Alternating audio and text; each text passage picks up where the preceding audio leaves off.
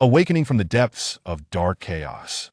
The youth Ren Xiaosu wiped the sweat from his forehead and turned his gaze to the boy of around 13 or 14 standing at the doorway. Liuyuan, is there something on your mind? Ren Xiaosu inquired.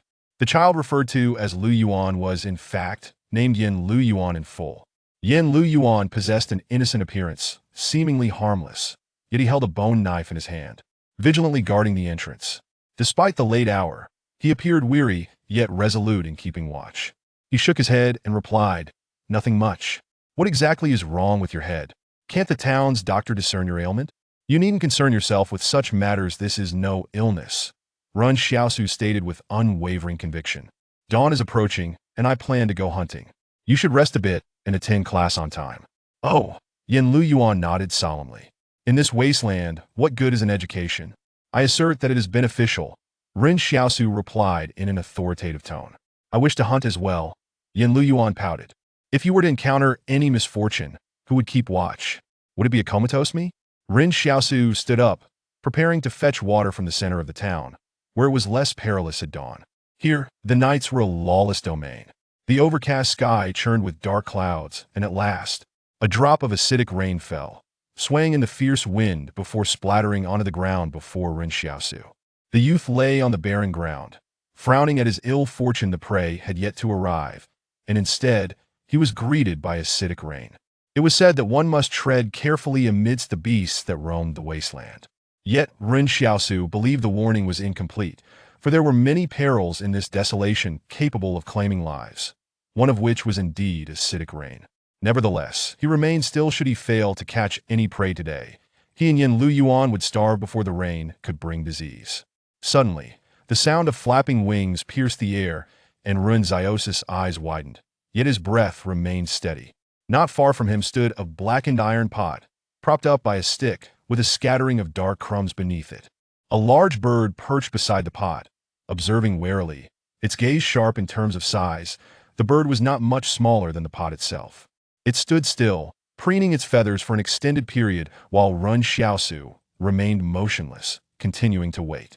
At last, the bird seemed to lower its guard, cautiously inching toward the pot, its steps as stealthy as a thief.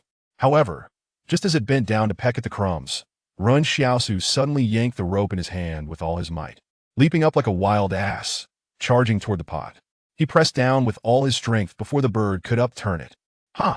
Ren Xiaosu exhaled a breath of relief. He had waited the entire night for this sparrow, and today his efforts had not been in vain, for such opportunities were rare.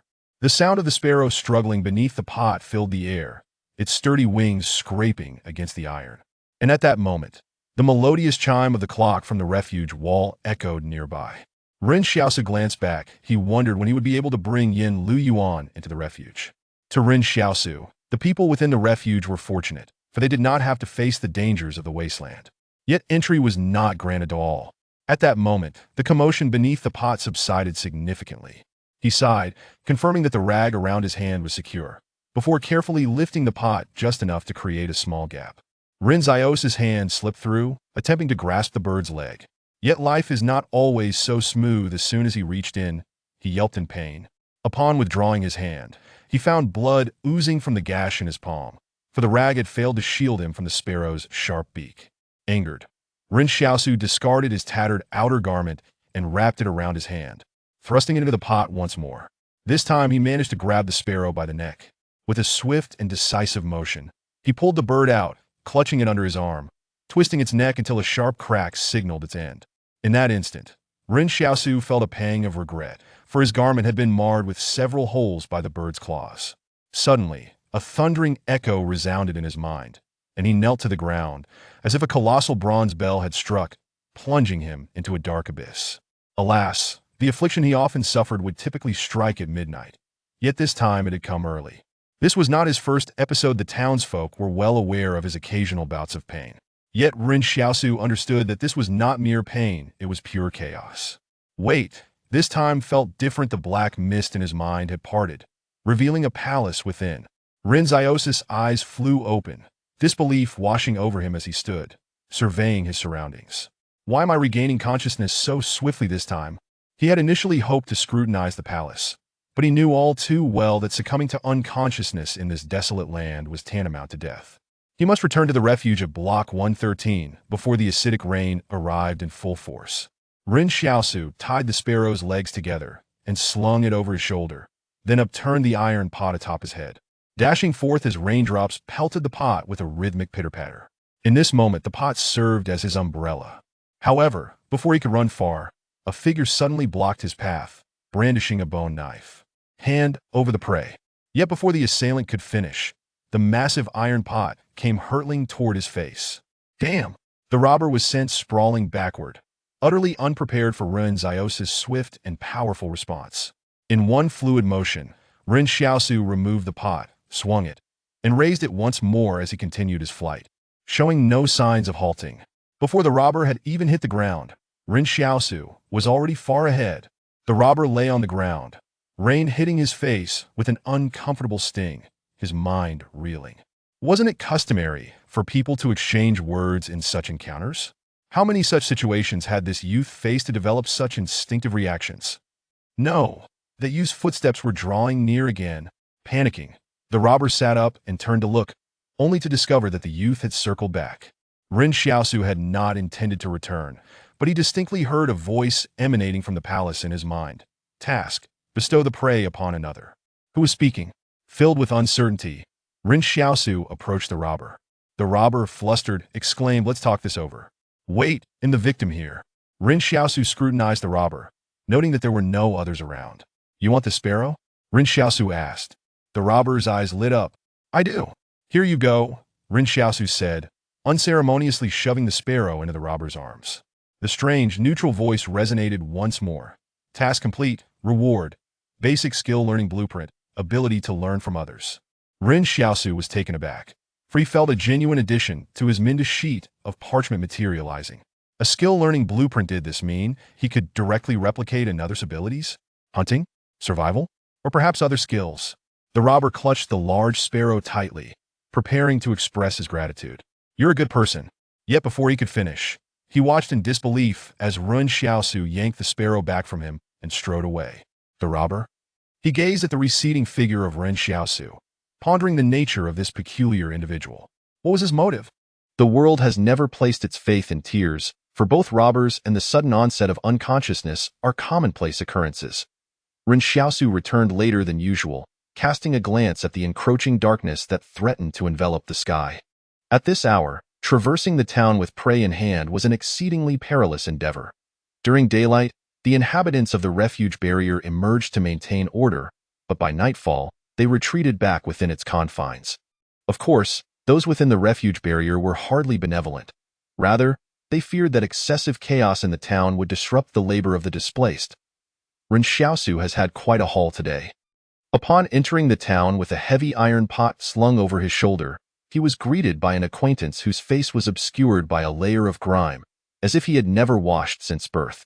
Many townsfolk were similarly afflicted, for they toiled in nearby coal mines to exchange coal for sustenance, which was then transported into the refuge barrier, allowing the workers to obtain just enough black bread or potatoes to survive.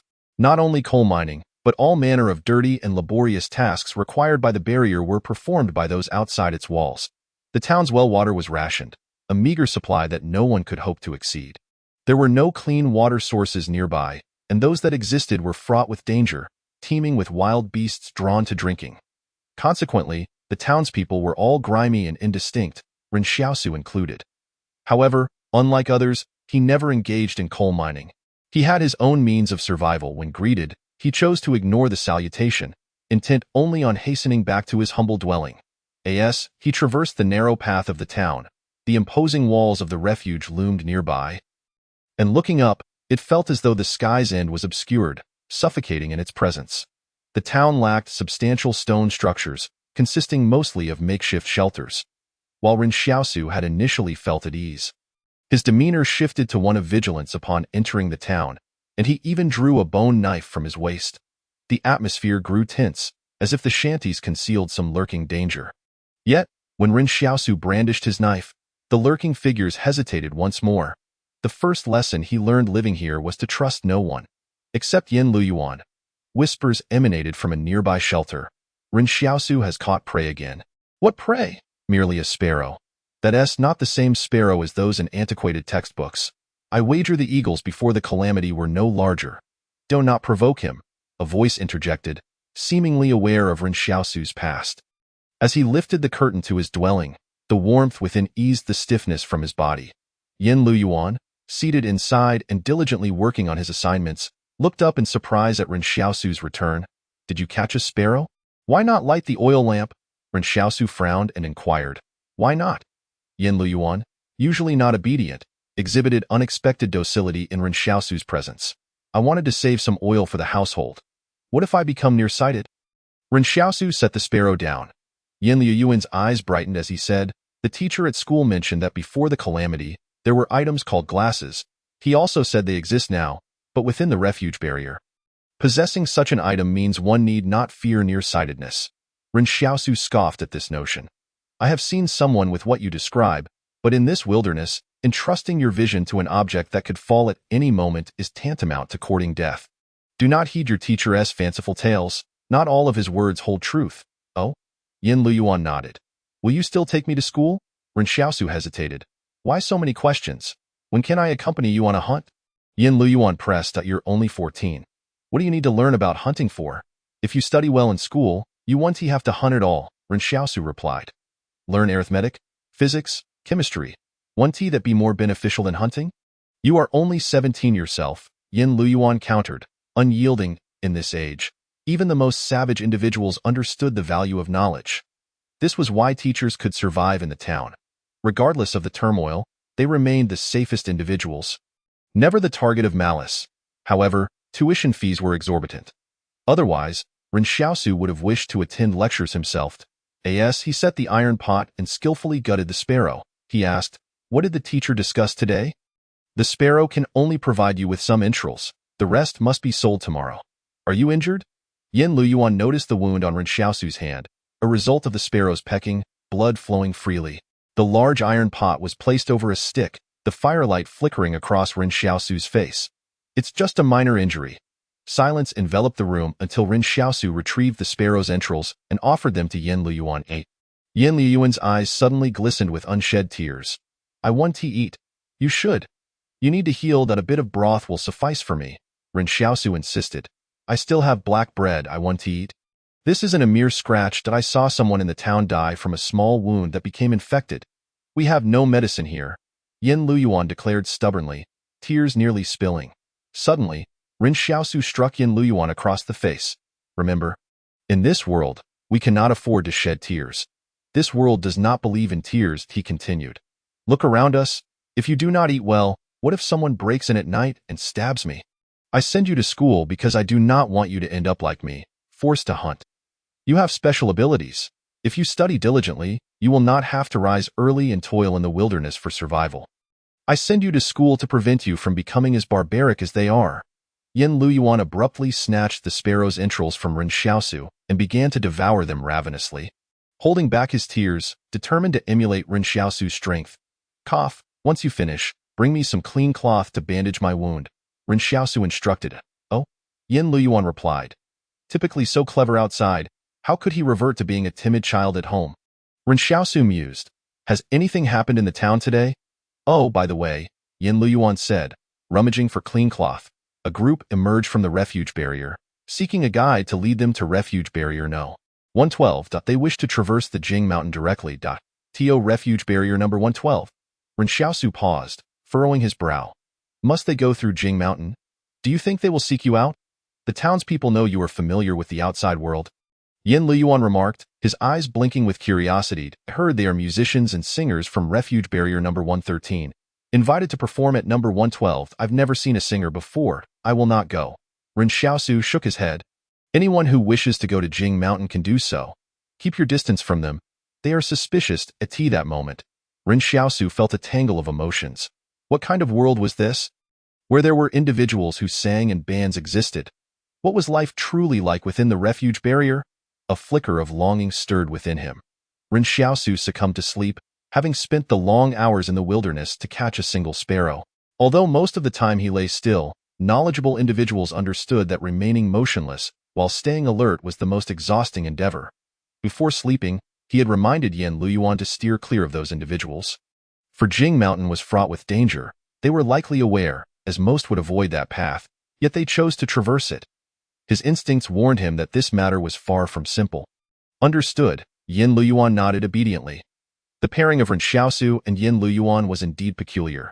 Years ago, they had been strangers, but Ren Xiaosu decided to protect the still youthful Yan Liuyuan, partly due to inadvertently discovering Yan Liuyuan's secret, and partly due to his own long-standing struggle with debilitating headaches, necessitating a night watchman. Ren Xiaosu had made it clear from the start that their relationship was one of mutual benefit. But after all these years, it was impossible to discern whether it was genuine affection or mere utility. Yan Liuyuan, ever clever outside, transformed into a docile child around Ren Xiaosu. Occasionally, Yan Liuyuan would proclaim that his life was a fair exchange for Ren Xiaosu's. Yet Ren Xiaosu never acknowledged such claims. Now, Ren Xiaosu sought to delve into the changes occurring in his mind. He had deliberately waited long into the night to see if the affliction that had long plagued him would manifest once more. And indeed, the fog of chaos did not return at it was as though a palace had long been concealed within the chaotic recesses of his mind, and now the black mist of confusion had finally dissipated. Ren Xiaosu yearned to uncover what lay within this palace. Yan Liuyuan cast a glance at the sleeping Ren Xiaosu, quietly grasping the bone knife and positioning himself at the entrance of their shelter. The only barrier was a thick curtain, and with autumn's chill settling in, the air turned nipped. At that moment, the rain ceased. Footsteps echoed outside the curtain, boots squelching in the muddy aftermath of the rain. A unique slickness to the sound. The curtain was lifted slightly, but before the visitor could fully enter, Yan Liuyuan had already pressed the bone knife against their throat. It was a strikingly beautiful face. Outside stood a stunning woman. Yan Liuyuan furrowed his brow, for the visitor was no stranger. She resided not far away. The woman smiled and said, "Liuyuan, you haven't slept yet? I heard Xiao Su has returned." "Sister Xiaoyu, he is already asleep," Yan Liuyuan replied with a smile. "If you have something to say, you may as well tell me." Xiaoyu's expression turned slightly uneasy. "He didn't get hurt on this trip, did he?" A sparrow pecked him on the tiger's mouth. "But Sister Xiaoyu, you needn't be so concerned about my brother. You are 8 years his senior." At that moment, with Xiao Su fast asleep, Yan Liuyuan exhibited a maturity beyond his years in the presence of outsiders. Regardless of whether they were familiar or not, and no matter what was said, the bone knife in his hand remained poised at Xiaoyu's throat. Xiaoyu pulled out a cigarette and a lighter from her bag. The cigarette was a rolled one, a commodity typically distributed only in industries like coal mines and power plants, which were deemed safe havens. Many laborers worked not only for money and food but also for a single cigarette, often seen gathering in droves to indulge in smoke after a day's labor. Yan Liuyuan had heard Xiao Su mention that those cigarettes might be laced with even more addictive substances. Now, it was evident that the cigarette Xiaoyu smoked was not one she had earned through labor. After taking a few puffs, Xiaoyu seemed lost in thought. "You're young yet wise. I regard you as my younger brothers." "Oh?" Yan Liuyuan suddenly inquired. "Are you feeling unwell?" Xiaoyu paused for a moment. "Yes, is my voice a bit hoarse?" "Not that." Yan Liuyuan shook his head with a smile. "I noticed that one of your nostrils wasn't exhaling smoke while you were smoking." Xiaoyu. For some reason, Xiaoyu always felt that Yan Liuyuan did not quite like her. "Then I'll take my leave," Xiaoyu said. "Please tell your brother I stopped by when he wakes." "Sure," Yan Liuyuan replied with a cheerful smile. As Xiaoyu departed, Xiao Su's voice suddenly resonated behind Yan Liuyuan. "Don't always bully your sister Xiaoyu. She has her struggles too." "Brother, she is not clean," Yan Liuyuan retorted. "Moreover, she only approaches you because you can always bring back prey." "Who is clean?" Xiao Su replied calmly. "Die in this world. Those who wish to survive cannot afford to be clean. It's all a matter of necessity. Just keep your distance from her. Do not tease her." In this small town, a solitary woman could hardly survive if she were too clean. Xiao Su pondered for a moment and said, "She never claimed to like me. And are you sure she draws near because I can catch prey? Isn't it perhaps due to my good looks?" "Brother, everyone's face hasn't been washed in months. We all look quite similar." Yan Liuyuan gazed at Xiao Su in disbelief. "Brother, weren't you supposed to be asleep? Why are you still awake?" "I'm thinking about something," Xiao Su simply explained. He had not slept because he was probing the secrets of that palace. Within the circular palace, the walls were lined with old wooden cabinets, resembling a vast display room. However, the display racks were shrouded in black mist. Obscuring what lay within, in the center of the hall stood a lone table, upon which rested a brass typewriter long deemed obsolete before the disaster. It clacked noisily whenever in use. This typewriter possessed only 24 brass keys, each engraved with the word justice, integrity, honesty, friendship, kindness, prosperity, strength. It could be said to radiate positive energy. Yet, the typewriter appeared stuffed with endless sheets of craft paper. And without anyone striking the brass keys, it would clatter to life on its own. 2 lines of small text appeared on it in the afternoon. Task: gift the prey to another. Task completed. Reward: basic skill learning blueprint, allowing the acquisition of others' abilities. He could not discern whether this was a figment of his imagination or something else entirely. It was said that some could construct memory palaces, wherein one could even forge a fantastical universe based on their mental willpower. However, Xiaosu felt that his palace seemed somewhat divergent from the typical description of memory palaces. But why would it compel him to share his prey with others? Did this typewriter wish for him to be a good person? In this world, where even the mention of morality seemed extravagant, being a good person was out of the question. That moment. His consciousness stood in the vast center of the palace, surveying the surrounding display cabinets, within which items seemed to float, yet were veiled by darkness. This dark mist obscured Xiaosu's view, preventing him from discerning what floated within. The cabinets reached up to the palace's dome, resembling a colossal museum. As Xiaosu approached one cabinet, he reached out to touch the items floating within the black mist. But no matter how forcefully he tried, he could not breach the mist's resisting power. This was a force he could not currently penetrate. Though ascertain the palace's existence, Xiaosu realized he would need to prove it through action. Luck is also a form of ability, Xiaosu mused. Yan Liuyuan, sitting at the entrance of their makeshift shelter, gazing at the starry sky post-rain, was momentarily taken aback. Are you suggesting?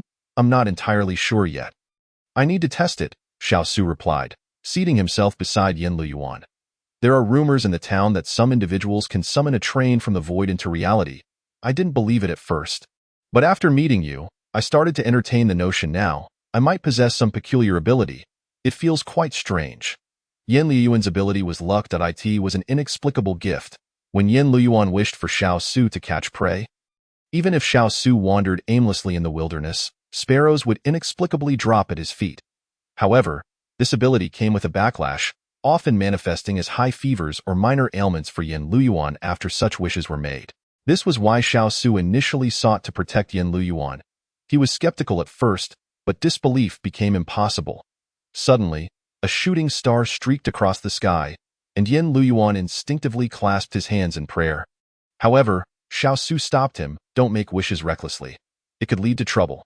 Nowadays, Xiaosu rarely relied on Yan Liuyuan's luck, claiming he could catch prey on his own and no longer needed Yan Liuyuan's abilities, to which Yan Liuyuan never objected. The slender Yan Liuyuan stared in a daze at the vanished shooting star. Why do shooting stars travel so fast? What if everyone can't make their wishes in time? Xiaosu pondered and replied, perhaps they move quickly because they have no interest in hearing your wishes. Yan Liuyuan turned to look at Xiaosu, bewildered. Yan Liuyuan was Xiaosu's night watchman. But that did not mean he had to stay vigilant all night. They would alternate, especially since Yan Liuyuan still needed to attend school during the day. This arrangement was excruciating, as insufficient sleep posed a significant problem. Yet, in their environment, both Xiaosu and Yan Liuyuan had no other choice. In the morning, Xiaosu led Yan Liuyuan out, carrying all their valuables, including his large iron pot. Unsurprisingly, upon returning to their shelter at night, it had undoubtedly been rummaged through. It was said that in the safe haven, doors could be left unlocked without fear of theft. Yan Liuyuan carried a bedding roll on his back as he watched Xiaosu lug the hefty iron pot everywhere, which represented nearly all their possessions. Typically, Yan Liuyuan would attend school with his bedding roll, and other students were similarly accustomed to this arrangement. Nonsense, Xiaosu thought. While he longed for life within the safe haven, he firmly disbelieved that such a place existed where doors could be left unlocked. Some believed that even a fart from those in the safe haven smelled sweet and the air was delightful. But you can't carry that pot around everywhere, Yan Liuyuan remarked. What do you know? Xiaosu explained. This pot is something I painstakingly salvaged. It can cook food and catch sparrows. Without it, how would we survive? With one arm slung over the iron pot and the other dangling the large sparrow, Xiaosu walked down the street, attracting envious glances from many. After all, in the current ecological order, humanity was no longer the apex species in the food chain. People often recounted that sparrows of yore were no bigger than a palm, but now, these creatures could peck a person to death in one bite. Not everyone possessed the ability to catch sparrows, nor did everyone have the patience to lie in wait in the wilderness for a day and night. Everyone had gone years without tasting meat. Claiming they weren't envious of Xiao Su would be a lie. Xiao Su brought Yan Liuyuan to the gates of the safe haven, where towering walls induced a tremendous sense of oppression. Here, the architecture transformed, revealing brick and stone structures. The closer one got to the haven, the cleaner, tidier, and more affluent it appeared. The inhabitants of this area were somewhat connected to the safe haven, perhaps due to flattery or having relatives within. Regardless, these displaced individuals were collectively deemed the polluted and were barred from entry into the haven. Xiao Su stepped into a shop, the sign above the door reading General Store, where cigarettes, matches, ironware, grains, and clothing were sold, albeit at exorbitant prices. Upon seeing Xiao Su, the elderly proprietor beamed with delight. That sparrow looks quite substantial. Xiao Su tossed the sparrow onto the glass counter. How much for it? Ah, be gentle. This glass is quite precious, Old Wang lamented, and with a swift motion, he tossed the sparrow onto the nearby iron scale. 3 Jin and 6 Liang. Quite impressive. Xiaosu.at that moment, the abacus in Old Wang's hands began to clatter rhythmically, his gnarled fingers moving with the precision of a well-wound clock. Today's market price is 200 per Jin. This should be valued at around 700, 900. Ren Xiaosu asserted firmly, as winter approaches, sparrows have become scarce. It cannot be any less than 900. Old Wang frowned, pushing the abacus towards Ren Xiaosu. What we have here is meant for the elite within the barrier. True, there is a shortage of meat, but everything has its price. We must adhere to the rules. As soon as he finished speaking, Old Wang noticed Ren Xiaosu turning to leave with the sparrow, prompting him to grasp the sleeve of Ren Xiaosu's tattered coat. Where are you off to? I'm just going to inquire about the price at Old Li's grocery, Ren Xiaosu replied. Old Wang's grip tightened. Today, the overseer had specifically instructed to collect wild game, and this news was not exclusive to him. How much do you wish to sell it for? Old Wang inquired with a smile that revealed a multitude of wrinkles. Ren Xiaosu still intended to leave. I'll ask about the price first. Old Wang, adopting a rather amiable demeanor, remarked, wouldn't he that waste 6 yuan's time for school? 900 it is. What did you just say? Ren Xiaosu asked calmly. Wouldn't he that waste? Old Wang repeated. What do you wish to sell it for? 1,200, Ren Xiaosu declared. Old Wang. After a long pause, Old Wang, with a pained expression, began to count the money, meticulously ensuring he did not miscalculate. Ultimately, the negotiated price settled at 1,198, with Ren Xiaosu making his own concessions. Selling a single sparrow for 1,198 was not merely a reflection of inflated prices, nor solely due to the sparrow's size. It was primarily because such delicacies were rarely found within the confines of the 113th Refuge barrier. Rarity enhances value, and Old Wang was not one to engage in a losing venture. This sparrow could be sold to someone influential, yielding a modest profit while also garnering goodwill, with a heart heavy with regret. Old Wang stuffed a pile of change into Ren Xiaosu's hands, then lowered his voice as if recalling something significant. Xiaosu, next time you catch a sparrow, don't kill it immediately. There are patrons who desire them alive, and they fetch a higher price. Ren Xiaosu paused momentarily. Why alive? Isn't it better to kill it on the spot? No, Old Wang shook his head. You simply do not understand. Some individuals wish to keep sparrows as pets. Pets? Not for consumption? Ren Xiaosu queried, puzzled. That seems like such a waste. It's all good meat. You don't grasp the world of the affluent. Old Wang chuckled. They say that centuries ago, the wealthy kept eagles for amusement. Now, eagles are too large and perilous, so they've settled for sparrows. Just look at how fierce this sparrow appears. The wealthy fancy that. Ren Xiaosu contemplated for a moment, realizing that while most people struggled to fill their stomachs, there were still those who kept sparrows for entertainment. However, live ones would command a premium. Ren Xiaosu remarked. Handling them alive is risky. They could scratch you badly. Suddenly, Ren Xiaosu pondered the outside world, rife with contamination. Had this sparrow not been tainted as well? Or was it that the refuge barrier only required these destitute individuals to labor for them? While the walls naturally delineated the social strata, fortune favors the bold. Old Wang said with a smile, if you can manage to keep one alive, it shows you are not an ordinary person. With a little more effort, you might find you need not work for 6 months. And have you never considered saving up to marry? Marry? Nonsense, Ren Xiaosu retorted. Old Wang feigned secrecy. The girl from Old Li's family is in school with your brother Liuyuan. She is a respectable young lady. By your reasoning, shouldn't I sell this sparrow directly to Old Li? Why would I need your introduction? Ren Xiaosu turned to inquire of Yan Liuyuan. Is the girl from Old Li's family your classmate? Yes, Yan Liuyuan nodded. She is quite sturdy. Go play elsewhere. Old Wang interjected, exasperated. Seeing Ren Xiaosu and Yan Liuyuan preparing to engage in a comedic exchange, he swiftly redirected the conversation. Remember? If you manage to catch a live one next time, be sure to come find me. All right, Ren Xiaosu nodded. Though capturing a live one was perilous, it was not impossible. He glanced into the grocery store. How much for a cotton coat? The cotton coats are newly arrived, priced at 500 each. You know the price. I acquired them for 490. I'm not making a profit off the coats, Old Wang stated. Let us save one from freezing to death, you're rather kind. Ren Xiaosu remarked casually, I'll take one. Let us see what size Liuyuan wears. Brother, you should buy one too, Yan Liuyuan urged. Children should not interrupt adult conversations. Ren Xiaosu frowned. I'm not cold. Money is a powerful entity. The conglomerates controlling each refuge barrier issue currency to ensure the flow of goods. Convenient as it may be, lacking funds makes survival arduous. The winter here is harsh, but Ren Xiaosu preferred to save his money for emergencies. With over a month until winter, he thought that if he could catch another sparrow, purchasing a coat then would not be too late. The pressing matter was that Yan Liuyuan needed to pay his tuition, which was due monthly. Ren Xiaosu gazed back into the grocery store, his eyes suddenly landing on the counter behind Old Wang. How much for antibiotics? You need medicine? Old Wang finally noticed the blood-stained cloth wrapped around Ren Xiaosu's hand. You're injured? You must buy some medicine. Otherwise, an infection could cost you your life. I asked you how much. Ren Xiaosu replied impatiently. 210 per pill. Old Wang explained. Antibiotics must be taken for 3 consecutive days. I'll sell you 3 pills for 620, and I'll include a swab of iodine for free. I only have 10 left. Ren Xiaosu pondered for a moment. Let us just forget the change. If you're suggesting I wipe off the 0 from 620, you might as well just be quiet, Old Wang retorted. Ren Xiaosu, reluctantly pulling his gaze away, said, never mind. I want tea by it.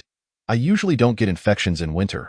He turned and took Yan Liuyuan to school, stopping by the grain shop to purchase a long loaf of black bread, which contained something indiscernible, and scratched his throat painfully as he swallowed. Yan Liuyuan chewed on the black bread and said, Brother, why don't you also pay tuition and attend class? You seem so eager to learn. I still need to go hunt, Ren Xiaosu replied. I heard Old Wang mention that there are quite a few well-off girls in your school. You better not fall in love too early. I heard people used to marry at 13 or 14, Yan Liuyuan countered, though he had never contemplated romance himself. Squabbling with Ren Xiaosu was simply enjoyable. Finding joy in hardship is undoubtedly one of humanity's greatest strengths. Ren Xiaosu playfully tapped Yan Liuyuan on the back of his head. Can things be like they were before? You're still young. The girls you're interested in will be someone else's wives in the future. Upon saying this, Ren Xiaosu mulled it over. Someone else's wife. That sounds rather exciting. What are you talking about? I don't understand. Yan Liuyuan blinked. Scram, scram, scram. Stop pretending to be innocent, Ren Xiaosu replied. Exasperated. The schoolhouse was the cleanest and most orderly location in the entire town, the only place with a separate courtyard. As they entered, they could see the garden cultivated with neatly arranged green onions, garlic sprouts, potatoes, and cabbage. Initially, Ren Xiaosu had imagined that a school would plant bamboo or something along those lines, but in these times, food was scarce, and having a space to grow vegetables was truly a blessing. Thus, Ren Xiaosu's previous wish was for Yan Liuyuan to grow up to become a teacher, not out of profound respect for educators, but because he believed that being a teacher was safe. Allowed for a garden to cultivate vegetables, and no one would steal from you. What a delightful prospect that would be. Generally speaking, Ren Xiaosu's aspirations were rather humble. Yan Liuyuan entered the classroom with his tuition, while Ren Xiaosu squatted on the wall and listened to the sounds of study within. Unable to afford tuition, he could only eavesdrop. The teacher occasionally shared tales of the glorious past of human civilization. Truth be told, even the teacher had not witnessed that era, and now only remnants of orally transmitted stories remained, which could easily become distorted over time. Though somewhat unreliable, Ren Xiaosu found himself utterly captivated. Sometimes, he would bring the knowledge and questions he did not fully grasp to Yan Liuyuan, which often frustrated Yan Liuyuan, as not being able to answer would imply he had not been paying attention. Therefore, when Ren Xiaosu was listening in, Yan Liuyuan tended to be exceptionally diligent in class for reasons unknown. Yan Liuyuan would admit that his brother's earnest study was indeed quite handsome. No wonder Xiao Yu was so smitten. Inside the classroom, the teacher, Zhang Jinglin, held a book, gazing wistfully at the students who had dozed off, then looking out at Ren Xiaosu perched on the wall. He instructed Yan Liuyuan, "Go tell your brother he can come to the courtyard to listen in, sure." Yan Liuyuan beamed with joy. However, Ren Xiaosu has always harbored doubts. It is often said that every profession has its own specialization, and a person's energy is finite, so Mr. Zhang cannot possibly be omniscient and omnipotent, can he? Ren Xiaosu has always been somewhat different from others. He enjoys reflecting on issues when he contemplates them. It was only after listening to Mr. Zhang's lectures that he realized this approach is referred to as dialectical thinking. Yan Liuyuan sometimes feels perplexed because Ren Xiaosu frequently contradicts Mr. Zhang Jinglin's perspectives, yet still makes a point to attend his classes whenever possible. One afternoon, Ren Xiaosu specifically brought Yan Liuyuan to celebrate a small occasion, not for any other reason than the fact that he would soon be able to attend classes in the courtyard. Normally, sitting on the wall makes it too distant from the classroom, rendering comprehension somewhat difficult. Initially, Mr. Zhang Jinglin preferred to keep the doors and windows tightly shut during lectures, fearing that external disturbances might distract the students. However, after discovering that Ren Xiaosu was eavesdropping, he decided to leave a window ajar. Eventually, he even summoned Ren Xiaosu to the courtyard itself. Many parents, caught in the chaos of these troubled times, send their children to school not necessarily to gain knowledge, but rather to facilitate their future marriages, especially since educated girls are often able to secure good matches. In this era, being able to read, write, and perform basic arithmetic is already quite commendable. Everyone is preoccupied with survival. And when food is scarce, who has the time to worry about one's education? Thus, most parents send their children to school without any long-term aspirations. In this small town, there are both the affluent and the impoverished. Where there are people, there is comparison. Yan Liuyuan observed as Ren Xiaosu purchased a cigarette with a filter from the general store. And Old Wang proudly claimed that his cigarettes contain no harmful additives, assuring their safety. Priced at 20, their rarity made them valuable. Yan Liuyuan curiously inquired, "Brother, why are you buying cigarettes?" "I was invited by our teacher to listen in the courtyard, and since I am not paying tuition, I should at least show my appreciation." Ren Xiaosu replied with a smile, "I know that Mr. Zhang enjoys smoking." Tio Ren Xiaosu, when someone expresses kindness, it is only proper to reciprocate. The two made their way to the back courtyard of the school during lunch, where Mr. Zhang was enjoying a stir-fried cabbage dish. Ren Xiaosu cheerfully offered the cigarette to Mr. Zhang, who accepted it without hesitation, instructing Yan Liuyuan to keep his distance. "You're still growing. Inhaling smoke is not good for you." "Thank you, sir, for allowing me to listen in the courtyard," Ren Xiaosu expressed gratefully. With a matchstick from his own kitchen fire, Mr. Zhang lit the cigarette and exhaled a plume of smoke with satisfaction. Nowadays, not many students are as eager to learn as you are. If you wish to listen, feel free to stand at the door, but do not enter the classroom. "Very well," Ren Xiaosu responded. "I have a question." Sir. Mr. Zhang, having rarely indulged in a cigarette, was now quite amenable to inquiries. "You mentioned that prior to the calamity, humanity possessed numerous technologies, and since we have not become extinct, why have those technologies not resurfaced?" Mr. Zhang regarded Ren Xiaosu with a piercing gaze.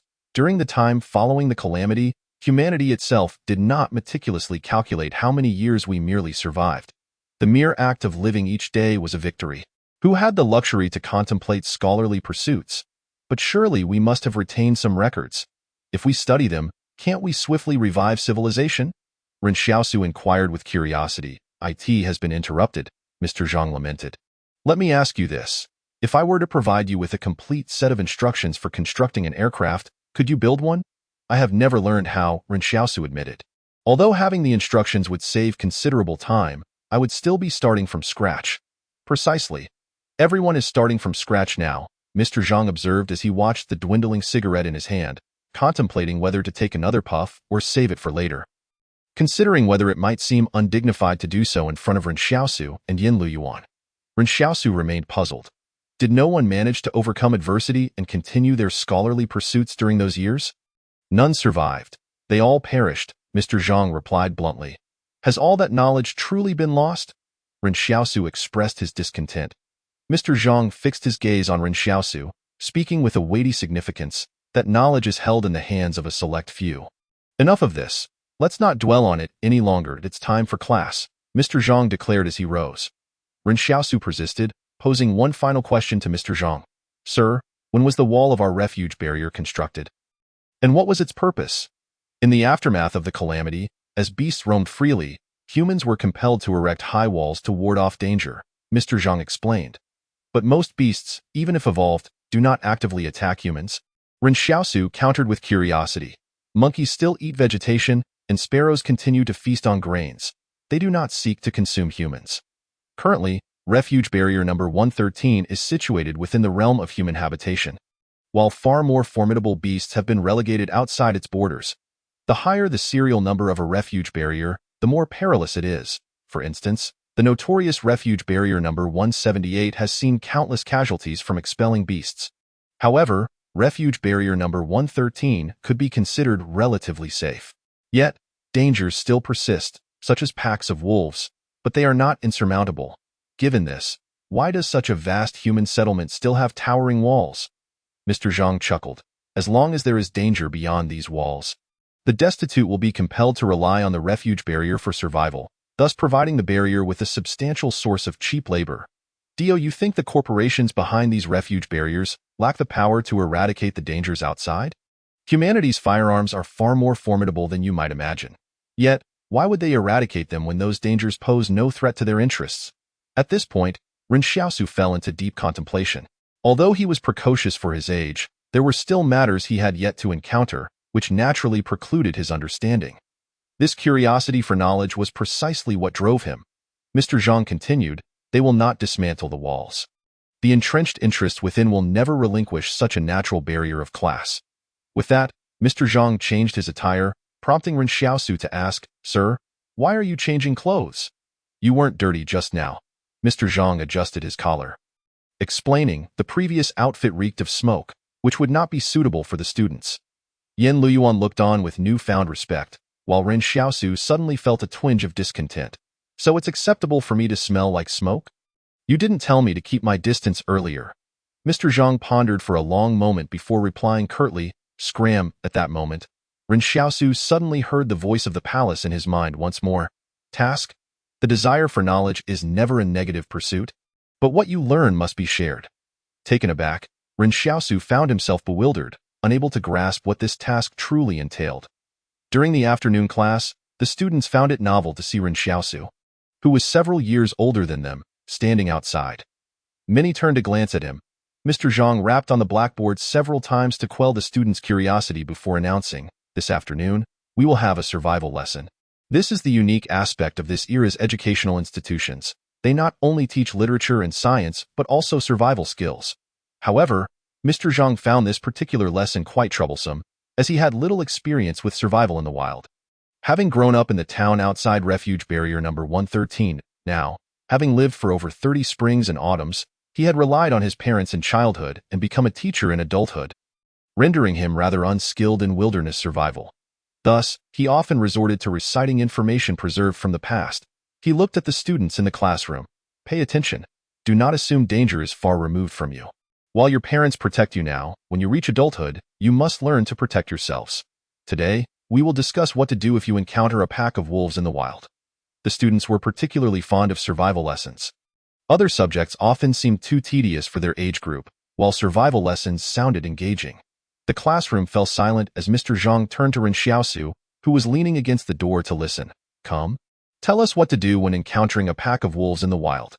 After a moment of thought, Ren Xiaosu replied, One should ideally choose a hillside surrounded by trees, as this location offers better feng shui for a burial site. Mr. Zhang? As Mr. Zhang was rendered speechless by Ren Xiaosu's response, he was unaware that Ren Xiaosu was equally perplexed. Had he not just imparted his knowledge to the others? Why had the task not been completed? Was there something amiss with the knowledge he shared? Sir, Ren Xiaosu spoke earnestly, you likely haven't seen how large the wolves outside have become. Many in the town have never encountered them or dealt with them.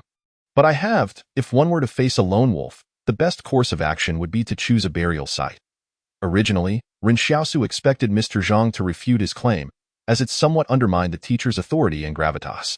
However, after a long moment of contemplation, Mr. Zhang suddenly declared, from now on, you may attend class in the classroom and you will teach the survival lessons. For the first time, there was a substitute teacher at the school in the town outside Refuge Barrier No. 113. However, Ren Xiaosu did not take the opportunity to elaborate in class. Given that he had encountered both lone wolves and packs, how had he managed to survive? Task completed, reward, 1.0 strength, until a day had passed. Ren Xiaosu had yet to find an opportunity to utilize the basic skill learning chart, despite his desire for knowledge.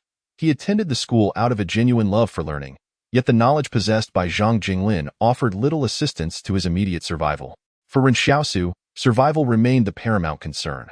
Thus, until he could employ the chart, he had no means to validate whether the thoughts swirling in his mind were merely figments of his imagination. Nevertheless, he continued to wait, convinced that another task would soon present itself. Having just completed a task and gained a power rating of 1.0, a figure that was strikingly tangible, he felt the changes in his body even more acutely. He could sense, beneath his clothing, a slight bulge of muscle, a phenomenon that seemed almost supernatural. No one could possibly acquire additional muscle strength in a mere 0.1 seconds. At that moment, Ren Xiaosu was certain that the palace in his mind was indeed a manifestation of extraordinary ability. This realization filled him with an exhilarating joy. He should have been elated long ago, but he feared the possibility of it being a mere illusion. A seasoned hunter must be intimately acquainted with his own body, aware of the weight he can lift and the speed and ferocity of his strikes. Consequently, Ren Xiaosu assessed his newfound strength. If an average adult male possessed a strength rating of 3.0, his previous self had been at 2.5, at17, it was entirely normal for him to be slightly weaker than an adult. His survival in the town over the years was not due to brute strength, but rather his tenacity, vigilance, and composure. Now that his strength surpassed that of the average adult, it signified a greater chance of survival in this desolate land. On his way home from school, Yan Liuyuan exclaimed excitedly, "Brother, you've become a substitute teacher. Who knows, you might replace Mr. Zhang as our town's educator in the future."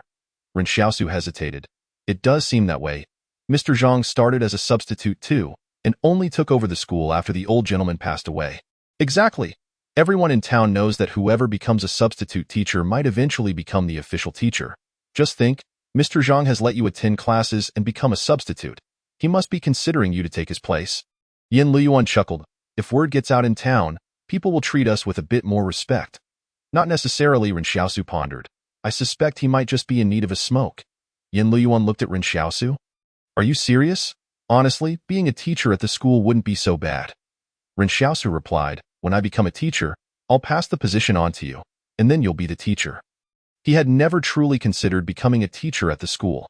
It wasn't that he looked down upon the profession. If he did, he wouldn't have considered it for Yan Liuyuan.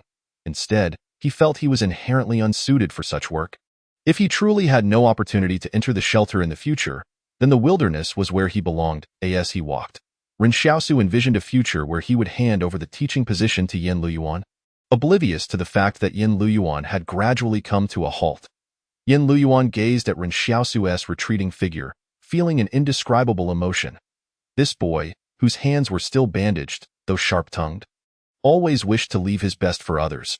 When Ren Xiaosu turned around and noticed Yan Liuyuan lagging behind, he irritably called out, "What are you doing? Hurry up! Coming!" The chimneys of the factories outside the shelter belched forth clouds of white smoke, and the setting sun cast a warm glow upon the two, as if life held no troubles. On their way home, Ren Xiaosu and Yan Liuyuan suddenly spotted a group of approximately 13 or 14 individuals emerging from the shelter. Half of them donned colorful, eccentric attire, while the other half wore the combat uniforms of the 113th Shelter's mercenaries. It appeared that this group was accompanied by soldiers, which explained their audacity to venture into the treacherous territory. These individuals did not require a guide with combat prowess. They merely needed someone familiar with the terrain. However, Ren Xiaosu did not believe that the private mercenaries of the 113th Shelter were necessarily formidable. In fact, he rarely encountered these mercenaries in action, and it was questionable whether they had ever seen real combat or shed blood. At that moment, Ren Xiaosu noticed a few mercenaries smoking cigarettes with filters, a rarity in the town. The faint scent wafting through the air carried an unusual aroma, reminding him of old Wang's words about the addictive substances often added to factory-produced cigarettes to induce euphoria. Ren Xiaosu wondered why mercenaries, a profession that required a clear mind, would indulge in such vices. He had seen people lose their sanity over such things, and these mercenaries merely appeared to be smoking a more sophisticated variety. A crowd began to gather in the town to observe, as these individuals' clean faces starkly contrasted with those of the townsfolk. "Brother, is the water supply in the shelter abundant enough for daily washing?"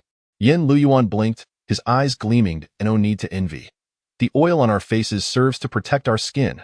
Ren Xiaosu offered a dismissive reassurance.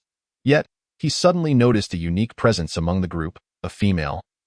Wearing a baseball cap with the brim pulled low, obscuring her age, dressed in relatively normal attire that was loose yet well-fitted. Ren Xiaosu's attention was drawn to her, as if he had encountered a wild beast in the wilderness. He sensed something amiss about this group and trusted his instincts. Ren Xiaosu and Yan Liuyuan lingered at a distance, vaguely aware that this group was inquiring about something from Old Wang, who collected sparrows at the general store.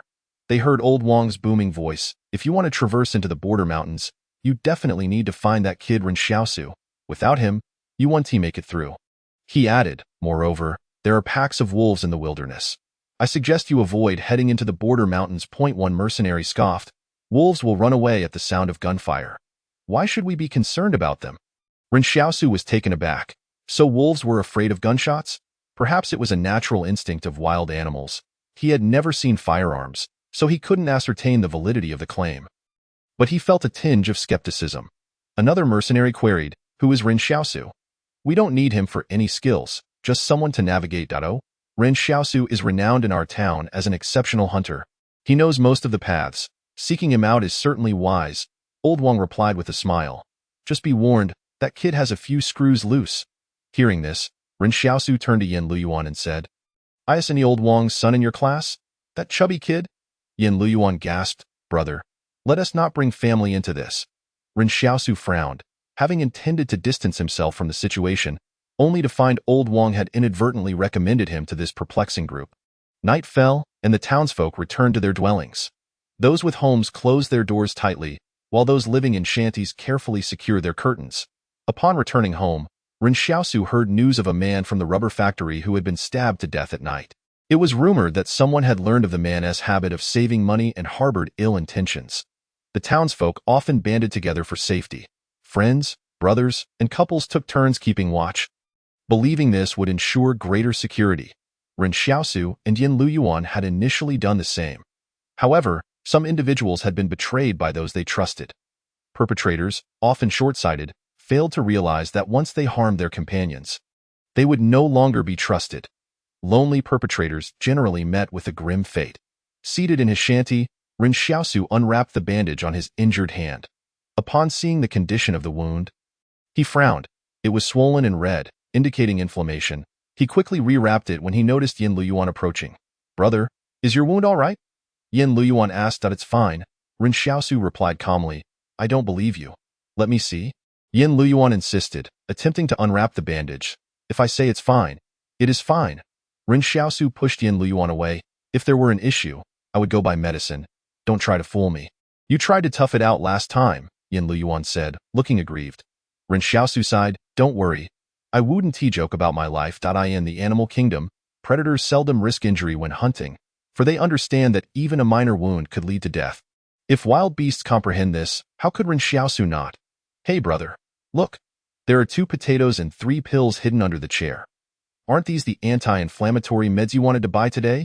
Yan Liuyuan exclaimed, his eyes sparkling with excitement. "Did you leave them there?" "I didn't put them there." Ren Xiaosu shook his head, examining the 3 pills. "They are indeed ordinary anti-inflammatory medication. Then it must have been Sister Yu who left them." "I only mentioned you were injured to her," Yan Liuyuan grinned, handing Ren Xiaosu one. "Sister Yu is so good to you. Why don't you just be with her?" Ren Xiaosu nearly choked. "You change your tune faster than a flipping book. You praise her when there's food, but bully her when there's none." Hee hee, Yan Liuyuan was munching on potatoes with a certain relish. The two of them typically abstained from dinner in the evenings. Ren Xiaosu remarked that one should eat well in the morning, be satiated at noon, and that consuming food at night is detrimental to one's health. This saying has been passed down since the Cataclysm. In truth, Ren Xiaosu understood that in these times, the avoidance of dinner was largely due to poverty, brother. Ren Xiaosu turned his head and suddenly noticed Yan Liuyuan looking down. His voice somewhat subdued. Curiously, he asked, "What is the matter? Do you remember last year when you returned from encountering the wolf pack? Someone secretly sent us a few pills that allowed you to survive." Yan Liuyuan inquired. "I do remember. I've been searching for that person ever since," Ren Xiaosu replied. "Those pills might have been sent by Sister Xiaoyu," Yan Liuyuan said. "The place where the pills were left is identical to where we are today." Ren Xiaosu fell into deep contemplation. Suddenly, he heard footsteps outside. Many people. It was quite rare for anyone to be wandering the streets of the town at night, but Ren Xiaosu quickly deduced who they were and anticipated their purpose. The band had to cross the mountain this time because, as Ren Xiaosu suspected, those mercenaries indeed had another task. For instance, the ruler of Barrier 113 had discovered some evidence suggesting that the mountain was formed due to severe tectonic activity, and there might still be remnants from before the Cataclysm. They learned of Ren Xiaosu's information from Old Wang at the grocery store. Although they had their doubts about his mental state, they inquired further and found that everyone seemed to agree that Ren Xiaosu was indeed the best choice for their guide. Some even wondered what remarkable qualities this young man named Ren Xiaosu possessed to be considered a local celebrity. Out of curiosity, they pressed further and finally obtained an uncertain answer. Ren Xiaosu appeared to be the only person from Barrier 113 who had survived an encounter with the wolf pack and returned alive. When Ren Xiaosu returned to the town after hunting last year, he was utterly exhausted, with bloodstains from wolf claws still on him. Despite the town's notorious brutality, they did not harm a dying boy. Everyone merely watched coldly. However, just when everyone thought Ren Xiaosu was doomed, he survived, and now he was thriving. The band members curiously asked how the boy managed to stay alive, to which Old Wang chuckled. It was all thanks to Yan Liuyuan, who begged for food from house to house, and it actually worked. It seemed someone had also provided a few pills, but their source remained unknown. However, the townsfolk were aware that Ren Xiaosu had indeed survived, but it left him with a lingering mental ailment. By the way, Wang Fu-gue, one of the team members said to Old Wang. "What do you mean by saying he has a mental issue?" "Oh, it's nothing. I was just speaking casually," Old Wang replied with a smile, his wrinkles crinkling together. "It's not serious. Look, we're almost there." Old Wang felt emboldened to venture out at night only because he was accompanied by these privileged individuals from the Refuge barriers. At that moment, he intentionally raised his voice, seemingly eager for the townsfolk to know that he, Old Wang, had a close relationship with these persons of importance. "Xiaosu, come out. We have esteemed guests," Old Wang called cheerfully. Suddenly, the curtain of the makeshift shelter was flung open with a force. Ren Xiaosu joyfully grasped Old Wang's hand and exclaimed, "Congratulations, father and son are safe. 6 pounds and 6 ounces. Old Wang? The band? The mercenaries?" A staff member from the band pointed at Ren Xiaosu and looked at Old Wang. Is he really this delusional, still calling it nothing? And what is this about father and son being safe? Shouldn't it be mother and child? The staff member snapped. "Wang Fu-gue, do you know the consequences of deceiving us? This is what you call nothing?" No sooner had he finished speaking than the staff member turned and walked away. They had held some anticipation for the legendary Ren Xiaosu, only to encounter a lunatic instead. No wonder the townsfolk claimed he was mentally unstable. Was this not evidence of it? If you have any questions, feel free to ask. Ren Xiaosu stood at the entrance of the shelter, watching the band depart, while Old Wang continued apologizing profusely. "Although Ren Xiaosu has a mental issue, it's not like this. Let me explain." The band's staff had little interest in his explanations. "Wang Fu-gue, I give you 6 hours to find a suitable candidate. Even if this kid isn't crazy, we don't need him. We're leaving at dawn. Spare us the nonsense." Ren Xiaosu stood at the entrance of the shelter, seemingly unbothered, enjoying the spectacle. At that moment, the girl in the duckbill cap unexpectedly glanced back at him, and he felt as if she could see right through him. He didn't even catch a glimpse of her expression beneath the cap. Yet an inexplicable anxiety surged within him. Instinctively, he activated his skill learning chart, and a voice resonated from the palace. "Commencing random skill acquisition? Random learning? randomly selected the firearm skill of the target. Do you wish to learn? Learn. At that moment, Ren Xiaosu realized that the learning chart had already vanished. Failing to learn would render it wasted. Learning successful. You have acquired advanced firearm mastery. Wait, was I not supposed to receive a basic level chart? How did I learn advanced firearm mastery? Ren Xiaosu pondered curiously. The palace's voice clarified, there are only two types of skill learning charts. The basic chart, which allows direct learning of any skill below advanced level, and the master chart, which permits learning of advanced skills from others once your own skill is at an advanced level, and it may also allow for a chance to learn supernatural abilities. Ren Xiaosu was taken aback. Other supernatural abilities could also be learned. At that moment, he recalled the girl and suddenly asked, "Can you tell me the skill level of that girl's firearm mastery?" Already learned targets can be disclosed. What is her firearm mastery level, Master? Perfect. The basic learning chart allows for the random acquisition of skills below advanced level from the target, while the master chart enables one to learn the master skills from others in addition to supernatural abilities if one already possesses advanced skills. The level is entirely determined by the palace, and though it mentioned a certain probability of success, the thought of being able to learn other supernatural abilities thrilled Ren Xiaosu. Previously, he had discussed with Yan Liuyuan whether supernatural abilities had varying degrees. Some were naturally gifted in combat, while others were inherently weaker. Ren Xiaosu, needing to survive in the wild, certainly regarded combat-oriented supernatural abilities as superior, while Yan Liuyuan, blessed with luck, believed that their usefulness varied but did not see them as superior or inferior. Yet now, how would an ability to replicate other skills be classified? Nevertheless, what occupied Ren Xiaosu's mind more was that girl in the duckbill cap. Upon receiving the advanced firearm technique, a wealth of knowledge flooded into his mind. Akin to a profound enlightenment that merged seamlessly with his instincts, he grasped not only the models, disassembly, maintenance, and usage of various firearms, but also possessed an almost instinctual ability to aim. Ren Xiaosu even understood the recoil of each firearm. If presented with a gun now, as long as it fell within the scope of his advanced firearm mastery, he could handle it with the finesse of a seasoned marksman, as if he had trained for a decade. In terms of accuracy, scoring above 95 rings within 100 meters seemed to be the standard for advanced firearm skills.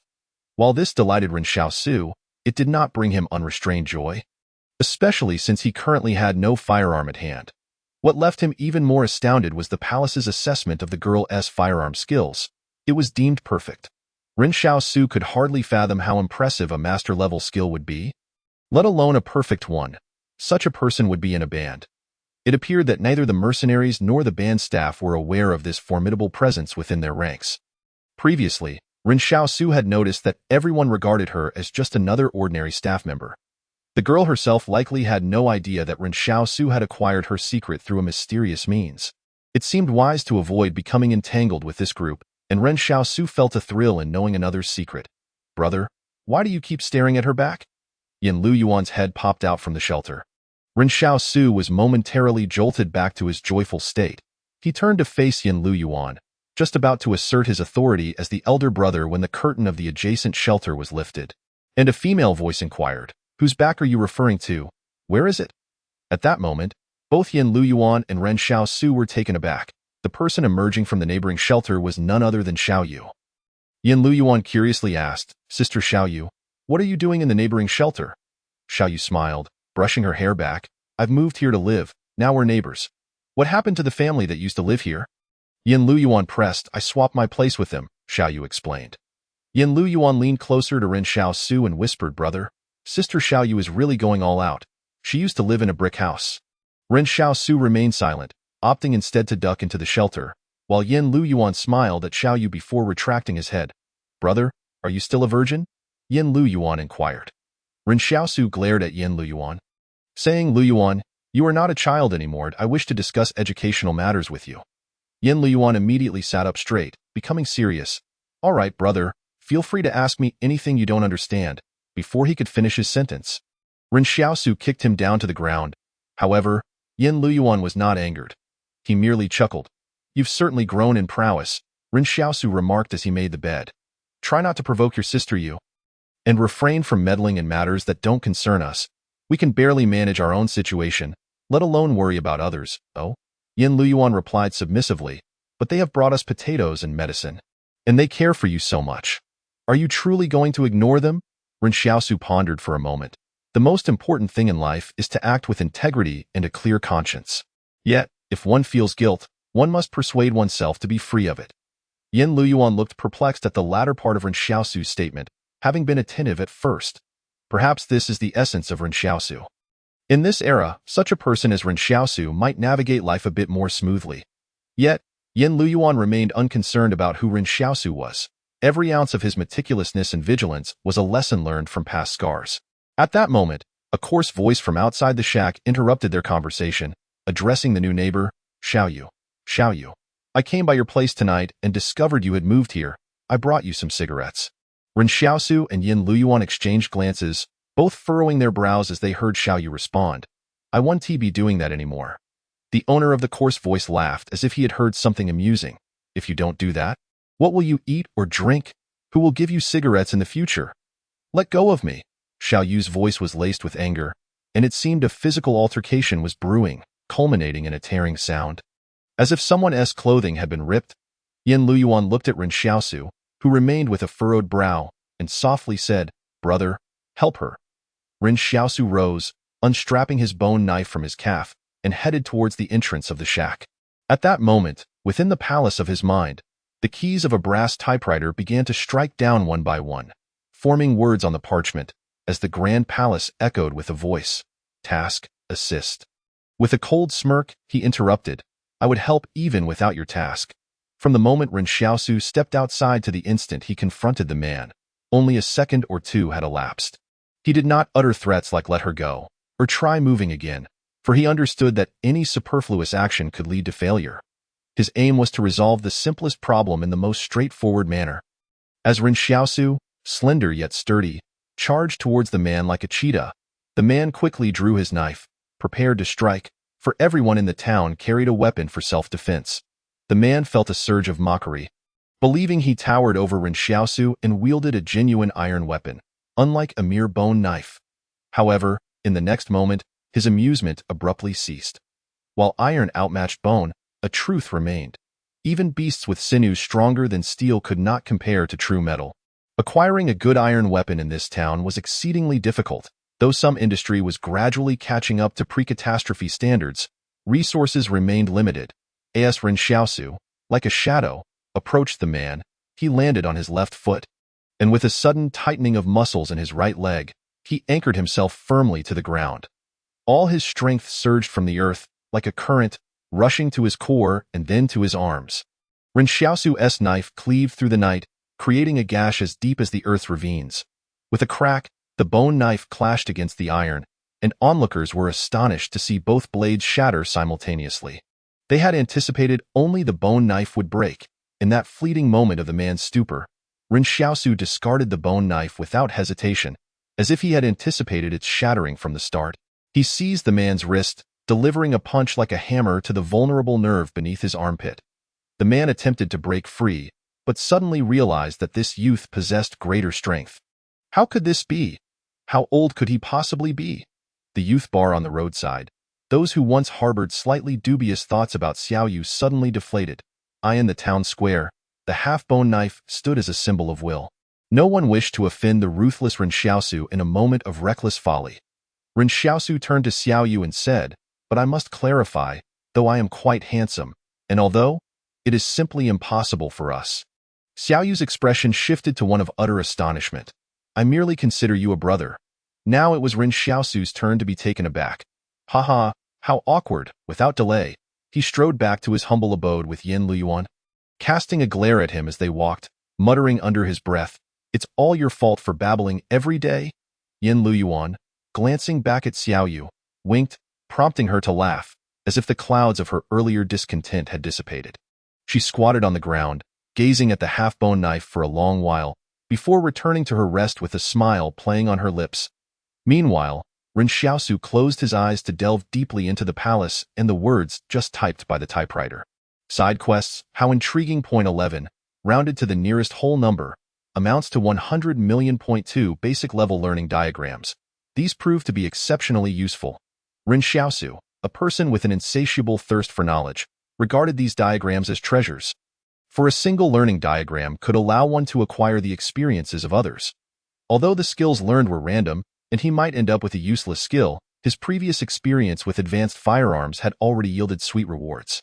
Yet, what truly drew Ren Xiaosu to the palace was not these learning diagrams, but rather the mention of side quests.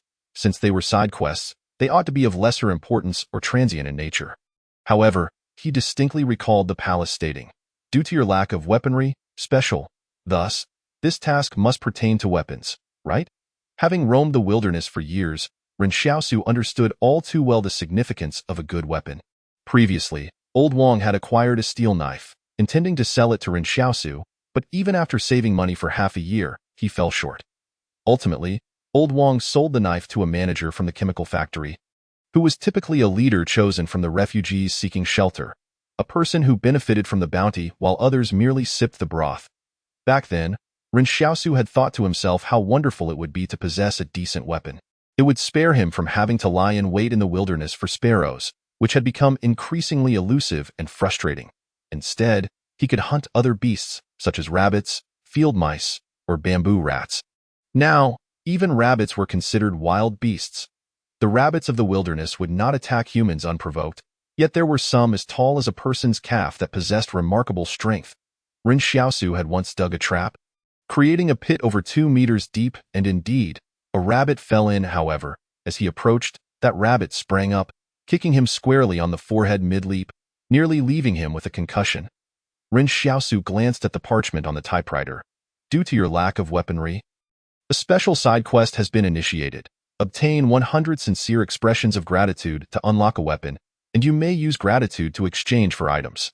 Ren Xiaosu's expression turned peculiar. This side quest felt oddly strange. Collecting gratitude, and it must be sincere. Gathering gratitude seemed simple enough, but the demand for sincerity posed a challenge. Moreover, gratitude could be utilized as currency. The crucial question remained, what could one purchase with it? He continued to read the parchment, where words would occasionally refresh, from Li Xiaoyu. Gratitude 1.it appeared that saving a thankless wretch was not in the cards for him. Ren Xiaosu mused. The palace's judgment was unlikely to be erroneous. At that moment, the parchment bore another line. Unlock weapon. 100. Ren Xiaosu felt a pang of regret. How splendid it would have been had he been tasked with collecting negative emotion points. He could easily fill the entire town with negativity. Nevertheless, he resolved to make the best of what the palace offered, and at that moment, he began to look forward to his future weapon. The items bestowed by this mysterious palace could not possibly be subpar. Suddenly, Ren Xiaosu opened his eyes and turned to Yan Liuyuan. "Liuyuan, say thank you to me." Yan Liuyuan looked bewildered. "Bro, don't do this. I'm a bit scared." "What are you scared of?" Ren Xiaosu retorted with irritation. "Hurry up and say it." Yan Liuyuan pondered for a moment and said, "Thank you for always taking care of me." From Yan Liuyuan, gratitude 1. Ren Xiaosu beamed. "Is it really that easy? Come on. Say thank you a few more times." Yan Liuyuan was left speechless. "Thank you." This time, Ren Xiaosu was disappointed. It seemed one could not repeat the process. The emphasis lay on sincerity.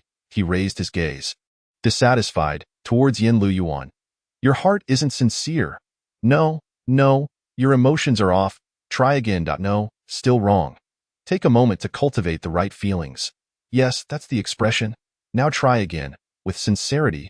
Yan Liuyuan nearly broke down, parched and exasperated. Said, "Bro, is this your ability? This skill is rather taxing on the throat."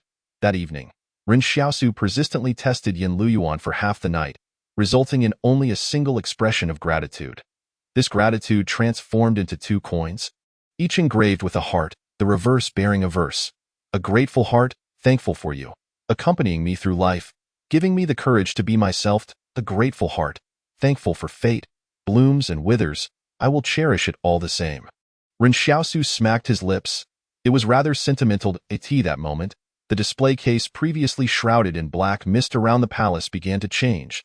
To the left of the typewriter, the black mist surrounding one cabinet finally dissipated, revealing a vending machine. Ren Xiaosu stood stunned for a moment, pondering the purpose of this contraption he had never seen before. Such things were non-existent in the outside world these days. However, he deciphered the text on the vending machine. Coin slot. There were no options, just a spot for coins, so without further ado, he dropped a coin into the slot. With a clink, The heart-engraved coin fell into the machine, which roared to life, soon rolling out a small bottle no larger than a palm. Upon inspection, he saw the bottle bore but a single word, medicine. But you might at least specify what this is for, Ren Xiaosu thought, momentarily dazed. After he opened his eyes, he focused his thoughts, and the medicine bottle appeared in his hand. With another thought, it vanished again. This spectacle left Yan Liuyuan dumbfounded. Bro, are you performing magic? Ren Xiaosu ignored him, resolutely tearing away the cloth he had used to bandage his wound.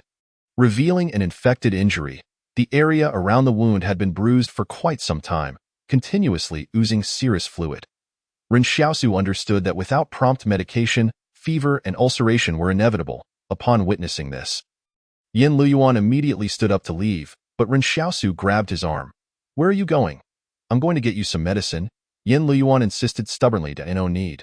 Ren Xiaosu replied, taking the medicine bottle and using his fingertip to scoop out a small amount of ointment, carefully applying it to his wound. The bottle was not large nor deep, likely containing enough for only 3 applications. After applying it, Ren Xiaosu felt a twinge of regret. The bottle merely bore the word medicine. What if it were poison? However, his fears were unfounded. Once the ointment touched the wound, the searing pain vanished instantly. Xiaoyu's anti-inflammatory medication had been spared.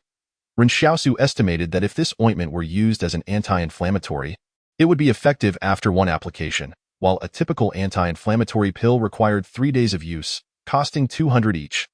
Thus, the value of this ointment, rounded up, was essentially 100 million. He suddenly turned to Yan Liuyuan, a resolute expression on his face, and asked, "Help me think of ways to quickly earn others' gratitude." 12. A grateful heart, thankful for you. Ren Xiaosu earnestly engaged Yan Liuyuan in a discussion on how to swiftly garner gratitude, for he was an earnest individual. Thus, when he realized how valuable a sincere expression of gratitude could be, he understood the necessity of acquiring such sentiments. Although Yan Liuyuan felt that Ren Xiaosu had misapplied the term earnest. Bro, I think you could go out and do good deeds, Yan Liuyuan suggested. That would be the most straightforward way to obtain sincere gratitude, like giving food to the hungry or water to the thirsty. Ren Xiaosu's eyes widened. Am I that kind of person? If I give them food and water, what will I eat or drink myself? What about you? Yan Liuyuan lamented, then bro, stop expecting sincere gratitude. No. Ren Xiaosu rebutted Yan Liuyuan's claim. There must be other ways. Long ago, Ren Xiaosu had recognized that this era held no goodwill for humanity, or rather, that genuine kindness among humans was a rare commodity. There had once been a beggar in the town. A kind-hearted girl would bring him food daily. However, once the girl married, she ceased her visits. The beggar pursued her to her home, asking, "Why have you stopped bringing me food?" He was promptly chased away. For the girl's husband was far less benevolent. Originally, everyone believed that this was the end of the matter. The townsfolk even took the opportunity to mock the beggar, anticipating the moment he would perish from hunger. However, that very night, the beggar managed to find his way to the girl's home and brutally killed both of her parents. Ren Xiaosu had an inkling that there was a profound lesson hidden within this incident. Yet at that tender age, he could only grasp the vague notion that one must be cautious while sleeping at night. The following morning, a cacophony erupted in the streets. Ren Xiaosu rose and pulled back the curtain to take a glance. And to his astonishment, he saw a procession of musicians making their way out of the town, accompanied by a familiar face. An old hunter known for his exceptional skills. The hunter appeared quite elated, seemingly thrilled at the prospect of finally meeting someone of significance from the Refuge.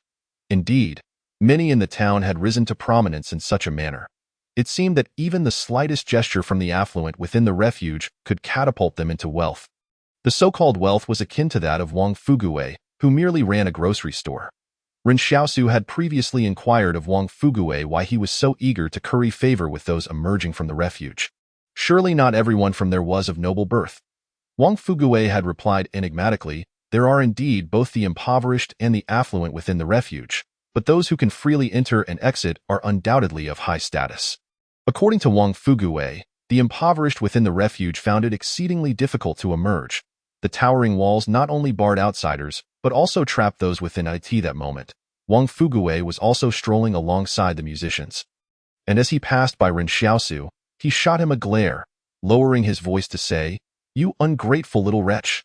Your Uncle Wang recommended such a splendid opportunity to you, yet you refused to accept it. Do you know? I overheard the staff mention that they are seeking a capable guide from the town to lead them into the refuge. Such connections will be invaluable in the future. Ren Xiaosu was taken aback. He had not anticipated such an opportunity. Had he known earlier, would he have declined? Yes, because if he were to enter, Yan Liuyuan would inevitably be left outside. How could he abandon Yan Liuyuan? Yan Liuyuan whispered, brother, why not have another word with those musicians? You are far more capable than that old Liu, who often returns empty-handed and has never dared to venture too far from the town.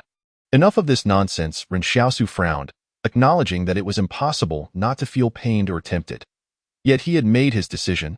Let us go. I shall escort you to school. When Ren Xiaosu and Yan Liuyuan arrived at the classroom, Zhang Jinglin was already erasing the blackboard. He turned and nearly jumped when he spotted Ren Xiaosu and Yan Liuyuan, both sporting deep dark circles under their eyes, resembling specters.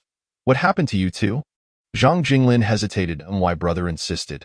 Yan Liuyuan began to explain, but before he could finish, Ren Xiaosu interrupted him with a swift slap to the back of Yan Liuyuan's head, stating, it's nothing, just a lack of sleep. Oh, Zhang Jinglin had little interest in probing into their personal matters. Instead, he inquired, have you decided what you will teach today? It is your first day as a substitute teacher, I have thought it through. Ren Xiaosu nodded. During the day, he sat in class as a student, but for the final survival lesson in the afternoon, he was to take on the role of the substitute teacher. As the last period approached, Zhang Jinglin, concerned about Ren Xiaosu's inexperience in teaching, chose to sit at the back of the classroom to lend support. Ren Xiaosu ascended to the podium, and the class monitor immediately shouted, stand up. All the students responded in unison, good day, teacher. To the students, Ren Xiaosu was a unique presence. He was their classmate, the eldest among them, and a well-known figure in the town. Thus his teaching brought an element of novelty.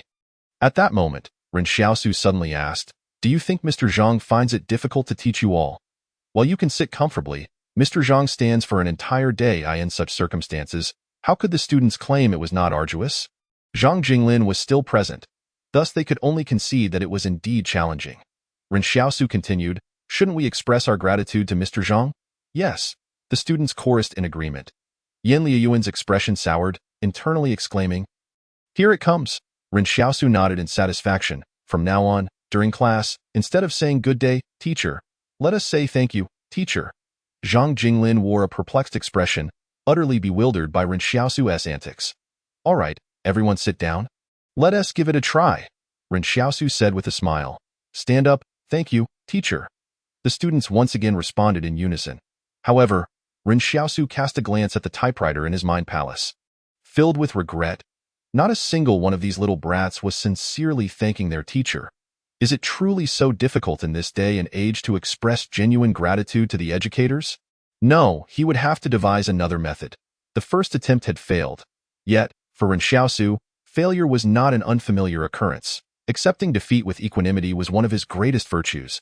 He had once heard a saying, in life, one experiences dissatisfaction in 8 or 9 out of 10 matters. This meant that out of 10 endeavors, 8 or 9 would not go as hoped. But even so, should one simply cease to live? Absolutely not. This was the reality. Initially, Ren Xiaosu had pondered that being a teacher would surely be the easiest way to garner gratitude. However, he overlooked one crucial detail. While he was indeed eager for knowledge, his thirst stemmed from having grown up in a distorted environment where a lack of knowledge had fostered that yearning. The more one lacks something, the more one longs for it. Yet, what he desired was not necessarily what the other students craved. The children fortunate enough to attend school in this era typically came from well-off families, benefiting from their parents' protection. After a few years of schooling, the most tedious aspect for these children was their teachers, who constantly assigned recitations and homework. During their youth, students and teachers were often adversaries. Although Ren Xiaosu was teaching their most favored subject, survival skills, the students' attitudes could hardly be described as sincere gratitude.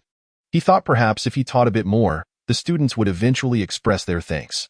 The town school typically dismissed at 4 p.m., while the Refuge announced the time every 2 hours starting at 6 a.m. Zhang Jinglin seldom extended class time. However, today, in a bid to win the students' appreciation, Ren Xiaosu poured forth nearly all his outdoor survival experiences, speaking until 5 p.m. It was now late autumn, and by 5 Darkness was swiftly encroaching. The students gazed at him, thinking to themselves, this guy can really go on. Eventually, Zhang Jinglin could no longer endure and went outside to chop some cabbage for dinner. One student, unable to contain himself, said, Teacher, if you don't end class soon, it will be dark and the town won't be safe. This student was somewhat fearful of the notorious tough guy of the town, and thus refrained from speaking too boldly in his presence.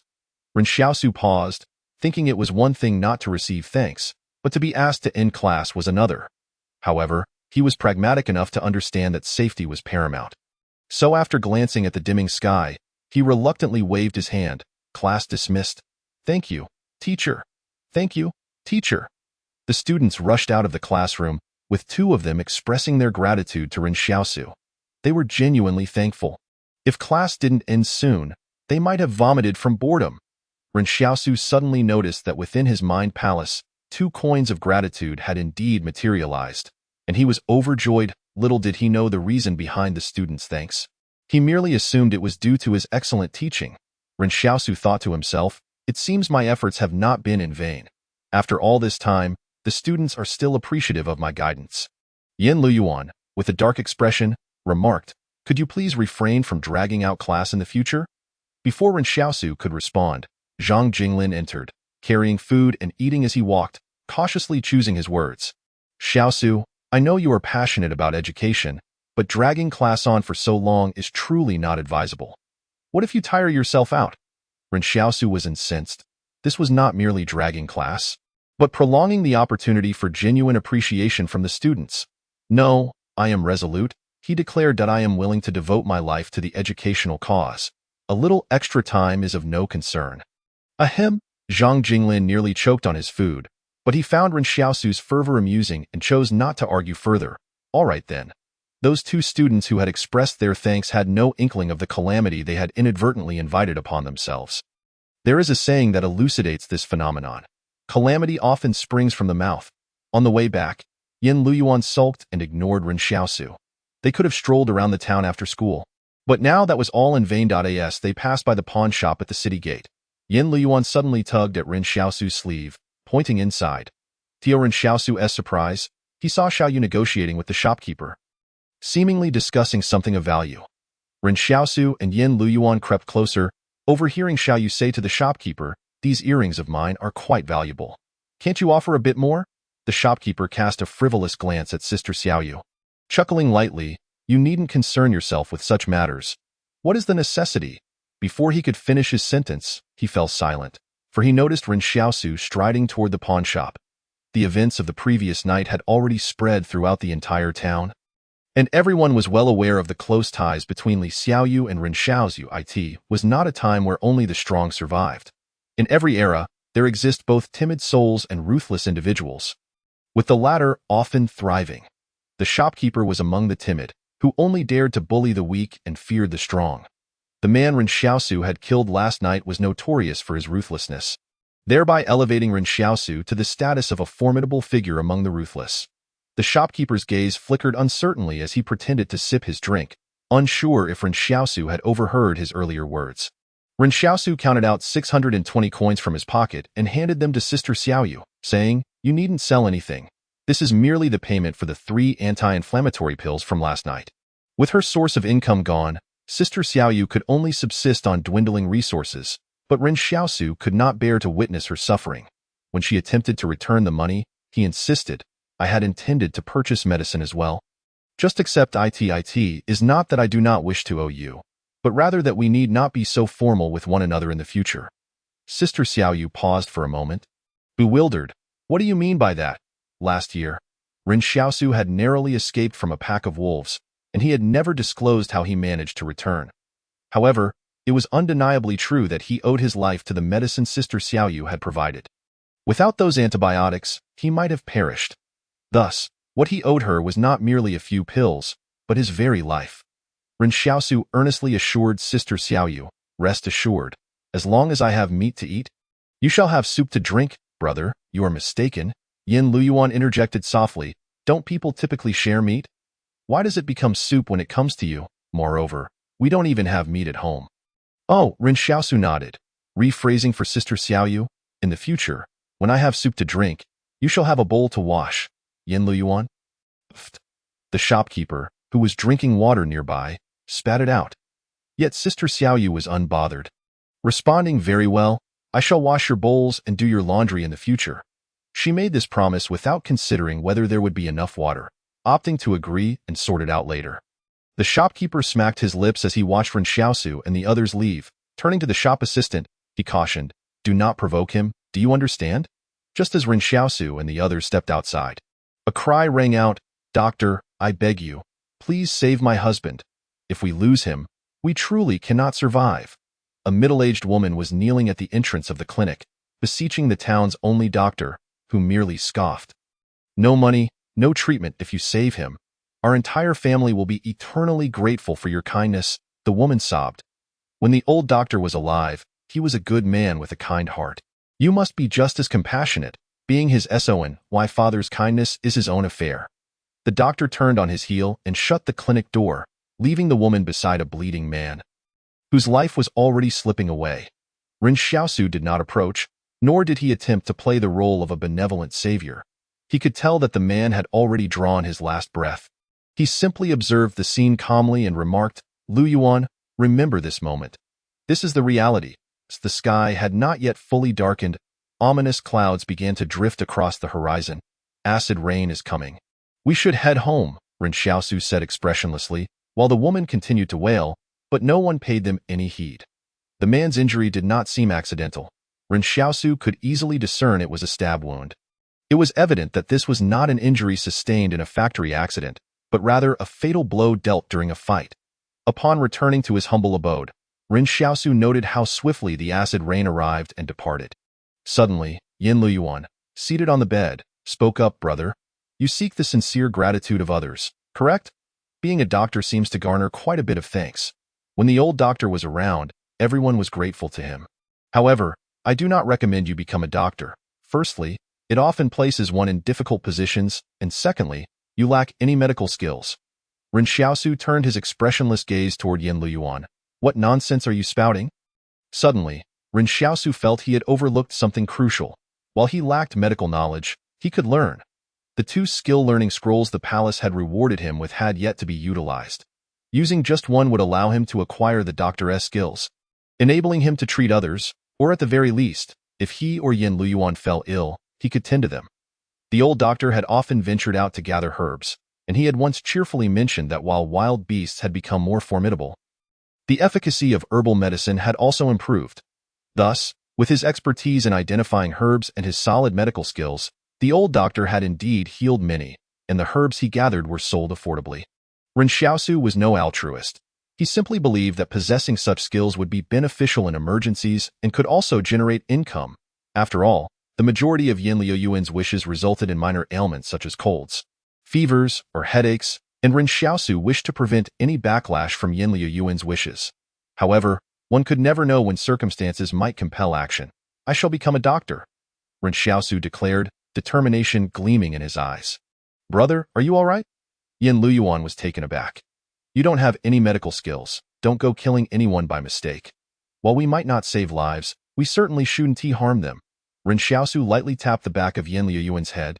"You talk too much. When have I ever harmed anyone intentionally?" At that moment, Ren Xiaosu began to scheme. If he became a doctor, he would undoubtedly earn money, establishing a stable income in this town. Injuries were common, making medical treatment a necessity. With this thought in mind, the following day, Ren Xiaosu awoke, skipping school, and after devouring 2 pieces of black bread, he stationed himself at the clinic's entrance, awaiting its opening. However, the clinic's hours were unpredictable, and Ren Xiaosu found himself waiting until noon without any sign of it opening. Finally, in the afternoon, as the clock in the refuge struck 2, the young doctor leisurely emerged, stretching and stepping into the sunlight. Yet, before he could fully stretch, he was startled by Ren Xiaosu, who had been waiting at the door. "Are you here to seek treatment? Do you have money?" the doctor inquired, failing to even ask what ailment Ren Xiaosu had. Focusing solely on the money, Ren Xiaosu smiled amiably. "I'm not here for treatment. You carry on with your business." The doctor looked utterly bewildered. "If you're not here for treatment, what are you doing at my door?" At that moment, Ren Xiaosu silently activated the first skill-learning scroll from his palace. The parchment-like skill-learning scroll spontaneously ignited, swiftly turning to ash. Randomly learning target skill. Successfully randomly extracted the skill of boasting. Would you like to learn it? Ren Xiaosu was momentarily dumbfounded. What on earth? Why would I want to learn boasting? He nearly forgot that the skill-learning scroll randomly selected skills from others, rather than allowing him to choose. However, the question remained, why would someone possess the skill of boasting? Was this even a skill? Ren Xiaosu cast a disapproving glance at the doctor, thinking to himself how utterly ridiculous this was. Yet, he was there to take the man's livelihood. He couldn't very well rob him and then beat him up. That would be exceedingly unfair. The doctor, feeling Ren Xiaosu's piercing gaze, became somewhat uncomfortable and was about to say something when he suddenly recalled who Ren Xiaosu was. Though Ren Xiaosu had never sought treatment from him, it was only natural that they had heard of each other. A notorious figure in the town and its sole doctor. Thus, the young doctor was immediately cowed. What do you want? The doctor asked weakly. You are always boasting, aren't you? Ren Xiaosu replied irritably. The young doctor stared blankly. What are you talking about? Ren Xiaosu did not wish to waste more words with him. The skill of boasting was clearly not worth learning. He might as well consider it a wasted scroll. He proceeded to use the second skill-learning scroll, randomly learning target skill. Successfully randomly extracted the skill of deception. Would you like to learn it? What on earth is this nonsense? Ren Xiaosu exclaimed, glaring at the young doctor.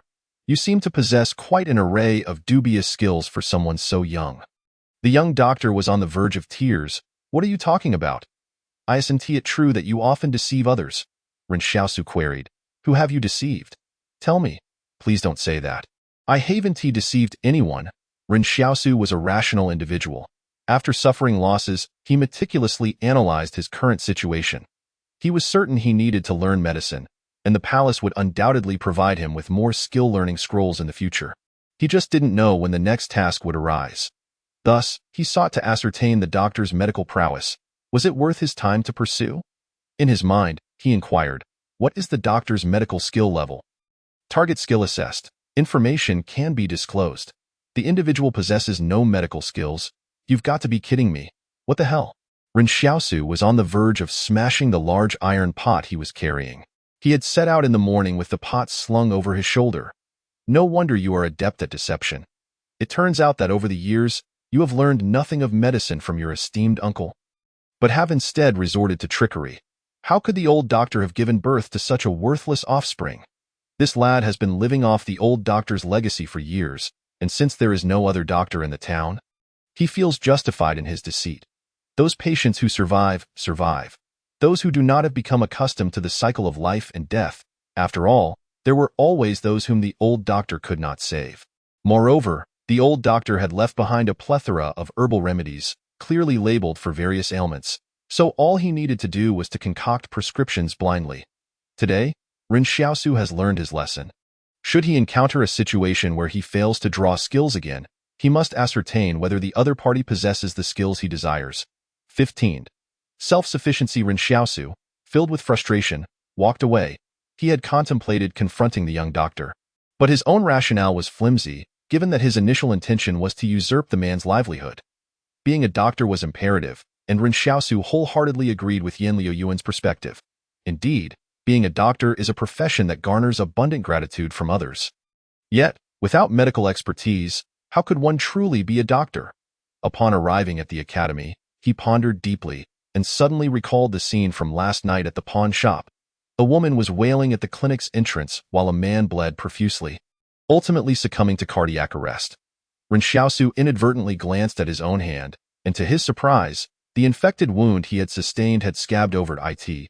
Turned out that the black ointment not only had anti-inflammatory properties, but also accelerated wound healing. Having experienced injuries himself, Ren Xiaosu understood the body's innate healing capabilities. A wound as deep as one pecked by a sparrow would take no less than 7 days to form a scab. Wait a moment, Ren Xiaosu seemed to have a revelation about how he could become a doctor. If the clinic's doctor could practice deceit and boastfulness to fulfill the role, then with such a miraculous remedy at his disposal, why couldn't he? Establishing a specialized clinic for lacerations would be a straightforward affair. Upon a patient's arrival, he could simply stitch the wound and apply the black ointment. The old doctor had once remarked that he refrained from performing such stitching procedures due to the lack of sterile conditions, as leaving bacteria in the body could prove fatal. Thus, stitching would be futile. The old doctor had seen this matter quite clearly. However, Ren Xiaosu was different now. He need not concern himself with such issues. With this thought, Ren Xiaosu devised a plan, even envisioning how to arrange matters for Sister Yu. Sister Yu's future aspirations revolved around securing sewing jobs to earn a modest livelihood. Yet, Ren Xiaosu believed this endeavor would be challenging. Within the refuge, countless individuals would likely seek her out, but outside the town, where everyone was struggling, mending clothes would be a task easily accomplished at home. Who would squander money on such trivialities? At that moment, Ren Xiaosu pondered, since mending clothes was not feasible, why not stitch up wounds instead? He was unsure if Sister Yu had a weak stomach for blood. Regarding this matter, Ren Xiaosu sought counsel from Mr. Zhang Jinglin at the academy, for Zhang Jinglin possessed extensive knowledge. Zhang Jinglin looked at Ren Xiaosu with astonishment. You wish to open a specialized clinic for lacerations? Do you have any sutures? Ren Xiaosu pondered for a moment before inquiring. What are sutures? Zhang Jinglin replied. Do you have any anesthetic? What is anesthetic? Zhang Jinglin. At that moment, Zhang Jinglin suddenly realized that Ren Xiaosu was utterly unprepared. Zhang Jinglin patiently explained. Do you know why there has been no such business in our town, despite the many patients with lacerations? It is not merely the issue of bacterial infection. There is also a shortage of anesthetics and sutures, which are reportedly scarce even in the refuge. Zhang Jinglin continued. Administering anesthetic requires precision, too little causes pain, while too much can lead to lasting side effects. As for sutures, one must consider not only the tensile strength of the thread, but also whether its friction coefficient is suitable for traversing human tissue. Oh, I see. Ren Xiaosu waved his hand dismissively. None of that is a concern. If people are dying, who cares about pain? I shall simply use sewing thread to stitch them up. What about sterilization? Zhang Jinglin asked. Taken aback, I have a secret formula. Ren Xiaosu proclaimed that in truth, as Ren Xiaosu suspected, Zhang Jinglin did not possess knowledge of everything. His expertise lay in specific fields, and his understanding of others was merely superficial. Thus, Zhang Jinglin suddenly found himself at a loss for how to refute Ren Xiaosu's claims. Ultimately waving his hand. Go attend your class. The next lesson is survival. That day, Ren Xiaosu, having tasted success for the first time, resolutely extended the class until darkness fell. At that moment, many students remained oblivious to the life they were about to embark upon. As the students began to exit at the end of the day, Ren Xiaosu noticed that not a single one uttered a word of thanks. Unable to contain himself, he asked, Aren't you going to thank the teachers? The students, startled, quickly turned in unison and exclaimed, Thank you, teacher. However, Ren Xiaosu felt a profound sense of regret upon reflecting on the emptiness of his own purse. Not a single token of gratitude remained. Zhang Jinglin had previously mentioned that it was not uncommon for teachers to be unappreciated by their students, prompting Ren Xiaosu to realize he still had a long way to go. As he made his way home that evening, Ren Xiaosu spotted the warm glow emanating from his humble abode from a distance. He hastily lifted the curtain to enter, only to find Sister Yu seated on their rickety chair, busily mending clothes for the brothers. Beside her lay a pot of cooked corn porridge and wild vegetables. Clothes were typically left in the shelter, as there was little risk of theft. After all, if someone were to steal, they would have to wear the stolen goods, thereby risking recognition, and at that point, Ren Xiaosu would surely not hesitate to confront the thief. Upon seeing the two return, Sister Yu smiled and said, I came in without asking you two for permission. Your clothes are all torn, so I took the liberty to mend them. Hurry and eat.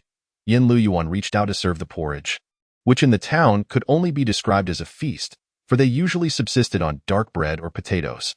However, Ren Xiaosu swiftly slapped Yan Liuyuan's hand. Have you thanked Sister Yu? Yan Liuyuan, ever obedient in front of Ren Xiaosu, replied, Thank you, Sister Yu. Sister Yu quickly responded, Please don't be too hard on Liuyuan, I can spoil him. No one else will do so when we are out in the world.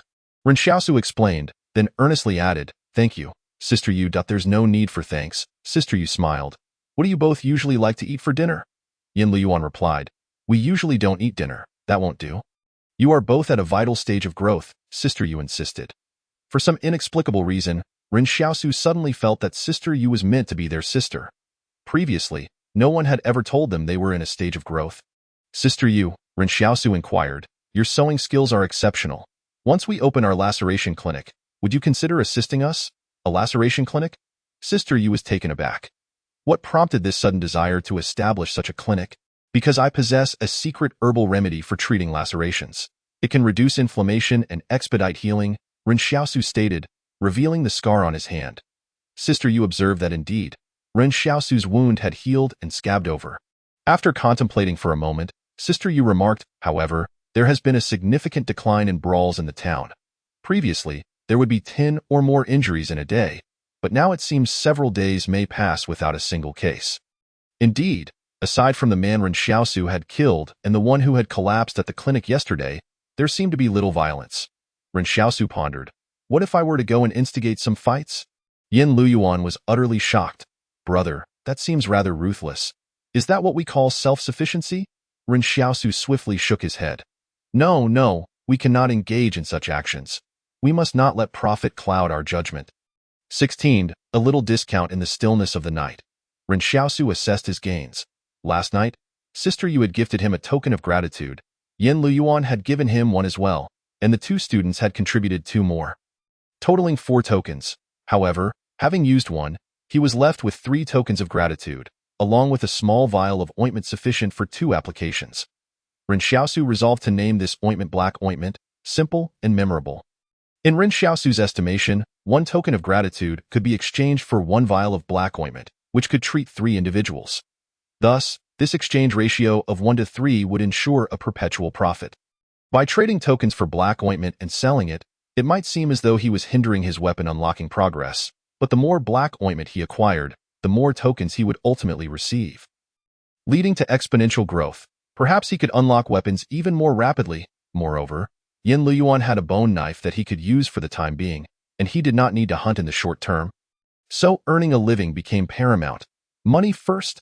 That night, Ren Xiaosu dreamt of standing in the wilderness, wielding a black knife, which appeared as dense and mysterious as the night itself. The following morning, Ren Xiaosu set out, this time without the iron pot, but armed only with Yan Liuyuan's bone knife. Currently, Sister Xiaoyu is left to tend to 2 makeshift shelters, and the likelihood of items going missing during the day has significantly diminished. To be frank, those with nefarious intentions in the market town now seem to prefer targeting the weak rather than the formidable Ren Xiaosu. There is no need to venture out burdened with a heavy iron pot. Such a relief it is.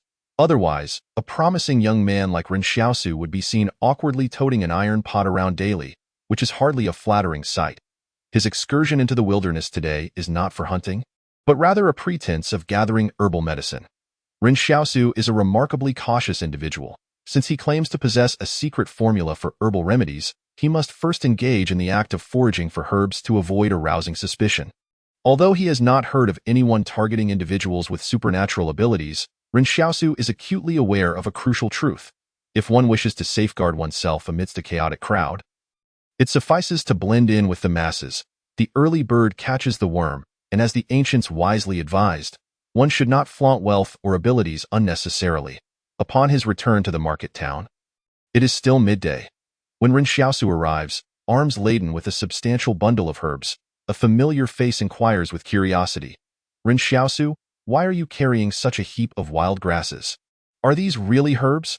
Ren Xiaosu, eyes wide, retorts, these are medicinal herbs. Medicinal herbs? The questioner looks bewildered, struggling to comprehend how a local could be unaware of these plants' true nature, as they had never been regarded as herbs before. Ren Xiaosu, with an air of mystery, explains, with the right proportions, they can be concocted into a remedy for wounds. Otherwise, do you think my previous injuries healed by mere chance?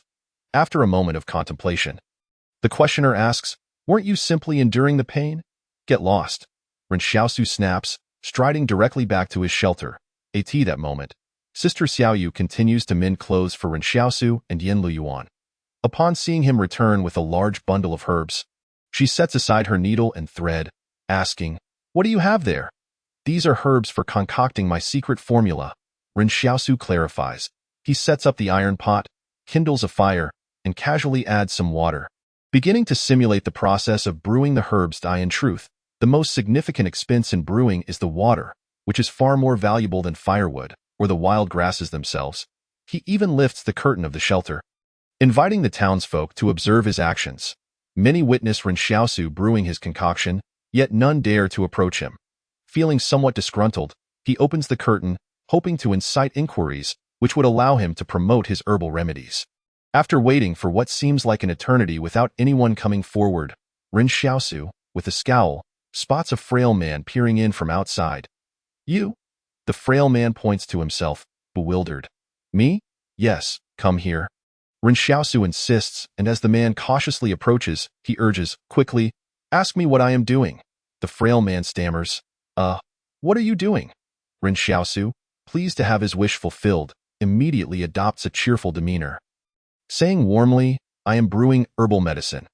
Whenever I injure myself, I prepare this remedy, which not only alleviates inflammation and pain, but also promotes rapid healing. He continues, previously, I kept this medicine hidden, but I have now recognized my mistake and resolved to share it with everyone. From today onward, I shall open a clinic dedicated to treating knife wounds and external injuries. Anyone in need of treatment. His proclamation leaves the onlookers momentarily stunned, yet after exchanging glances, they disperse. Utterly uninterested, it is preposterous. While Ren Xiaosu is indeed impressive, his sudden claim of being able to heal is laughable. Everyone knows he has always endured through sheer will. Now, to suddenly assert he has medicinal herbs. Who would believe such nonsense? Ren Xiaosu, feeling discontented, realizes that he must demonstrate the efficacy of his medicine. This task is straightforward, as he has personally experienced how the pain and burning sensation vanish the moment the ointment is applied. And by the following day, scabbing occurs. Once he proves its effectiveness, business will surely flourish. Thus, Ren Xiaosu sets out with a small vial of medicine to seek out patients in the market town, knowing that the highest concentration of ailments can be found at the clinic. However, upon arriving, he is astonished to find that there are no patients at all. The clinic charges exorbitant fees, making it inaccessible to the common folk. Ren Xiaosu glares at the young doctor before turning to leave. The young doctor, who had been leisurely sipping tea, feels an unexplainable sense of panic under Ren Xiaosu's intense gaze, with no other options. Ren Xiaosu resorts to wandering the market until, in the afternoon, after the factories let out, he finally spots a frail man with a cut on his hand. Overjoyed, Ren Xiaosu exclaims, Brother, did you injure your hand while working? I have a miraculous remedy. Would you like to try some? The frail man eyes Ren Xiaosu warily, sensing something off about his tone. No, thank you. Just a little. Come on. Ren Xiaosu insists, stepping closer and firmly grasping the man. In his eagerness to promote his dubious remedy, Ren Xiaosu abandons his last principle. I'll give you a discount. Yet the man remains resistant, for the dark substance in Ren Xiaosu's possession appears suspicious. Gritting his teeth, Ren Xiaosu offers, consider it free advertising. This treatment will be on the house. Fine, just put the knife away. Ren Xiaosu had set out to find patients, armed with a bone knife. Unforeseen circumstances arise. Hey, Yan Liuyuan asks Ren Xiaosu, did you really treat someone for free this afternoon? Is that really you? Don't ask, just let it be, Ren Xiaosu laments. Truth be told, he is simply desperate to promote his remedy, as it represents his greatest hope for garnering gratitude from others, and is also central to his financial plans for the foreseeable future. Thus, he reassures himself that every beginning is difficult, that great achievers are not petty, and that one must be magnanimous. Ren Xiaosu is not inherently stingy. He knows precisely what actions to take at what times. He is merely feeling the pinch. Sister Xiaoyu smiles and comforts him. Don't worry. You will surely succeed. After which, she returns to her shelter to sleep. Previously, she had found it difficult to rest at night, but now that she has moved in, she sleeps soundly every day. The next morning, the bells in the refuge toll suddenly, seemingly reminding everyone that it is time to head to work at the factories. Ren Xiaosu fetches his daily quota of water, pondering that the healing process should take about 12 hours before scabbing occurs. So he is in no rush to see how others in the market town react. Once they realize the medicine truly works, patients will surely come to him. However, Ren Xiaosu is taken aback when he returns with his water bucket to find Wang Fuchi waiting at the entrance of his shelter with a beaming smile. Old Wang, why are you here so early? I haven't been out catching sparrows lately. Ren Xiaosu places the bucket on the ground and speaks slowly, glancing inside where Yan Liuyuan, ever astute, is vigilantly holding the bone knife. Only to lower it upon Ren Xiaosu's arrival. Wang Fuchi's eyes light up upon seeing Ren Xiaosu.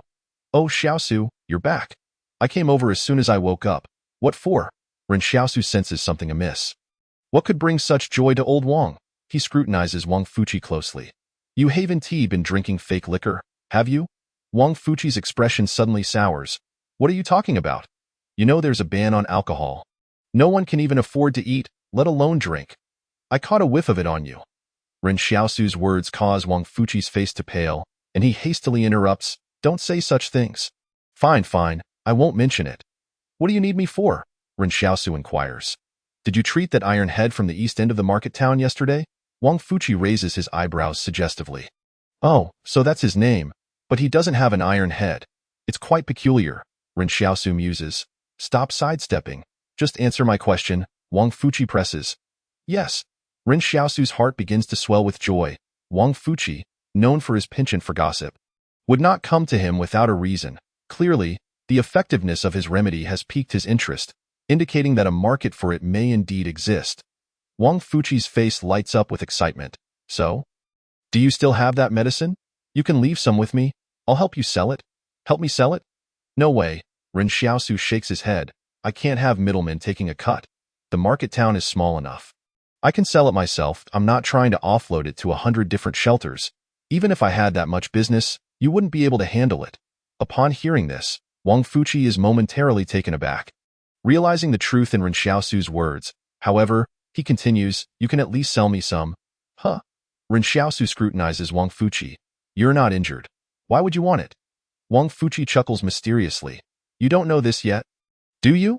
After Iron Head returned home yesterday, he grew increasingly suspicious about what you had applied to his wound, so he decided to take a sniff, but couldn't identify it. Eventually, he just licked it to taste the ingredients. Can you guess what happened next? Ren Xiaosu was utterly perplexed. What kind of habit is this, licking and tasting? There was no need to elaborate on the efficacy of the black medicine. Tai Tu realized that Ren Xiaosu was indeed truthful as he observed the wound that very night. This was undeniably a remarkable remedy, and under the impulse of curiosity, he felt compelled to uncover the formula of this herbal concoction. Wang Fuguwei continued his tale. As a result, he kept his wife busy from that night until the following morning. This medicine is astonishingly potent. Ren Xiaosu was taken aback. Yan Liuyuan, who was in the makeshift shelter, was equally astonished. Previously, Ren Xiaosu had pondered whether the black medicine could be taken internally. He mused that it might be effective in that manner. Yet he had never dared to try it himself. However, the revelation that internal consumption could yield such results was utterly bewildering. What kind of medicine is this? Ren Xiaosu was somewhat at a loss for words. Why did you purchase this medicine? He inquired for a specific reason, knowing that Wang Fuguwei's wife had passed away from illness years ago, rendering this medicine unnecessary for him. Wang Fuguwei bristled. Who says one can't seek a second spring? It's just that my body is a bit worn out. Oh, have you found a new partner? Ren Xiaosu chuckled. Not yet, Old Wang replied, but I think no one would want to marry a man who is useless. So I thought I should keep your medicine on hand. Ren Xiaosu laughed. All right, Wang Fuguwei, you are quite the determined one. What kind of wife are you looking for? Wang Fuguwei humbly responded. As long as she finds me appealing. Ren Xiaosu contemplated. That is quite a lofty expectation. Wang Fuguwei? Who are you talking to? Wang Fuguwei said with a frown. I am, after all, one of the wealthiest individuals in our town. Why wouldn't others find me desirable? Alas, Ren Xiaosu felt a tinge of melancholy. The wealthiest person in our town is merely a grocery store owner. It sounds rather unremarkable. Let us cut to the chase. Are you buying or not? I'm buying, Ren Xiaosu thought for a moment and declared. For acquaintances, 600. Why don't you go rob a bank? Wang Fuguwei exclaimed in frustration. Ren Xiaosu still had enough black medicine for one more treatment. But according to Old Wang, a mere lick would suffice, meaning this remaining amount could last for several applications. However, since internal consumption wasn't essential, it couldn't be priced exorbitantly. Are you buying or not? Ren Xiaosu inquired, glancing at Wang Fuguwei. That I'm buying. Wang Fuguwei replied, promptly transferring 600 yuan to Ren Xiaosu without haggling. Ren Xiaosu could hardly believe that his black medicine had opened up such a market. He never anticipated that his original intention to become a doctor and help others would lead him to become a supplier of adult products. Wang Fuguwei suddenly turned to Ren Xiaosu and said, Thanks for this. A one for gratitude from Wang Fuguwei, Ren Xiaosu. The number of gratitude coins finally returned to 4, although the means of acquiring these coins was somewhat different from what he had envisioned. "It's quite simple, brother. This isn't so bad," Yan Liuyuan remarked with a smile. "Regardless of the effects, there's money to be made." Ren Xiaosu grew dissatisfied and lowered his voice. "Is this a matter of making money? This only earns a few sincere thanks." Ren Xiaosu understood clearly that relying on this efficacy to sell medicine would yield far fewer sincere acknowledgments than curing and saving lives. Only someone like Old Wang, yearning for a second spring, would express gratitude. Moreover, was his sole purpose to earn money? No, he also needed appreciation. Without gratitude, the black medicine would cease to exist. Ren Xiaosu, with a hint of anger, declared, "If I were to cure and save lives, people would greet me as Dr. Ren, but if I don't heal anyone, what will they call me behind my back? Oh, that guy who sells medicine." It is evident that the social standing differs significantly. Yan Liuyuan could no longer contain his laughter, collapsing in the makeshift shelter. "Brother, you have quite the inner drama." However, unbeknownst to Ren Xiaosu, Wang Fuguwei did not use the medicine he purchased. After all, he had yet to find a lover. The bottle containing the black medicine was nothing unusual, merely an ordinary small porcelain bottle found in the town. The original glass bottle that held the black medicine was crafted with high artistry, and Ren Xiaosu worried about the potential suspicion it might raise, given that no one in town sold such bottles. The small porcelain bottle was passed from Wang Fuguwei to the town's administrators, a few individuals who had emerged from the refuge barrier. Wang Fuguwei mused that Ren Xiaosu did not understand the value of this product, yet he did. Who truly needed the internal application of this black medicine? Was it the men in town? Certainly not. Although the townsfolk barely managed to make ends meet, many were thin, but the reality was that everyone labored daily. Despite their frail appearances, their health remained robust. With sufficient exercise and maintenance of bodily metabolism and organ function, they thrived effortlessly. Thus, the men did not require such a remedy. The individuals who truly needed it were the nobility residing within the refuge barrier. Wang Fuguwei, with a shifty gaze, handed the black medicine to the administrators from the refuge barrier, who were discerning enough to recognize its worth. Their daily duties involved monitoring the town for any anomalies, so they were already aware of Tai Tu's licking of the medicine the previous night. However, the administrators did not use it themselves. Instead, they returned home that night and gifted it to their superior. Ultimately, this small black medicine porcelain bottle vanished without a trace. Ren Xiaosu remained oblivious to all this. He merely exchanged one gratitude coin for another bottle of black medicine and instructed Xiaoyu to procure a piece of white burlap from the town. He then used black thread to embroider the words clinic prominently on it, followed by the phrase specializing in treating knife wounds beneath it. Thus, the clinic was established. While embroidering, Xiaoyu inquired whether Ren Xiaosu wanted the phrase miraculous hands bring spring stitched on as well. Ren Xiaosu quickly declined, feeling somewhat sensitive regarding the word spring at the moment. Ren Xiaosu's life gradually fell into a rhythm. He would venture out in the morning to gather herbs, spend his days consulting patients in his makeshift shelter, teach survival classes in the evenings, and then study from Yan Liuyuan's notes. Though his clinic had yet to attract any business, it was essential to remain present. If a patient arrived, Xiaoyu alone could not handle it all. He longed to sit in a spacious, well-lit classroom like Yan Liuyuan. But what would happen to Yan Liuyuan and Xiaoyu if he pursued his studies? In this family, one must make sacrifices for the greater good. The next day, Ren Xiaosu sat with his eyes closed in the makeshift shelter, the door curtain lifted, while Xiaoyu sat behind him mending clothes. Occasionally, Xiaoyu would lament how the brothers had never once repaired the holes in their clothing, leading to such a collection. Just then, someone sprinted from the dirt road on the other side, one arm bleeding profusely. Ren Xiaosu's eyes lit up. You could die if this wound goes untreated. However, the individual did not even glance at Ren Xiaosu. Instinctively, people believed they should go to the clinic for treatment, as it was deemed more authoritative. Moreover, their impression of Ren Xiaosu was that he was merely a medicine seller rather than a healer of knife wounds. That moment, a long-forgotten voice echoed in his mind. Mission? Save one patient. Ren Xiaosu rose with a hint of melancholy. I'm sorry. With that, Xiaoyu watched as Ren Xiaosu dashed out, and within a minute, he returned, carrying the injured man. Ren Xiaosu spoke kindly to the patient. The doctor at the clinic is a charlatan. I brought you here to save you, understand? The man, having lost a significant amount of blood, lacked the strength to protest as Ren Xiaosu held him down. Just then, 2 more men rushed over from the dirt road, both covered in blood. Ren Xiaosu was taken aback. "Did you get into a brawl?" The pin man explained. "No, the factory's boiler exploded. We're lucky to have made it back. Some people likely didn't survive." Ren Xiaosu nodded silently. In these times, no one would show kindness by taking you for treatment if you were injured at the factory. They thought, if you die, your possessions will be mine. "Come on.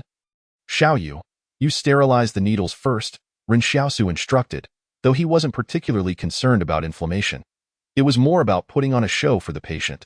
Saying this, he dashed out again, and when he returned, he had brought back 2 more men. Ren Xiaosu held down all 3 men with his hands and 1 leg.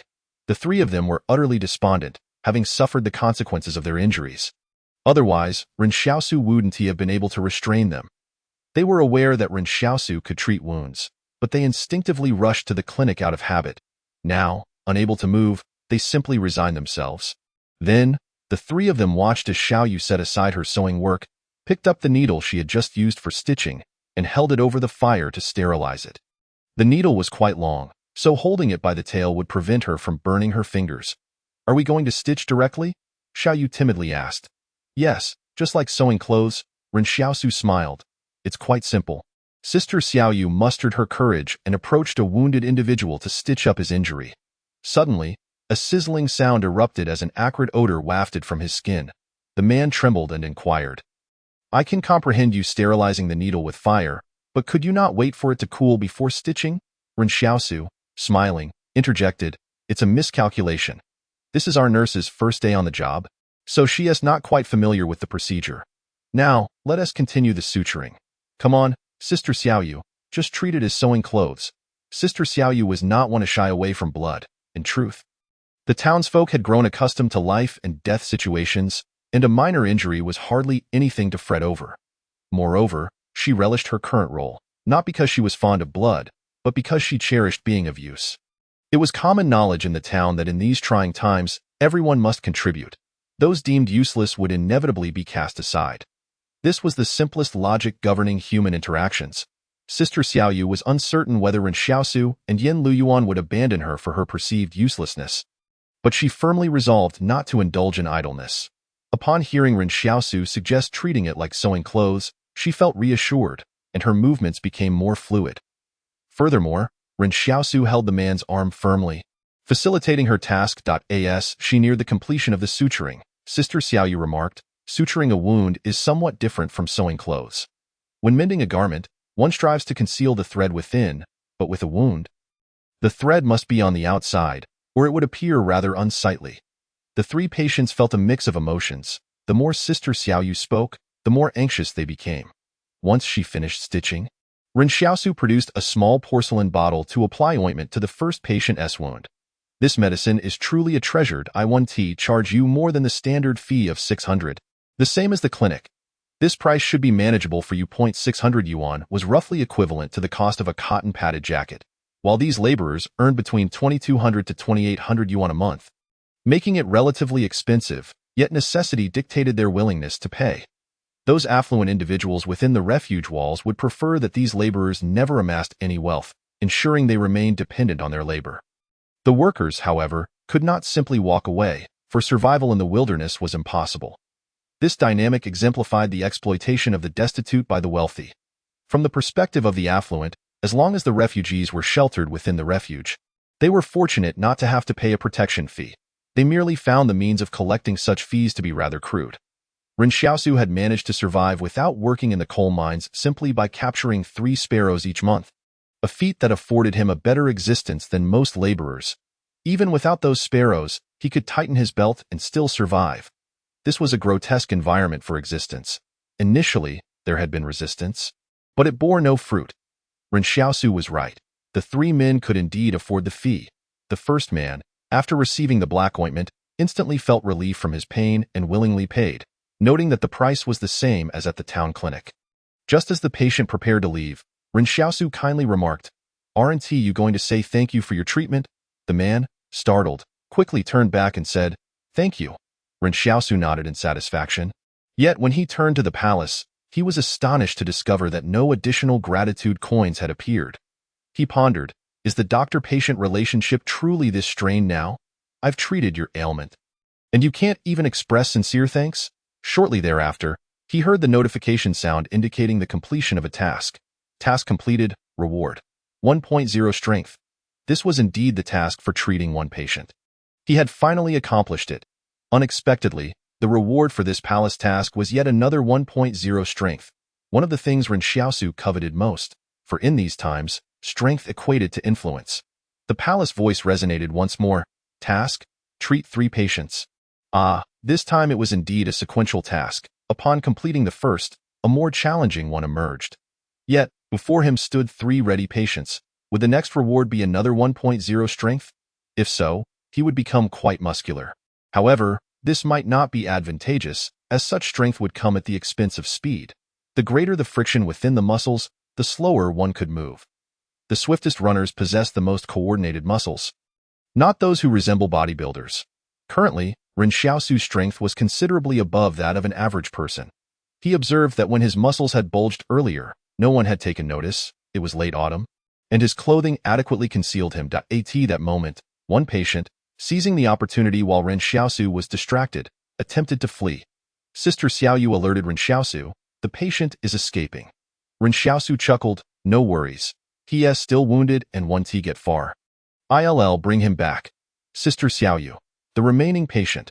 When Ren Xiaosu stepped out to retrieve the fleeing patient, Sister Xiaoyu gently addressed the remaining man. Are you going to run? If you do, I'll have to stitch you up again later. With a resigned expression, the patient closed his eyes and declared, let us proceed with the stitching. This time, Ren Xiaosu found it considerably easier to carry the patient back, effortlessly hoisting him with one hand. The man simply appeared despondent. The subsequent treatment proceeded without incident, as Ren Xiaosu held each patient firmly, rendering them immobile. The 2 men being held down were quite astonished, as they had not anticipated being so utterly powerless against Ren Xiaosu, akin to being under subjugation. What kind of strength was required to achieve such dominance? Surely, even injured, they should not be this feeble. They had managed to struggle earlier. Most crucially, from this point onward, if Ren Xiaosu wished to treat someone, who could possibly escape? Task completed, reward. 1.0 agility. Task, treat 10 patients. Upon hearing this announcement, Ren Xiaosu froze, sensing his newly acquired muscles deflate significantly.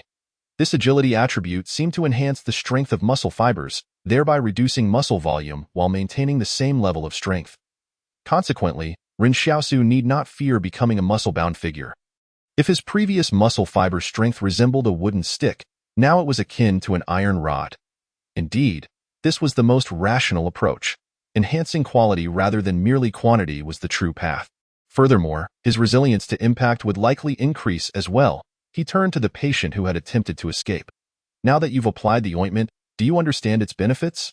Instant pain relief and no risk of inflammation in the future. I simply cannot fathom why you would want to run. The patient stammered for a moment. I don't have enough money. Ren Xiaosu felt a pang of frustration and lamented. Then why didn't you run faster? The patient, hearing Ren Xiaosu's lament about his speed, felt a wave of injustice wash over him.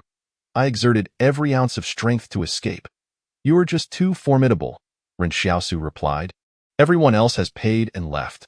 What do you propose we do about your situation? This is a clinic, not a charitable organization. What should I do? The man was on the verge of tears. Realizing he was outmatched and underfunded, fearing he might end up donating his life here. Consider this. Think carefully if there's any hidden money at home? No. Who dares to hide money at home these days? My wife wouldn't even trust me. The man was nearly in despair. Ren Xiaosu, growing impatient, insisted, come on, don't be so pitiful. Just tell me how much money you have left. With only 4 or 5 days until payday and it being the end of the month, the workers could barely save any money. Did I ask you how much you have left? Ren Xiaosu shouted in frustration. 432. The man wept. Clearly, writing an IOU was out of the question, as in these times. One could be gone by the next day after taking an IOU. Ren Xiaosu pondered if the man had anything of value on him. Suddenly, a bright idea struck him, and he exclaimed, how about this? I see you're having a tough time. Let us waive the remaining amount. Just give me the money in your pocket, and I'll leave you with 32 yuan for food. Actually, Let us make it 2 yuan for food. Upon hearing this, the man was nearly moved to tears. Thank you. Thank you. The gratitude from Dong Mingshu registered as one. Ren Xiaosu felt a surge of joy. He had finally discovered a way to earn gratitude. First, set a reasonable price. Charging 600 like the clinic ensured no one felt he was overcharging. Second, perform with sincerity, even if he earned slightly less. The emotional impact mattered more. Earning money was secondary. Gratitude was paramount.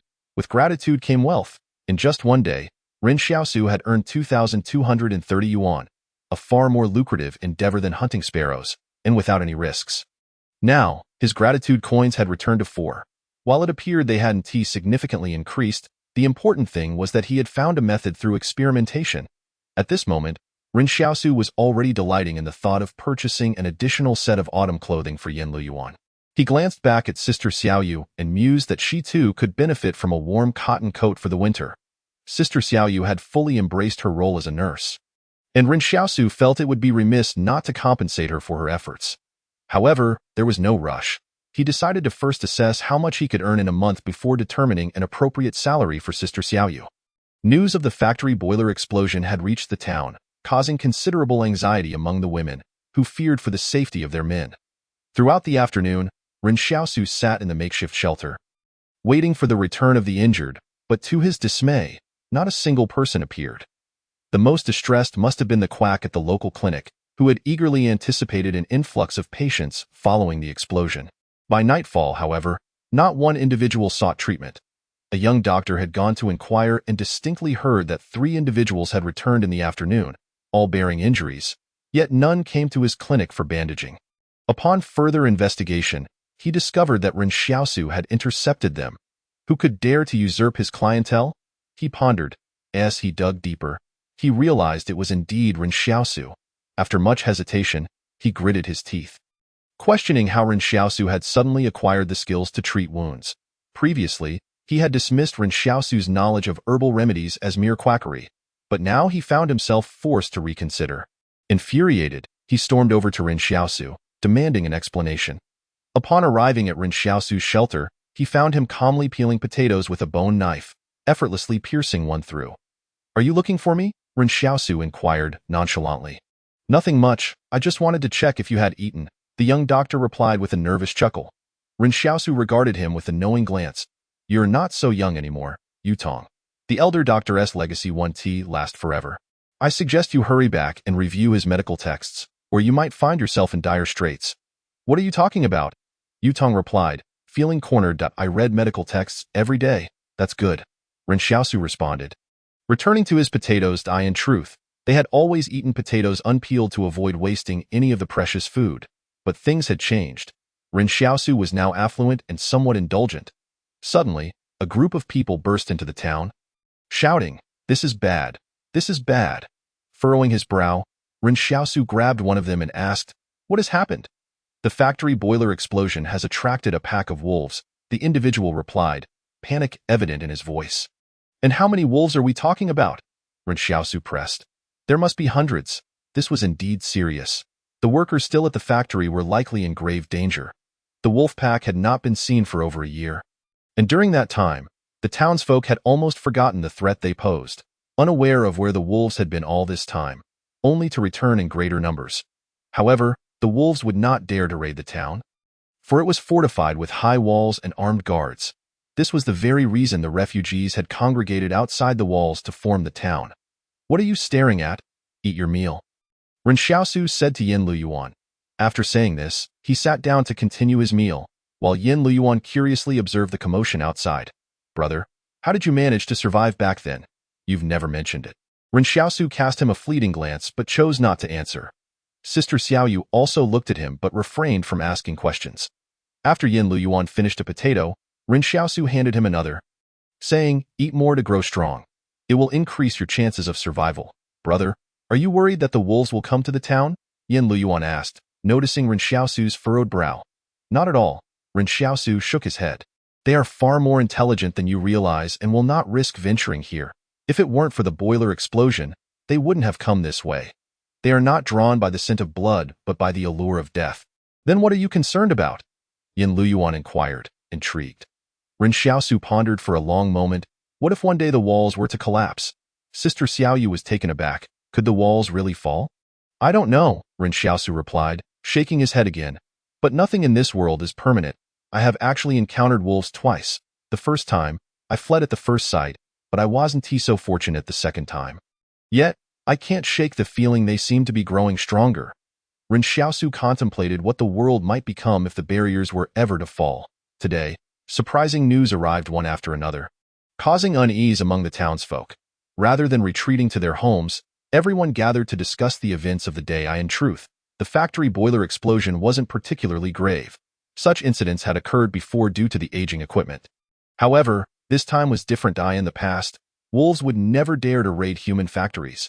Each factory employed thousands of workers, and the streets outside the factories were typically bustling during shift changes. Some workers returned to the town, while others resided in factory dormitories, working around the clock in 3 shifts. The mere thought of a wolf pack targeting such a refuge was utterly absurd. As the soldiers marched out of the barrier, Ren Xiaosu and Yan Liuyuan watched in astonishment. Yan Liuyuan peered out from their shelter, whispering, "Brother, are those guns they carry?" The dark firearms appeared cold and menacing, and Ren Xiaosu recognized them all too well. He felt an instinctive confidence that, should he wield those weapons, he would handle them with remarkable proficiency. The soldiers marched in disarray, with some even complaining about the urgency of their mission. "Shut up. This is a direct order," one soldier snapped at a complainant. "Why bother? It's just a few deaths at the factory.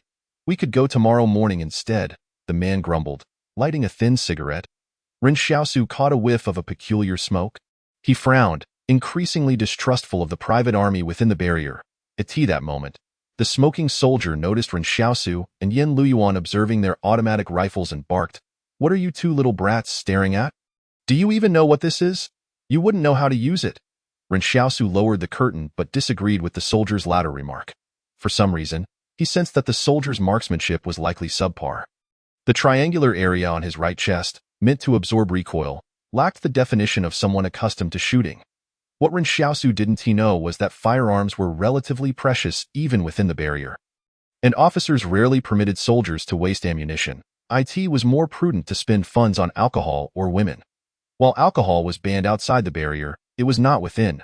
"Brother, why do you seem to recognize their guns?" Yan Liuyuan asked curiously. Ren Xiaosu shot him a glance. "Don't ask too many questions." Yan Liuyuan sulked. "Do I have no standing in this family anymore?" Ren Xiaosu, lost in thought, replied nonchalantly, "Don't think too much. Your standing in this family is simply to survive." Once the sound of the soldier's footsteps faded, Ren Xiaosu suddenly stood up. "You should go spend some time with Sister Xiaoyu tonight. Come back when I return." "Where are you going?" Yan Liuyuan asked, taken aback.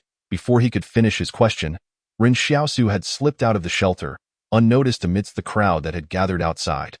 While people usually refrained from venturing out after dark, tonight, it seemed as though everyone had emerged, as if celebrating a festival. Navigating through the shadows, Ren Xiaosu sprinted once he left the town's confines. The moonlight was dim, but having traversed this path almost daily for years, he could navigate it with his eyes closed. The mercenaries traversed the broad path, while Ren Xiaosu opted for a narrower, parallel route to avoid a collision with them. He had come here not for any particular reason, merely to seek out opportunities. Although he could not articulate what those opportunities might entail, guns, it was the allure of firearms that drew Ren Xiaosu to this place. Having acquired advanced marksmanship skills, he was acutely aware of the significance of firearms in this era. The accompanying mercenaries of the band had once remarked, they possessed firearms, and upon hearing the gunfire, the wolves would flee in panic. Having encountered wolves before, Ren Xiaosu understood their terrifying nature. Yet such fearsome creatures were supposedly intimidated by gunfire. He pondered what might unfold between these mercenaries and the wolves, and he had no intention of seizing the guns from the mercenaries. For his true objective lay within the factory. The townspeople were well aware that the factory manager was armed. According to those who had escaped from the factory, it was now in ruins. Ren Xiaosu was left in a quandary that afternoon. Wasn't he had said that wolves feared gunfire? If the manager simply fired his weapon, wouldn't the wolves be driven away? Perhaps they had not anticipated the wolves' arrival, leaving them without time to retrieve their firearms, or perhaps the armed individuals had been ambushed by the wolves, or there were other reasons altogether. Yet those guns might still be there. Ren Xiaosu sprinted with all his might. He was more familiar with this terrain than the mercenaries, who were advancing on foot while he ran. Suddenly, a gunshot shattered the stillness of the night, followed by a cacophony of gunfire echoing through the dark sky. Interspersed with human screams, Ren Xiaosu turned sharply towards the source of the commotion. It was evident that the mercenaries had encountered the wolves, and many of them were wounded even after opening fire. Wasn't it said that wolves feared gunfire? Wasn't this supposed to be the instinctive behavior of beasts evading danger? To this day, Ren Xiaosu held a realization. Although beasts had evolved, they had never overcome their instincts. Rabbits still grazed, and wolves continued to fear gunfire. Unless, of course, something had fundamentally changed. The battle in the wilderness was fierce. The mercenaries had not anticipated an early encounter with the wolves, which seemed to have been lying in wait, fierce and cunning. Initially, they believed that firing their weapons would suffice to drive the wolves away, but they were mistaken. This particular pack did not retreat in fear upon hearing the gunfire. As the wolves approached, the mercenaries were struck by the realization that these wolves appeared larger than they had ever imagined, akin to bison. Wait, these wolves had first attacked the factory and then positioned themselves along the mercenaries' path. Why did it seem as though their true target was the mercenaries themselves? Yet the mercenaries were trained. They quickly formed a defensive line, shrinking their ranks in response to the initial casualties. In the face of human firearms, the claws and fangs of beasts were ultimately outmatched. The mercenaries had dealt with wolves on numerous occasions, and it was only in recent years, following directives from above, that they had gradually relaxed their efforts to eradicate the wolf population. Of course, this had granted the wolves a respite. As Ren Xiaosu listened to the gunfire, he could not shake the feeling that the sharp sounds were oddly pleasing, causing his adrenaline to surge and filling him with exhilaration. He did not attempt to sneak a closer look at the battle. He was aware that the wolves and mercenaries were engaged in combat, which meant that the area near the factory was presumably safe. Ren Xiaosu ran through the wilderness like a cheetah, experiencing for the first time the full extent of his newfound strength and agility. His muscle fibers tightened and relaxed repeatedly, a sensation that could only be described as exhilarating. As he neared the factory, he finally slowed his pace, stealthily approaching under the cover of darkness. At this moment, he was confronted with the sight of numerous bodies of refugees, who seemed to have attempted to flee towards the town, only to be relentlessly pursued by the wolves. Only a few fortunate souls managed to escape at the cost of their companions. Ren Xiaosu deliberately examined their wounds, which appeared to be fatal bites to the neck from the wolves. And curiously, the wolves had not consumed the bodies, as if they had been in a hurry to leave. After contemplating for a moment, Ren Xiaosu chose not to enter through the main gate, but instead climbed up along the pipes outside the factory. He carefully surveyed each window as he passed, checking for any survivors within. Upon reaching the top level, a chill washed over him. It appeared that there were no living souls left in the factory. The wolves had swept through, leaving no one unscathed. Where might the firearms be hidden? Ren Xiaosu mused, knowing that the factory manager would not have placed them in an easily accessible location. He smashed through the topmost glass and leapt inside. Surveying his surroundings, the corridor was smeared with blood and littered with corpses. The vast factory resembled a hellish purgatory. Yet, Ren Xiaosu suddenly noticed something amiss. All the bodies seemed to be oriented in a singular direction. As if drawn by an unseen force. In such perilous circumstances, what could compel people to rush towards a common location? Ren Xiaosu formulated his hypothesis. That place was either the storage for weapons or a potential hiding spot. Following this path downward, he found himself in the basement, which appeared to be an emergency shelter. The further he ventured, the more bodies he encountered. Ren Xiaosu could vividly imagine the scene of panic as everyone had fled before the wolves, desperately seeking a safe haven, only to find themselves outpaced by the predators. Arriving at a heavy iron gate, he realized that people had indeed rushed here in hopes of entering. The wolves, despite their evolution, were still mere flesh and blood. It would be no easy task for them to breach such a thick iron door.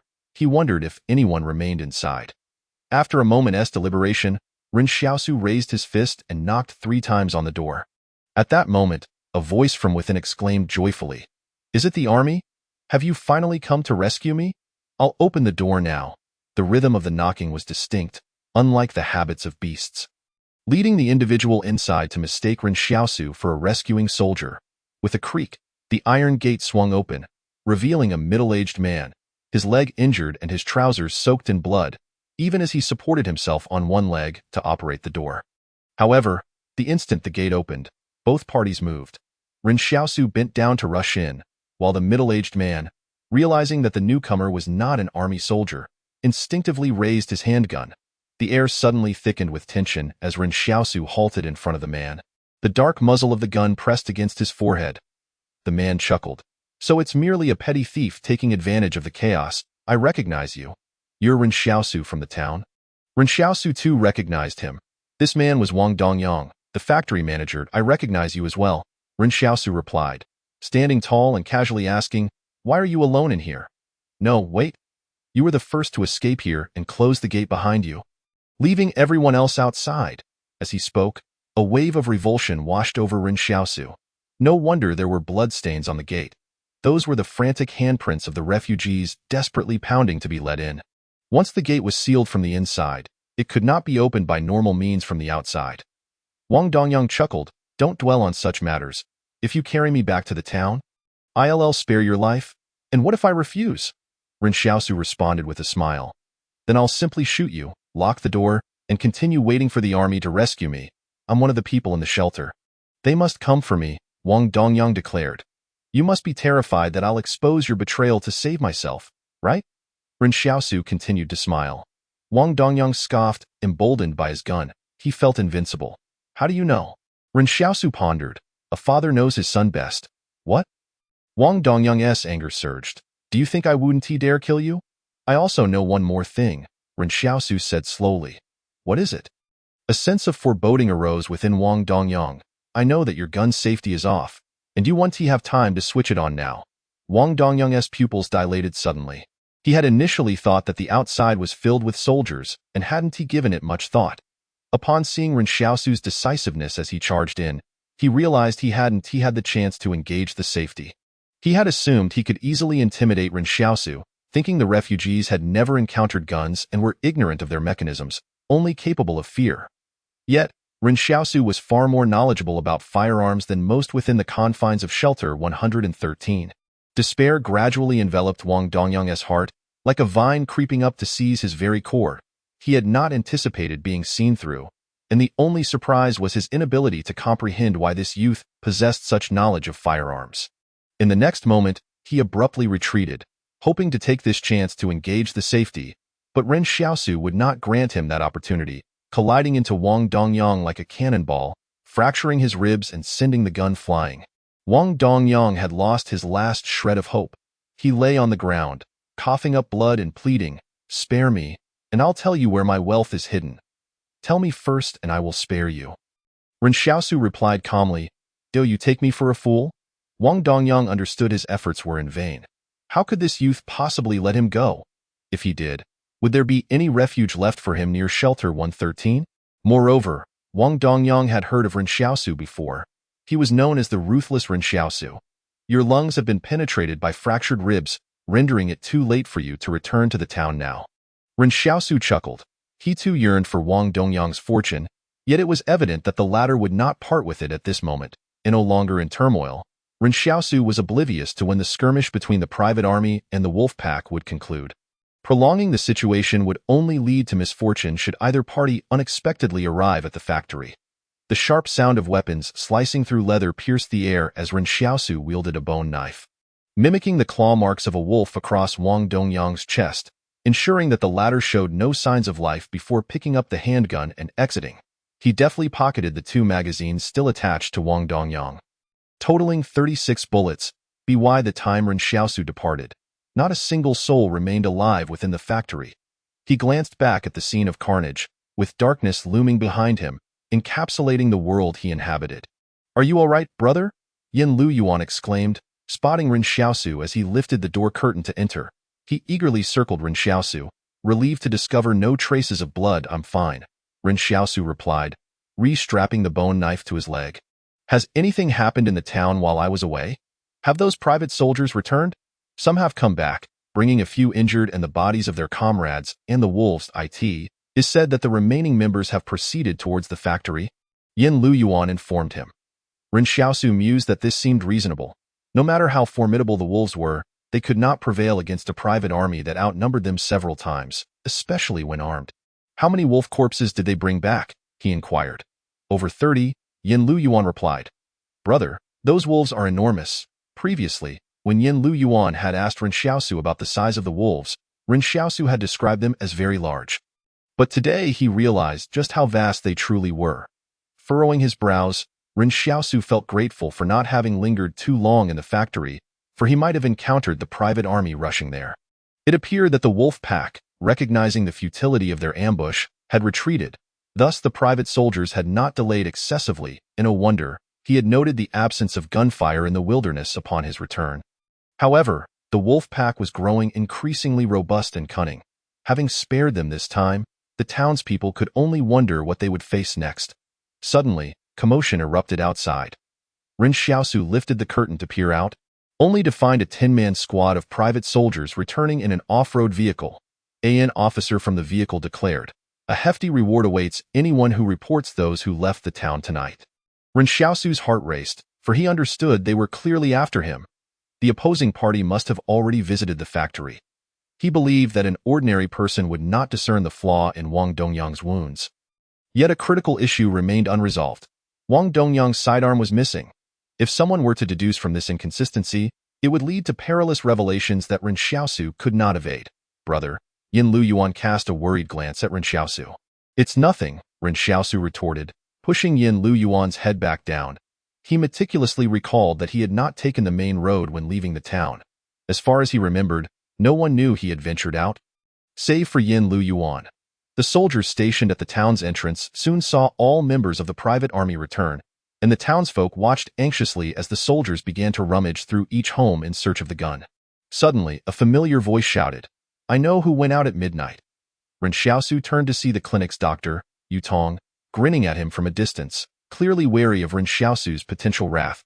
The officer from the private army approached slowly, asking, "Who? That's him, Ren Xiaosu. I saw him leave the town with my own eyes," Yu Tong replied smugly.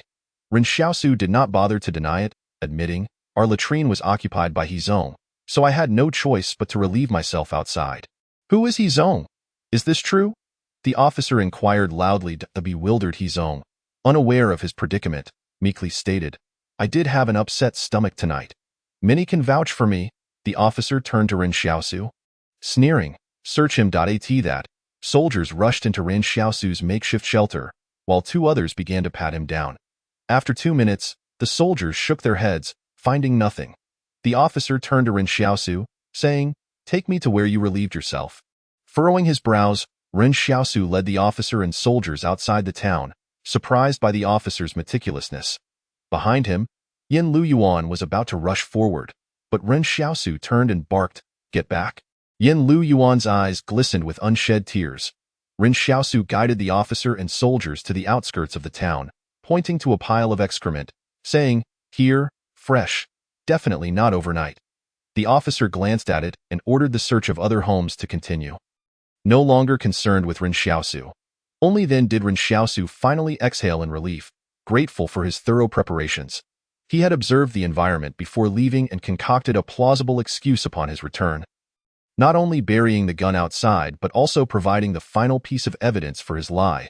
Having just relieved himself, he turned his gaze to Yu Tong, who, upon meeting Ren Xiaosu's fierce glare, nearly lost control of his bladder. 24. The apothecary, Ren Xiaosu initially, Ren Xiaosu was uncertain whether Yu Tong, the clinic's practitioner, had genuinely witnessed him leaving or if he was deliberately trying to frame him, regardless of having seen anything. After careful recollection, he realized he had not seen Yu Tong at that moment. Knowing his own actions had encroached upon Yu Tong's business, Ren Xiaosu was on guard against potential malice. In this world, one must tread carefully to avoid being ensnared. Thus, if Ren Xiaosu had no recollection of Yu Tong as a potential threat, it implied that Yu Tong had indeed been absent, making the likelihood of his deceit more plausible. As for whether Yu Tong had considered the consequences of failing in his framing attempt, Ren Xiaosu doubted his intelligence. He likely hadn't thought that far ahead. Previously, Ren Xiaosu had been somewhat tolerant of Yu Tong, but after appropriating his business and thoroughly dismantling his livelihood, Ren Xiaosu could not simply overlook it. Therefore, He had advised Yutong to study his medical texts diligently, only for Yutong to disregard his counsel and attempt to harm him instead. Ren Xiaosu cast a cold glance at Yutong, who took off running back towards the town, leaving a trail of water behind. Wang Fugui chuckled nearby. It seems my intervention was unnecessary. You're evidently unscathed. Ren Xiaosu turned to Wang Fugui, sincerely thanking him in that precarious moment. Had even one person been willing to speak a word in his favor, he would have remembered it. Don't mention it. Wang Fugui laughed, blooming like a chrysanthemum. If it weren't for Boss Luo's appreciation of you, I wouldn't have dared to speak up either. Boss Luo specifically sent word today for the town's overseers to look out for you. Ren Xiaosu paused. What does Boss Luo do? Does he know me? Wang Fugui leaned in, whispering, that medicine of yours. Boss Luo is quite fond of it. Ren Xiaosu was taken aback. It dawned on him that Wang Fugui had indeed delivered his illicit medicine into the barriers. Boss Luo mentioned that as long as you deliver a specific quantity each month, you'll have nothing to worry about outside the barriers, Wang Fugui continued, his smile tinged with ulterior motives. After all, by connecting with Boss Luo through Ren Xiaosu's black medicine, he could ensure his own safety for life. Suddenly, Ren Xiaosu felt a shift in his thoughts. Is Boss Luo quite powerful within the barriers? You wouldn't understand, Wang Fugui boasted. He represents the Qing family consortium at Barrier 113. Why don't the people from the Qing family carry the surname Qing? Ren Xiaosu pondered, sensing something amiss. I'll share this with you, but you mustn't speak of it outside. Wang Fugui lowered his voice. Its said he is a half-brother to a prominent figure within the Qing family. A love child. Could you speak to Boss Luo about helping us gain entry into the refuge barriers? Ren Xiaosu mused, thinking that with such power, Boss Luo could likely facilitate their entrance. We're all contaminated individuals. How could we possibly enter the barriers? Wang Fugui lamented, and besides, if you go in, who will gather herbal medicine for Boss Luo in the wilderness? Ren Xiaosu was taken aback. Perhaps the latter part of the statement held the true reason. What possible motive could that Boss Luo have for involving Ren Xiaosu and his companions? It would suffice to keep them outside the barrier, providing the black medicine as needed. That very night, Yan Liuyuan was suddenly stricken with a persistent high fever. In an effort to alleviate his suffering, Ren Xiaosu attempted to apply a vial of black medicine to Yan Liuyuan's forehead, yet it did little to quell the fever. Sitting at the bedside, he gazed at the waning figure of Yan Liuyuan and sighed. This matter does not require your wishes. From now on, do not make wishes casually without my command. Do you understand? Such a high fever could be fatal. Yan Liuyuan managed to open his eyes with great effort and weakly replied, but what if something were to happen to you? What would I do? Ren Xiaosu pondered for a long moment before asserting, do not be stubborn. I will ensure that we live well together. The following morning, while fetching water in the market town, Ren Xiaosu was met with astonishing news. Yutong had fled overnight with a significant sum of money. It seemed that the other party preferred to confront the dangers of the wilderness rather than face Ren Xiaosu. Some speculated that Yutong had gone to Barrier 114, as it was the closest refuge to 113 and lay in the opposite direction of the wolf pack. Taking the main road would typically be safe. Ren Xiaosu found it both amusing and perplexing that he had managed to scare someone off. However, an even more unexpected event unfolded. Chen Haidong, the overseer sent from the refuge, came to visit. With a pleasant demeanor, he inquired, Ren Xiaosu, I hear you possess the ability to heal. Ren Xiaosu was momentarily taken aback. I only treat cuts and external injuries. Not to worry, Chen Haidong replied with an even broader smile. Healing is healing. After all, our market town is in dire need of a doctor. Would you be interested? Yan Liuyuan, still feverish in the makeshift shelter, was taken aback. His brother merely wished to earn some gratitude and money. Yet suddenly he had become a bona fide doctor, the only one in the market town. He hadn't even wished for this. Could it be that what transpired last night did not require a wish, thus shifting their fortune? Yet Ren Xiaosu understood that the primary motivation was Chen Haidong's desire to curry favor with Boss Luo. Power has a way of compelling those around you to cater to your every need. Not one to be easily fooled, Ren Xiaosu readily agreed. Could I possibly occupy the clinic's premises? Absolutely, Chen Haidong replied affably. That would be splendid. You can move in today. No one is using it anymore. With that, Chen Haidong strolled away, humming a tune. Shortly thereafter, Old Wang arrived, clutching a wooden box under his arm, followed by several individuals known to be the wealthiest in the town. Those who owned small gambling houses, fabric shops, and grain stores. Old Wang exclaimed, "Congratulations, Ren Xiaosu. You are moving into a brick house." As he spoke, he handed the gift box to Ren Xiaosu. "I prepared a little something for you and Liuyuan. This will nourish your growing bodies." Curious, Ren Xiaosu opened the box to reveal a mass of white substance. "What is this?" "You wouldn't understand," Old Wang said with a grin. "It's bird's nest. Something I've treasured for many years. A great tonic." Ren Xiaosu had only heard of bird's nest before but had never seen it. However, he had always been puzzled. Mr. Zhang Jinglin mentioned that bird's nest is made from the saliva of swallows. But I thought saliva couldn't be that viscous. It must be phlegm. "Old Wang? Do you really have to be so gross when receiving a gift?" he retorted, clearly displeased. "What about blood bird's nest? What is that?" Ren Xiaosu pondered. "Is it phlegm mixed with blood?" 25. A banner. "If you don't want it, just give it back." "There's no need for such disgusting remarks," Old Wang exclaimed, attempting to reclaim the bird's nest. Ren Xiaosu, chuckling, covered the box and tossed it into the shelter. "I meant no offense. It was just a joke."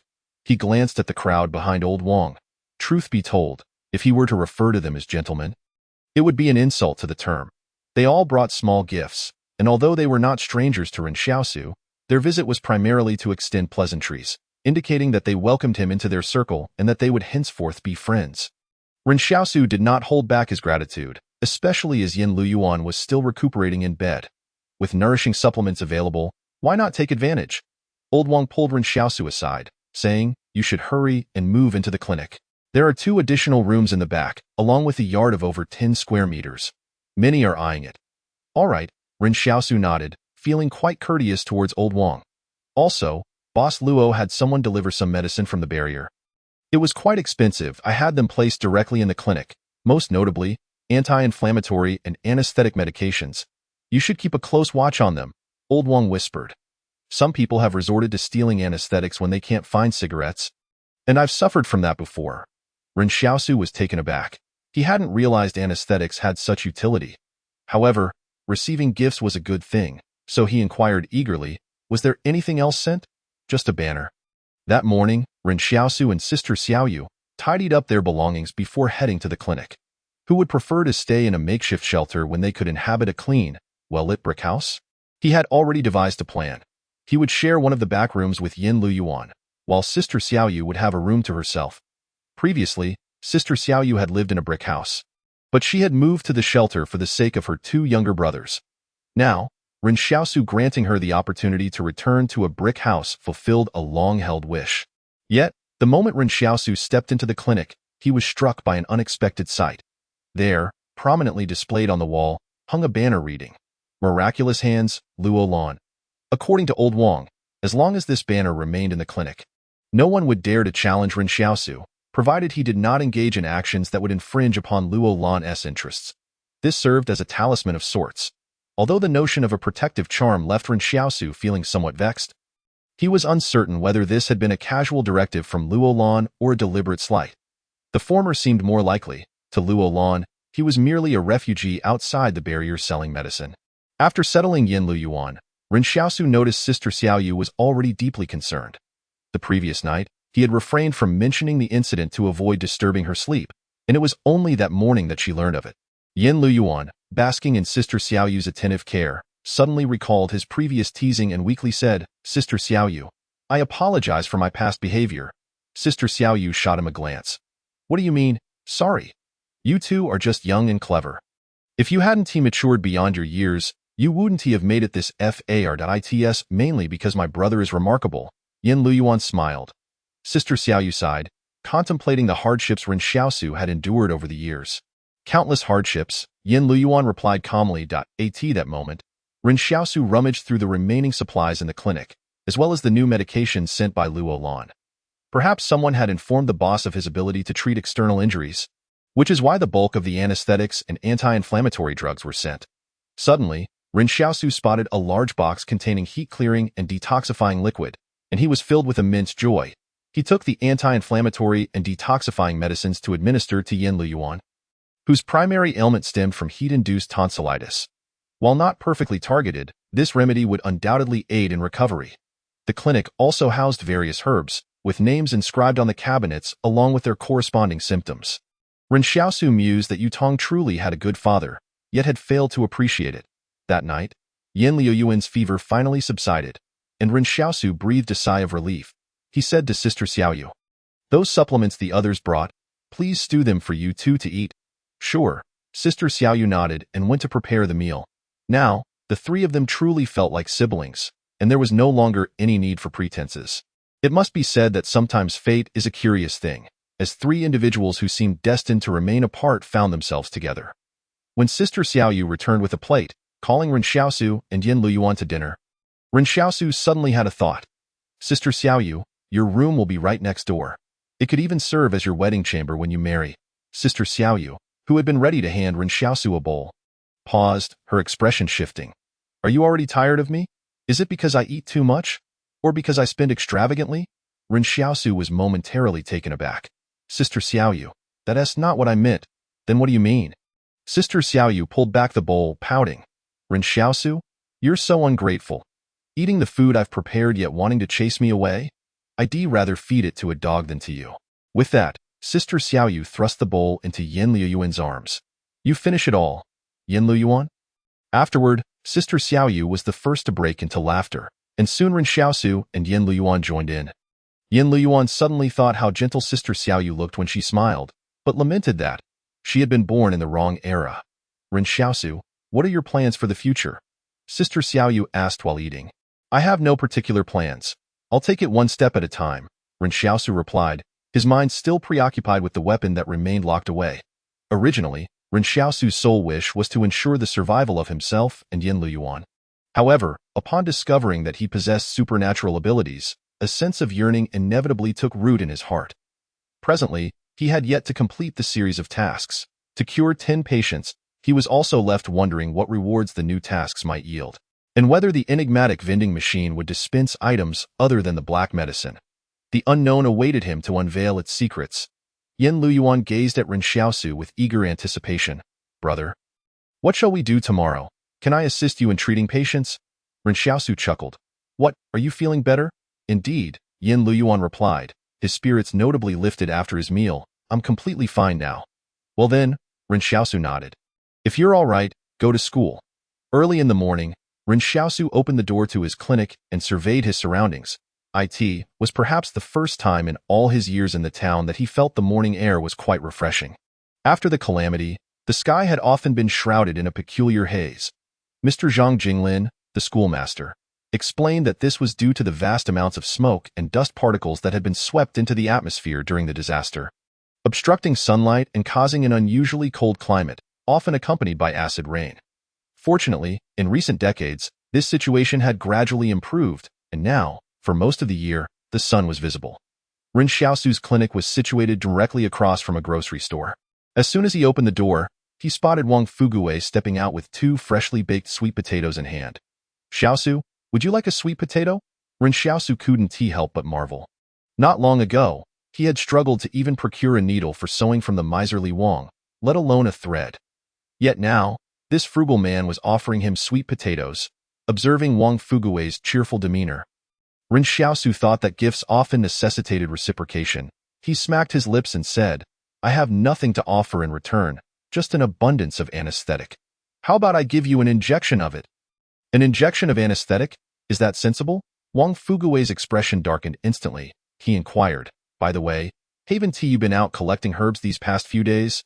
Do you still have any of your medicine left?" "Of course, I have anti-inflammatory drugs, anesthetics, and cough syrup," Ren Xiaosu replied with a grin. "I meant your black medicine," Wang Fugui said somewhat awkwardly. "Didn't you just buy some?" Ren Xiaosu feigned ignorance. "That was for the big wigs inside the barrier. Without me delivering the medicine, how could you have established such a clinic?" Wang Fugui grumbled. "To be honest, I initially intended it for Chen Haidong, but somehow it ended up in Boss Luo's hands." At that moment, Wang Fugui himself was puzzled about how the black medicine had been passed along, and whether it would still be usable by the time it reached Boss Luo. Here, Ren Xiaosu produced 2 small porcelain vials. Having exchanged a small bottle of black medicine yesterday to treat Yan Liuyuan's fever, now, he had enough for 2 more treatments, so he had already divided it. 1,200, not a penny less. "You charge me that much for a bottle?" Wang Fugui exclaimed incredulously. "Take it or leave it," Ren Xiaosu said, preparing to tuck the black medicine back into his pocket. However, Wang Fuguwei, without hesitation, grasped Ren Xiaosu's arm. Exchanging money for the goods, and to Ren Xiaosu's surprise, Wang Fuguwei even expressed his gratitude. A thank you from Wang Fuguwei one. Ren Xiaosu mused to himself that Wang Fuguwei was rather interesting. He had received thanks twice in a row. Yet, he felt a pang of regret that his gratitude coins were dwindling, now totaling only 4. Nevertheless, he weighed the pros and cons and concluded that fostering a closer relationship with those inside the barrier was essential for ensuring a better life for Yan Liuyuan and Sister Xiaoyu in the town. Moreover, he wasn't giving away the black medicine for free, so why not take advantage of the situation? With this in mind, Ren Xiaosu sighed, hoping that with the status of being a clinic doctor, he might garner more gratitude. The priority for Ren Xiaosu was to venture out to gather herbs. Being a cautious individual, he knew he had to maintain a facade. Otherwise, it might arouse suspicion if others began to talk about him. They might say, someone's supernatural ability manifests as an ice mountain that crushes cities.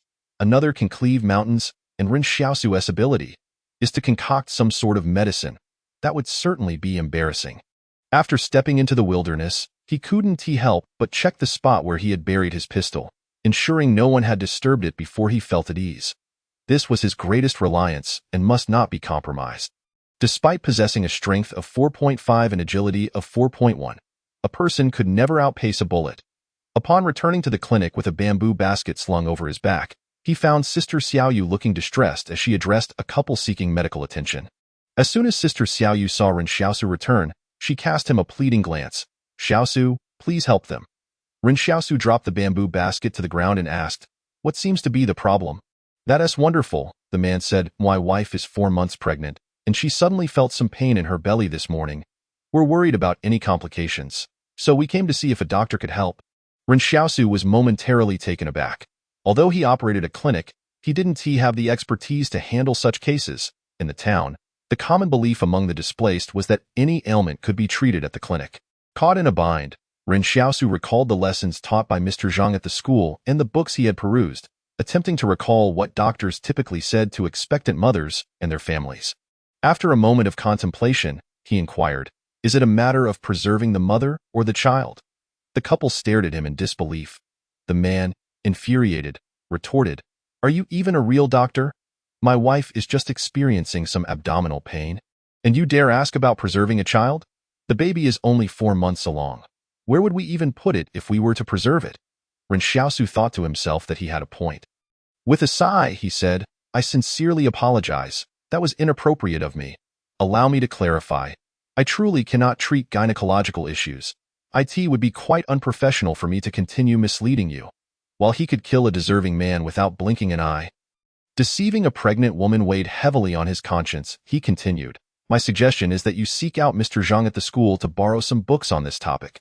Ensure that your wife eats well and stays hydrated. Whether she can give birth safely is up to fate, and I want to take your money under false pretenses.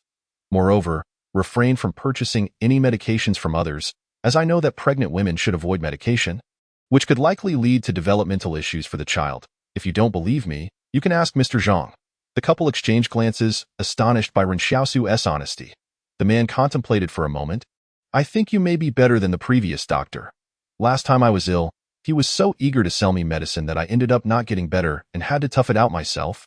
The pregnant woman stood up and smiled. Thank you, doctor. A thank you from Qin Jiejia. 1. Ren Xiaosu was momentarily taken aback.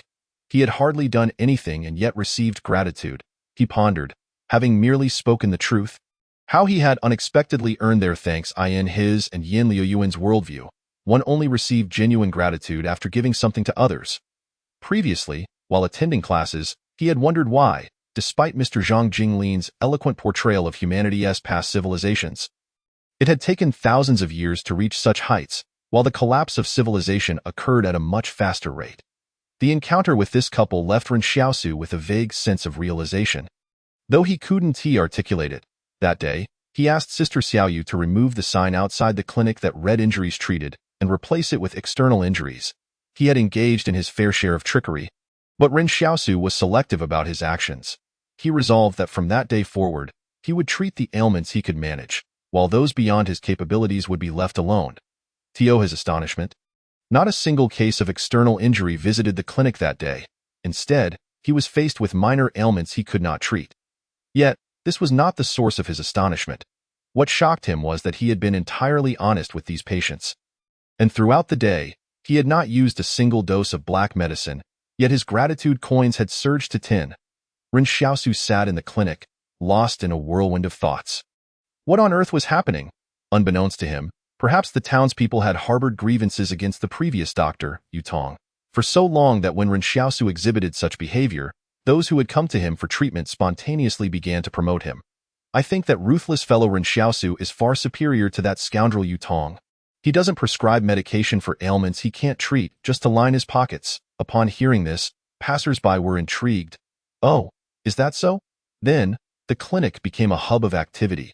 While everyone was bustling around, Ren Xiaosu found himself in a rather uncomfortable position.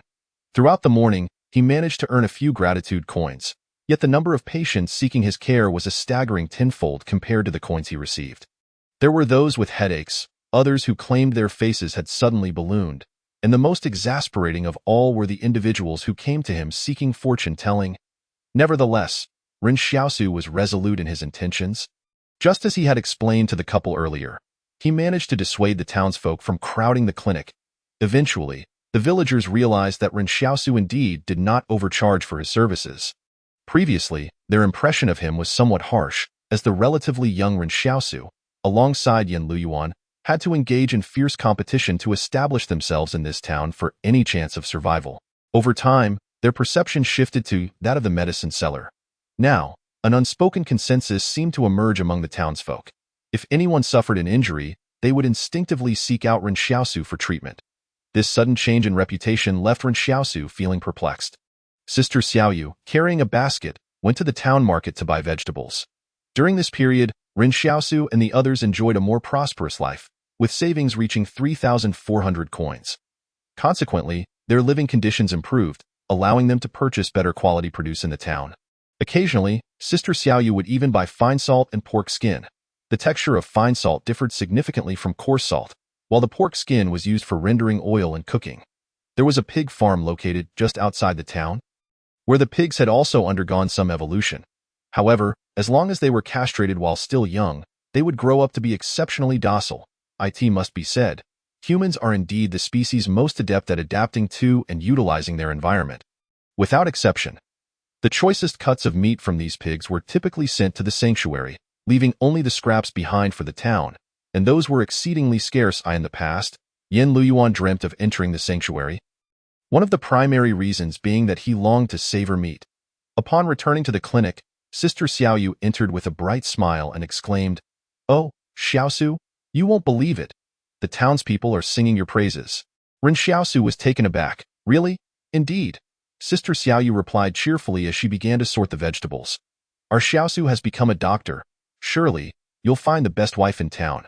When you two marry and have children, I'll help take care of them." Ren Xiaosu immediately felt awkward. "I haven't thought about that." Sister Xiaoyu, clearly displeased, retorted, "At your age, you ought to consider it today. I also bought some peanuts, though I have no idea where the townsfolk dug them up. I'll cook some for you later." That moment, Yan Liuyuan returned from school. Now, he could enjoy meals at home like his classmates. Previously, he would bring 2 potatoes with him in the morning and eat them at school for lunch.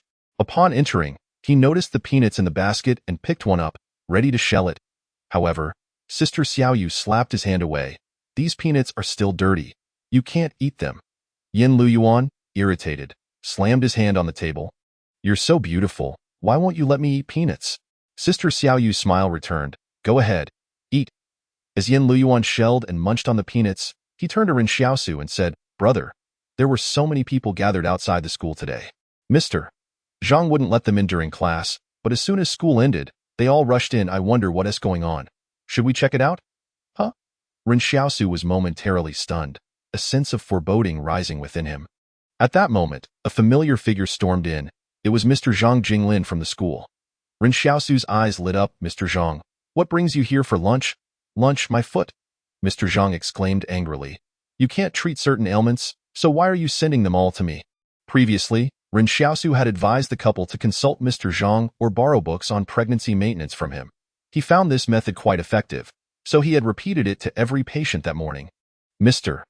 Zhang lamented, ordinary ailments I can handle. But why are they coming to me for something as trivial as athlete's foot? You have no idea how it smells when that guy takes off his shoes." "I barely escaped with my life." Ren Xiaosu awkwardly chuckled.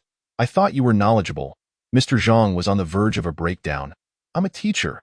If you can't treat an ailment, how can I? If you keep sending patients my way, I'll assign Yan Liuyuan endless homework." Yan Liuyuan, who was still munching on peanuts, thought, "What do I care about your quarrel?" Ren Xiaosu quickly shoved a handful of peanuts into Mr. Zhang's hand. "Rest assured. I won't do it again, that I promise." After pondering for a moment, Mr. Zhang finally left, still peeling peanuts as he returned to the school. As night fell, Ren Xiaosu felt as though everything in his life was progressing towards a brighter future. He glanced at the 10 gratitude coins he had accumulated in the palace, wishing he could unlock that weapon sooner. Beside him, Yan Liuyuan was fast asleep. Earlier that afternoon, when Ren Xiaosu had substituted for a class, the students, having just heard about the recent wolf pack incident in the town, clamored for him to share more stories about wolves, how to deal with them and how to escape. However, Ren Xiaosu was reluctant to indulge them, opting instead to impart knowledge on wilderness survival. He believed that if these children encountered a wolf pack in the wild, their chances of survival would be slim, as the physical disparity between humans and beasts dictated such outcomes. This was a lesson that could not be taught. Rather than instructing them on how to hunt wild animals, it was more prudent to teach them how to procure water and food for survival should they avoid wolves altogether. Being killed by wolves was unfortunate. Starving to death would be a far greater injustice. The lesson did not align with the students' expectations, and to make matters worse, it extended beyond the allotted time, leading to their growing dissatisfaction with Ren Xiaosu. They even threatened to report him to their parents. What they failed to realize was that while they might not dare to confront Ren Xiaosu, their parents certainly would. At that moment, Ren Xiaosu suddenly heard unusual noises coming from outside the courtyard wall. The source of the sound was extremely cautious, but for someone like Ren Xiaosu, who had spent years in the wild, even the slightest rustle warranted vigilance, for it could mean life or death. He promptly extinguished the kerosene lamp in the room and silently crept towards the courtyard. Concealed by the wall, Ren Xiaosu listened intently to the sounds outside. Suddenly, someone leaped over the wall, grasping the top of it with both hands before vaulting into the courtyard in midair. The intruder glanced down and met Ren Xiaosu's curious gaze. In the next instant, he saw Ren Xiaosu abruptly lower his stance, seemingly gathering all his strength before unleashing a powerful strike. The punch struck the intruder squarely in the groin, as though it could shatter mountains.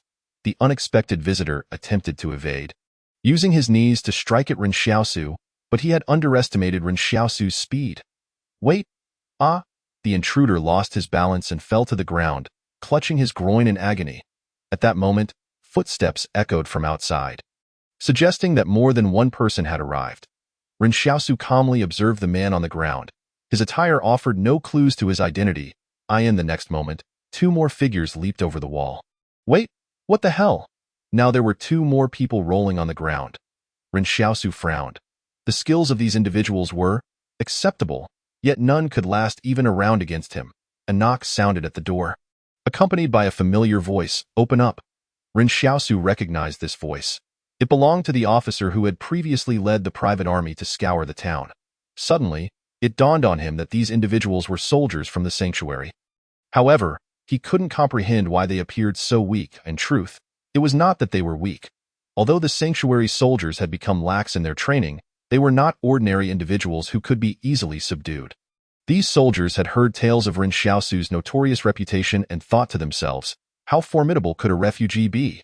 Inside the house, Sister Xiaoyu and Yan Liuyuan, who had been peacefully sleeping, quickly dressed and emerged, asking, "What is going on?" "Get back inside," Ren Xiaosu instructed before heading to open the door for the officer. He pondered why these soldiers had chosen to scale the wall dressed in civilian clothes. It was evident they intended to launch a surprise investigation, perhaps in a desperate attempt to find the prime suspect in the gun incident, all while wary of Boss Luo. If they found something, it would be one thing. After all, within Sanctuary number 113, Boss Luo was not the only one wielding power, and he might not place much importance on Ren Xiaosu. However, if they found nothing, they would likely face Boss Luo's wrath. In normal circumstances, after a thorough search and having been introduced by Boss Luo, Most individuals would not suspect that the private army would return for a second sweep. But what if he had inadvertently brought back a firearm during his last harvest? That would spell danger, for according to Wang Fuguwei, the family of the factory manager he had killed wielded considerable influence within the sanctuary. Ren Xiaosu furrowed his brow. The intruders were trespassing, and this was the second time they had searched him. Logically, he was in the right. Yet outside the sanctuary, whom could he reason with? Might makes right, and his fists were not strong enough. Ren Xiaosu had just delivered a few blows to 3 private soldiers, and he sensed that they would not let this matter rest easily. After this incident, he reminded himself to be increasingly cautious. He could not afford to underestimate anyone. In fact, the officer stood outside with a dozen men. Brimming with fury, he could not accept that his soldiers were incapable of handling a mere refugee, and he had to step in to rescue them. If word of this got out, where would his dignity lie? Therefore, today, a resolution was imperative. Just as he was about to signal his men to kick the door down, the clinic's door swung open of its own accord. Immediately, all the soldiers outside were enveloped in confusion as they beheld Ren Xiaosu wrapped in a large ceremonial banner, which bore the inscription, "Miraculous Hands, Luo Lan." The officer fell silent for a moment, and then, inexplicably, a smile broke through his rage. What was this? A protective banner. Ren Xiaosu remained on high alert, meticulously observing the officer's expression, primarily fearing that the officer, in his impulsive state, might seek vengeance upon seeing the banner. To his surprise, the officer bypassed him and strode directly inside, barking an order. "Search!" Ren Xiaosu followed closely behind. Protesting, "Haven't you already searched before?" The officer's expression darkened upon witnessing the soldiers still rolling about in the courtyard. A bunch of worthless fools. He turned to Ren Xiaosu. "I am Wang Songyang. If you wish to seek retribution from Boss Luo, you may use my name." "That won't do," Ren Xiaosu replied with a forced grin. "You haven't done anything wrong." Wang Songyang scrutinized Ren Xiaosu closely. While his soldiers reported after a few minutes of searching, nothing found. Without a word, Wang Songyang led his men away, casting a half-smile back at Ren Xiaosu. "If you were born inside the barrier, you ought to join my ranks. You'd be far superior to these spineless wretches." "Wait." Ren Xiaosu suddenly paused, recalling that the factory manager was named Wang Dongyang. Could there be a connection to this Wang Songyang? No wonder the latter was so adamant about pursuing him for the truth. Upon learning that the officer was named Wang Songyang, Ren Xiaosu felt a jolt of anxiety, fearing the officer might persistently target him. At dawn, he opened the door to find Wang Fuguwei sweeping the shop.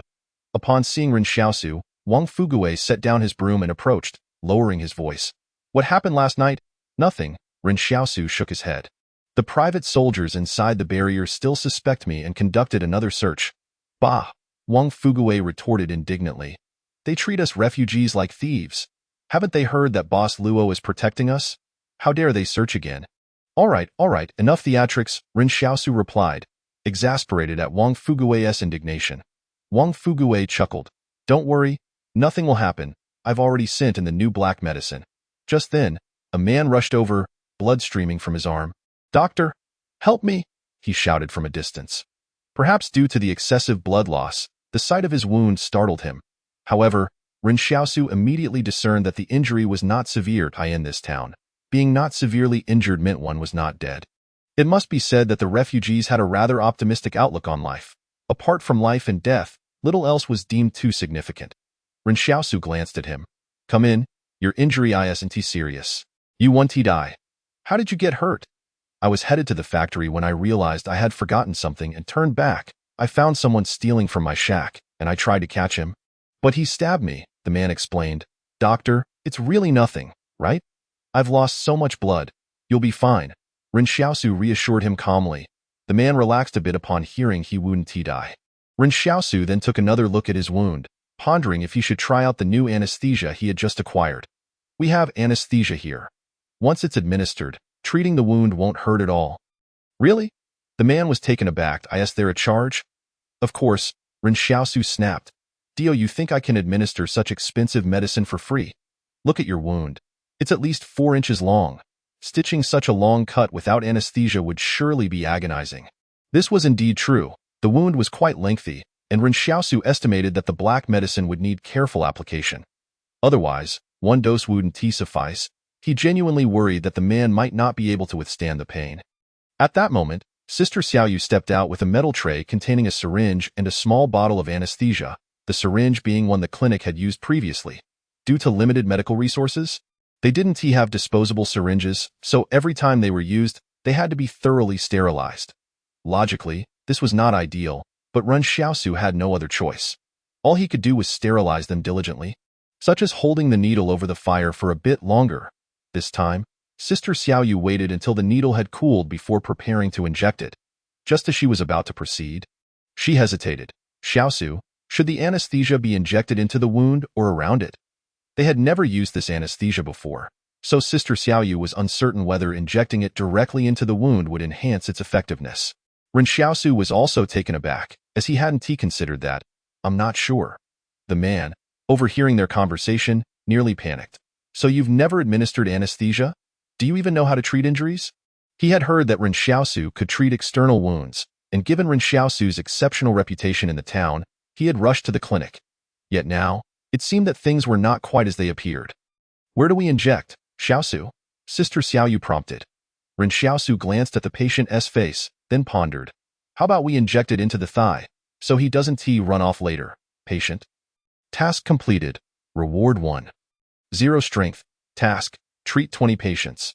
However, throughout that day, though Ren Xiaosu completed the third consecutive task of treating 10 patients, his gratitude coins dropped from 10 to 8, as many individuals, even when healed, lacked the integrity to express thanks.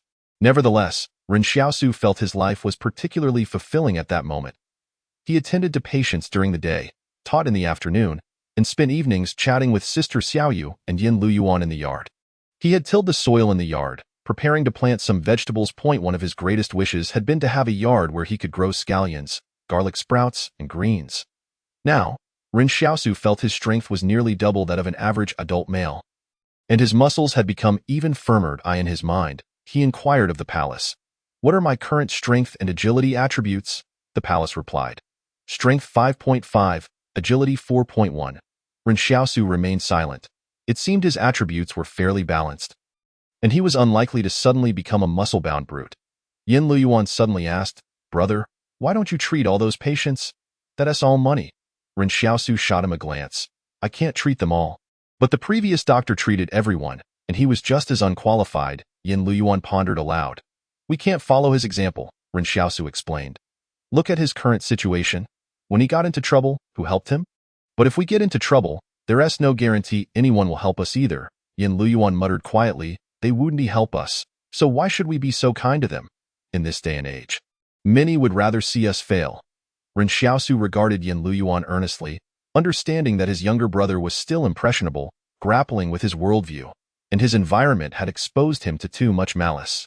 Ren Xiaosu acknowledged that Yan Liuyuan was correct. In this era, everyone was selfish. Selfishness had become a natural state of affairs, and harboring ill intentions seemed almost normative. Yet, Ren Xiaosu needed Yan Liuyuan to understand that others were others, and they were they.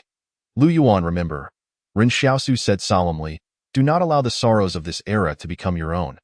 Yan Liuyuan appeared contemplative, while Sister Xiaoyu watched the two brothers with bright eyes. Suddenly feeling that as long as Ren Xiaosu was by Yan Liuyuan's side, he would never stray from the right path. Suddenly, a commotion erupted outside, with someone exclaiming, the band is back. Didn't they go to Barrier 112? How did they return? Indeed, and the man guiding them has vanished. Ren Xiaosu looked up, suddenly recalling the girl in the duck hat with impeccable shooting skills. The band is back? Ren Xiaosu felt perplexed. The journey to Barrier 112 would take at least 2 months, round trip. Considering the time since the band had left, it seemed they had only been gone for about a week. Thus, they hadn't even reached Barrier 112, or perhaps even the foot of the mountain. On this journey, one would expect little danger, with the sole threat being the wolf pack. However, the arrival of the wolves coincided with the departure of the band, and if they had indeed encountered the wolves, it is likely they would not have returned. After all, the wolves no longer fear the sound of gunfire. The thought of the wolf pack troubled Ren Xiaosu. He had spoken to Wang Fugui about it yesterday, and Wang had revealed information obtained from the town's overseer, Chen Haidong. The wolf pack had suffered significant losses in their ambush on the private army, retreating into Yangshan near the 111th barricade, likely too frightened to approach their vicinity again. Nevertheless, Ren Xiaosu held a different perspective. The wolves had previously departed, yet they had returned, even more ferocious than before. What could possibly have caused this evolution in the wolves? The answer eluded him. Peering out of the clinic's window, Ren Xiaosu observed the refugees from the town emerging from their shelters, silently gathering to watch. Their curiosity about the band had intensified upon realizing that something might have happened to them. The band had left in 4 off-road vehicles, yet now only one remained, slowly making its way forward. Carrying the star Luo Sinew from the barricade along with 3 members of the private army, while the others trudged behind on foot, their clothing tattered and worn. Yan Liuyuan remarked with curiosity. They were all so clean when they left. Now they look just like us. Although life had improved somewhat for Ren Xiaosu and Yan Liuyuan, water remained scarce. In terms of water resources, the refugees were treated as equals, with the barricade enforcing strict management. Consequently, if they had any surplus water at home, Ren Xiaosu and Yan Liuyuan would willingly offer it to Sister Xiaoyu for her ablutions, using only a little for brushing their teeth. The so-called brushing involved rubbing coarse salt on their teeth with a willow twig for an extended period, followed by rinsing their mouths. Now, seeing the members of the band, who had become just as grimy as they were, brought a sense of joy to them. The girl in the duckbill cap, skilled in firearms, trailed behind the off-road vehicle. Although her clothes were tattered, Ren Xiaosu noted that, despite appearing just as disheveled as the other band members, her steps remained light and steady. This alone indicated that she was far superior to the accompanying private soldiers. Of course, this was to be expected. After all, how could someone with perfect marksmanship be outdone by mere private soldiers? Inside the vehicle, Luo Sinew instructed, quickly report to the barricade. We cannot allow these refugees to gawk at us like monkeys. Upon receiving the order, the private soldiers raised their automatic rifles menacingly towards the onlookers. One of them growling, "Get back to your pigsty." The refugees, sensing the soldiers' irritation, quickly retreated. Additionally, Luo Sinew coldly commanded, "Find Wang Fuguwei." The cacophony in the town gradually subsided, with everyone daring only to whisper in their shelters or chat quietly with their families, even feeling free to converse with neighbors through the thin fabric of their shanties, as sound traveled easily. Ren Xiaosu and Yan Liuyuan leaned against the window, watching as the band members split into 2 groups. One headed towards the barricade for processing, while the other made a beeline for Wang Fuguwei's general store. "Brother, what do they want with old Wang?" Yan Liuyuan asked, intrigued. "Perhaps they seek to settle scores with him." Old Wang recommended a guide. Yet the hunter who took on that role failed to return, which might explain their current predicament, Ren Xiaosu speculated. He felt a pang of regret. When the guide had left the town, he had cast a boastful glance in Ren Xiaosu's direction, not realizing that glance would signify their eternal farewell. Ren Xiaosu watched as the group knocked on the door of Wang Fuguwei's store. Slowly, Wang opened it, appearing quite unperturbed, initially worried for Wang's safety. Ren Xiaosu felt reassured by Wang's calm demeanor. The occupants of the off-road vehicle disembarked, with Luo Sinew, clad in what was once a white uniform, glaring at Wang Fuguwei, demanding, "What kind of guide did you provide us?" Wang Fuguwei, genuinely curious, inquired, "What happened?" He was indeed puzzled, as he believed the guide to be an experienced hunter who shouldn't have made such a basic error. Luo Sinew's voice was devoid of warmth as she replied, "Before we even entered the Jing Mountain area, he led us astray, and we wasted 3 days without finding the correct location."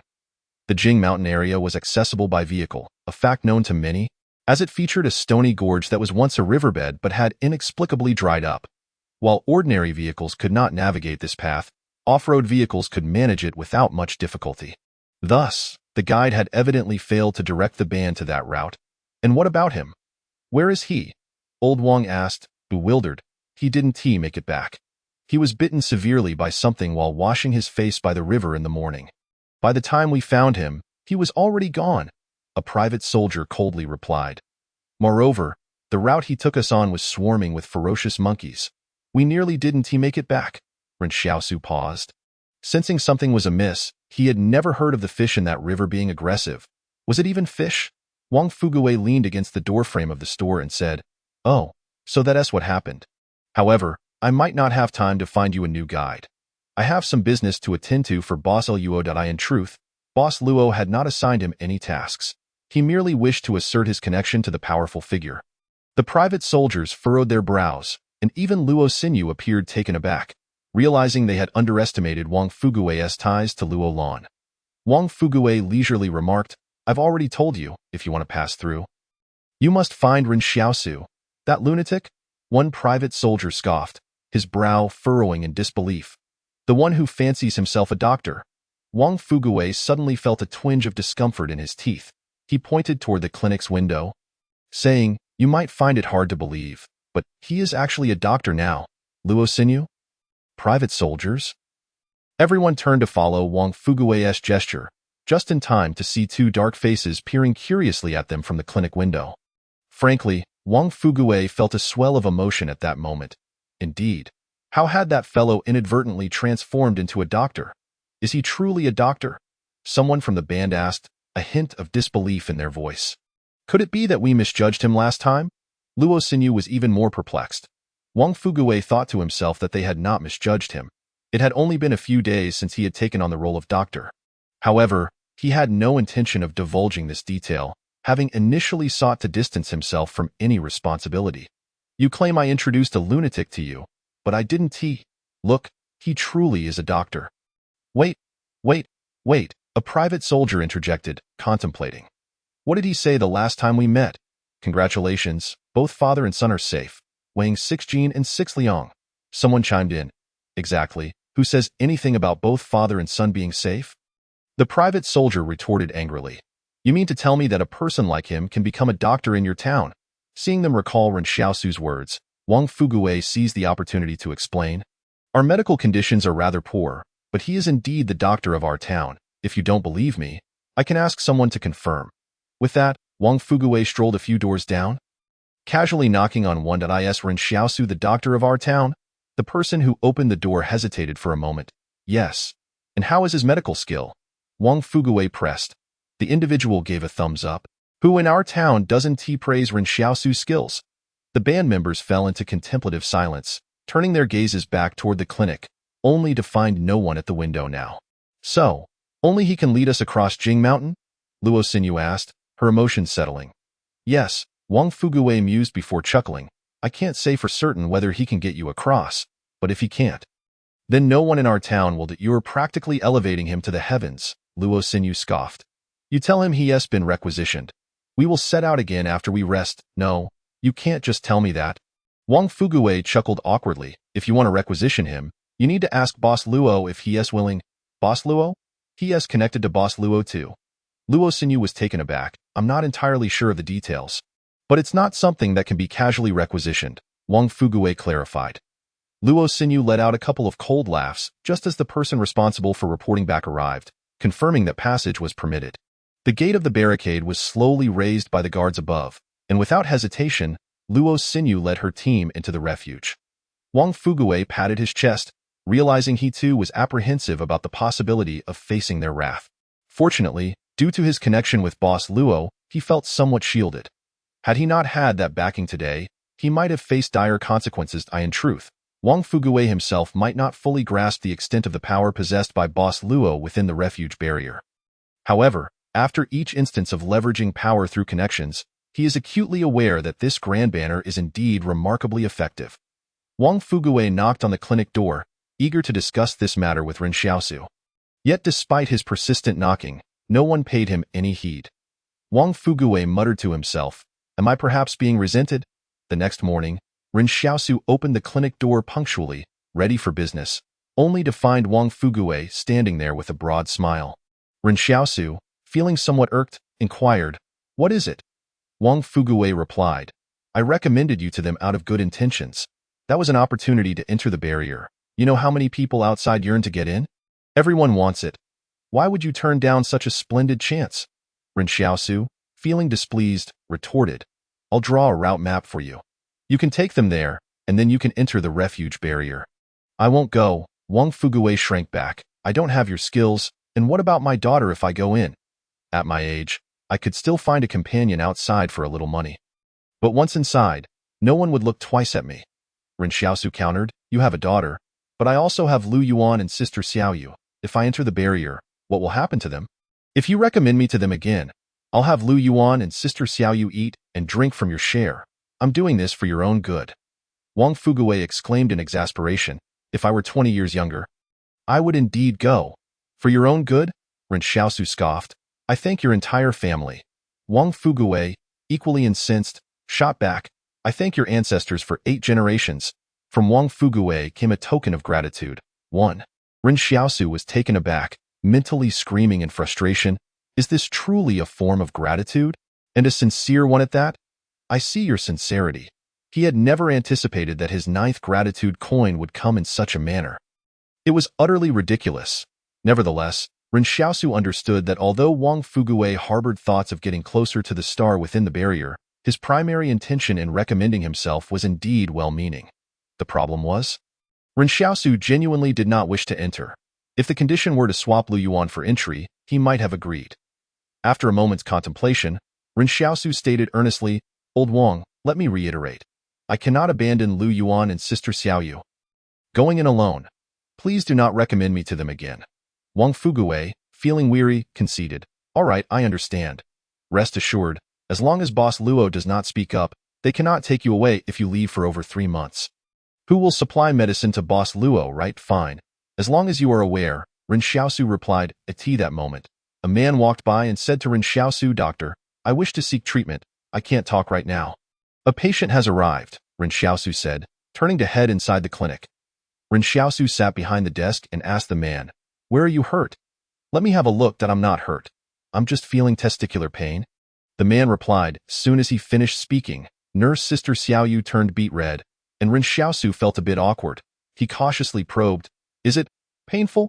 The man was taken aback. It hurts whether I finish or not. Ren Xiaosu was left speechless, wondering what on earth was happening. After managing to send the man away, he unexpectedly received yet another gratitude coin. Well, regardless of the symptoms, as long as it comes with a gratitude coin, that's all that matters. Ren Xiaosu now possessed 10 gratitude coins, and the day to unlock a weapon seemed to be drawing closer. One reason Ren Xiaosu did not want to act as a guide was that acquiring gratitude coins in the town was far more convenient. Who would thank him on the road with that band and the private army? For some reason, he constantly found himself anticipating that weapon, eager to know what it truly was. Such sincere gratitude was rare. Surely, the weapon could not be lacking in quality. Perhaps the band was in such dire straits this time that they required a longer period to regroup, as they had not made an appearance for several days. According to their words, the band and the private army would inevitably make their way to Jingshan. It was merely a matter of time. What could be found at Jingshan? Ren Xiaosu felt that their desire to go there far exceeded any inclination to perform at the 112th Refuge barrier. Jingshan spans an extensive area. It is likely that no one has truly explored its depths yet. What news had the administrators within the barrier received? One morning, Yan Liuyuan, carrying the newly sewn backpack that Xiaoyu had made for him, headed to class, feeling quite pleased. However, upon entering the classroom, he sensed something amiss. Why was everyone looking back at him? Ignoring their stares, he took his seat, only to find all his classmates gathering around him. Liu Qian, a sturdy girl from Old Li's grocery store, boldly approached Ren Xiaosu and said, Liuyuan, could you please tell your brother to stop extending the class?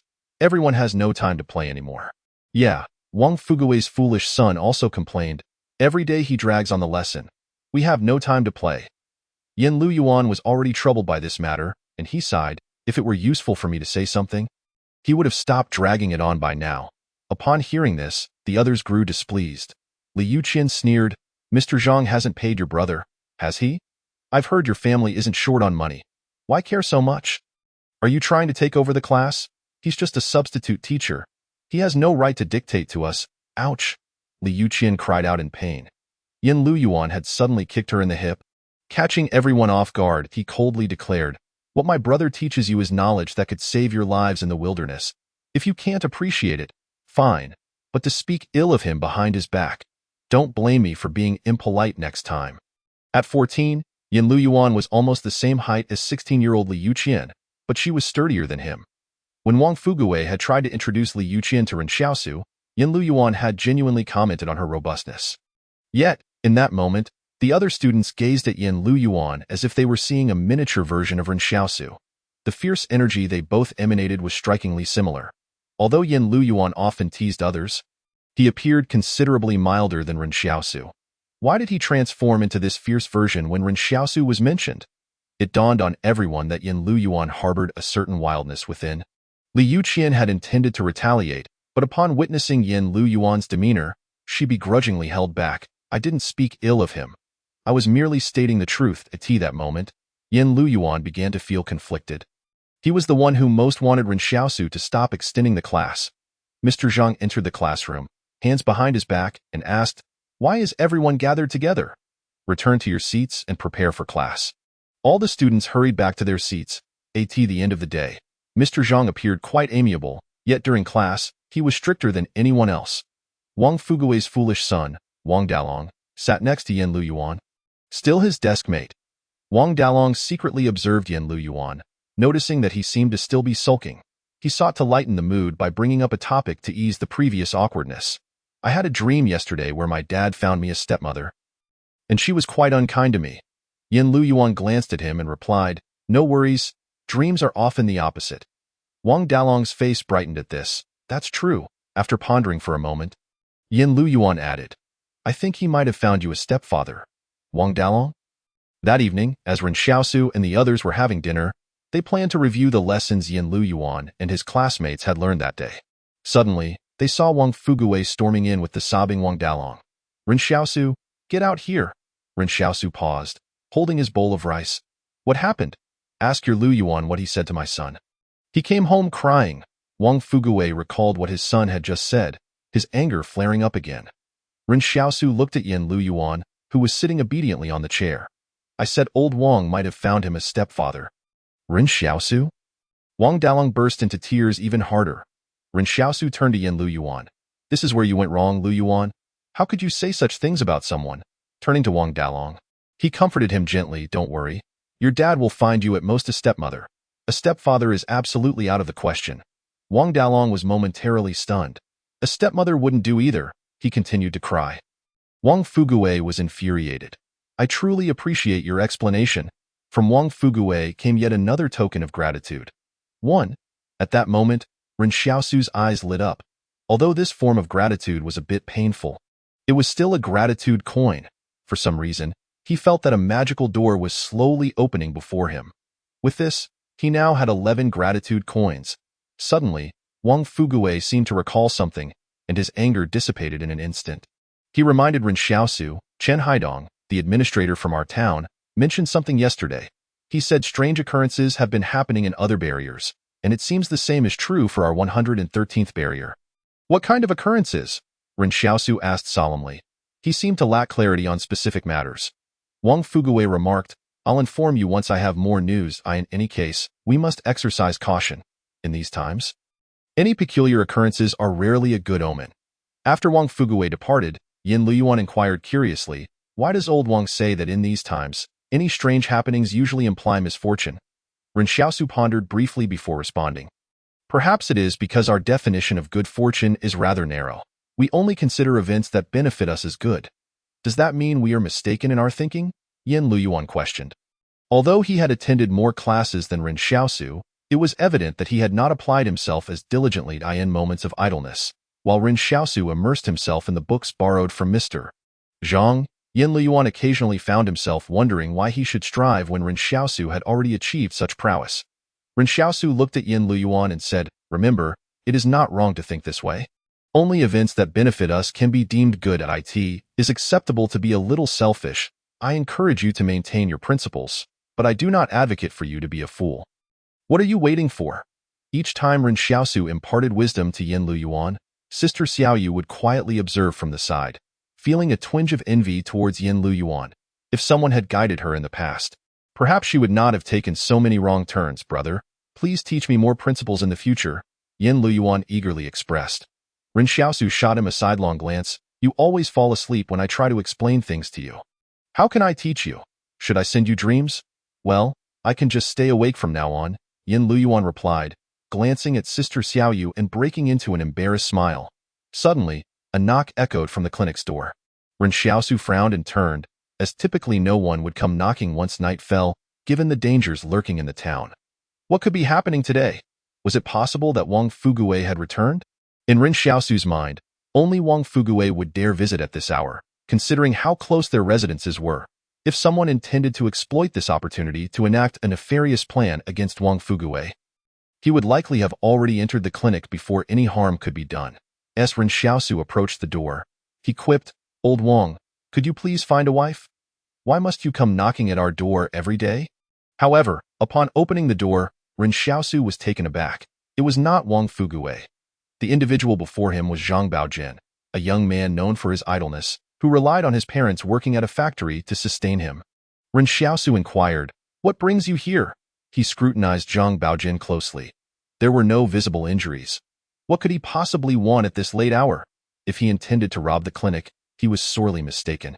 With a strength of 5.5 and agility of 4.1, Ren Xiaosu was more than capable of handling 10 young men like Zhang Baojin. Zhang Baojin spoke urgently, "Doctor, please help me with my ailment. And you must promise to keep it confidential." Ren Xiaosu contemplated and stepped aside, curiosity piqued. "Go on. What seems to be the matter? Don't be shy. I've encountered a myriad of ailments in my time." "Please wait a moment," Zhang Baojin replied, maintaining a polite demeanor. "I in the town. Many young people like him lived off their parents, often congregating to engage in petty mischief, and most townsfolk preferred to avoid them." Yet, Zhang Baojin was no fool. He understood that he could not provoke Ren Xiaosu. In truth, while people generally avoided confrontations with Zhang Baojin and his peers, they understood that such encounters would only lead to minor retaliation. Provoking Ren Xiaosu, however, could result in dire consequences. Zhang Baojin closed the clinic door and turned to Ren Xiaosu, stating, "Doctor, I've been experiencing some strange phenomena." Ren Xiaosu frowned. "I can't help with impotence." "Not that," Zhang Baojin replied. "Let me demonstrate. Please don't be alarmed." Ren Xiaosu watched intently. Suddenly, Zhang Baojin opened his mouth and expelled a bubble of saliva. Ren Xiaosu was taken aback. "Is this it?" However, in the next moment, the bubble burst, and Ren Xiaosu felt a surge of force emanate from it, pushing him backward. Although the force was not overwhelming, it was certainly beyond the capabilities of a mere saliva bubble. "Doctor, what are you doing?" Zhang Baojin asked, bewildered. "I was just checking to see if you had splattered saliva on me." Ren Xiaosu adjusted his clothing and inquired, "When did you acquire this ability? This is not an ailment I can treat. My parents insist that I have a disease, claiming there's something wrong with my mind." Zhang Baojin explained, "If I hadn't come to see you, they would never have rested easy. They really admire you." Ren Xiaosu found this statement peculiar but considered, from my perspective, this does not seem like an ailment. Perhaps you've heard that some individuals possess extraordinary abilities. Ren Xiaosu was not speaking idly. There had long been rumors of supernatural beings capable of manifesting trains from thin air. The townsfolk spoke of these tales with great fervor. Yet, when such occurrences transpired in one's own life, how could they label it as a disease? Upon hearing Ren Xiaosu dismiss his condition as non-pathological, Zhang Baojin beamed with gratitude. "Thank you, doctor. I'll go tell my parents right away." With that, Zhang Baojin turned and exited, prompting Ren Xiaosu to reflect on the young man's courteous demeanor. However, he held little regard for individuals like Zhang Baojin, for they lived comfortably in a time when survival demanded hard work. These idle youths thrived due to parental support. The plight of parents is often heart-wrenching. Some willingly sacrifice their lives to provide for their children. The following morning, Wang Fuguwei quietly entered the clinic and whispered to Ren Xiaosu, "I've gathered some information. Qian Haidong has just learned of recent events. It seems that someone from another barrier suddenly attacked the barrier's overseers with supernatural powers. Now, every barrier is investigating the existence of these supernatural beings. It appears they truly exist. Is that so?" Ren Xiaosu exclaimed in astonishment. "Could there be supernatural beings among us? Who knows?" Wang Fuguwei chuckled. "This matter does not concern us much." Ren Xiaosu complied with a smile, though his mind wandered back to the previous night's events, wondering if Zhang Baojin had shared his experience with others. Having a gossip like Wang Fuguwei around was beneficial. As he was well connected within the barriers, often learning news before the rest of the town, it was no surprise that Wang Fuguwei fared better than most in the town. Perhaps this was simply his forte. Suddenly, Wang Fuguwei chuckled. "Xiaosu, do you think if I were to acquire supernatural abilities, it would make finding a wife easier?" "Don't kid yourself," Ren Xiaosu retorted. "Have you seen how close to tears your foolish son is? And you still think about this? Don't say that. My son is not foolish," Wang Fuguwei protested. "His affairs are none of my concern, and I was merely speaking whimsically, when I also possess supernatural abilities." Ren Xiaosu interrupted. "If you were meant to have them, You would have had them by now. What are you waiting for? Wang Fuguwei was left speechless, unable to respond. Why does old Wang constantly fixate on finding a wife? Ren Xiaosu mused, perplexed. Our town is not lacking in women. Many would willingly court a man as long as he provides a meal. Ren Xiaosu had witnessed this firsthand. It was not only women who sought to curry favor with him. In the past, several women had tried to win his affection for a meal, and men had done the same. Yan Liuyuan had nearly been sickened by this when he first learned of it, which was why he had been so wary of Sister Xiaoyu initially. Sometimes, the stories of real life are far more bizarre than those found in Mr. Zhang's storybooks. Wang Fuguwei flicked his greasy hair proudly and declared, I could never settle for such unrefined individuals with my status. I must find a virtuous woman. Indeed, you are the gentry of our town, Ren Xiaosu replied insincerely. Just then, two young women strolled past the clinic, catching Wang Fuguwei's attention. What do you think of those two? Ren Xiaosu assessed the pair. One was attractive but lacked a pleasing figure, while the other was less attractive yet well-proportioned. Pray tell. What do these two have to do with you? Ren Xiaosu inquired. Wang Fuguwei was taken aback, momentarily speechless, and in a fit of indignation, he turned to return to his grocery store to attend to customers. But then, an unexpected event transpired. The gate of the refuge barrier began to slowly raise. The cacophony of metal, wood, and rope grinding together was enough to make one's teeth ache as the heavy gate ascended gradually. Its weight almost suffocating, as Chen Haidong emerged from the refuge barrier leading a contingent of private soldiers. It became evident that the officer accompanying him was an entirely unfamiliar face, distinct from Wang Tsongyang, who had previously interacted with Ren Xiaosu. Wang Tsongyang's whereabouts were uncertain. Had he perhaps faced repercussions from the enigmatic boss Luo? What were their intentions? Ren Xiaosu inquired with curiosity. I have no idea. Wang Fuguwei replied, his expression one of bewilderment. He disregarded Ren Xiaosu and approached Chen Haidong, but the distance rendered Ren Xiaosu unable to overhear their conversation. Soon, the private forces of the 113th barrier dashed towards the town, only to return shortly thereafter, dragging along an individual who was shouting, Why are you capturing me? Let me go. Ren Xiaosu watched in silence as the captured man turned out to be none other than Zhang Baojin, who had sought him out the previous night. Wang Fuguwei, witnessing the private soldier's aggressive apprehension, swiftly intervened, exclaiming, Gentlemen, what is the meaning of this? This lad may be a bit unruly, but he has committed no grave offense. Step aside, the officer of the private army responded coldly. Faced with the icy threat of firearms, Wang Fuguwei could only relent, fully aware that a confrontation might lead to dire consequences. Despite Wang Fuguwei's prolonged attempts to reason with Chen Haidong, Zhang Baojin was ultimately taken into the refuge barrier. The ominous sound of the heavy gate echoed once more, sealing off two worlds from one another. Ren Xiaosu approached Wang Fuguwei and asked, What is happening? He felt compelled to seek clarity, knowing that Zhang Baojin must have been apprehended due to his purported supernatural abilities that both he and Yan Liuyuan possessed. Wang Fuguwei sighed heavily. It's over for that boy. What do you mean? Ren Xiaosu pressed. Chen Haidong mentioned that this lad exposed his supernatural prowess to his dubious companions yesterday, and they promptly betrayed him. Now, every refuge barrier is wary of individuals with supernatural abilities. While it was one thing to dismiss the incidents involving attacks on barrier managers, it seems now that those in charge are most apprehensive of such individuals. If one must be cautious of someone. What then? Ren Xiaosu asked resolutely. Eliminate them, he replied with calm determination. You see, the managers within the refuge barrier are quite different from you, Wang Fuguwei lamented. Their first instinct upon sensing danger isn't to eliminate, but to understand. Chen Haidong informed them that a courtyard and a building had been temporarily repurposed within the barrier to establish a mental institution, with numerous medical instruments provided. Are they attempting to treat these supernatural beings? Ren Xiaosu was momentarily taken aback. Treat? Nonsense, Wang Fuguwei scoffed. Chen Haidong clarified that those instruments are not for healing.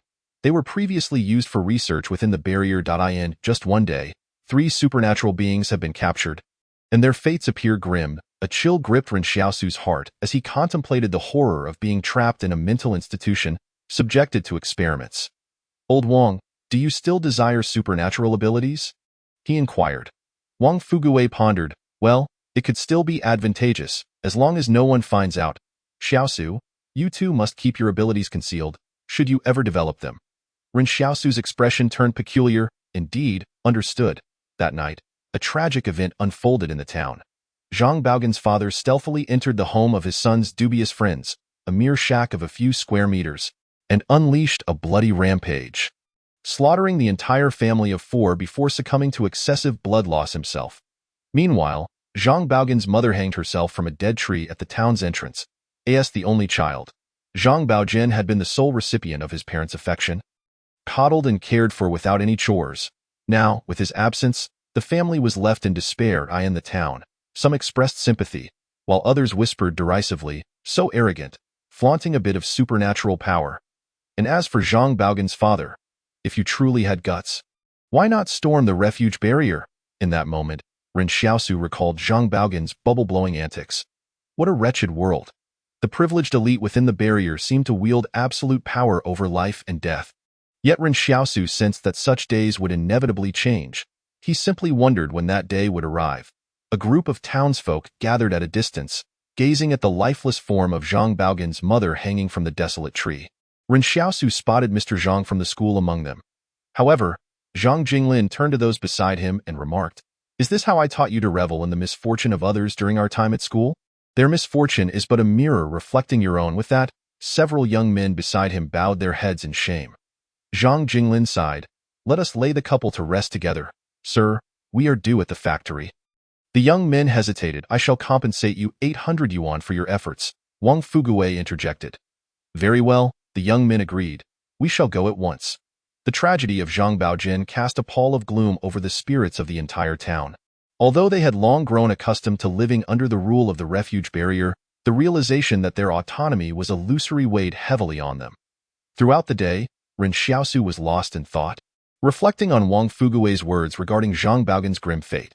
The refuge barrier's research apparatus would likely bring severe consequences, if not death, and the most crucial aspect was that Zhang Baojin had irrevocably lost his freedom. As for Ren Xiaosu himself, the secrets he harbored were far more significant than those of Zhang Baojin.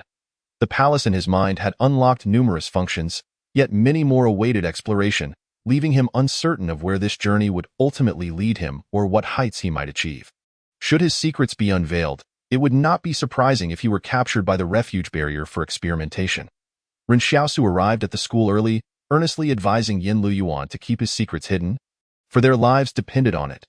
The duo lacked the strength to confront the refuge barrier. The factory chimneys within and outside the barrier belched thick white smoke into the sky, while the clock within the barrier chimed on schedule. As if nothing had transpired, Mr. Zhang appeared somewhat despondent that day, occasionally losing focus during his lecture. Whenever reminded by the students, he would sincerely apologize with a bow. Ultimately, he announced, "I apologize, students. Today, due to personal reasons, I was unable to deliver the lesson adequately. Please study on your own. There will be no class today." Ren Xiaosu did not return directly to the clinic that day, opting instead to remain in the clean environment of the school to reflect on the futures of himself, Yan Liuyuan, and Sister Xiaoyu. During the afternoon, while substituting for a class, he refrained from introducing new material. Honestly, his mind was elsewhere. When the school day concluded, Ren Xiaosu, unusually, did not extend the class but rather prioritized taking Yan Liuyuan home early. "Class dismissed. There will be no further instruction today," he declared. "Stand up," the class monitor commanded. "Thank you, teacher," came the chorus of gratitude, one from Li Yuqian, one from Wang Dalong, one from Ren Xiaosu was taken aback. The class consisted of only 24 students. Yet his dismissal garnered 23 expressions of gratitude. The only one who did not offer thanks was Yan Liuyuan, who noticed Ren Xiaosu's distracted demeanor, focusing more on his brother's well-being than on plans for post-class leisure. Ren Xiaosu stared in astonishment as the students hurriedly dispersed, realizing that they did not particularly enjoy his teaching after all.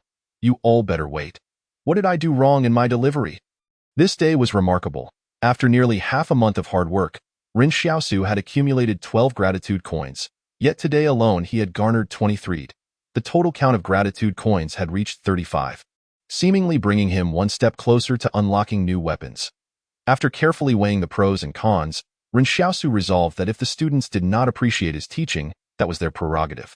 As long as they continued to grant him gratitude coins, he would be satisfied. The following day, instead of attending to patients at the clinic, Ren Xiaosu rushed to the school, having realized that his purpose in running the clinic was not merely for profit. Now that he had discovered a swift means of earning gratitude coins, he could not afford to miss the opportunity. Mr. Zhang was still conducting his class when Ren Xiaosu appeared outside the classroom, prompting students to glance curiously at him as a chill crept up their spines. Today, Ren Xiaosu's lesson focused not on wilderness survival but rather on targeting vulnerable points in combat to deliver a lethal blow or incapacitate an opponent instantaneously. Though he had no formal training in this regard, having no venue for such instruction in the town, his knowledge stemmed from years of engaging in fierce competition. When Zhang Jinglin heard Ren Xiaosu's intention to teach combat techniques, he furrowed his brow, disapproving of instructing students on how to confront one another. In the past, his lessons had primarily centered on navigating the challenges posed by nature. There existed an implicit suggestion that by teaching students how to combat fellow humans, they would inevitably view humanity as their adversary. Similarly, when you teach them how to confront a pack of wolves, they will perceive the wolves as a hypothetical adversary. Deep down, Zhang Jinglin never wished for his students to become violent individuals. Yet for reasons unbeknownst to him, he found himself sighing at the mention of Zhang Baojin, ultimately allowing Ren Xiaosu to express whatever he wished. Standing at the podium, Ren Xiaosu addressed the students below. What are the most vulnerable parts of the human body? If we are to discuss this, we must proceed step by step, starting with the most well-known, the neck. However, this area is not particularly easy to target during a confrontation, as the human body's subconscious instinctively offers the strongest protection here. The region around the trachea is composed of nearly 20 delicate cartilages. Should any one of them be shattered, it could instantly incapacitate the opponent. A fractured bone would swiftly obstruct the oxygen supply, potentially leading to suffocation and death. At this moment, the classroom fell into a profound silence, and Ren Xiaosu looked around. Is there any question? Wang Dalong timidly inquired. How do you know there are nearly 20 delicate cartilages in the neck? There are no related books in the school, nor is there anyone in the town who studies this. If Ren Xiaosu had not physically counted them, how could he possibly know such a thing?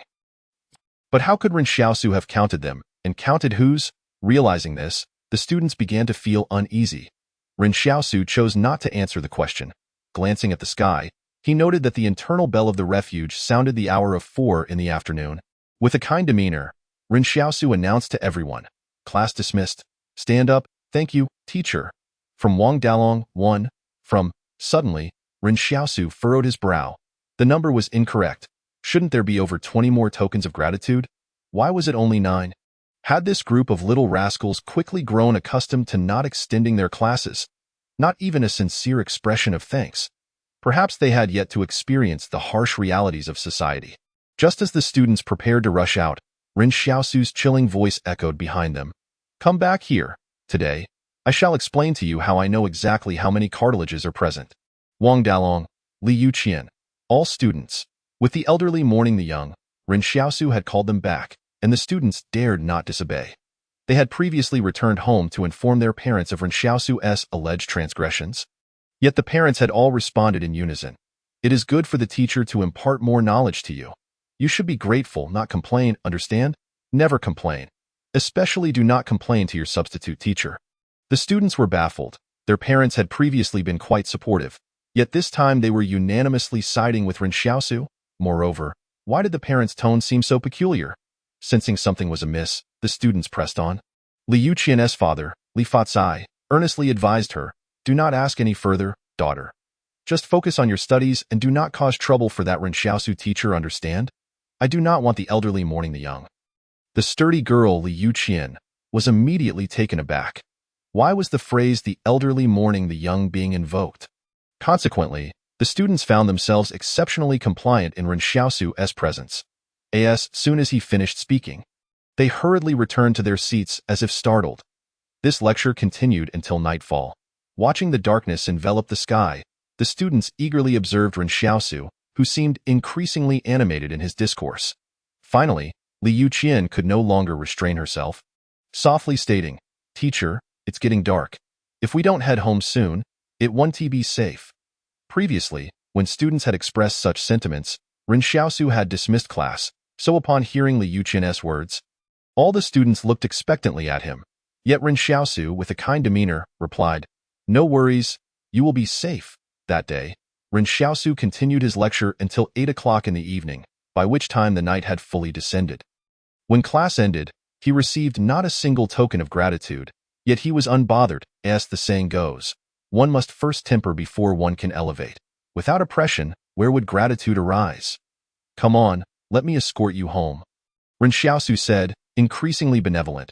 However, the students exchanged glances, suddenly realizing that their substitute teacher, Ren Xiaosu, seemed to possess some extraordinary skill. Previously, Ren Xiaosu had to release the students before nightfall, for beyond that hour, their safety was at risk. Yet now, he felt no qualms about spending a little extra time, believing firmly that students must acquire valuable knowledge. They must understand the harshness of this world. While an ordinary person might find it somewhat unsafe to lead a large group of children, Ren Xiaosu, with physical prowess nearly double that of a normal adult, could entirely disregard the issue of safety. Anyone without a firearm was not within the realm of his concern. Ren Xiaosu personally ensured that each student was returned safely to their parents. And some neighbors, witnessing his tireless dedication to educating the students and ensuring their safety by personally escorting them home, deemed him an exemplary teacher. The parents, oblivious to Ren Xiaosu's true motivations, merely believed him to be genuinely kind-hearted. Thus, during this round of student escorting, he received 6 tokens of gratitude. Ren Xiaosu reflected that he had not fully utilized his initiative before. After diligently providing medical consultations, he had earned merely 12 tokens of gratitude. Yet by shifting his approach and method, the tokens had immediately surged to 50. The only cost was that Yan Liuyuan had not spoken to him all evening. To be frank, the total teaching time during the day was only about 5 hours. Yet prior to Ren Xiaosu's tenure, the students had never anticipated that a survival class could last a full 5 hours. The following day, Ren Xiaosu was eager to return to the classroom. However, Mr. Zhang Jinglin could not contain himself and pulled Ren Xiaosu aside, saying, "You must not dismiss class so late in the future.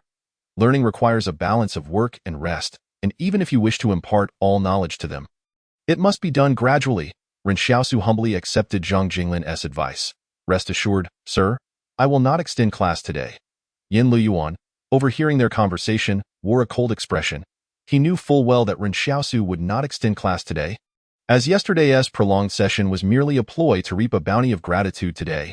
Yan Liuyuan was all too familiar with Ren Xiaosu's tendencies, as anticipated by Yan Liuyuan. The moment the bell tolled 4 o'clock in the afternoon, Ren Xiaosu smiled warmly and asked, "Does everyone wish to end class?" The classroom fell into an awkward silence. No one knew the purpose of Ren Xiaosu's question. To say they wanted to leave would imply that his teaching was inadequate, while to say they did not want to leave risked him actually indulging that sentiment. Thus, silence prevailed. Ren Xiaosu smiled. Learning must also involve a balance of work and rest. Yesterday, I inundated you all with knowledge, so today, we shall not extend class.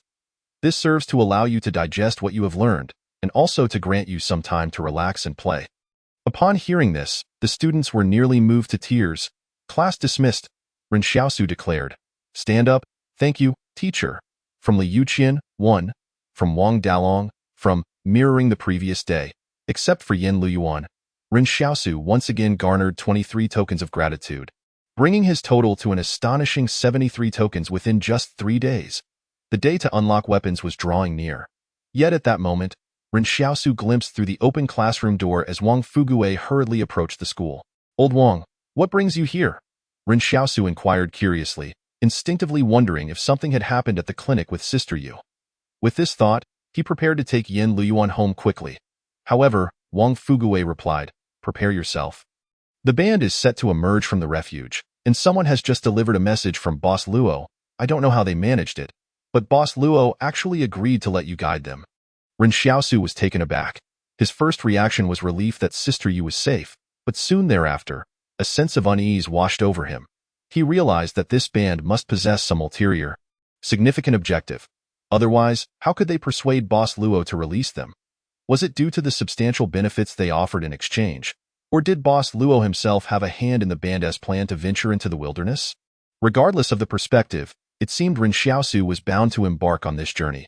He turned and headed toward the schoolyard, prompting Wang Fuguwei to anxiously ask, Where are you going? I'm going to discuss a matter with Mr. Zhang at the school. I need Yan Liuyuan and Sister Yu to stay at the school for now, at least until I return, Ren Xiaosu asserted resolutely. Only in this manner could he alleviate his concerns. However, if these individuals believed they could manipulate Ren Xiaosu once they reached the wilderness, they were gravely mistaken.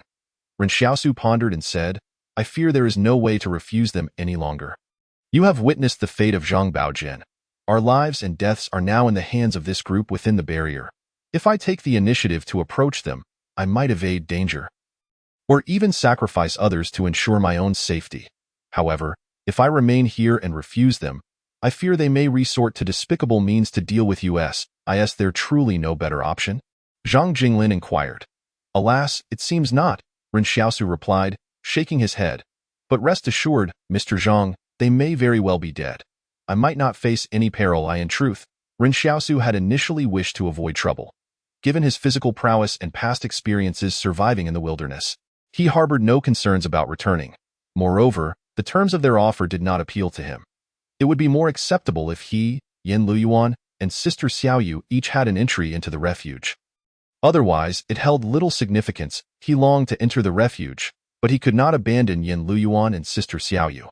What Ren Xiaosu did not disclose to Yan Liuyuan was that, for reasons unknown, after gaining his abilities, he had, on a restless night, yearned for the vast world outside. This settlement was too small, so small that from a high vantage point, one could see its entirety, and even from the eastern side. He could hear a widow on the western side berating the petty rascals. He had once contemplated venturing out to explore. The only concern that weighed on Ren Xiaosu's mind was what would become of Sister Xiaoyu and Yan Liuyuan's safety if he departed. If Zhang Jinglin refused to allow Sister Xiaoyu and Yan Liuyuan to stay, then no matter what Ren Xiaosu said, he could not accompany the band. It seems you are aware of your own heart. Have Sister Xiaoyu and Liuyuan come to stay with you tonight. I shall prepare a room for them. Zhang Jinglin nodded. In the wilderness, Zhang Jinglin believed that no one possessed more experience than Ren Xiaosu. So as he recognized the other's confidence, he refrained from further comment. Upon hearing Zhang Jinglin's agreement, Ren Xiaosu sighed in relief. Sir, I have saved up 5,000 yuan. Please accept it as lodging fees for Sister Xiaoyu and Liuyuan. Take it back. Zhang Jinglin shook his head. I am but a teacher and accept only tuition. Sir, do not decline. You could at least use it to buy some cigarettes, Ren Xiaosu urged. Zhang Jinglin hesitated for a moment, then said, Ahem, then I shall accept 1,000, considering it rent. Ren Xiaosu ceased to argue the matter and promptly handed Zhang Jinglin 1,000. He was indeed frugal, but he never hesitated to spend on important matters. He would always provide for Yan Liuyuan without a second thought. The remaining 4,000, he intended to give directly to Sister Xiaoyu.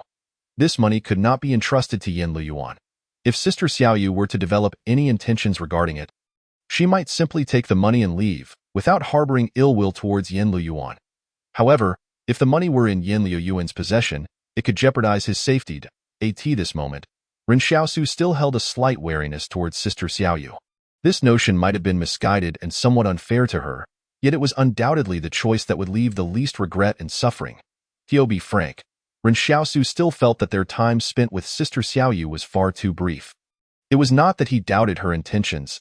It was just that having struggled to survive in this wasteland for so long, every day of life was fiercely contested, every step seemingly stained with blood. How could one easily entrust their fate to someone they had only known for a few days? Ren Xiaosu returned to the clinic with Yan Liuyuan to gather his belongings, not anticipating that his newly acquired home would soon sit idle once more. Wang Fuguwei nearby reassured him, Do not worry. I will keep a close watch on this courtyard and ensure no one else resides here. All right, then thank you, Ren Xiaosu replied. Actually, you needn't insist they stay at the school. With me here, what do you have to fear? Wang Fuguwei chuckled. I am merely cautious of you as well. Ren Xiaosu coldly rejected Wang Fuguwei's suggestion. In this settlement, the school was the only truly safe place. Wang Fuguwei bore no ill will. He understood Ren Xiaosu's character, so it was only expected that Ren Xiaosu would be wary of him as well. Sister Xiaoyu and Yan Liuyuan remained silent throughout, merely focusing on packing their belongings. It was not until everything was ready that Yan Liuyuan softly asked, Is there truly no way to avoid going? I will return, Ren Xiaosu reassured. As long as the path is correct, it is not dangerous. If peril truly arises, I will leave them behind and return. He did not answer Yan Liuyuan's question directly, but instead handed all the money to Sister Xiaoyu. Regardless, I will have no place to spend this in the wilderness. Keep this safe. All right, Sister Xiaoyu acquiesced. Ensure you bring plenty of provisions. Relying on luck to find food in the wild is too arduous, and no need.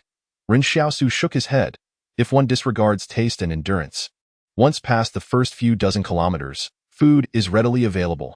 However, Sister Xiaoyu's words prompted a thought in Ren Xiaosu. Since he could return the medicine bottles to his mental palace at will, could he do the same with other items? If the medicine bottles were tangible objects, it indicated that the palace was indeed a peculiar space. If that were the case, Ren Xiaosu contemplated sneaking away the well from the settlement. For the external water sources were indeed questionable. Perhaps that was what it meant to leave one's hometown behind. With this in mind, Ren Xiaosu discreetly attempted to store a piece of cornbread into the palace. And to his astonishment, the next moment, something miraculous occurred. The cornbread remained unmoved. The palace emitted a sound. Storage permission not granted. Ren Xiaosu was taken aback.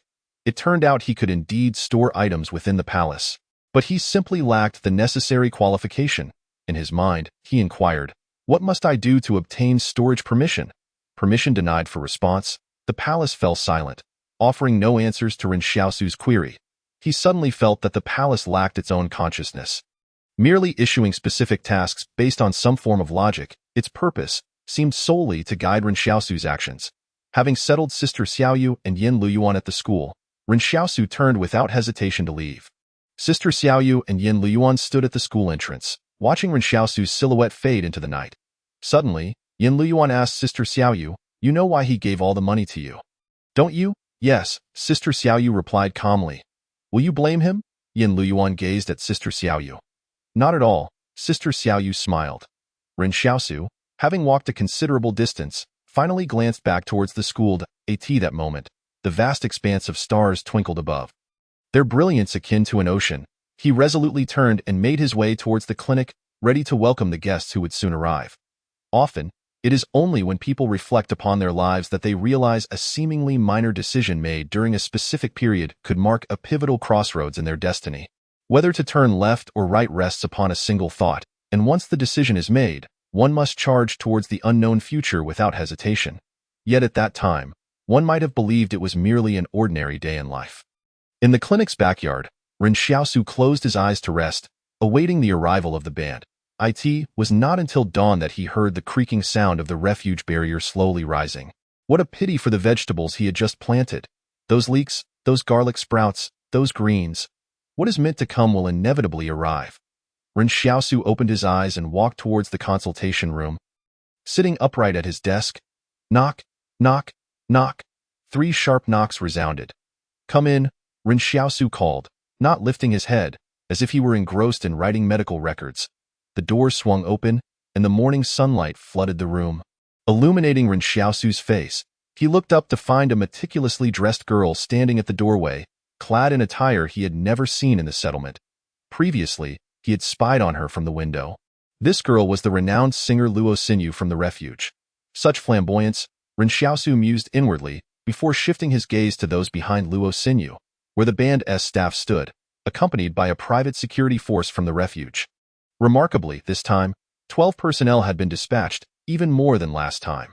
Yet, Ren Xiaosu's primary focus remained on the girl in the cap, the one with exceptional marksmanship skills. She still wore the cap, her visor pulled low. Dressed in deep blue athletic wear. It seemed she sensed Ren Xiaosu's gaze upon her, for she slightly lifted her face. He caught a glimpse of her delicate chin, yet her eyes remained shrouded in the shadow of the cap. Behind this group gathered a large number of students from the school. The band members exchanged puzzled glances, wondering why these children had suddenly gathered. Li Fatsai's sturdy daughter quietly asked the girl in the cap, "Are you here to take Ren Xiaosu away?" No one answered Li Fatsai. It seemed the girl in the cap was not fond of speaking.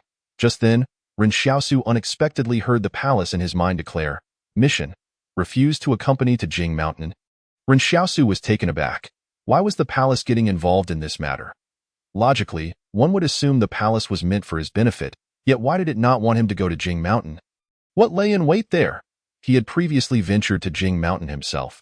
While it was undoubtedly more perilous than the settlement, it hardly seemed dangerous enough to warrant a warning from the palace. Had there been some changes? With this thought, Ren Xiaosu felt a pang of retreat. He yearned to venture out and explore the vast world beyond, rather than merely witness the perils that lay therein. Luo Xinyu settled across from Ren Xiaosu, smiling as she remarked, "You must be Ren Xiaosu." Ren Xiaosu gazed at Luo Xinyu, lost in contemplation. Grandfather is what we call our father's father, and grandmother is our father's mother. Luo Xinyu? Is his mind truly this impaired? At that moment, an officer from the private militia strode in, casting a knowing smile at Ren Xiaosu. "Stop pretending." We crossed paths before.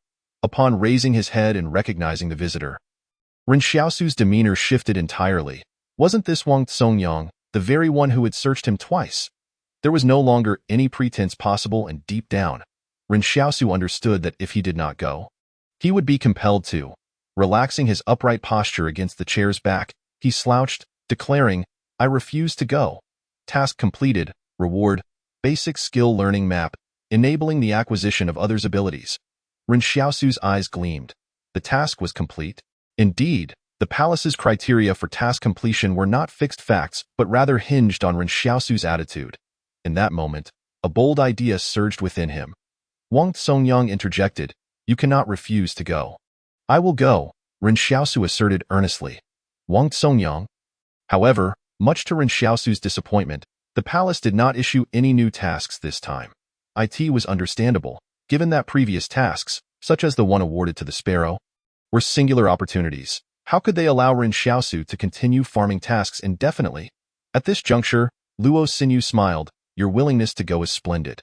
I trust someone has conveyed Boss Luo's message to you. If you do not go, there will be no place for you in this settlement." "I can go," Ren Xiaosu replied, "but I have a few conditions." Luo Xinyu regarded him with a mirthful gaze. Finding their communication far smoother now, "Speak. I demand 30,000 yuan as compensation." "Unacceptable." 1,000. Agreed. "But I require an additional 10 bags of salt, 10 packs of cigarettes, 100 kilograms of rice," and Ren Xiaosu began counting on his fingers. Luo Xinyu calmly interjected, "Stop right there. I shall grant you 30,000 yuan." "All right, but I have further conditions," Ren Xiaosu continued. "Must you say everything at once?" Luo Xinyu's patience waned. "You interrupted me," Ren Xiaosu retorted. "I can go, but Wang Tsongyang cannot accompany you." It was clear that Wang Tsongyang was a relative of the deceased factory manager, Wang Dongyang, and had already leveraged his position to probe Ren Xiaosu twice. The prospect of traveling together raised concerns about possible disruptions along the way. Thus, Ren Xiaosu could not allow a ticking time bomb to remain by his side. Wait a moment, could it be that Wang Tsongyang was dispatched due to his unauthorized searches against me? This was indeed plausible. Who among the private militia would willingly venture into the wilderness? Had they grown weary of the comforts within the refuge? Consequently, Wang Tsongyang's resentment towards Ren Xiaosu would only intensify, making it all the more imperative to prevent his inclusion. It has been said that in this desolate land, the most formidable threat is the increasingly robust wildlife. Yet Ren Xiaosu disagreed. He had encountered and slain some beasts. But the true concern amidst this wasteland has always been humanity. Luo Xinyu cast a glance at Wang Tsongyang, surprised to discover a history of animosity between the two. At that moment, she turned her attention to the girl in the baseball cap, who subtly nodded in response. Luo Xinyu then declared, "Very well, Wang Tsongyang, you may return." Wang Tsongyang looked at Ren Xiaosu, who smiled. "You do not wish to go either, do you?" Wang Tsongyang smirked. "There's a hint of intrigue in this." With that, he turned and departed. Just then, Ren Xiaosu began, "I actually have another condition." Yet Luo Xinyu had already risen, her smile transforming into cold indifference. "Young man, my patience has been exhausted." Ren Xiaosu pondered the capricious nature of those within the refuge, who had shifted from cheerful to hostile with alarming speed. The team was momentarily unable to depart as they awaited the arrival of a new officer from the private militia. The mere fact that a single officer could be replaced so easily underscored Luo Xinyu's influence within the refuge. However, Ren Xiaosu had noted Luo Xinyu's discreet glance at the girl in the baseball cap. Who exactly was she? Suddenly, Ren Xiaosu spoke, "As we shall all be teammates henceforth, I realize I am yet unaware of everyone's names." A member of the band scoffed, "We are not comrades with the refugees. You are merely a guide, so do not presume familiarity." Ren Xiaosu scrutinized the band member, seriously contemplating whether there might be an appropriate moment to eliminate him along the way. The stark contrast between the refugees of the settlement and the residents of the refuge was palpable. While those within the refuge exuded cleanliness and refinement, the dirt and savagery of the settlement's populace were glaringly evident. Yet, More fundamentally, there was a disparity in their attitudes toward life. How had Ren Xiaosu survived thus far? And how had these individuals thrived in the refuge? One's environment profoundly shapes their thoughts, character, and more. At that moment, an officer emerged from the refuge, striding directly towards the clinic. Upon reaching the group, he announced, Field Officer, 2nd Lieutenant Su Xianchu. Only then did everyone begin to introduce themselves, although Ren Xiaosu did not retain the names of others.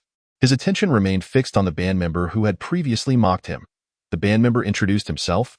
I am Miss Luo Sinyu's manager, Lu Bu. Ren Xiaosu mentally noted the name Lu Bu in his little notebook. Suddenly, the girl in the baseball cap interjected, Yang Xiaojin, as in the hibiscus flower. Ren Xiaosu paused, realizing her name was Yang Xiaojin. For some reason, he found it quite melodious. It must be said that the distinction between the settlement's refugees and those within the refuge extended to names as well. Names in the refuge, Su Xianchu, Lu Bu, Luo Sinyu, Wang Zongyang, Yang Xiaojin, sounded refined, whereas the settlement's names, Wang Fugui, Wang Dalong, Li Fatsai, Li Yuqian, seemed rather haphazard.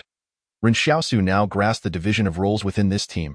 Lu Bu, as Luo Sinyu's manager, was responsible for the practical affairs of the band, including the management of living supplies, while Su Xianchu oversaw the vehicle coordination and overall safety.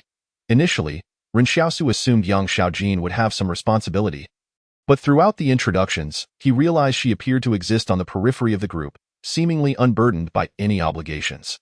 According to Luo Sinyu's introduction, Yang Xiaojin was merely a friend accompanying her to the 112th Refuge for Leisure.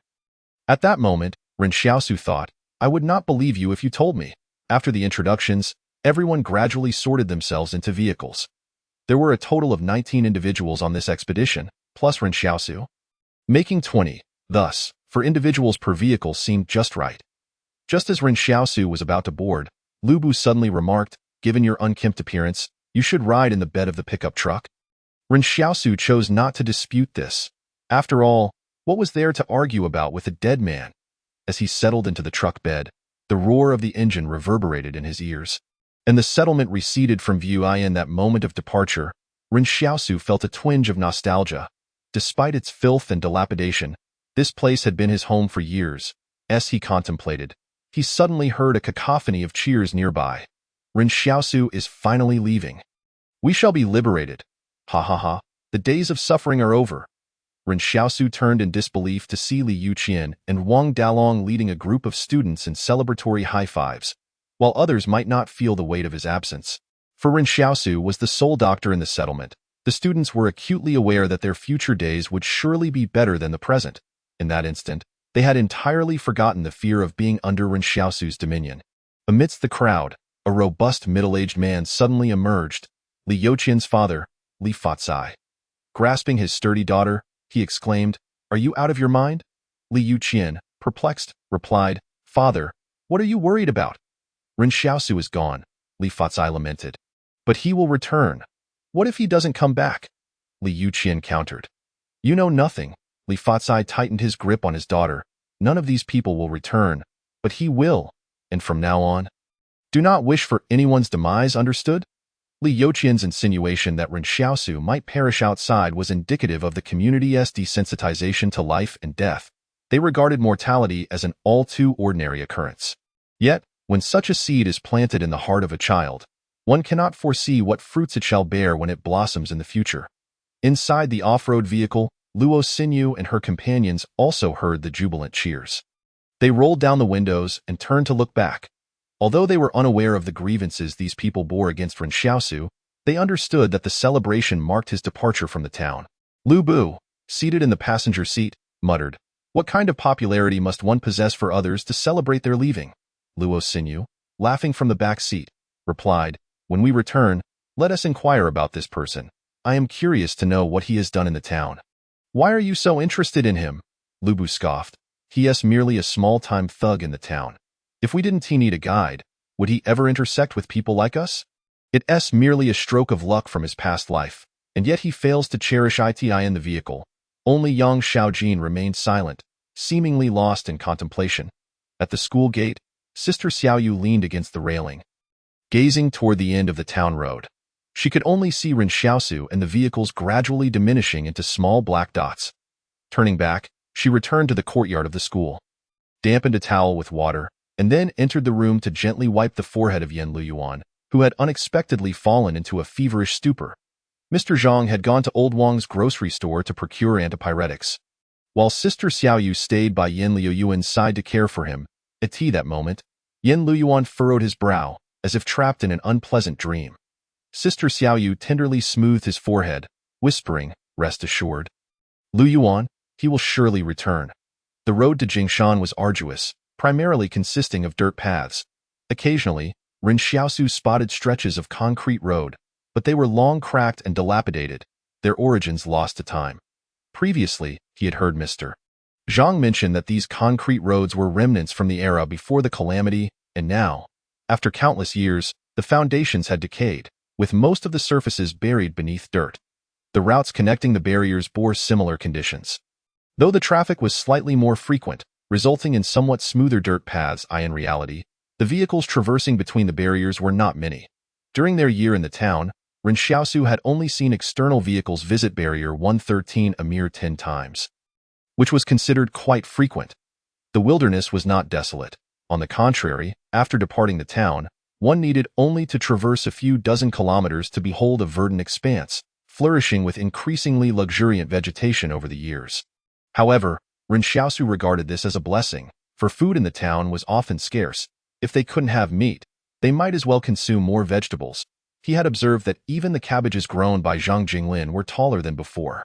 Ren Xiaosu had inquired whether Zhang Jinglin had been fertilizing them, to which Zhang replied in the negative. This was indeed fortuitous. Perhaps in the future, a single potato could suffice for a family of 3. When Lu Bu instructed Ren Xiaosu to sit in the back of the pickup truck, he could not have anticipated what Ren Xiaosu would do. The truck bed was filled with food and water they had brought from the barrier, and there was no need for locks. It was merely covered with an oilcloth. Out of curiosity, Ren Xiaosu lifted the oilcloth, revealing the word cookies, and upon lifting another section, he discovered bottled water.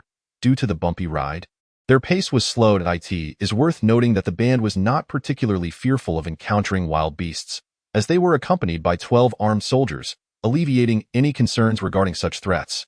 While there had been instances of wolf packs in the past, they had long since retreated, with their hideout several hundred kilometers away, making their sudden return unlikely, based on experiences from the shelter barrier. If the wolves were to return to this area, it would be at least a year after they had recuperated. Thus, the greatest concern for the convoy at this moment was what would happen if a vehicle broke down. Half of the soldiers had some knowledge of auto repair, but they certainly could not carry a full set of spare parts on the road. Traveling at a slower pace was still preferable to walking. During the journey, Ren Xiaosu insisted on disembarking for a moment, causing the entire convoy to halt and furthering the discontent among the members regarding him. However, Ren Xiaosu remained unfazed, seemingly indifferent to their disapproving glances. As the convoy continued, when they paused for lunch, Lu Bu was the first to leap from the vehicle, exclaiming joyfully, "After spending so long within the barrier, it is truly refreshing to behold this vast landscape." A soldier from the private unit chuckled in agreement. Indeed, being cooped up inside the barrier can be quite stifling. In fact, at the start of their journey, everyone shared this enthusiasm for the scenery and engaging in lighthearted conversation. However, as days passed, the mood would likely shift.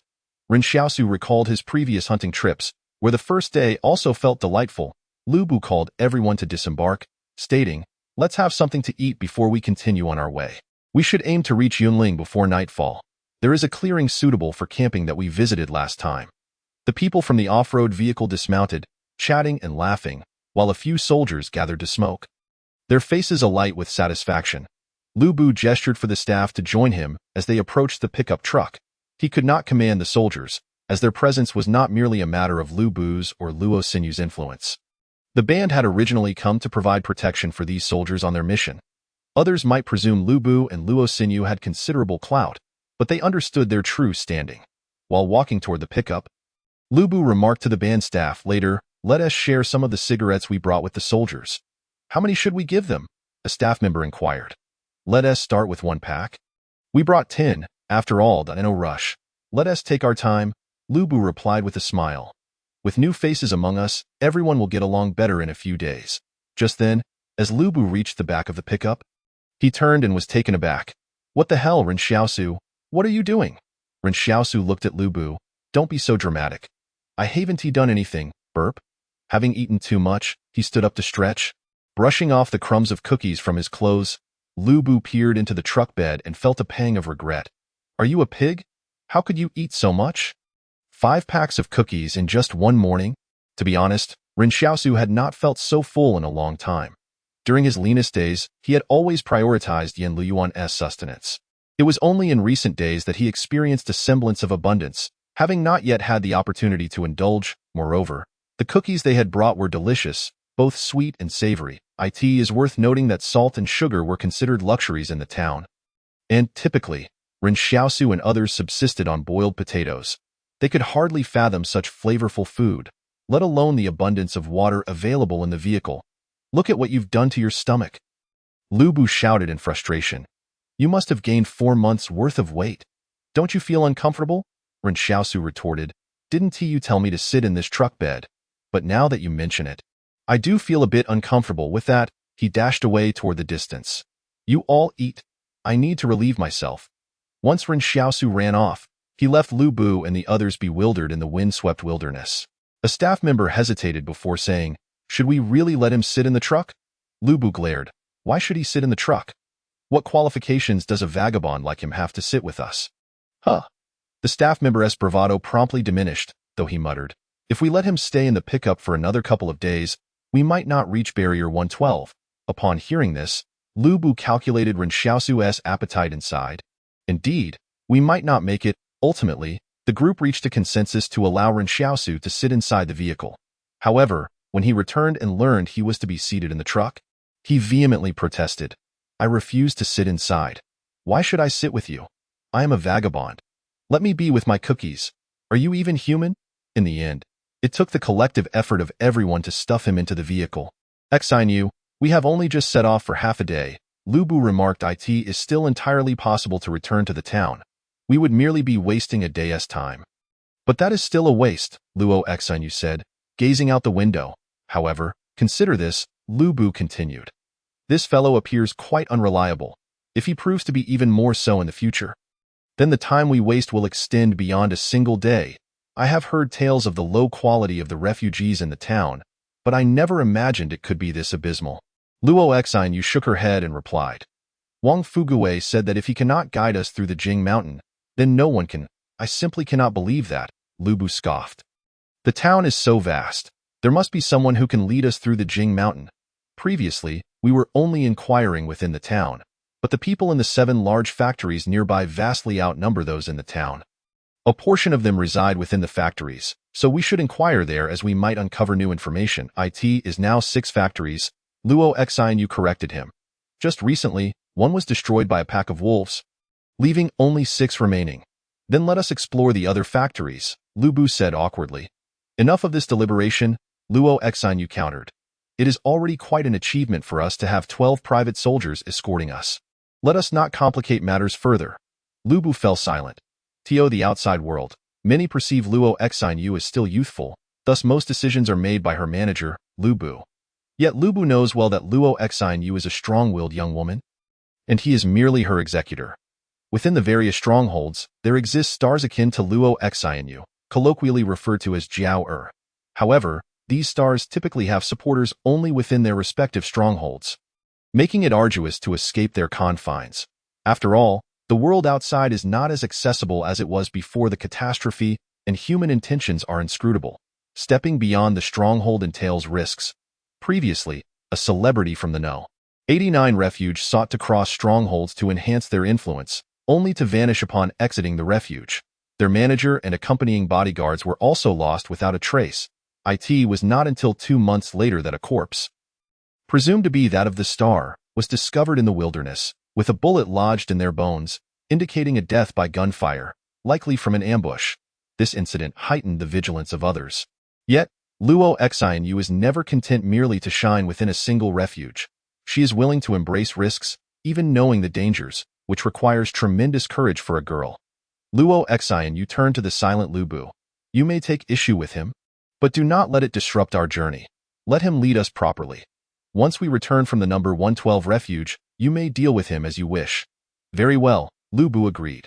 The vehicle jostled and bounced as the soldiers of the private army assumed the role of drivers, striving to navigate as smoothly as possible to prevent irreversible damage to the suspension, chassis, tires, and other components. However, the road was simply too rugged, and they had little recourse. Ren Xiaosu sat in the back seat of the lead vehicle, occasionally guiding the driver. Originally, the party, including Ren Xiaosu, comprised 20 individuals, with 4 per vehicle. However, due to Lu Bu's mistrust of Ren Xiaosu, he assigned 2 staff members from the band to sit beside him and keep an eye on him, resulting in 5 people in the lead vehicle. The 2 band members sat in the back seat with an air of indifference. It had been quite spacious with just 2 of them. But with Ren Xiaosu's arrival, everyone felt cramped.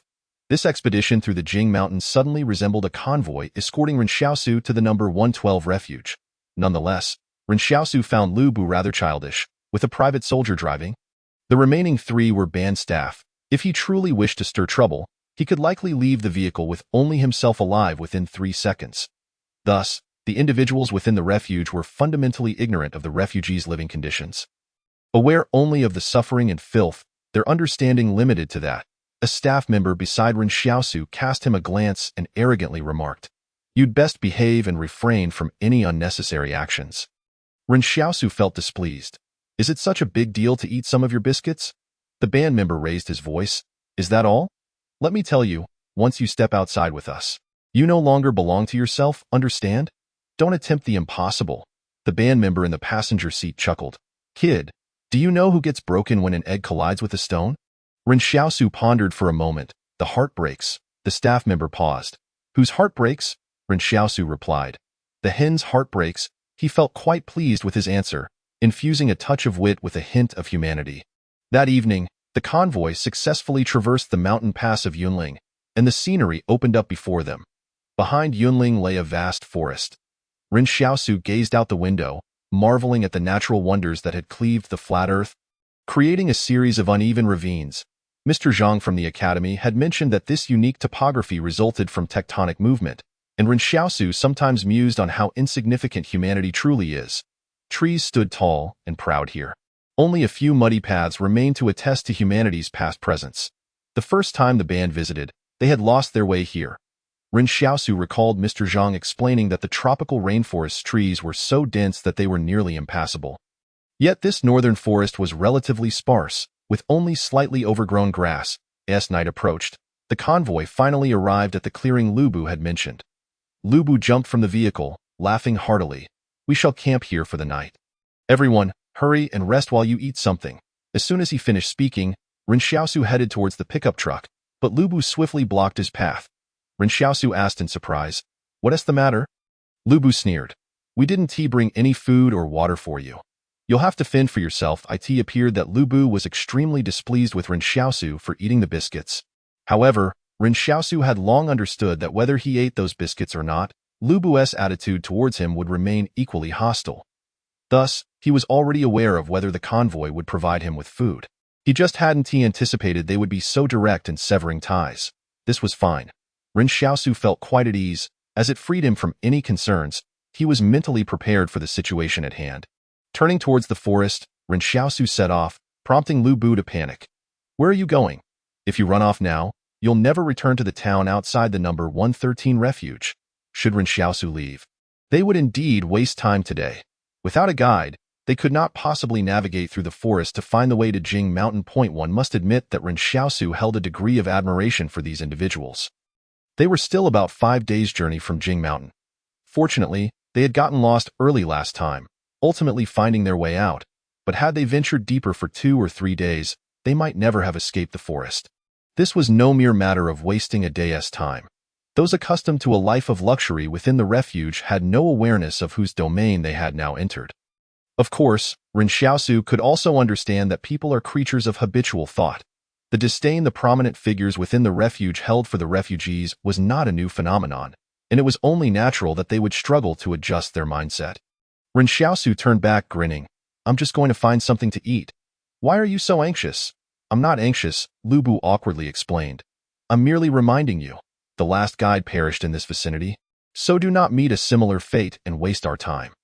The previous guide had led them astray, and after several days of sensing something was amiss, they had turned back to embark anew from Yunling.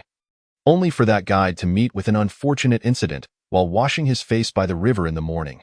Just then, a staff member exclaimed, "There are traces of wild beasts on this land." Ren Xiaosu frowned.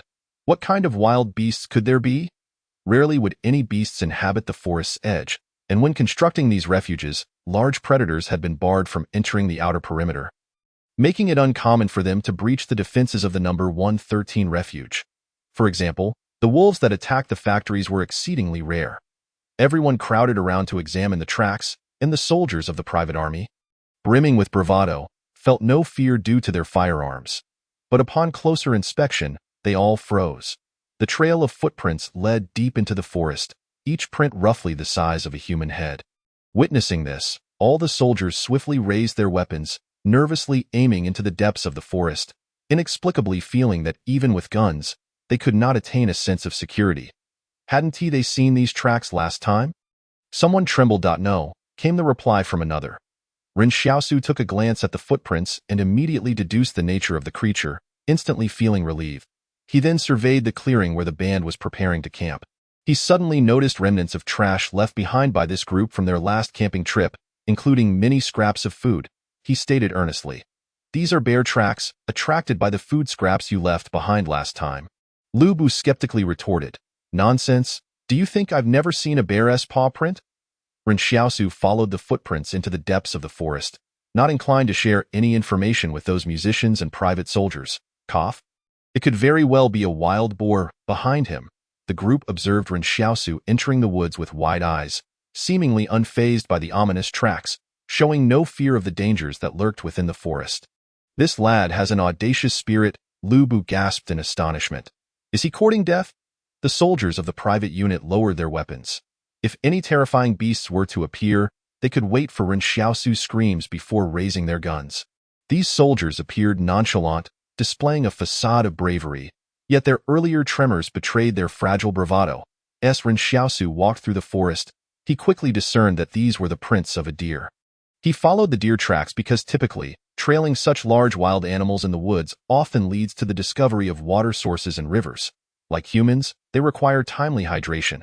Moreover, he was curious to glimpse the scene of the guide's demise. According to Lu Bu's account, the guide had washed his face in the river, only to be bitten by some unknown creature, leading to his untimely death. Ren Xiaosu silently lamented the guide's foolishness.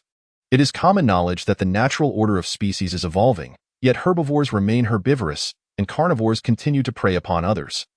This guide likely shared the same misconception as many townsfolk, believing that fish survive solely by consuming aquatic plants. However, Ren Xiaosu had read in a well-preserved book from Mr. Zhang that freshwater fish primarily fed on meat, with most being omnivorous, and very few were strictly herbivorous. If one were to present a substantial piece of flesh so close to their mouths, would they not indulge? Ren Xiaosu felt grateful for his understanding of the power of knowledge, continuously seeking to expand his intellect. Otherwise, he too might have fallen victim to ignorance like that unfortunate guide. He continued to follow the footprints, knowing that deer are relatively gentle creatures and generally pose no threat if left undisturbed. At that moment, Ren Xiaosu noticed wood shavings on a tree, unmistakably the remnants of termite activity.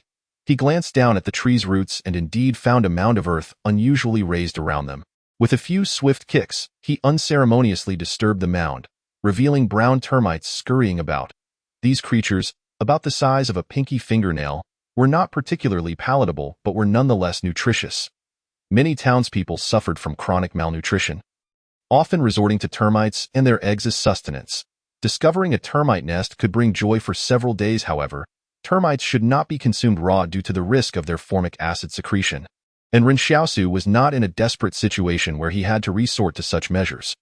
The termites, in a state of confusion after their nest was destroyed, had yet to comprehend their plight when Ren Xiaosu swiftly wrapped a large leaf around a small portion of the nest along with the termites.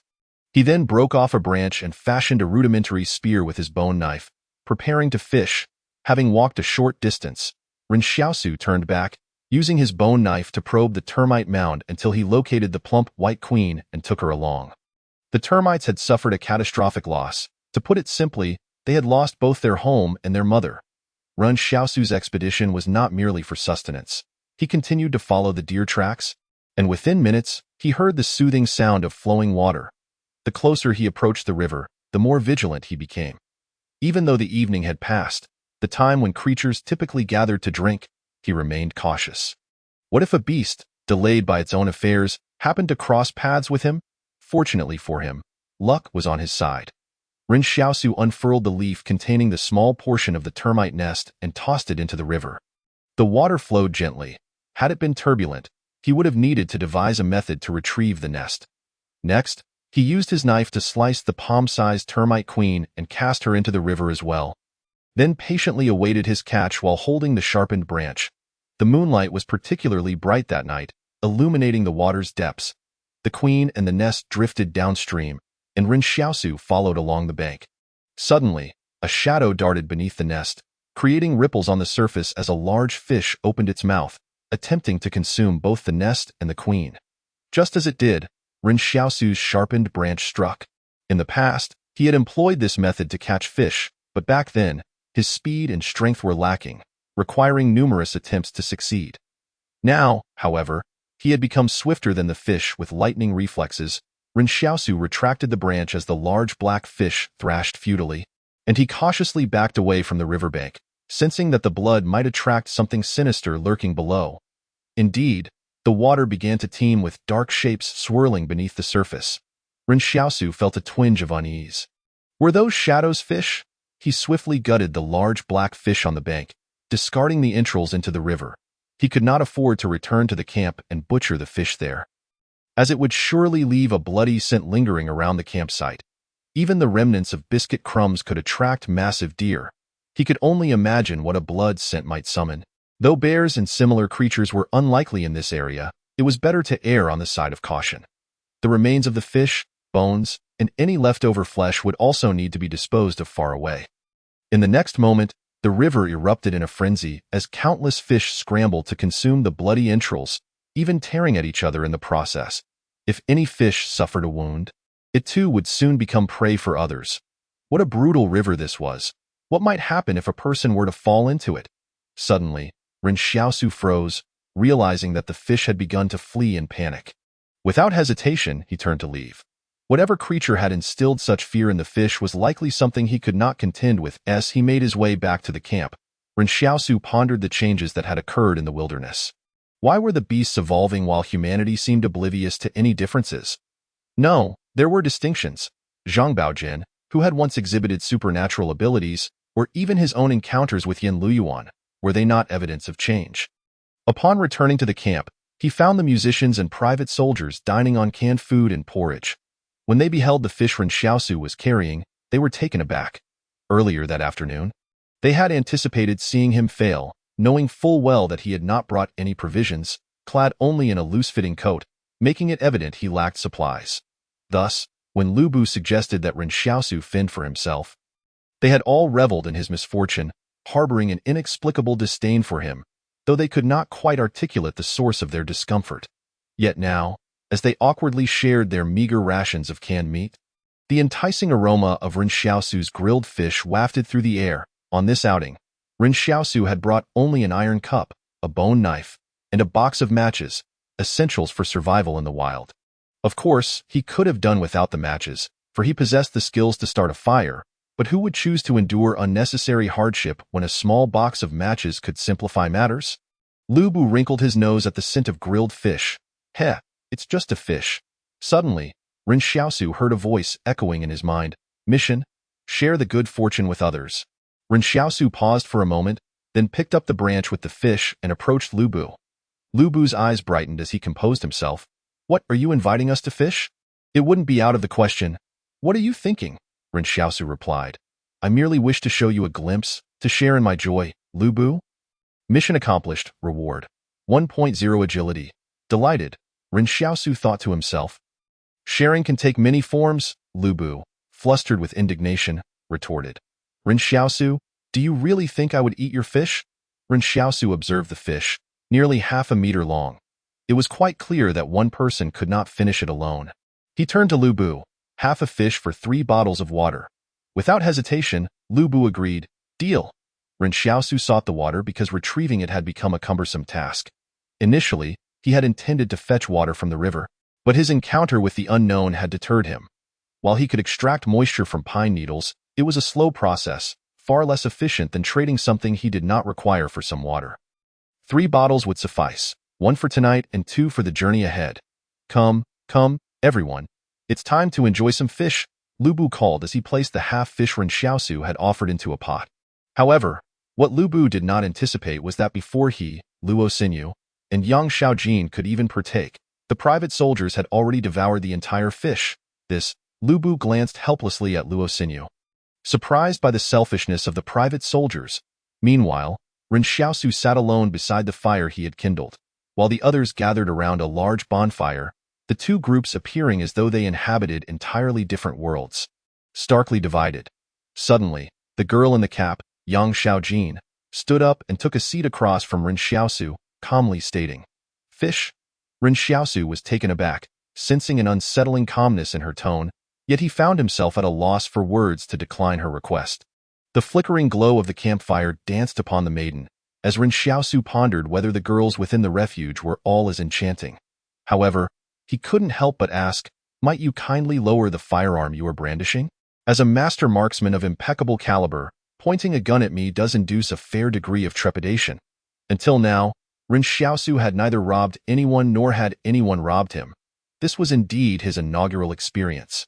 "Just 2 bites, merely 2 bites," he insisted, attempting to maintain his composure. The light from the campfire wavered, while the rustling of leaves in the breeze created a symphony of nature's whispers. This black fish was undeniably substantial, to the point that even half of it would be more than Ren Xiaosu could consume alone. However, just because he couldn't finish it, that did not grant anyone the right to rob him at gunpoint. Yang Xiaojin retrieved a small salt shaker from her sports jacket pocket, wielding the black handgun in one hand while sprinkling salt over the fish with the other, displaying no concern for Ren Xiaosu's discomfort. Previously, he had speculated about the nature of Yang Xiaojin, who often remained silent and appeared calm. He had surmised that her demeanor hinted at a cold disposition, yet he was taken aback by her evident volatility. After taking her seat, she said naught but the word fish, her fierce temperament lurking beneath a tranquil surface like a tempest beneath calm waters, sending shivers down his spine. Ren Xiaosu observed as Yang Xiaojin meticulously covered the fish in salt. And he could no longer contain himself. He turned to her and inquired, "Do you have any cumin?" Yang Xiaojin glanced up at him, her expression unreadable. No at that moment, Ren Xiaosu scrutinized the firearm in her possession. An M9, its design simple yet durable. It seemed that within his extensive knowledge of firearms, the M9 was the one he was most familiar with. Did that imply Yang Xiaojin frequently employed this particular weapon? Her hands, though not large, gripped the gun firmly without the slightest tremor, creating a striking aesthetic when she held the M9, which weighed a mere 0.96 kilograms and was crafted entirely of aluminum alloy. Perhaps that was why she favored it. Once she had finished salting the fish, she turned to Luo Xinyu and commanded, "Come over and eat the fish." Ren Xiaosu interjected, "You should have just 2 bites. Why invite others?" As he spoke, Lu Bu and Luo Xinyu had already risen joyfully and approached. Yet, Yang Xiaojin pointed her gun at Lu Bu, insisting, "You may leave. The owner of the fish does not welcome you." Lu Bu stood there awkwardly, caught between sitting and standing, taken aback by Yang Xiaojin's words. Ren Xiaosu was momentarily stunned.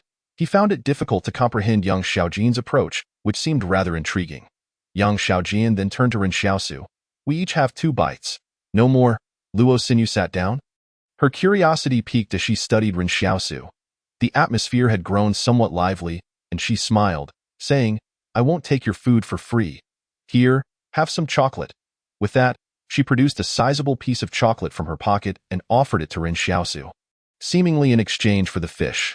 After pondering for a moment, Ren Xiaosu accepted the chocolate, having never encountered such a delicacy before. He had only heard Mr. Zhang mention it as a high-calorie treat that could swiftly replenish energy. The local general store only sold ordinary white sugar at exorbitant prices, with chocolate being nowhere to be found. 2 bites had seemingly transformed into a tacit agreement among them, with an unspoken rule forbidding excess. Ren Xiaosu unwrapped the chocolate and, opening his mouth wide, stuffed the entire piece inside. Luo Xinyu was left flabbergasted, and even Yang Xiaojin stared, momentarily dumbfounded. Once Ren Xiaosu had chewed through the chocolate, he reflected for a moment before saying to Luo Xinyu, "You still owe me a bite." "Luo Xinyu?" Yang Xiaojin. It must be said that the chocolate was quite delectable. Ren Xiaosu mused that even the food within the refuge was far superior to what was available in the settlement. The biscuits were delightfully sweet, and the chocolate bore a unique flavor, bitter at first, then sweet. He considered how he might acquire similar food items from Luo Xinyu and the others during their journey, intending to share them with Yan Liuyuan and sister Xiaoyu upon their return to the settlement. Luo Xinyu had initially sought to engage with Ren Xiaosu due to his unique survival skills, hoping to establish a rapport in case any issues arose during their travels. She was adept at navigating social dynamics, having charmed many of the significant figures within the refuge. Yet, she had not anticipated that Ren Xiaosu would prove so difficult to relate to. Or perhaps she felt that Ren Xiaosu's intellect might genuinely be somewhat lacking. After sampling just a couple of bites of fish, Luo Xinyu returned to her own campfire, retrieving another piece of chocolate from the vehicle to offer to Ren Xiaosu. He declined, opting instead to tuck it away in his pocket. At that moment, Ren Xiaosu turned to Yang Xiaojin, only to find her also with her mouth agape, nearly devouring a quarter of the remaining fish in one bite. Ren Xiaosu was taken aback. After all, she was a girl. Could she not exhibit a modicum of restraint? Even the robust girls from the settlement, like Li Yuqian, would not eat in such a manner. Originally, Ren Xiaosu had planned to save half of the fish after swapping for water, but after Yang Xiaojin's voracious consumption, only a quarter remained. However, for reasons unknown, he felt that Yang Xiaojin exhibited none of the pretense he had expected. Her straightforwardness was refreshing, especially compared to the starlet Luo Xinyu. Yet, when Ren Xiaosu noticed Yang Xiaojin's gaze upon him, he hurriedly licked the fish from his hands, asking, "Still hungry?" Yang Xiaojin, her expression impassive, replied, "Don't leave the chocolate on you. It will melt." That night, as everyone set up their tents for camping, they all had brightly colored tents in their vehicles, and two people fit snugly in one tent, except for Yang Xiaojin and Luo Xinyu, who had their own separate tents. Meanwhile, Ren Xiaosu meticulously disposed of all fish bones and remnants at a distance before returning to construct his makeshift bed. The others watched in curiosity as Ren Xiaosu busied himself, wondering if this was a demonstration of wilderness survival skills, for he appeared remarkably adept. Ren Xiaosu relocated the original campfire, kindling a new one and adding plenty of pine branches and other durable firewood. The previous fire had been extinguished, and the now warm ground was adorned with a generous layer of pine needles, which were easily found in the forest. He had, astonishingly, created himself a bed. Lu Bu, witnessing Ren Xiaosu reclining comfortably on the pine needles, figured that since it was late autumn, the area where the fire had burned must be quite warm, especially with the campfire still crackling nearby. Tea looked incredibly cozy. In contrast, the tents of the private army were tightly encircled around their campfire, leaving their band members to endure the chill at a distance. Fortunately, they had blankets to stave off the cold, or they would have struggled through the night. As for Yang Xiaojin, she had pitched her tent right beside Ren Xiaosu's campfire. Showing no signs of hesitation, Ren Xiaosu opened his eyes to glance toward Yang Xiaojin's tent, noting that the flap was left unclosed, allowing her to observe the surroundings easily. Moreover, she maintained her gun aimed at Ren Xiaosu while holding another firearm directed at the tents of the private army. "What kind of doctor are you?" In stark contrast to Yang Xiaojin's vigilance, Ren Xiaosu observed that the others in the group seemed rather lax about their guard, with 12 members of the private army present. Not a single sentry was posted. The sounds of snoring echoed from within the tents, clearly indicating they were in a deep slumber, while the larger predators were indeed kept at bay outside the refuge. It seemed they had grown excessively complacent. Meanwhile, Yang Xiaojin's breathing remained steady and elongated, clearly indicating she had not descended into deep sleep. Ren Xiaosu felt justified in his caution, having witnessed many individuals meet their demise at night. But he pondered what sort of life experiences had shaped Yang Xiaojin's current habits. He believed that a person's past experiences dictate their present thoughts and behaviors, and Yang Xiaojin must have encountered perilous situations in her life. At dawn, while everyone else remained asleep, Ren Xiaosu ventured to inspect the area where he had discarded the fish bones. The night before, he had intentionally left some fish meat behind to see if any wildlife might be drawn to it. Many feared wild animals, believing them to be fierce and unafraid of humans. However, wild creatures were not so reckless. In fact, most were quite astute and would likely avoid the area upon seeing numerous tents. Yet the fish bones and meat were far from the campsite, which should have left some traces for him to discover. Ren Xiaosu approached the area with utmost caution, keenly observing for any signs of wildlife activity. However, to his astonishment, he found that all the fish meat and bones had vanished, and there were no tracks from any animals in sight. Instantly, he drew a bone knife from his sleeve, remaining alert as he carefully retreated. Could ants have carried off the bones and fish? That was a possibility. Nowadays, some ants could be as large as a finger, and if there was an anthill nearby, it would be entirely plausible for them to clean up the area overnight. Yet, Ren Xiaosu still harbored doubts. When he returned to the campsite, the others were already preparing to pack up and depart, folding tents and stowing them back into the SUV's trunk. Lu Bu continued to complain to Luo Xinyu. "Xinyu, you shouldn't have exchanged chocolate with him. Does a refugee deserve such luxuries?" Luo Xinyu ignored him, surprised that she had ended up giving away 2 pieces of chocolate. The convoy set off, following the path indicated by Ren Xiaosu as they ventured deeper into the woods. Sunlight filtered through the canopy, casting a delightful glow upon the entire forest. At that moment, everyone had long forgotten the terror brought on by the giant deer tracks from the previous night. Ren Xiaosu even heard singing from the vehicle behind him, accompanied by a group of private soldiers sharing risque jokes, their laughter echoing through the trees, as if they were merely on a picnic. A short distance from the riverbank, Ren Xiaosu advised the driver, "Please keep a considerable distance from the river." In truth, he was uncertain of the dangers lurking within the waters. The haunting image from the previous night had left a profound impression on him. The driver, however, dismissed his concern, saying, "We're still quite far from the river, and there are just some fish in there. Oh, you think they will leap out and bite you? Just don't go swimming." Ren Xiaosu chose not to respond. He had made his decision. Should a crisis arise, he must swiftly distance himself from these foolish individuals. At that moment, the lead vehicle abruptly braked, and the driver of the private unit exclaimed in alarm. "Up ahead!" Ren Xiaosu turned to see a colossal stag standing in the middle of the road, its impressive stature towering over 2 meters. The stag, a species second only to the moose in size, was known for its gregarious nature, feeding on grasses, leaves, tender branches, bark, and fruits, often seeking out salt licks. This magnificent creature stood still, observing the convoy with curiosity. Tension filled the air as the private soldiers raised their automatic rifles, ready to fire. Suddenly, rustling sounds emerged from the woods, and 2 smaller stags appeared, evidently the offspring of the first. Su Xianchu's voice crackled through the vehicle's intercom, "Do not shoot." The majestic stag displayed no signs of aggression.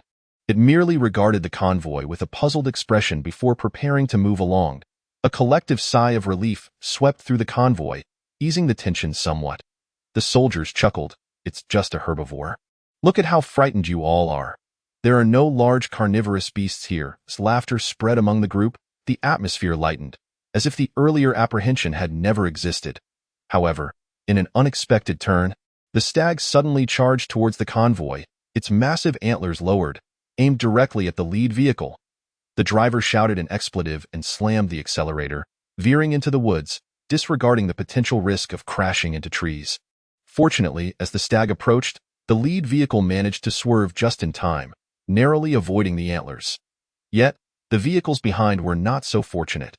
The stag's antlers, remarkably resilient, pierced through the hood of one car, flinging it aside with a mere toss of its head. Before the other soldiers could disembark, the colossal stag, accompanied by its 2 young, dashed into the woods, evoking the sensation of a heist executed with precision. Some soldiers fired frantically at the retreating figure, but their aim was woefully inadequate. The vehicle carrying Ren Xiaosu and the others collided with a tree on the roadside, crumpling the hood and belching forth thick clouds of white smoke. At that moment, someone from the convoy shouted, "Come quickly, we need help." Lu Bu's voice rang out, "Isn't that refugee a doctor from the town? Get him over here." As Ren Xiaosu disembarked and approached, he discovered the driver of the second vehicle had only a minor abrasion on his arm. There was no need for alarm. Death had accompanied every refugee since childhood, a mere triviality in life. Making such scratches hardly worth mentioning, frowning, Ren Xiaosu had no intention of wasting his precious black medicine on a soldier of this private unit. What perplexed him was the sudden aggression displayed by the stag. Lu Bu shoved Ren Xiaosu aside, shouting, "Aren't you a doctor? Hurry up and help." Ren Xiaosu sighed and began muttering over the driver's wound. "Heal quickly, heal quickly, heal quickly." Lu Bu stared in disbelief. "Is this how you treat injuries? What kind of doctor are you?" After a moment of contemplation, Ren Xiaosu tentatively suggested. A shaman? Due to preconceived notions, this group had previously harbored skepticism regarding Ren Xiaosu being the sole doctor in town. When they first encountered him, he was living in a shack. How could he possibly become a doctor in just a few days? If he truly possessed medical skills, why hadn't he revealed them sooner? In their desperation, they were merely engaging in a classic case of a sick man grasping at straws. Yet, Ren Xiaosu's reaction left them astounded. What on earth was a shaman? Lubu pushed Ren Xiaosu aside and approached the injured driver with concern, asking, "Are you all right? Does it hurt?" Ren Xiaosu surveyed the scene, noting that of the original 6 vehicles, a combination of 5 SUVs and 1 pickup, only 4 remained. The 2 damaged vehicles seemed irreparable. However, Ren Xiaosu was no expert on automobiles and would defer to the private soldier's assessment. Officer Su Xianchu led the inspection and confirmed that the vehicle struck by the stag was beyond repair. The engine bore multiple gaping holes. However, the stag had not emerged unscathed either. Ren Xiaosu spotted a small section of antler on the ground, evidently broken off during the encounter. Lubu approached Su Xianchu, inquiring, "Can it be repaired?"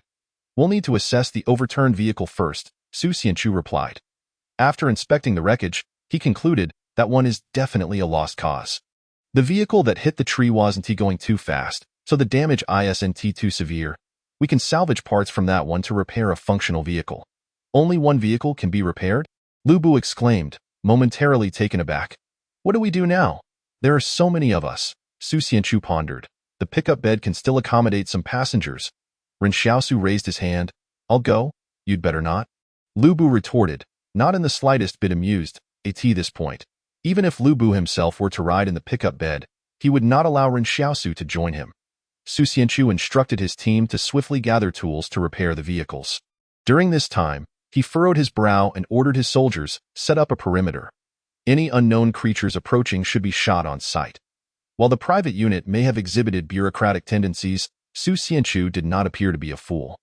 It was imperative to remain vigilant. If a giant creature approached while they were occupied with repairs, it could result in devastating consequences. Ren Xiaosu remained crouched beside the vehicle, observing the soldiers as they worked. Eager to learn about the mechanics involved, he had always been an avid learner, and the sight of such large machinery held a unique beauty for him, a symbol of humanity's civilizational achievements amidst the chaos of civilization's rebirth. Lubu, crossing his arms, scoffed, "Do you even understand what you're looking at?" Ren Xiaosu turned to him, asking, "I don't understand. Do you?" Lubu hesitated. In truth, he did not understand either. "See? I don't understand." "And neither do you," Ren Xiaosu said slowly. "So why are you talking nonsense?" With that, he ignored Lubu and continued to observe. The repairs stretched from morning into the afternoon, while Lubu and the others debated the redistribution of passengers among the remaining vehicles and the routine defense measures. Some suggested shooting any creatures they encountered, while others countered that firing might provoke them. Given the stag's size, it was unlikely that a bullet would penetrate its skull unless aimed directly at its eye. But who among them possessed such marksmanship? It would require a level of skill akin to hitting the bullseye of a moving target consistently. At that moment, Ren Xiaosu contemplated that these individuals were unaware that Yang Xiaojin was a master marksman. Whether others could achieve such accuracy, Ren Xiaosu felt confident he had a 60% chance of hitting the stag's eye within 50 meters with a handgun, leading him to believe that Yang Xiaojin would possess a 90%, if not 100%, certainty. Observing Yang Xiaojin's reaction as the others deliberated on how to confront the beasts, he noted that she remained utterly silent, as if the matter did not concern her. However, everyone took some comfort in the fact that the stag was still herbivorous. Had it approached with hunger, it could have resulted in the demise of 3 or 4 individuals in their group. Su Xianchu remarked, "The majority of the fauna in these woods is likely large herbivores. Otherwise, they would have been prioritized for extermination during the establishment of the perimeter. When we encounter such creatures, we should exercise caution and avoid startling them. Should we come across carnivorous animals, we will shoot on sight." "All right, the vehicles are repaired. Let us prepare to depart." Lubu interjected, "Since we've lost one vehicle, we need to rearrange the seating arrangements." He turned to a member of the band, saying, "Su Xia, you and Cheng Dongheng will share the pickup bed. You'll have to bear with it for now." The 2 band members, Su Xia and Cheng Dongheng, cast resentful glances at Ren Xiaosu, who had the opportunity to where Su Xia's complexion had turned red and swollen, as if he were enduring an immense pain unprecedented in his life. In a mere 10 seconds, before anyone could react, he lay motionless on the ground, frothing at the mouth, his face rapidly shifting to a shade of blue-purple. Su Xianchu cautiously approached with his gun drawn, and after confirming there were no anomalies nearby, he reached out to check Su Xia's breath. Turning to the others with a grave expression, he stated, "He's gone." Everyone stood frozen in shock. How could a person who had just been well moments ago suddenly be dead? Lu Bu trembled as he inquired of Cheng Donghang. What on earth happened? Cheng Donghang, leaning against the truck bed, replied in fear, "I don't know.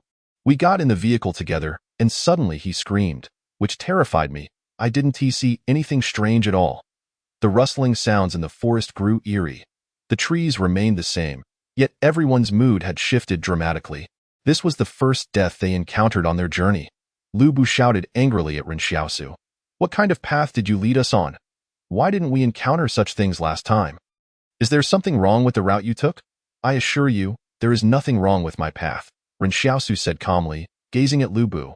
"But you all should understand, even within the barrier, the wilderness is becoming increasingly bizarre and I am unclear on your purpose for venturing into the mountains, but I strongly advise you to turn back to Barrier 113 immediately. No, Su Xianchu replied coldly.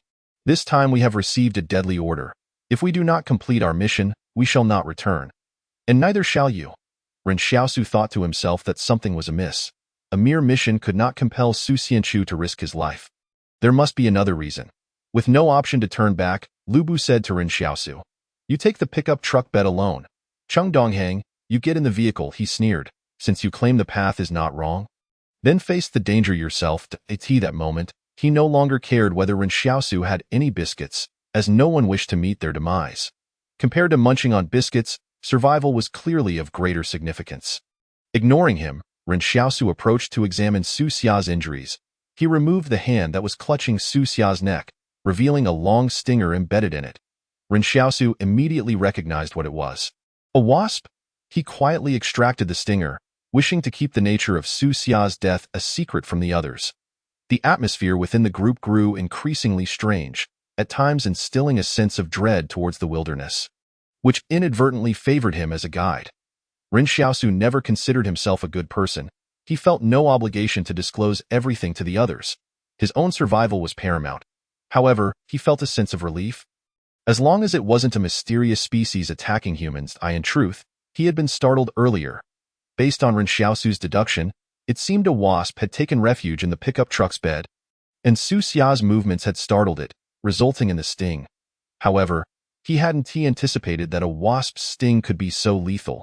Could the swelling of his neck have led to suffocation? No, that didn't seem right. If it were suffocation, death wouldn't be instantaneous. There would be some time before it occurred. It appeared to be an issue with the venom in his childhood. Ren Xiaosu had also been stung by a wasp, yet it had only resulted in swelling on one side of his face for a few days. He had not died. This wilderness was growing ever more perilous. At times, Ren Xiaosu felt a conflicting sense within himself. On one hand, he was drawn to the mysteries of this enigmatic wilderness, yearning to uncover its secrets, while on the other, he understood that excessive curiosity could lead to death. Human nature is multifaceted, and thoughts are invariably complex, such as the essence of humanity. The shadow of death loomed over the entire convoy, yet among them, Ren Xiaosu felt the most at ease. Su Xianchu had checked the wound but could only see a red on Su Xia's neck. Ren Xiaosu observed everyone's reactions, and Yang Xiaojin pretended to casually inspect Su Xia's wound, only to furrow her brow as well. Only Ren Xiaosu knew that Su Xia had merely been stung by a mutated wasp from the wilderness. "What shall we do with Su Xia's body? We can't just leave him here in the wilderness," someone remarked. "What else can we do?" Lu Bu said, his brow furrowed. He intended to simply leave Su Xia here. Burying him would take time, and he didn't want to linger in this cursed place for even a moment longer. Luo Xinyu suggested, "Let's put him in the pickup truck bed for now and leave this place. We can bury him properly when we reach a suitable location." As the leader of the group, she could not abandon Su Xia here. What would others think of her? Such an act would tarnish her reputation. Upon hearing this, Lu Bu immediately decided, "Ren Xiaosu, you carry Su Xia to the truck bed. You'll ride back there too." Ren Xiaosu had no objections. He hadn't had biscuits for over a day and was rather craving them. Moreover, he felt no psychological burden about being with the corpse. He had faced many bodies during the Wolf Pack's attack on the factory and had not been afraid then. Those within the barrier revered life and death.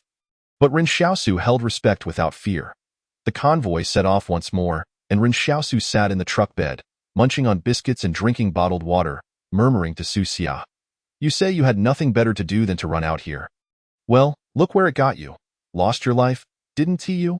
I wonder what it's really like inside your barrier. Many of us out here are on the verge of starvation, yet you have the luxury to listen to music and idolize stars. They even sent pork to you, while we can't even get a bite. Ren Xiaosu was simply passing the time, but the two men in the driver's seat did not share his sentiments. They suddenly heard Ren Xiaosu's voice vaguely in the distance, and the driver felt a chill run down his spine. He turned to his co-driver and asked, "Who is he talking to?" I don't know. Maybe he's talking to himself? Do you think he has lost his mind?" That night, the convoy could not find a suitable place to camp, so they settled for a small clearing. Everyone was too disheartened to engage in conversation or banter, and silence enveloped them. The following morning, Ren Xiaosu awoke and stretched. He hadn't sought food the night before, as he had nearly reached his limit with the biscuits. Originally, the chocolate was in the truck bed, but Lu Bu had cleverly taken it into his vehicle, holding onto the box of chocolate the entire afternoon, leaving no room for it in their truck. Ren Xiaosu had planned well. He wouldn't need breakfast that morning. Once the convoy resumed its journey, he could eat as he pleased in the truck bed.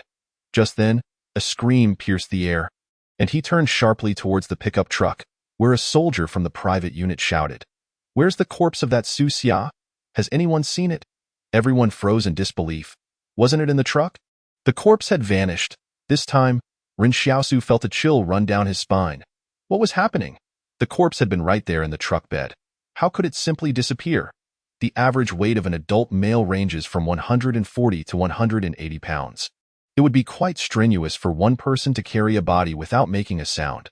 With so many people present, it was impossible that no one had heard anything. Who had moved Su Xia's body? Suddenly, Ren Xiaosu recalled the fish bones and flesh he had discarded earlier, which had also vanished without a trace. There were no signs, no clues to indicate what had occurred. Initially, he had speculated it was ants. But surely it couldn't be ants this time. Even evolved ants couldn't possibly carry away such a large body overnight. Now, a shadow loomed over Ren Xiaosu's heart as he pondered the situation. What could have done this? Lu Bu trembled as he looked at Su Xianchu. "Sir, we should go back. This is too strange." Su Xianchu held his gun at the ready, surveying the surroundings. "I share your fear, but we cannot return without completing our mission. If we fail, we'll be reduced to wandering refugees, unable to go back. You all must understand that. But this forest is truly too bizarre." Lu Bu was on the verge of tears.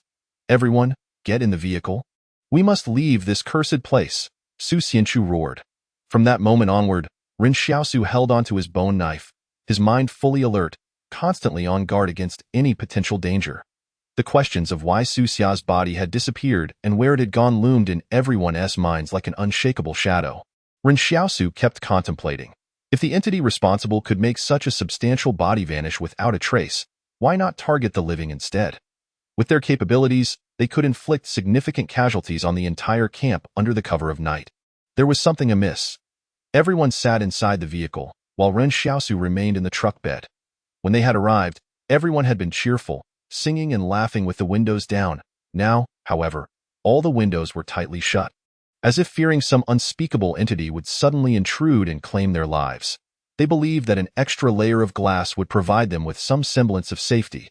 Ren Xiaosu sat in the truck bed, watching the trees retreat in his line of sight. The swaying shadows of the leaves seemed to conceal a deadly intent. Even Ren Xiaosu felt a twinge of fear. What can be done about it? Perhaps I should just eat a cookie to calm my nerves. Every time Ren Xiaosu entertained a thought that might frighten him, he would munch on a cookie to ease his anxiety. In truth, Ren Xiaosu believed that being in a car was no safer than being in the back of a pickup truck. In fact, given his current physical condition, he felt that the open view from the truck bed allowed him to better identify escape routes and strategies in the event of danger. It is worth noting that among the entire convoy, apart from Yang Xiaojin, whose capabilities remained uncertain, no one could outrun him. Ren Xiaosu had never considered whether he should save others when danger struck. He was not foolish. This group did not provide him, their guide, with food and made him sit in the truck bed. It would be quite remarkable if he did not seek retribution. It seemed as if they were fleeing from a monster. Desperately trying to escape, Lu Bu, while still in the vehicle, continued to advise Su Xianchu.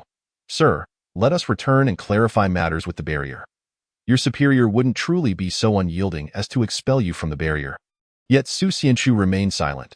Had it been anyone else, their superior might not have been so merciless, but his situation was different.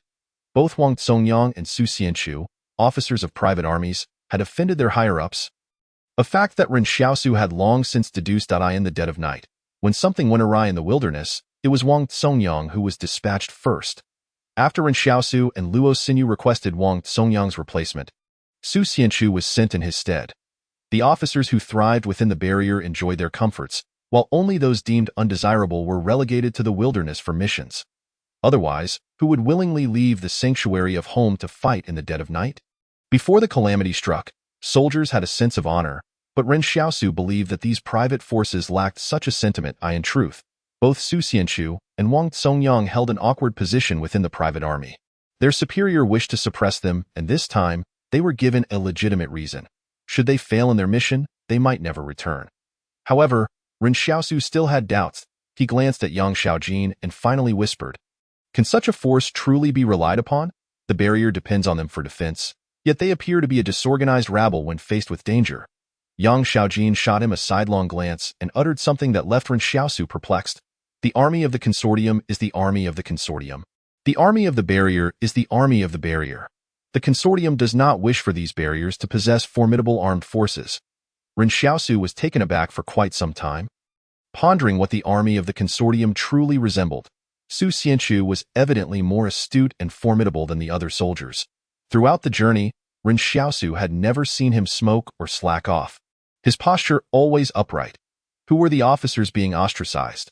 At least two individuals known to Ren Xiaosu were among them, Wang Songyang and Su Xianchu.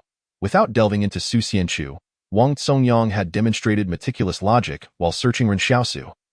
Entirely unlike the soldiers of the private army. In fact, Wang Songyang had even displayed disdain for the private forces before Ren Xiaosu. Thus, were Su Xianchu and Wang Songyang ostracized for their unwillingness to compromise their principles?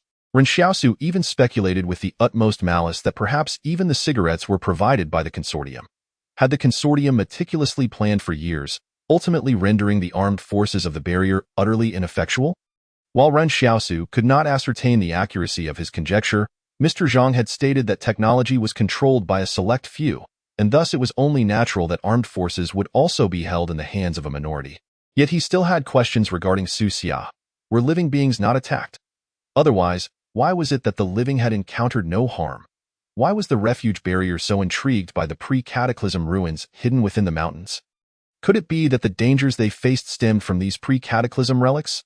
Su Xianchu's voice was cold as he declared, "I shall now assume command of wartime management for everyone. Henceforth, any plans are beyond your purview." Lu Bu opened his mouth, hesitating to respond, realizing that Su Xianchu was quite serious. When the convoy took a brief respite at a location known as the Colorful Stone Wall, it became evident that the formation of this wall was also attributed to tectonic movements. A cliff created by the compression of plates, with its vibrant rock layers resulting from early private forces clearing beasts from the woods. Lu Bu leaned against the stone wall, wiping the sweat from his brow, and remarked, "It's almost winter. Why does it get hotter the further north we go?"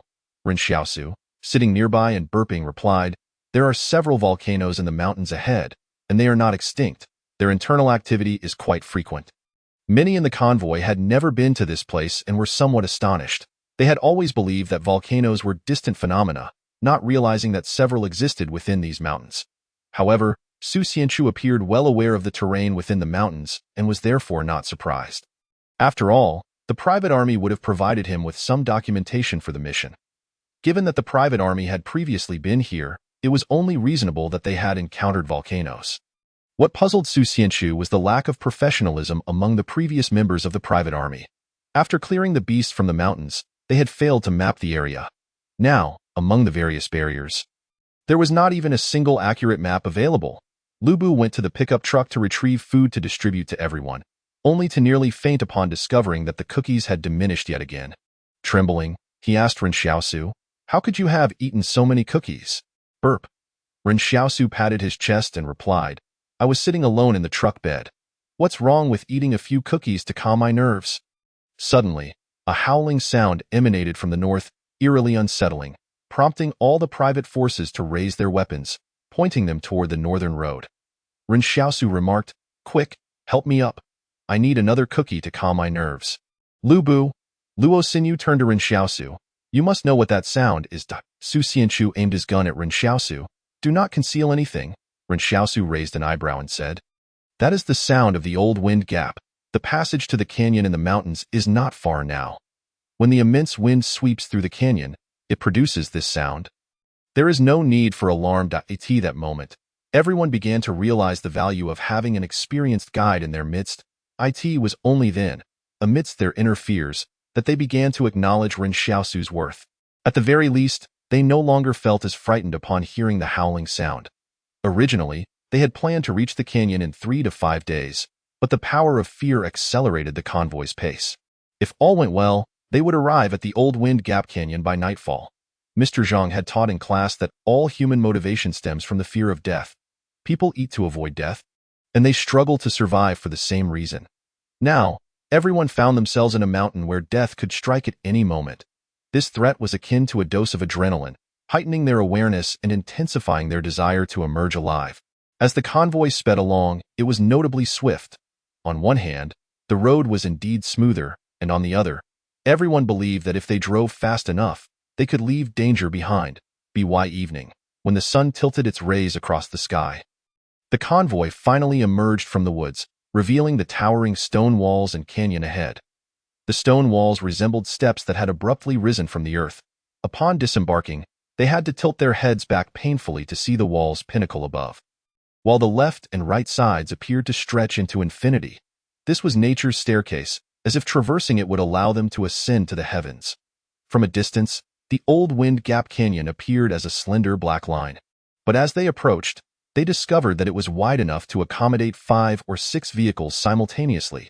A tremendous mountain wind surged through the canyon, producing a wailing sound. Those standing at the canyon's mouth struggled to maintain their footing, nearly being toppled by the force of the wind. The miraculous and majestic splendor of nature was vividly showcased at that moment.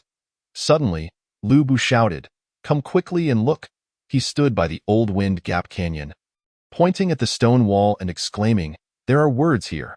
Everyone gathered around to see that the wall bore 4 massive characters carved by an unknown hand. Living beings must not enter. Su Xianchu turned to Ren Xiaosu. Who carved this? Ren Xiaosu shook his head. When I came here last year, those 4 characters were not present. Why did you come here? Lu Bu exclaimed. How far is this place from the settlement? Even for hunting, one shouldn't venture to such a location. Who exactly are you? You must be concealing your identity. Ren Xiaosu nodded. Indeed, there is something I haven't told you. I am, in fact, a descendant of the dragon. Lu Bu, Su Xianchu, Luo Xinyu. At present, you have far too many points of suspicion. Su Xianchu aimed his gun at Ren Xiaosu. You must clarify why you were here last year. This place is already rarely visited. Barrier 113 has not dispatched anyone here in many years. This is the route from Barrier 112 to Barrier 113, yet no one from Barrier 112 has come this way in the past year. So it is highly likely that you are the only one who has been here. Did you carve those words? Ren Xiaosu pondered for a moment and replied, The characters are positioned quite high. At my height, I would not be able to reach them without stepping on something. Moreover, I too am surprised as to why those 4 characters exist here, and I am equally perplexed as to who might have done it. Ren Xiaosu did not speak falsely. Those 4 characters were indeed not carved by him. You have yet to explain why you are here, Lu Bu bellowed. Have you calculated how far this place is from the town? Everyone turned to Ren Xiaosu. Although their driving speed was slower than a person's running pace, the journey over the past 3 days had been sufficiently long, and it made no sense for Ren Xiaosu to have ventured to this place. After a moment of silence, Ren Xiaosu replied, Last year, I encountered a pack of wolves in Yunling and was driven here by them. This was, in fact, the truth. You're talking nonsense, Lu Bu countered. How could a mere child survive a wolf pack? Tell me, what reason would they have to spare you? At that time, the pack was not targeting me. I merely happened to be there. I fled in a panic into the woods, thinking that they would lose interest in me. But to my surprise, they pursued me. As for how I survived, When I entered the Leifinka Gorge, they ceased their chase. I hid in the gorge for 2 days, and only after they left did I emerge. Beyond that, I am unfamiliar with the path. Everyone was taken aback. Here, even the wolves would not pursue. Could it be that there was indeed some great terror lurking beyond the gorge? Perhaps the characters etched into the stone walls were left by some kind-hearted soul who discovered the secrets of Jing Mountain and wished to warn others not to proceed further. All present believed Ren Xiaosu's words, yet this time, he did not speak the whole truth. He had indeed been driven into the gorge by the wolves, but they had not halted their pursuit there. They had continued on. As for how he survived, he could not articulate. For the instant he encountered the wolves, he lost consciousness, and when he awoke, he was covered in wounds, but the wolves had vanished. When he struggled back to the town, he was utterly exhausted. It was this encounter that made him realize the terror of the wolves, but it was also after this experience that the black mist began to appear in his mind.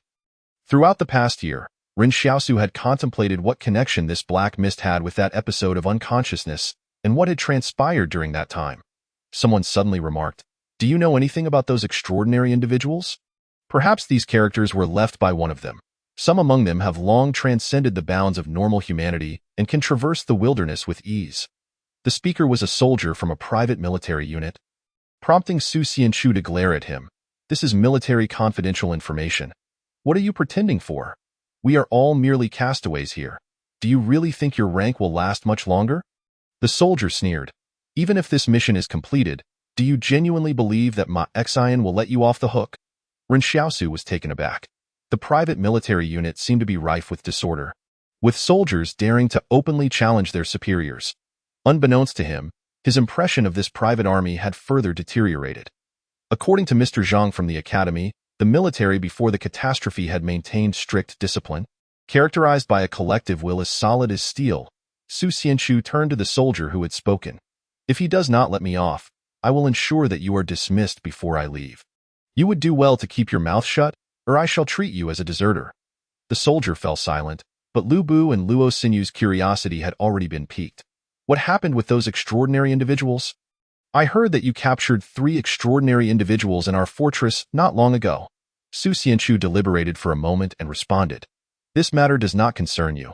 We are merely executing our superior's orders." "Then should we not proceed?" Lu Bu suddenly pleaded. "Commander, let us return. This place is far too dangerous." Su Xianchu finally showed signs of wavering. He glanced at the sky and sighed. "It is getting late. We shall camp here tonight, and everyone can discuss the issue of whether to stay or go, and then we can reach a decision." Lu Bu and the others readily agreed. As long as they did not venture further, everything was acceptable. Ren Xiaosu gazed into the depths of the gorge, where the sheer walls on either side appeared to touch the heavens. A sliver of light filtered through the gorge, but it seemed to have exhausted itself within. Growing darker the deeper one looked, at this moment, Ren Xiaosu no longer needed to seek food. In their fear of death, Lu Bu even overlooked Ren Xiaosu's needs. They were now contemplating how to survive the night, rather than worrying about what to eat. Some chose not to set up tents that night, fearing that doing so would hinder their escape. However, Su Xianchu halted them. "Set up your tents, it is late autumn, and if you lack even a windbreak, you may fall ill and truly find yourselves unable to leave Jing Mountain." They gathered around a bonfire, sitting silently in a circle. Although they had not dared to venture far while collecting firewood, nor had they dared to re-enter the woods, they had nonetheless managed to gather quite a substantial amount through their teamwork. It seemed that the larger the fire blazed, the more secure they felt. This time, Ren Xiaosu did not start a fire alone, for Su Xianchu requested his participation in the discussion. Previously, it had been Su Xianchu who insisted on venturing to Jing Mountain, concerned for his future and his standing within the fortress. But now he too seemed to harbor doubts, influenced significantly by the warnings regarding the extraordinary individuals. The soldiers of the private military unit trusted in their cold firearms, yet when they realized that the creatures they faced might not be solvable with mere bullets, they were engulfed in great fear. Their greatest reliance could no longer provide them with a sense of security. Seeing everyone quiet down, Su Xianchu spoke. "We now face a dilemma. On one hand, we could traverse this gorge, but it harbors unknown dangers, possibly even creatures that even the extraordinary individuals would find challenging to confront. Otherwise, it is difficult to explain who ventured here alone and left behind the warning. no living person may enter. On the other hand, Su Xianchu continued, the woods also conceal hidden dangers. Su Xia mysteriously died, and the disappearance of Su Xia's body remains an unresolved enigma. Thus, we cannot ascertain what we might encounter on our return journey. Luo Xinyu suddenly interjected. Although there have been dangers in the woods, it is unlikely that they would lead to our complete annihilation. After all, we still have so many survivors here. The dangers lurking beyond the gorge are far less certain. I believe it is wiser to confront the woods. When they traversed the woods, they had only lost one person. Even if another were to perish on the way back, that unfortunate soul might not even be one of them. Hence, returning might be their best option. Yet Su Xianchu remained conflicted. Should they truly turn back? Upon returning, he was uncertain what troubles he would face from his superiors within the fortress. Once more, silence enveloped the group. Ren Xiaosu glanced at Yang Xiaojin, noticing her calm demeanor, as if she were indifferent to their fate. Wait, could Yang Xiaojin be one of those legendary extraordinary individuals? Ren Xiaosu could not confirm this. But for some reason, he felt that her purpose for coming here differed from everyone else's. When he had shared fish with her before, he had assumed she was a friend of Luo Xinyu's, there to protect her. Yet the truth was that Luo Xinyu and Yang Xiaojin did not exhibit any particularly close relationship, resembling more of a client and employee dynamic. Ren Xiaosu felt a yearning for the extraordinary individuals that Su Xianchu and the others spoke of. But he did not harbor jealousy, for he too was considered an extraordinary individual, merely yet to mature. Luo Xinyu observed Su Xianchu's expression and remarked, Commander, are you worried about your situation upon returning to the fortress? You need not be concerned. I will help you find someone to transfer you from the private military unit. Even if it means taking on a clerical position, it is an option. That Su Xianchu paused. Do you think I am worried about failing the mission? Luo Xinyu replied earnestly. Is that not the case? You need not feel uneasy. We are facing danger together now. If we return now, I will do everything in my power to mitigate the repercussions of a failed mission once we are back. However, her words did not resonate with Su Xianchu. He shook his head. That is not what I am concerned about. You would not understand. Yet I agree with your decision. It is too perilous ahead.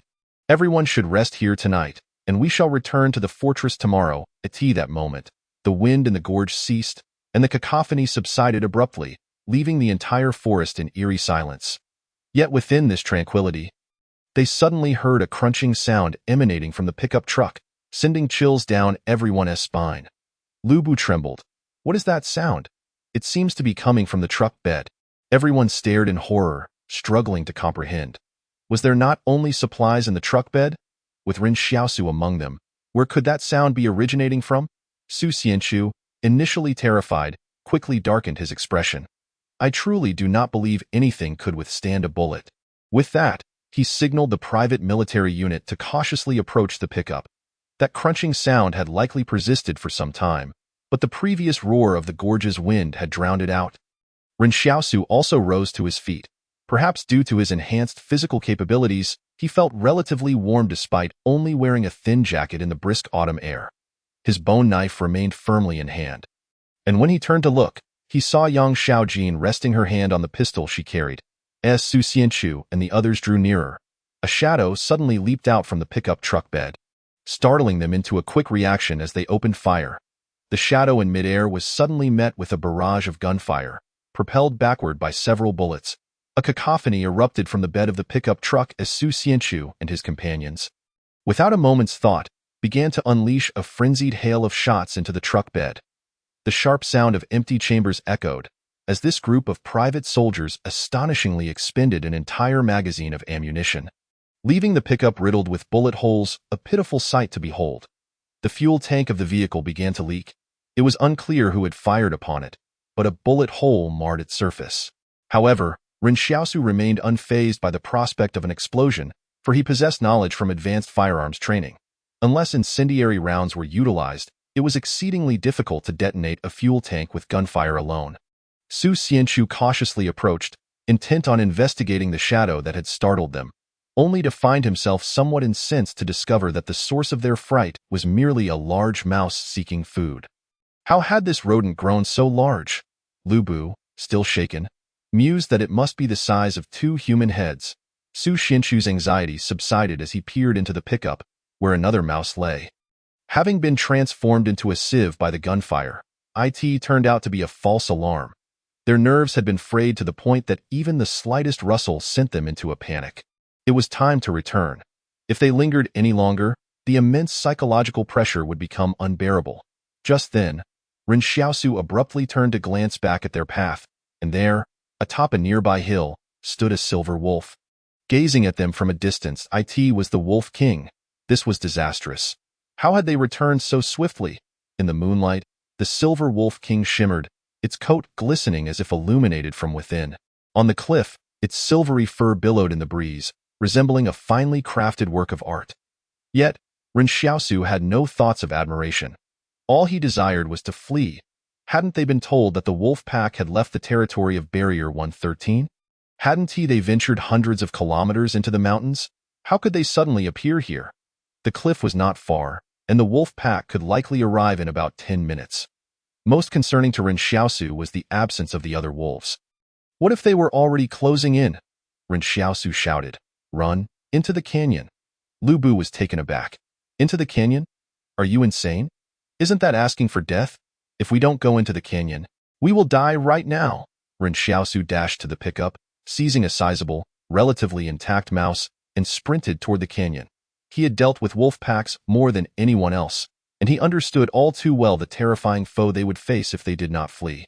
Perhaps the barrier had eradicated the wolves' natural enemies during the purge of the wilderness, allowing the wolves to move about freely and fearlessly. Ren Xiaosu glanced back and was appalled to see that the others were still preoccupied with gathering their belongings around the campfire. It seemed the wolf pack appeared to be quite far away, causing everyone to remain relatively calm. Moreover, Ren Xiaosu's assertion that the wolves would not dare enter the canyon had given them a false sense of security. As long as they could reach the canyon just 10 meters away, they would be safe. Ren Xiaosu thought to himself that these people truly had no fear of death. How could they think of retrieving their belongings at a time like this? At the very least, they should have prioritized food and water. In this moment, Ren Xiaosu realized he was the most alert among the group, alongside Yang Xiaojin and Su Xianchu. Su Xianchu immediately retrieved firearms and ammunition from the vehicle, while Yang Xiaojin threatened a driver with a gun to get in the car and drive. Yet, what could Ren Xiaosu do? He couldn't just accompany them to their death. He continued running toward the canyon, casting glances at the sheer cliffs on either side, noting that while they were steep, they were not entirely devoid of footholds.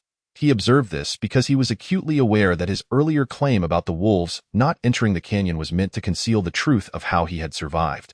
He knew all too well that the wolves had indeed pursued him into the canyon without a moment's hesitation. Thus, the wolves would undoubtedly follow, and the question of escape would become paramount. While a vehicle was undoubtedly a convenient mode of transportation, the reality was that it was uncertain whether a car could outrun a wolf pack on flat ground, let alone on the rocky paths of the canyon. Just days prior, private forces had engaged in a skirmish with the wolves, and dozens of armed soldiers had fallen victim to their attacks. This group of merely 10 or so individuals was woefully outmatched. There was a saying, "You don't need to run faster than the wolves, just faster than the others." However, with only 10 people, it was impossible to slow the wolves down. If death were to come, it would come for them all. Therefore, Ren Xiaosu did not rush to the vehicle but instead entered the canyon. It was not that he was panicking, but rather that he had always understood that escaping by car would be futile. And he had to find another way if necessary. He would have no choice but to scale the cliffs. Surely, even the most formidable wolves could not climb walls. Ren Xiaosu was uncertain if his strength would suffice to reach the top. But that was the only path left to him. At that moment, someone started a vehicle, and with a rev of the engine, it sped into the canyon. They were already short on space, as the pickup was completely totaled. They could see the wolf pack emerging at the edge of the forest, and every face was etched with terror. Those wild wolves were likely as tall as bison, approaching humans with an eerie calm. Lu Bu screamed incessantly, and many members of the private forces turned pale with fright. Just moments ago, they had been preoccupied with gathering their belongings. Now, they realized the folly of their actions. Had they not been so focused on their belongings, they might have already entered the canyon. "Wait, don't close the door," someone shouted. "If we squeeze together, we can fit." But before the speaker could board, Lu Bu kicked him out, slamming the door shut with a resounding thud. "Hurry, start the car, drive faster," someone screamed. At this juncture, Ren Xiaosu felt an overwhelming sense of calm in the wilderness. There was no right or wrong. To live was right, to die was wrong. All he could do was strive to be the last one standing, and nothing more. The remaining 4 vehicles entered the canyon in succession, leaving behind 2 individuals who could not board in time. Suddenly, 2 piercing screams echoed from outside the canyon, and Ren Xiaosu's heart sank. The wolf pack was swifter than he had anticipated. As the vehicles passed him, one of them came to a halt in the back seat. Yang Xiaojin had a gun trained on the driver's head, then turned to Ren Xiaosu and commanded, "Get in the car." Ren Xiaosu was taken aback. He hadn't expected Yang Xiaojin to threaten the driver to stop, nor had he intended to board the vehicle. In this dire situation, could a car truly outrun wolves? Seeing Ren Xiaosu hesitate, Yang Xiaojin drew a black M9 pistol with her other hand, aiming it at him. "Get in the car, Ren Xiaosu." He turned to gaze toward the canyon's entrance, only to be struck dumb. Following his line of sight, Yang Xiaojin looked back, witnessing the wolf pack halting just outside the canyon, dozens of enormous wolves quietly observing from the entrance, their furs stained with fresh blood. Lu Bu, watching from the vehicle, muttered in disbelief, "So they really don't dare enter the canyon. We are saved." A wave of relief washed over everyone, as they felt they had narrowly escaped the jaws of death. Some even began to weep with joy. "We're safe," Lu Bu whispered. "I didn't expect this drifter to be telling the truth." Yet, in that moment, Ren Xiaosu's heart was anything but light. He had deceived these people, yet the wolves had indeed halted. What did this signify? It indicated that something had changed in the mountains over the past year, causing the wolves to suddenly stop here. It also suggested that the area beyond the canyon was likely far more perilous than they had imagined, and the warning "no living soul shall enter" was undoubtedly not a mere superstition. "What to do?" someone suggested. "Why don't we camp here and wait for the wolves to leave before returning?" Ren Xiaosu thought to himself that he had never heard a more foolish proposal. Declaring, "You may return if you wish, but I absolutely refuse to retrace my steps." Su Xianchu nodded solemnly, stating, "Indeed, we have no way back in this situation. The woods were the wolves' domain. Were they to wait for the wolves to depart? Where did they expect the wolves to go? The journey back to the barrier would take 3 more days, a duration ample enough for the wolves to turn into feral beasts, ready to ensnare and torment them. Of course, werewolves were not a real threat. It was merely a metaphor. No one responded to Su Xianchu, as they all understood that returning at any time would spell death. The only path to survival lay in heading towards Barrier 112. There was no way back at that moment. Lu Bu looked at Ren Xiaosu and asked, "Why are you carrying that mouse?" "To eat, of course," Ren Xiaosu replied, as if it were the most natural thing in the world. "What else? Save it for the new year." Lu Bu nearly retched at the thought. "Eat it?" Ren Xiaosu responded. "The food was in the pickup, which is now gone. What else is there to eat? Besides, if they eat my biscuits, it's only fair that I eat them." Lu Bu. It did seem rather reasonable. In truth, Ren Xiaosu recognized that one of the greatest challenges facing this group was indeed food and water. However, while he might have disgusted Lu Bu, he had not intended to keep the mouse for himself. Although Ren Xiaosu did not consume mice, it was merely due to the unpleasant impression left on him after witnessing a mouse feasting on a corpse. However, for the other refugees in the town, their inherent belief regarded the wild mice as a source of sustenance. These rodents pilfered human provisions and even preyed upon other creatures, indistinguishable from other wild beasts. In a town where resources were scarce, they would consume termites, let alone mice, to them. These mice represented mere walking morsels. In stark contrast to the affluent individuals within the walls, the refugees possessed a fundamentally different perception of food. They believed that anything that would not kill them could be considered edible. With the truck destroyed and food reduced to mere scraps by the soldiers of a private militia, even if there were edible items left, no one dared to brave the wolf packs to retrieve them. Consequently, enduring hunger would inevitably become the norm in the coming days. Ren Xiaosu, however, felt no fear. In this wilderness, no one could starve him. At that moment, he glanced at Yang Xiaojin. Earlier, when she had pointed a gun at the driver, he had thought she intended to rescue him, only to realize that she merely sought a guide to navigate the wilderness. Perhaps Yang Xiaojin had quickly recognized the impending difficulty of sourcing food, and since Ren Xiaosu had previously demonstrated his aptitude in this regard, she aimed to accompany someone capable of foraging. It is said that every profession has its specialization.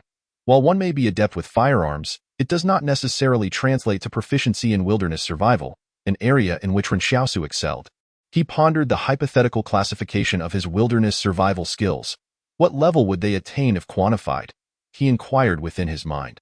What is my level in wilderness survival? The palace, with a succinct and decisive response, declared it to be master level. Ren Xiaosu was momentarily taken aback, astonished that such an assessment could indeed be made, realizing that his wilderness survival skills were of a remarkable caliber, for reasons unbeknownst to him. He found himself increasingly perplexed by Yang Xiaojin's identity. As a denizen of the barrier, her actions were characterized by a decisive ruthlessness, devoid of hesitation.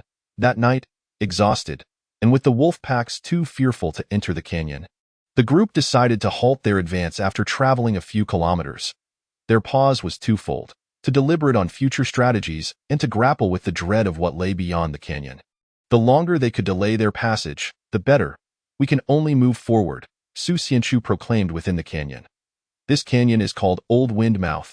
It appears calm now, but you have witnessed the might of the winds here. I would not be surprised if someone were blown out of the canyon. Yet it seems there is no wind at night, Lu Bu remarked in confusion. From evening until now, it has been rather still. Besides, parking the vehicle side by side should mitigate the wind's impact. That is not sufficient. We must exit before dawn, Su Xianchu countered. Moreover, we have run out of food. Our immediate priority is to traverse the canyon and seek sustenance, as it does not seem to harbor any provisions. Now that you mention it, I feel hungry, Lu Bu muttered. Gathered around the campfire, fear had diminished everyone's appetite, yet 5 or 6 hours had elapsed since dinner time. The exertion of fleeing had drained their energy, leading to a pervasive sense of hunger. Had I known, I would have gone to fetch food earlier, someone lamented.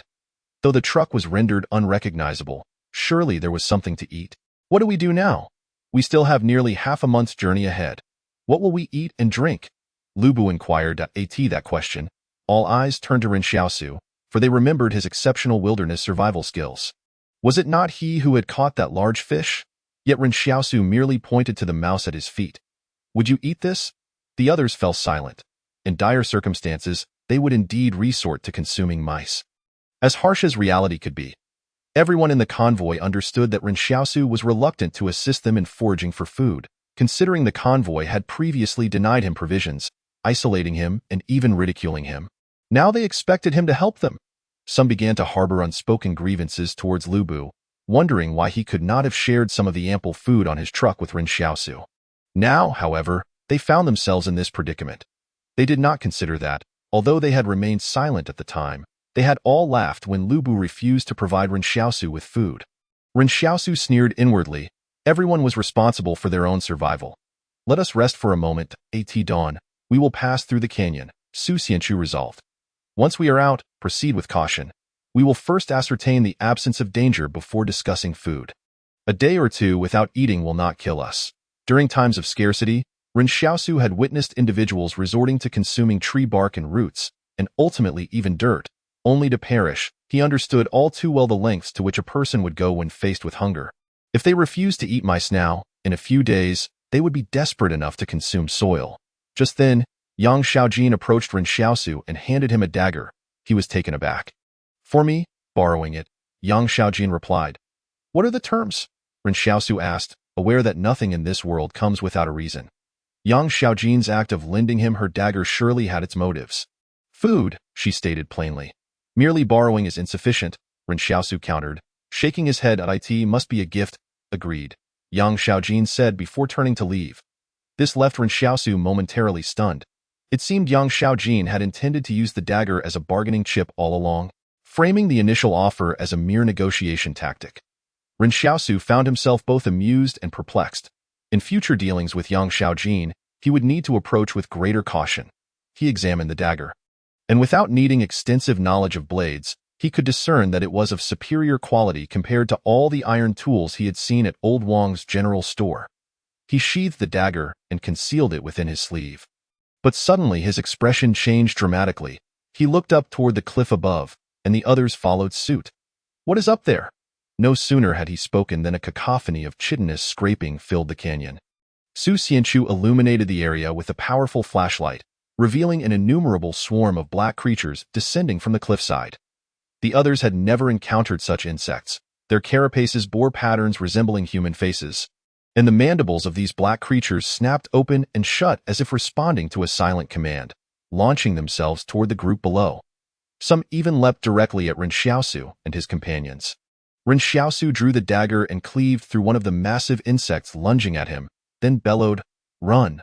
"What on earth are these?" Lu Bu exclaimed, nearly paralyzed with fear. These were the human-faced insects. Ren Xiaosu had spent years in the wilderness and had neither seen nor heard of them. He remained calm when faced with ants and termites, for large ants typically showed little interest in someone devoid of a bloody scent. But these human-faced insects were terrifying, clearly intent on devouring humans. The canyon, typically buffeted by strong winds, had concealed these creatures. Now, upon sensing prey, they emerged en masse. Was it the fear of these insects that kept the wolf packs at bay? Had Ren Xiaosu known of the presence of so many human-faced insects within the canyon, he would have never dared to enter in this moment. He abandoned all thoughts of the mice. He had even contemplated climbing the cliff. But now he felt fortunate for his earlier hesitation. Otherwise, he might have encountered these creatures mid-ascent, leading to his demise. "Get in the vehicle!" Su Xianchu shouted to everyone. Ren Xiaosu continued to slash at the human-faced insects that lunged at him. While their claws lacked sharpness, their mandibles resembled sinister hooks capable of snatching away a life. Ren Xiaosu did not flee. He understood that the vehicle was the safest place, and while others were still in a panic. He had already reached the vehicle. Not only did he board, but he also dragged the driver along with him. Ren Xiaosu could not drive himself. Without the driver, he would be stranded. He tossed the driver into the driver's seat and shouted, "Start the engine, hurry!" The driver, bewildered, looked back. "I don't drive this vehicle. I don't have the keys. Are you kidding me?" Ren Xiaosu felt he had truly underestimated the knowledge required for driving. He was oblivious to the basic understanding of vehicles and keys that one would expect in a fortified environment. Nonetheless, he did not hesitate. He pulled the driver back out and yelled, "Which one is yours?" The driver, still dazed from being dragged around, pointed toward a vehicle amidst the chaos. "That one." Ren Xiaosu, still clutching the driver, made a beeline for the indicated vehicle. Meanwhile, others were frantically fleeing. Some scrambled into vehicles, while others ran toward the canyon's edge, and a few even headed toward the wolf packs in the face of imminent danger. Untrained members of the entourage were paralyzed, unable to think rationally. Just then, a voice echoed in Ren Xiaosu's mind. "Mission. Save at least 10 people from the canyon. To hell with that." Ren Xiaosu continued dragging the driver toward the vehicles. After all, there were no penalties for failing the mission, and his life took precedence over trivial tasks. It was at this moment he noticed someone following closely behind him. He turned around to discover that the person following him was none other than the master gunslinger Yang Xiaojin. It seemed that she was holding something in her hand, but Ren Xiaosu had no time to examine it closely. This girl was resolutely determined to accompany Ren Xiaosu in his flight for survival. In her eyes, it appeared that following him was her only chance to stay alive. Ren Xiaosu had no time to dwell on such matters. He approached the vehicle and flung open the door, only to find a soldier from a private militia trembling in fear at the driver's seat. Ren Xiaosu, irritated, yanked him out of the car, exclaiming, "What are you doing here without the keys? Are you waiting to die?" In that moment, 2 grotesque facebugs attempted to crawl up Ren Xiaosu's pant legs, but they were swiftly obliterated by Yang Xiaojin's gunfire. Ren Xiaosu jumped into the back seat of the off-road vehicle. With Yang Xiaojin following suit, he shouted at the bewildered driver, "Drive. What are you waiting for?" The driver, still in a dazed, mechanical state, snapped to attention only when Ren Xiaosu's words penetrated his foggy mind.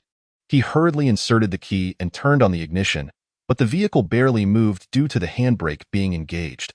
Once he released it, the car lurched forward. That moment, Ren Xiaosu exhaled in relief. While the vehicle might not outrun wolves, it could certainly escape the facebugs. Ahead, 2 vehicles had already gained some distance, while behind them, several individuals were engulfed by the swarm of facebugs.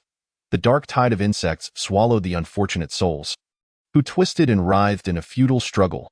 The sound of crunching echoed from within the mass, as blood and flesh were ground into a gruesome paste. Ren Xiaosu remained silent. So this was the true wilderness. This was the world humanity would face in the future. The bizarre facebugs, lured by the scent of blood and flesh, ceased their pursuit of the vehicle. Exhausted, Ren Xiaosu leaned back in his seat. Panting that he had exerted considerable effort. Even for him, carrying an adult while running was no small feat. He glanced at young Xiaojin, who calmly remarked, "You've got some strength." Ren Xiaosu ignored her and turned to the driver. "Are there any bugs chasing us now?" "No," the driver replied, slowly regaining his senses. He murmured repeatedly, "Thank you. Without you, I might not have survived." A1 for gratitude from Sun Junjung. Ren Xiaosu mused that his gratitude tokens had finally reached 74. Making the effort of carrying someone worthwhile, he contemplated and said, "No need for excessive thanks. I merely wanted you to drive. That it's fine. Regardless of the reason, I must thank you. I'm sorry for the past. You can rest assured that I will repay you," Sun Junjung insisted. A1 for gratitude from Sun Junjung. Ren Xiaosu was taken aback. Could one receive gratitude multiple times for a single act? Perhaps it was the life-saving grace that prompted such sincerity from Sun Junjung, who was still in a state of shock. Ren Xiaosu tentatively suggested, "Why not say thank you one more time?" Sun Junjung choked on his words, his emotions suddenly incoherent. Yang Xiaojin cast an odd glance at Ren Xiaosu, who seemed far too carefree given that they had yet to escape danger. After waiting for a while without receiving the 76th expression of gratitude, Ren Xiaosu felt he might have been a bit too eager. If only he could have restrained himself and remained composed a little longer, he might have garnered several more tokens. However, one should not be overly greedy. Moderation is key. Suddenly, Ren Xiaosu noticed Yang Xiaojin's unusual expression. He cleared his throat and said, "Ahem, I was merely joking. While the facebugs aren't pursuing us, let's quickly escape this canyon and regroup with the other vehicles." At that moment, Ren Xiaosu recalled the task issued by the palace. He felt no shame. In such circumstances, it was impossible to sacrifice oneself for others. As he had told Yan Liuyuan, if there is guilt, one must persuade oneself not to feel it. Moreover, he had acted with a clear conscience. Suddenly, he heard the palace in his mind announcing, "Task completed. Reward. 1.0 strength." What was happening? Did it mean that as long as he had performed an act of saving someone and the team ultimately survived with 10 or more members, the task would be deemed complete? The palace was rather lenient. It seemed 54. The escape Ren Xiaosu was quite surprised to find that he had completed the task, for he had never intended to do so. It seemed the palace merely wished for him to grow stronger. Otherwise, what did Wang Fugui's gratitude mean in the grand scheme of things? At this moment, Ren Xiaosu's strength had reached 6.5, officially surpassing twice that of an average adult. Although the normal range likely only referred to the mean, as individuals who had undergone intense training were not included within that average. The convoy swiftly traversed the canyon. Earlier, some individuals had fled in a panic towards a pack of wolves, only to be torn apart. The facebugs, too, exhibited an oddity, refusing to venture even an inch beyond the canyon's edge.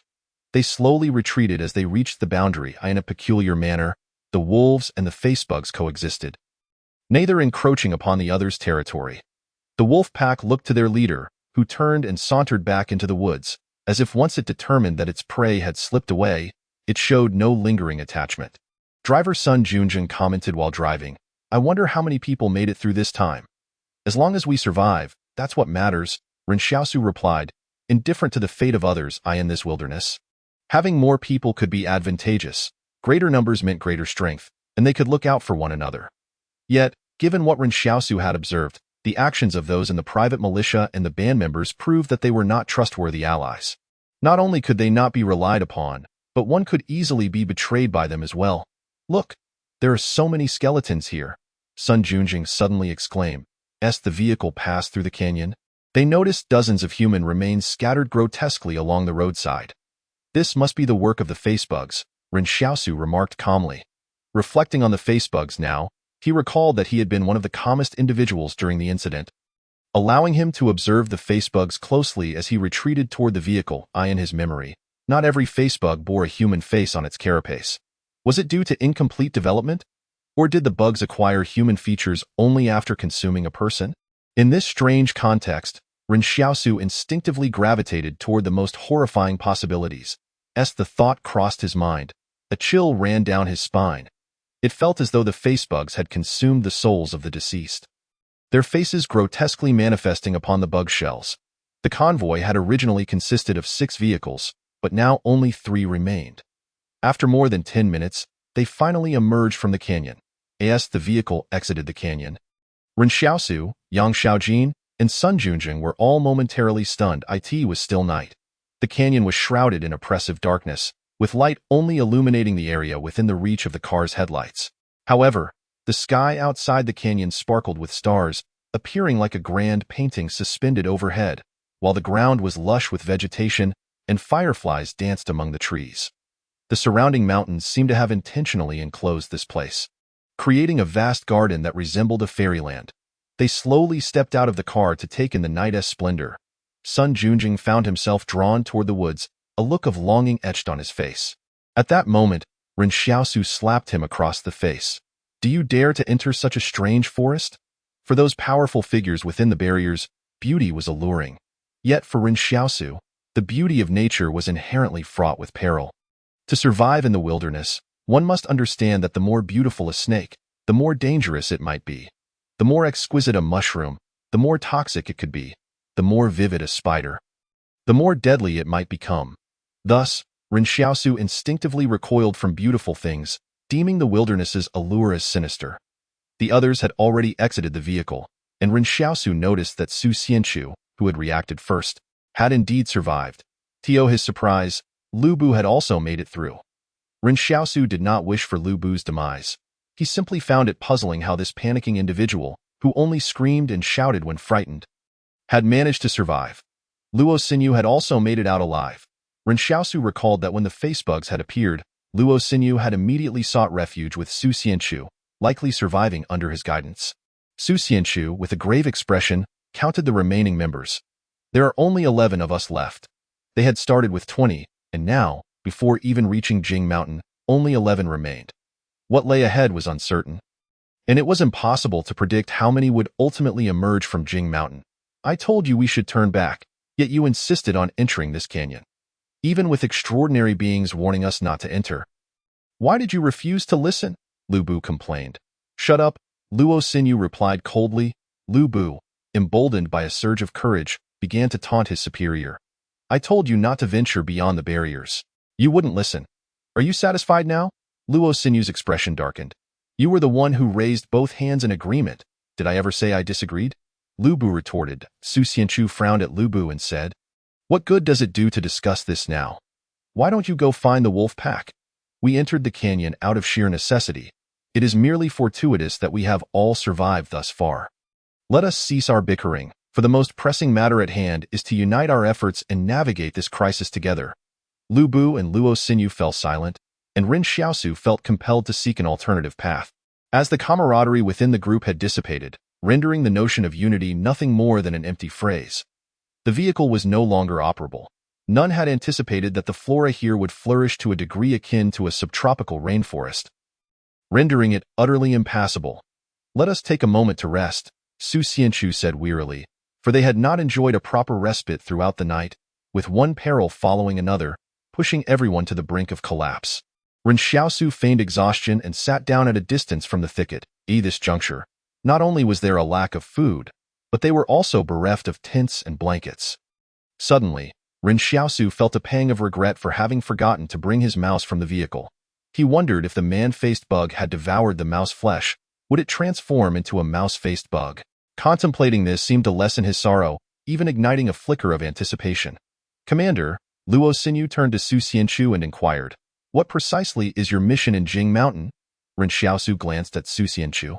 Sharing the same perplexity, Su Xianchu hesitated, yet refrained from divulging all that he knew. However, Ren Xiaosu sensed that Su Xianchu harbored doubts of his own. From beginning to end, Su Xianchu had never revealed the nature of their mission, and Lu Bu and Luo Xinyu, being mere crew members, were evidently unaware of it. Otherwise, they would not have posed such questions to Su Xianchu. Ren Xiaosu pondered whether there was any correlation between their mission objectives and the transformations occurring within Jing Mountain. Suddenly, Su Xianchu remarked, In truth, we did not anticipate such drastic changes. Otherwise, we would not have come with only 12 individuals. What I can clearly tell you is that we are equally uninformed about everything that has transpired here. At this moment, it was uncertain whether they would even survive to escape. Why then could they not share their secrets with us? Lu Bu, teetering on the edge of despair, merely wished to comprehend his current predicament. Refusing to relinquish any clues, gritting his teeth, he declared to Su Xianchu, We are all in this together. If you remain silent, perhaps this secret will be buried alongside us. As Lu Bu leaned closer to Su Xianchu, saliva flying, Su Xianchu shoved Lu Bu away, saying, "Is it our fault that you approached us? I've heard you've long desired to venture to other barriers. Even without our mission, would you not have gone?" At this moment, he seemed to distance himself entirely, as if they were the ones leading them to their demise. Ren Xiaosu was merely an observer, wishing he had a handful of peanuts at that moment. When suddenly Yang Xiaojin piped up, "I'm hungry." This caught Ren Xiaosu off guard. "What do you mean by that?" he asked. Yang Xiaojin replied, "The dagger Dado?" Ren Xiaosu quickly nodded. "Please remain seated. I shall procure some food for you." "Do you have any dietary restrictions?" "None," Yang Xiaojin replied, sitting on the ground, while Luo Xinyu had to lay down a piece of clothing beneath her. She seemed completely unconcerned. However, Ren Xiaosu felt a twinge of melancholy. He had lost the mouse he had intended to bring along. Balancing the driver with one hand and the dagger with the other had made it impossible to carry the mouse. Now, sourcing ingredients was proving somewhat troublesome. The dense forest before them was indeed enigmatic. Visibility was poor at night, and they would have to wait until daylight to cautiously observe the surroundings before daring to venture in search of food. Just then, Yang Xiaojin, noticing his troubled demeanor, suddenly said, "I tossed the mouse into the trunk." Ren Xiaosu was taken aback. He faintly recalled Yang Xiaojin holding something during the chaos, but in the frenzy, he had not been able to discern it clearly. So, she had been holding that large mouse. It must be said that Yang Xiaojin's foresight had spared Ren Xiaosu considerable trouble. In the past, he had always traversed the wilderness alone, never seeking help, thus facing all dangers and challenges by himself. Although individuals from the settlement had approached him in the past, proposing to hunt together, Ren Xiaosu had declined. It was not due to a lack of ability on their part, but rather a matter of trust. In the wilderness, fatigue sets in easily, and companionship among humans can be more burdensome than the company of beasts. Ren Xiaosu had once contemplated training Yan Liuyuan to alleviate some of his burdens, but ultimately decided against it, not wishing to place Yan Liuyuan in peril. Now, for the first time, Ren Xiaosu felt the presence of an ally. Yet, he quickly dismissed this thought, recognizing that their relationship was merely transactional. They had formed a fleeting alliance based on mutual trust in each other's abilities or resources, a silent agreement that belied any true faith in one another, as they merely sought to fulfill their own needs. Ren Xiaosu retrieved the large mouse from the vehicle, and by this time, the others were quite hungry.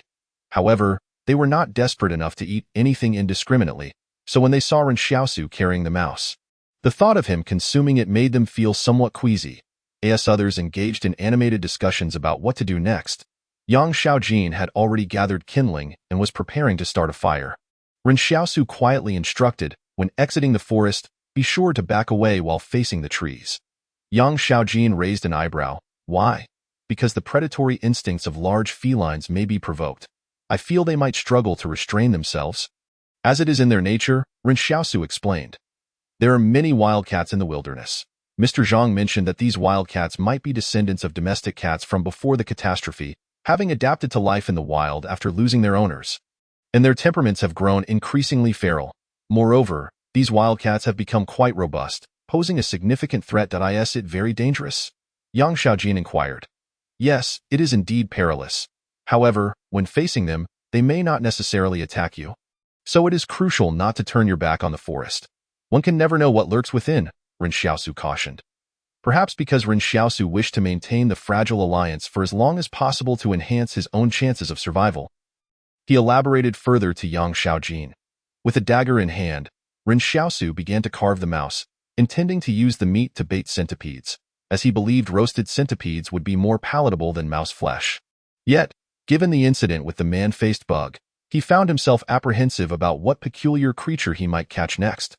He swiftly severed the robust hind legs of the mouse and handed them to Yang Xiaojin to roast over the fire. Within seconds, the aroma of cooked meat wafted through the air, reaching a distance of over 10 meters. Originally, Lu Bu and the others had been engaged in fervent discussion, but upon catching a whiff of the enticing scent, they all swallowed their saliva in unison, forgetting the topics they had been deliberating. The group turned to look at Ren Xiaosu, only to witness him toss the remaining mouse carcass into the forest. At that moment, Ren Xiaosu felt as if he possessed immense strength. The remains of the mouse disappeared in the blink of an eye. Lu Bu, exasperated, exclaimed, "Why did you throw it away? You're not eating it. Are you just going to attract wild beasts?" Ren Xiaosu shot him a disdainful glance. "If you want to eat, go retrieve it yourself." Lu Bu stared in disbelief before scoffing. "I wouldn't eat such disgusting food." Ren Xiaosu replied calmly, "That's only because you haven't tried something even more repulsive." Ah, but wait, these individuals had clearly consumed far more unsavory fare. To Ren Xiaosu's mind, those from the barrier indulged in delicacies like bird's nest soup. So what was mouse meat in comparison? Previously, he had heard Mr. Zhang from the academy mention that many influential figures within the barrier relished bird's nest soup. He wondered where all those swallows procured their abundant phlegm. Perhaps they had contracted tuberculosis? No wonder there was a saying about swallows scattering like tuberculosis patients. It all made sense now. Nevertheless, he refrained from sharing these thoughts with them. The plump, skinned mouse meat quickly turned golden brown over the fire. And Lu Bu and his companions ceased their discussions, now merely drooling beside him. After a night of exertion, fear had dulled their appetites during dinner, and after a night of fleeing, their energies had been nearly depleted, leaving everyone ravenously hungry. Some, however, contemplated retrieving the remaining mouse meat, but the issue was that Ren Xiaosu had thrown it too far. With a swift motion, Ren Xiaosu discarded the remaining mouse meat, seemingly without a thought of sharing. And he felt no regret in doing so. Lu Bu mused that even if Ren Xiaosu refused to feed others, would he not eventually need to eat again tomorrow? Yet, Ren Xiaosu had a different perspective. He would rather search for food anew tomorrow, even if it meant going hungry, than endure the lingering scent of blood at that moment. Yang Xiaojin gazed quietly at the roasting mouse meat, holding a small salt shaker. And one could hardly imagine that this unassuming individual was capable of wielding firearms with deadly precision at the slightest provocation. Suddenly, Ren Xiaosu recalled that when he had initially declined to undertake the mission to Jing Mountain, the palace had rewarded him with a basic-level learning map, which he had yet to utilize. In the settlement, there had been no suitable targets for learning, but now, a potential opportunity stood before him. Although this was merely a basic-level map and would not enhance his firearm skills, surely someone like Yang Xiaojin possessed other exceptional abilities. The basic-level skill map does not appear to be particularly difficult to obtain, and Ren Xiaosu believes he can learn some life-saving techniques from Yang Xiaojin. Suddenly, a question arose in his mind. Could you provide me with a list of all of Yang Xiaojin's skills? He wanted to ascertain what highly valuable skills Yang Xiaojin possessed before making a final decision. No permission to display. The palace replied curtly. Huh? Haven't I already learned her skills? Ren Xiaosu asked, puzzled. No permission to display. The palace responded stiffly once more. Ren Xiaosu pondered for a moment and rephrased his inquiry. What is the level of her combat skills? Advanced, the palace replied. Ren Xiaosu understood. The palace could only provide directional queries about a specific skill, such as whether there were combat skills or medical skills, and it would respond accordingly. However, if he directly asked the palace to enumerate all the target skills, it would remain unresponsive. It all relied on guesswork. Then what is my combat skill level? Ren Xiaosu pressed on. Intermediate, the palace stated. His combat skills were merely the result of years of experience gained through contests of strength, lacking any structured theoretical foundation. He was most acutely aware of where to strike others fatally, yet compared to Yang Xiaojin, his knowledge was still insufficiently scientific and specific, relying solely on intuition. Thus, while Yang Xiaojin's skills were advanced, his were merely intermediate. Nonetheless, in a real fight, physical attributes would ultimately determine the outcome. If Yang Xiaojin's strength and agility fell short of Ren Xiaosu's, or if there was a significant disparity, her advanced combat techniques would be of little use. Observing Yang Xiaojin, Ren Xiaosu noted that she did not appear particularly strong, so perhaps she was not as powerful as he was. Advanced combat skills intrigued Ren Xiaosu, for he understood their importance. Acquiring advanced combat skills would not only boost his confidence when facing humans, but if he were to encounter a master-level combat skills possessor in the future, he could directly employ the master-level learning map. As mastering an advanced skill was the key to accessing the master-level learning map. Without this key, even if someone possessed master-level skills, he would be unable to learn them. Utilize the learning map. Ren Xiaosu instructed the palace in his mind, quietly awaiting the outcome, fervently hoping it would indeed be an advanced combat skill. The next moment, the palace announced, randomly extracted opponent's advanced skill, jump rope. Do you wish to learn, Ren Xiaosu? Staring blankly at Yang Xiaojin, he could hardly believe that a seemingly perfect firearms master like her possessed such a trivial skill as jump rope. Jump rope? Really? How could I possibly draw that skill? Yang Xiaojin seemed to sense Ren Xiaosu's gaze and calmly turned to him. When will the meat be ready? At that moment, Ren Xiaosu felt utterly defeated. What on earth was this? Could he not rely on his learning map? The previous deception and bravado could be overlooked, but now even jump rope had come up, and why did this skill even have a level? Could you tell me how one performs an advanced jump rope skill? Does it involve flipping backward while jumping? With a dark expression, Ren Xiaosu replied, in the wilderness, food must be cooked a little longer.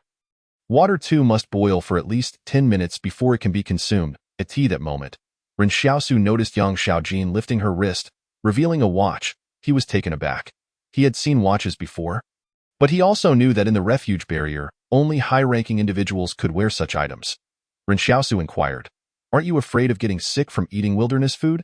Yang Xiaojin replied calmly, to survive, one must first have the opportunity to fall ill with that. She picked up a small salt shaker and sprinkled salt over the rat meat, while nearby Lu Bu and the others were already salivating. Earlier, while discussing matters, they hadn't felt particularly hungry, but now the aroma wafting toward them made their stomachs feel as if they had been hollowed out. Isn't anyone bringing food? Su Xianchu asked. No. Everyone shook their heads. Hearing this, Ren Xiaosu chuckled. He had clearly seen some individuals with food, yet now those who had food were all tacitly denying it. Seemed everyone present understood that the food they had hidden could save their lives. How could they share something so vital? Moreover, Ren Xiaosu suddenly realized that many of the private soldiers present had misplaced their firearms, which were essential for survival. Had they truly discarded such crucial items in the chaos merely to flee faster? It was utterly foolish. The star of the refuge barrier, Luo Xinyu, became displeased. How can we survive without food? Why didn't you bring any? A private soldier coldly retorted. Aren't you without food as well? At that moment, Luo Xinyu instinctively took a step back, realizing that some men nearby were gazing at her with an indefinable malice. She was a star in the refuge barrier. Not only was she exquisitely beautiful, but her figure was also exceptionally good. In the summer, she enjoyed wearing short skirts, exposing her perfectly straight thighs to the air. Yet those within the barrier could only watch from afar, constrained by the remnants of civilization. But now she found herself in the wilderness, and many in the group suddenly fell into a state of despair. They did not know if they would survive to see another day. In such circumstances, the darker instincts began to amplify. There was no civilization here, no law, no morality. Perhaps no one would ever know what transpired here. Luo Xinyu instinctively moved closer to Ren Xiaosu, surprising even herself. In her moment of fear, she chose to trust the most beast-like vagrant rather than her own teammates. 57. Extraordinary. As the atmosphere within the group grew increasingly strange, Su Xianchu spoke coldly. Look at what you've all become. Our most pressing concern now is to find food and escape from here. Do you all wish to die here? Lu Bu laughed heartily. Indeed, we must work together. Just a moment before, Lu Bu had fleetingly entertained a wicked thought, but he suddenly realized he had no allies left. If something truly foul were to unfold here and they all managed to survive, these private soldiers would surely eliminate any survivors outside their ranks. Where are we supposed to find food? Someone complained. Do you dare to enter this forest? I certainly do not. Su Xianchu turned to Ren Xiaosu. You are the most knowledgeable about wilderness survival. Please help us find food. Suddenly, the palace in Ren Xiaosu's mind spoke. Task. Assist the team in locating food. Food? Ren Xiaosu contemplated for a moment, then pointed to a private soldier beside Su Xianchu. I saw him take food from the pickup before entering the canyon. It should be in his backpack. The soldier was taken aback. What the hell? We asked you to find food in the wilderness, and you're looking for it on me? Task completed. Reward. Basic level skill learning map. Ren Xiaosu chuckled. After all, the palace stated to find food but never specified where to find it. Right? Food is food, regardless of whose it is. He was growing increasingly fond of the palace's method of task assessment. Su Xianchu turned to the soldier. Take out the food. Why should I? The soldier immediately bristled. When I went to get food, what were you doing? You went to fetch clothes, tents, and that star even took her makeup kit. Why should I give you my food? Ren Xiaosu remarked. That does make some sense. Everyone turned to look at him in silence. To be honest, Ren Xiaosu supported this soldier's stance. On one hand, he believed that the others had not been doing anything productive at that time. They had not brought food but now expected to share others' provisions, which was indeed moral coercion. On the other hand, Ren Xiaosu was merely enjoying the spectacle and did not fear the ensuing chaos, for none of them were particularly virtuous. At that moment, no one paid attention to Ren Xiaosu. Luo Xinyu had just intended to sit beside him but was promptly pushed away. Thus, she seated herself beside Yang Xiaojin. Yet the relationship between Yang Xiaojin and Luo Xinyu seemed to be merely that of employer and employee at that moment. She had ceased all pretense, ignoring Luo Xinyu entirely as she focused on eating her rat meat. She continued to hold her gun, as if everything else were of no concern to her. Su Xianchu addressed the soldier hoarding food. Hand over the food, if we are to survive together. We cannot harbor too much selfishness. Once dawn breaks, we will naturally find food. You won't starve. Who knows if we'll still be alive by then? The soldier replied. Moreover, I wasn't the only one who brought food. Li Maoxian and Jiang Yang also brought food. Why should mine be the only one given up? Upon hearing the name Li Maoxian, Ren Xiaosu was momentarily stunned. It turned out there were such haphazard names in the refuge barrier as well. However, the most pressing issue was that the atmosphere within the team was rapidly becoming icy. It was unexpected that the comrades who had just survived a calamity would immediately fall into infighting over a mere bit of food. Su Xianchu spoke gently. I am doing this for the good of the entire team. The nearby soldier scoffed. Are you still trying to assert your authority? You have a gun. So do I. As he spoke, he drew his gun from his waist, but suddenly, Su Xianchu raised his leg with force and delivered a powerful kick to the chest of the speaker, sending him flying several meters away. No one anticipated that Su Xianchu would take such decisive action, and with just one kick, he had nearly incapacitated a man. Ren Xiaosu estimated that his own physical prowess was likely sufficient to achieve the same feat, perhaps even exceeding Su Xianchu's strength. With this thought, he felt a bit more at ease. The soldier who had been kicked was unlikely to walk out of the forest alive. Su Xianchu's kick had been debilitating and surely inflicted internal injuries. From this day forth, he would have to traverse the forest bearing these injuries, which would gradually wear him down, ultimately leading to his demise within the woods. It seemed Su Xianchu intended to establish dominance, even at the cost of further casualties within the team. However, before Su Xianchu could retract his leg, another soldier launched a surprise attack from behind, drawing his combat knife and thrusting it towards Su Xianchu. It appeared he sought to take advantage of Su Xianchu's distraction to fatally wound him.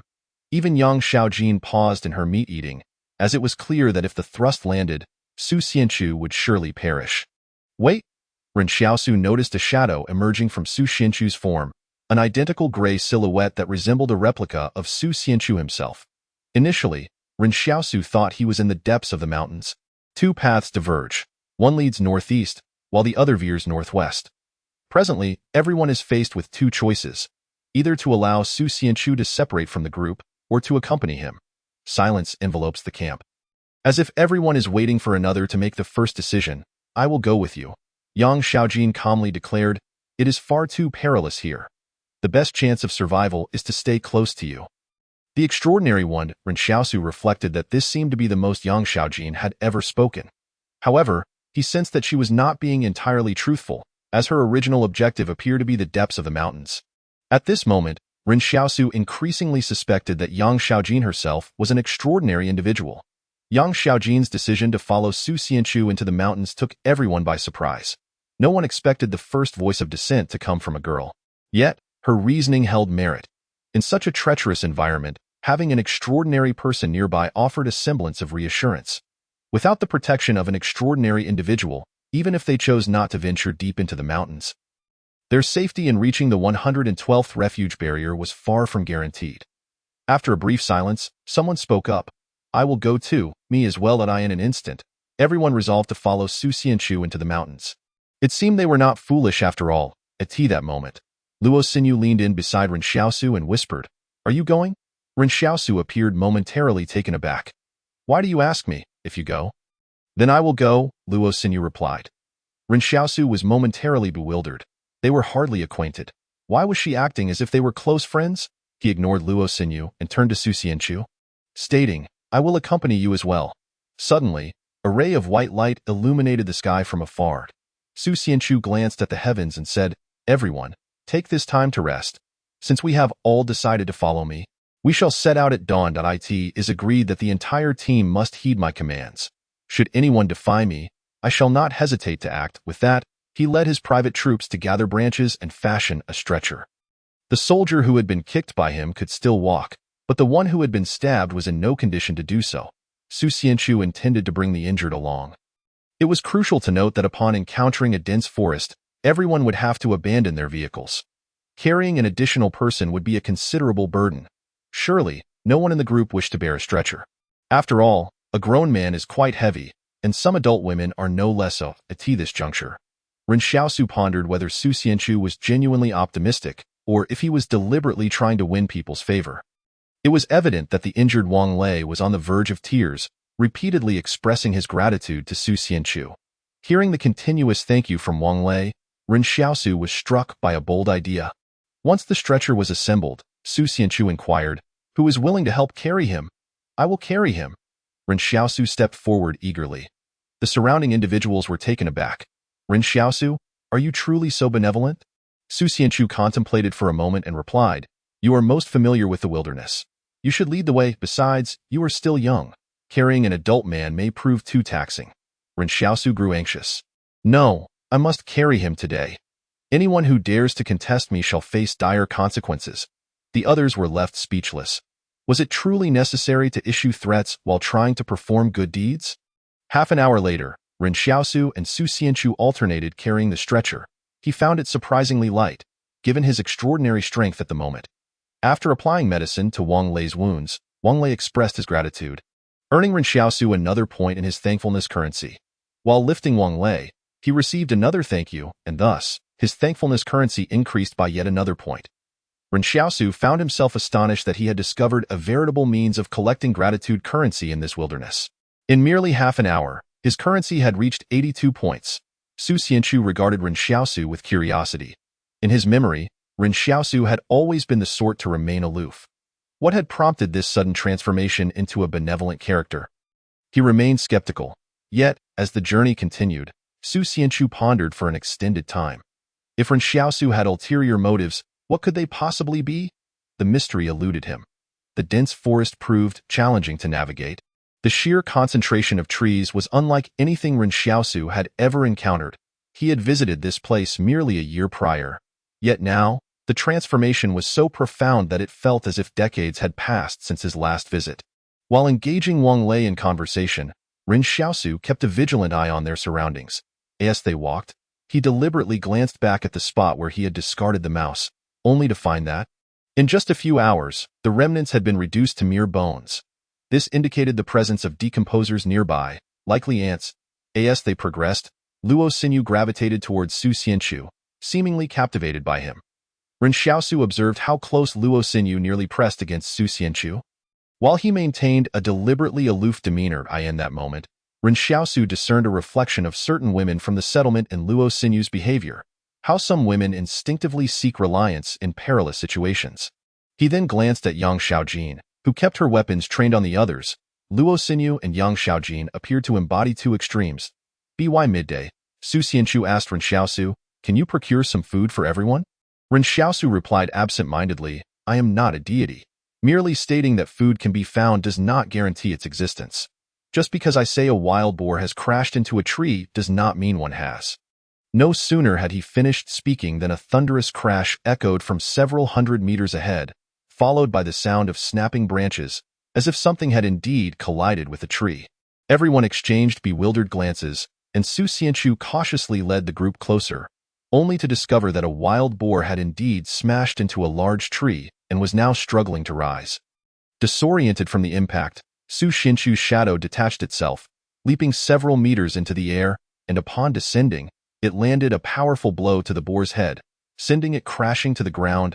However, the crowd was not preoccupied with the shadow but rather stared in astonishment at Ren Xiaosu. Lu Bu chuckled, "Looks like we can enjoy some game for lunch now. Ren Xiaosu, you truly possess a gift. Whatever you say comes to fruition." Laughter erupted among the group. Having food was undoubtedly a positive development. Yet amidst the mirth, only Ren Xiaosu remained somber. He turned to gaze back towards the settlement. an unsettling feeling brewing within him. 6 Yuan. Only Ren Xiaosu understood that this was undoubtedly Yan Liuyuan making another wish. And he surmised that he was currently enduring the backlash of that wish. He hoped that Xiao Yu and Zhang Jinglin would take good care of him. Ren Xiaosu fell into silence, resolving to refrain from voicing such conjectures in the future. The more fortune he accrued, the greater the peril for Yan Liuyuan. He sighed inwardly. How stubborn! At that moment, Ren Xiaosu felt an unprecedented longing to return to the settlement. He wished to ascertain Yan Liuyuan's well-being. The dense forest appeared foreboding. No one dared enter the previous night, yet after a morning's trek, they had encountered no dangers whatsoever. The only potential threat, a wild boar, had met its demise upon colliding with a tree. While Ren Xiaosu sought to observe for signs of larger predators, he found nothing.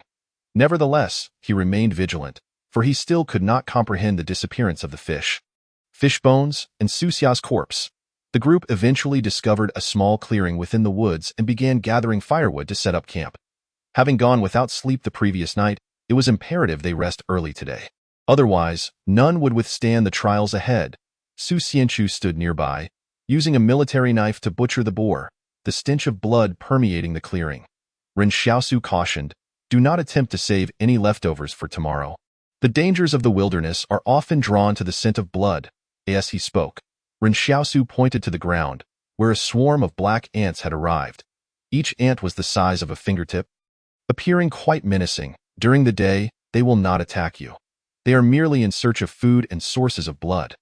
But come nightfall, should you sleep within their vicinity, you will become their prey.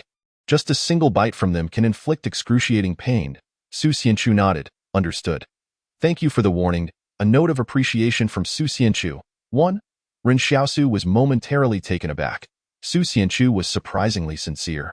At noon, as everyone feasted on roasted boar, Ren Xiaosu was astounded when Luo Xinyu chose to sit beside him.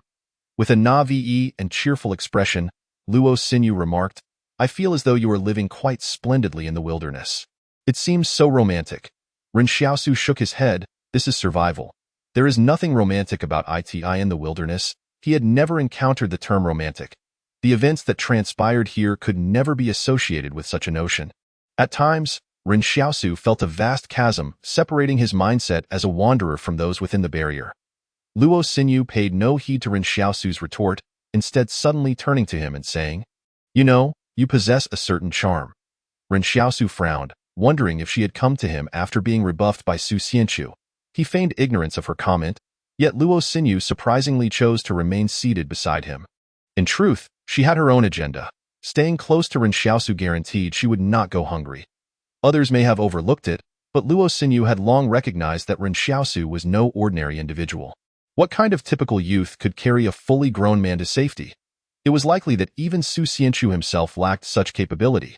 Consequently, Luo Xinyu deduced that young men in their tumultuous adolescent phase were most prone to impulsivity, a truth applicable both in town and within the barrier. All she needed was to extend a slight gesture of goodwill, and this youth named Ren Xiaosu would undoubtedly go to great lengths for her. In fact, she would not mind if he took advantage of her in the process.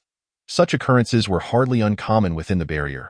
Tio put it plainly, she was currently bereft of security and sought someone she could manipulate. While Luo Xinyu could have endeavored to win over Su Xianchu, her previous attempts to engage him in conversation had ended in disappointment in her mind.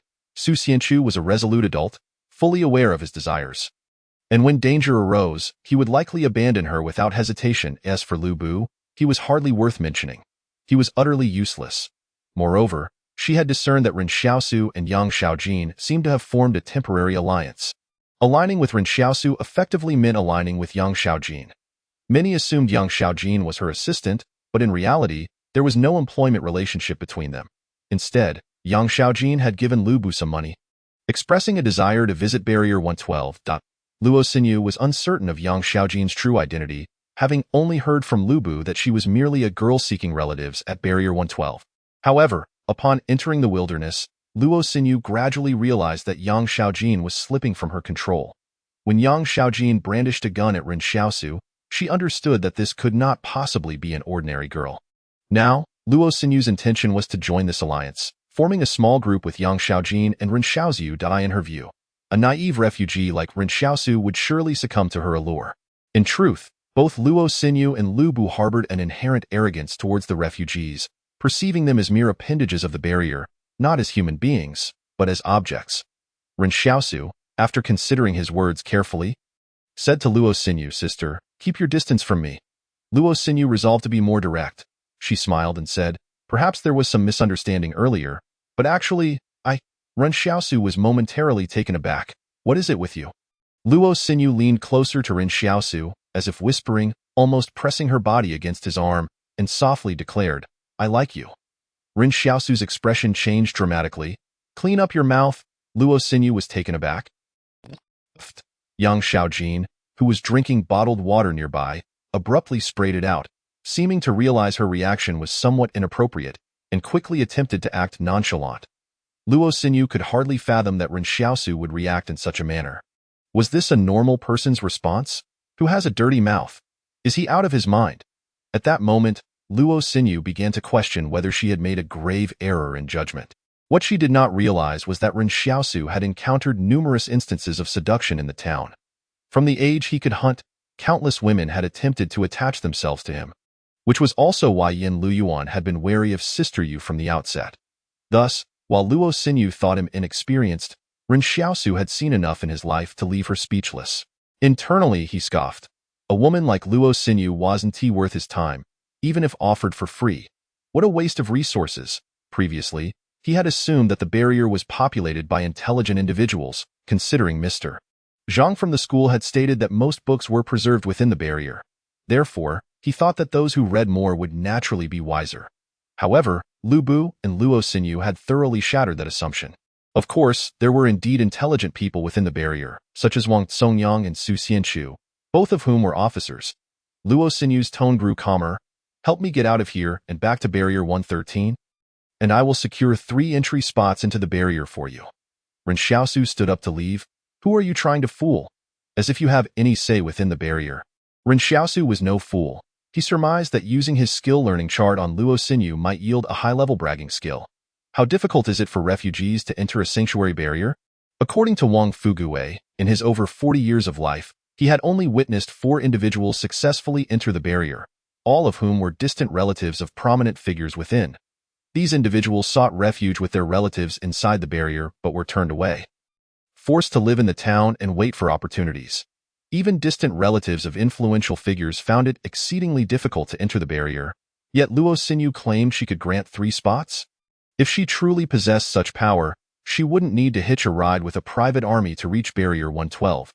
She could simply have them escort her directly in a world where some treat others as fools. One becomes a fool themselves.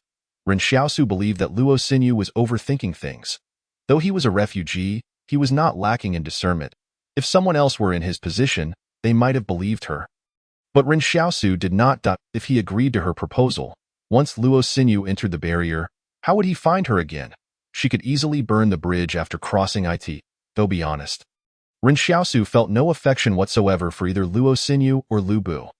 After everyone finished their pork at noon, they were all quite thirsty, yet their bottled water and food remained in the pickup truck. Most of the water having been ruined by Su Xianchu's gunfire. Su Xianchu looked at Ren Xiaosu. "How should we find a water source here?" At that moment, the palace issued a task. Instruct on how to find a water source.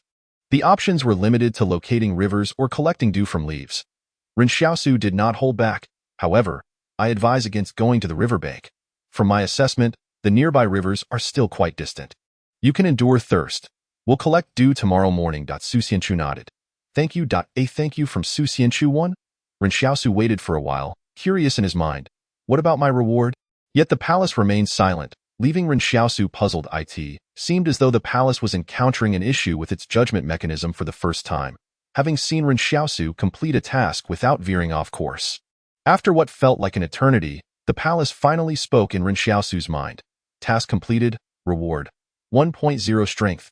Ren Xiaosu was momentarily taken aback. The task had been completed, though the outcome was not what he had anticipated, as he received a boost in strength. Previously, he had speculated that the palace would provide a balanced distribution of strength and agility, yet his agility remained at 4.1 while his strength reached 7.5. With just a few more tasks, his strength could exceed that of an average adult by 3-fold. At present, Ren Xiaosu had 2 bottles of water he had traded for half a fish. This was not something he could hide, given the limited size of his jacket pocket. Suddenly, Lu Bu approached Ren Xiaosu and said, 1,000 yuan per bottle, sell it to me. Ren Xiaosu shot him a glance. Not for sale.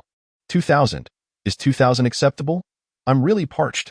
Ren Xiaosu thought Lu Bu was being rather absurd. He looked at Lu Bu and said, in this place, money holds little value. The worth of food and water is immeasurable. If you want water, go to the riverbank yourself. At that moment, Lu Bu was on the verge of exploding, but he no longer possessed the arrogance he had when first emerging from the barrier. He had come to realize that Ren Xiaosu's contributions were far more significant than his own. Should a dispute arise between them, Su Xianchu's character would undoubtedly lead him to abandon Lu Bu rather than Ren Xiaosu. When Lu Bu first exited the barrier, he believed refugees existed solely to serve the barrier's inhabitants, who were perpetually elevated above them. However, he had since gained a clearer perspective. Meanwhile, Ren Xiaosu wiped his hands clean with leaves. And afterward, he promptly resumed his efforts to engage Wang Lei in conversation, seeking to earn gratitude coins. However, gratitude coins could not be amassed infinitely. After Ren Xiaosu's attempts at friendly conversation, Wang Lei began to perceive a shift in Ren Xiaosu's demeanor, leading to a point where his expressions of thanks bore no gratitude coins. Seeing that he could no longer earn gratitude coins, Ren Xiaosu decisively abandoned Wang Lei, at which point he had accumulated 84 coins. In the afternoon, Su Xianchu glanced at the sky. This area is not suitable for camping.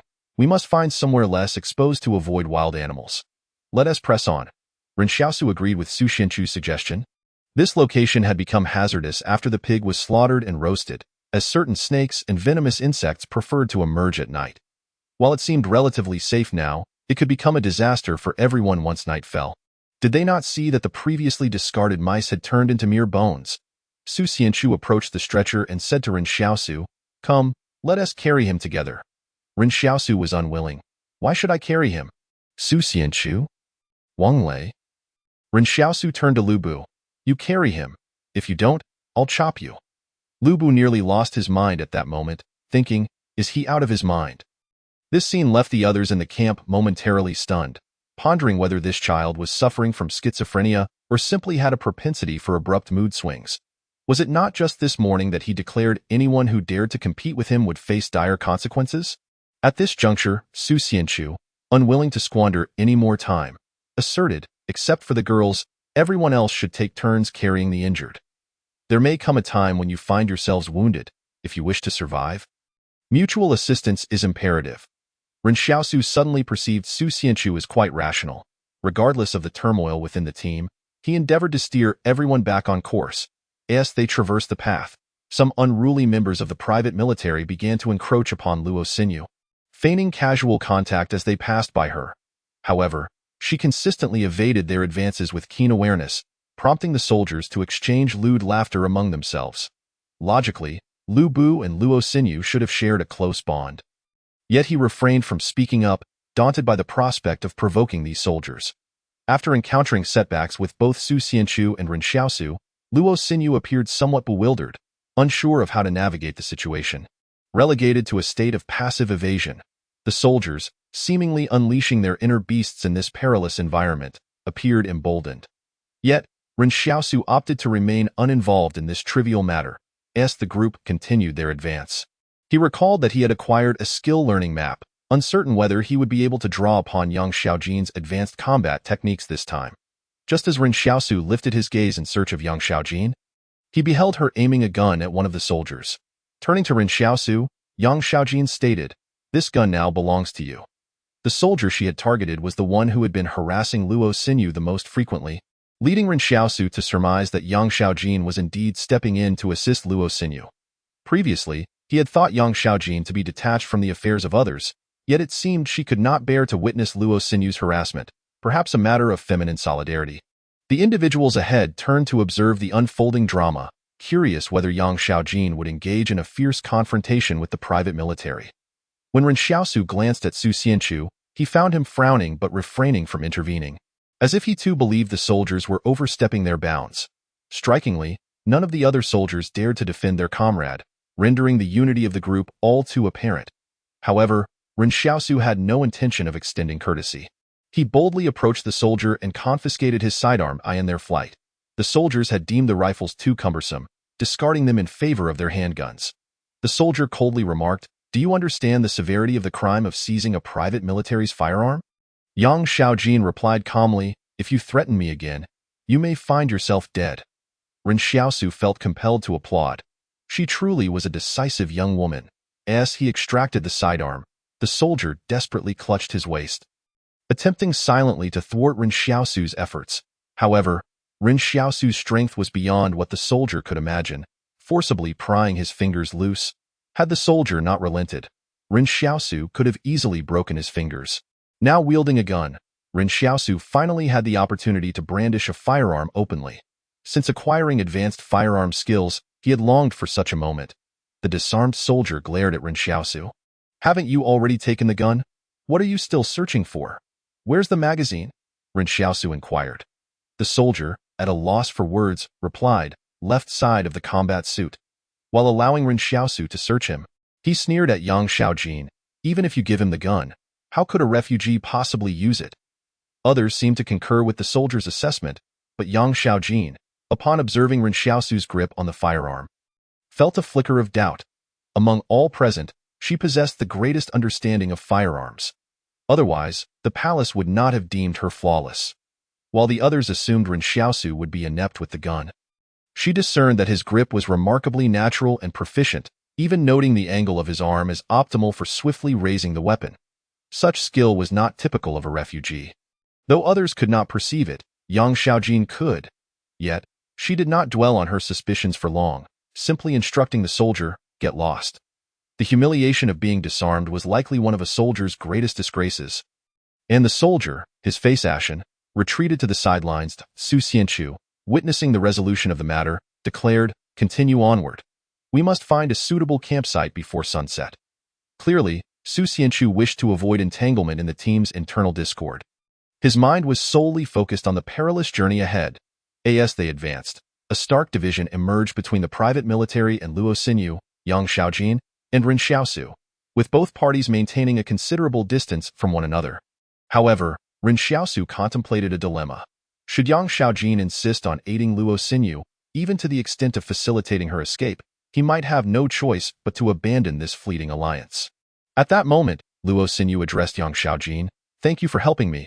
I hope we can work together to navigate our way out of this perilous situation."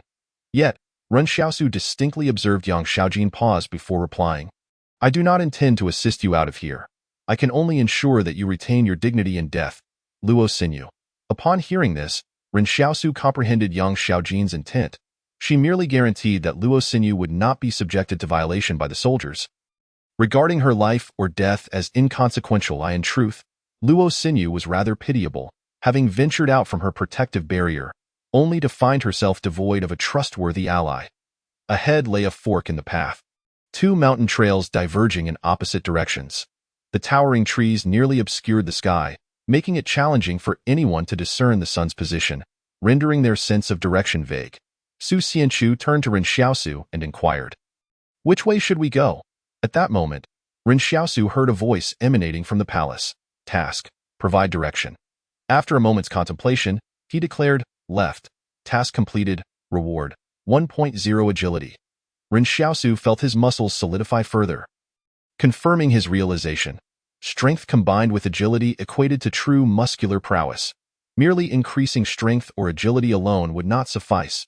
At this juncture, the disarmed soldier coldly interjected, "Did you not claim to have never ventured this deep? I recall you stating that you hid in the canyon for several days before emerging. How do you know which way to go?" Ren Xiaosu replied nonchalantly, "I don't know the way." Su Xianchu. Yang Xiaojin. Everyone fell silent, incredulous that he would point in a direction without knowledge. However, Ren Xiaosu felt no psychological burden. The palace's task was merely to indicate a path, not to specify which one. Regardless of his awareness, he was simply fulfilling the requirement. He genuinely did not know the way, but the task must be completed. Su Xianchu hesitated before asking, "Then why did you point left?" Ren Xiaosu explained, "Although I do not know the path, I am aware that the perilous mountains lie ahead of us to the left." "Very well," Su Xianchu nodded. "We shall proceed left. Inform me if you spot a suitable campsite."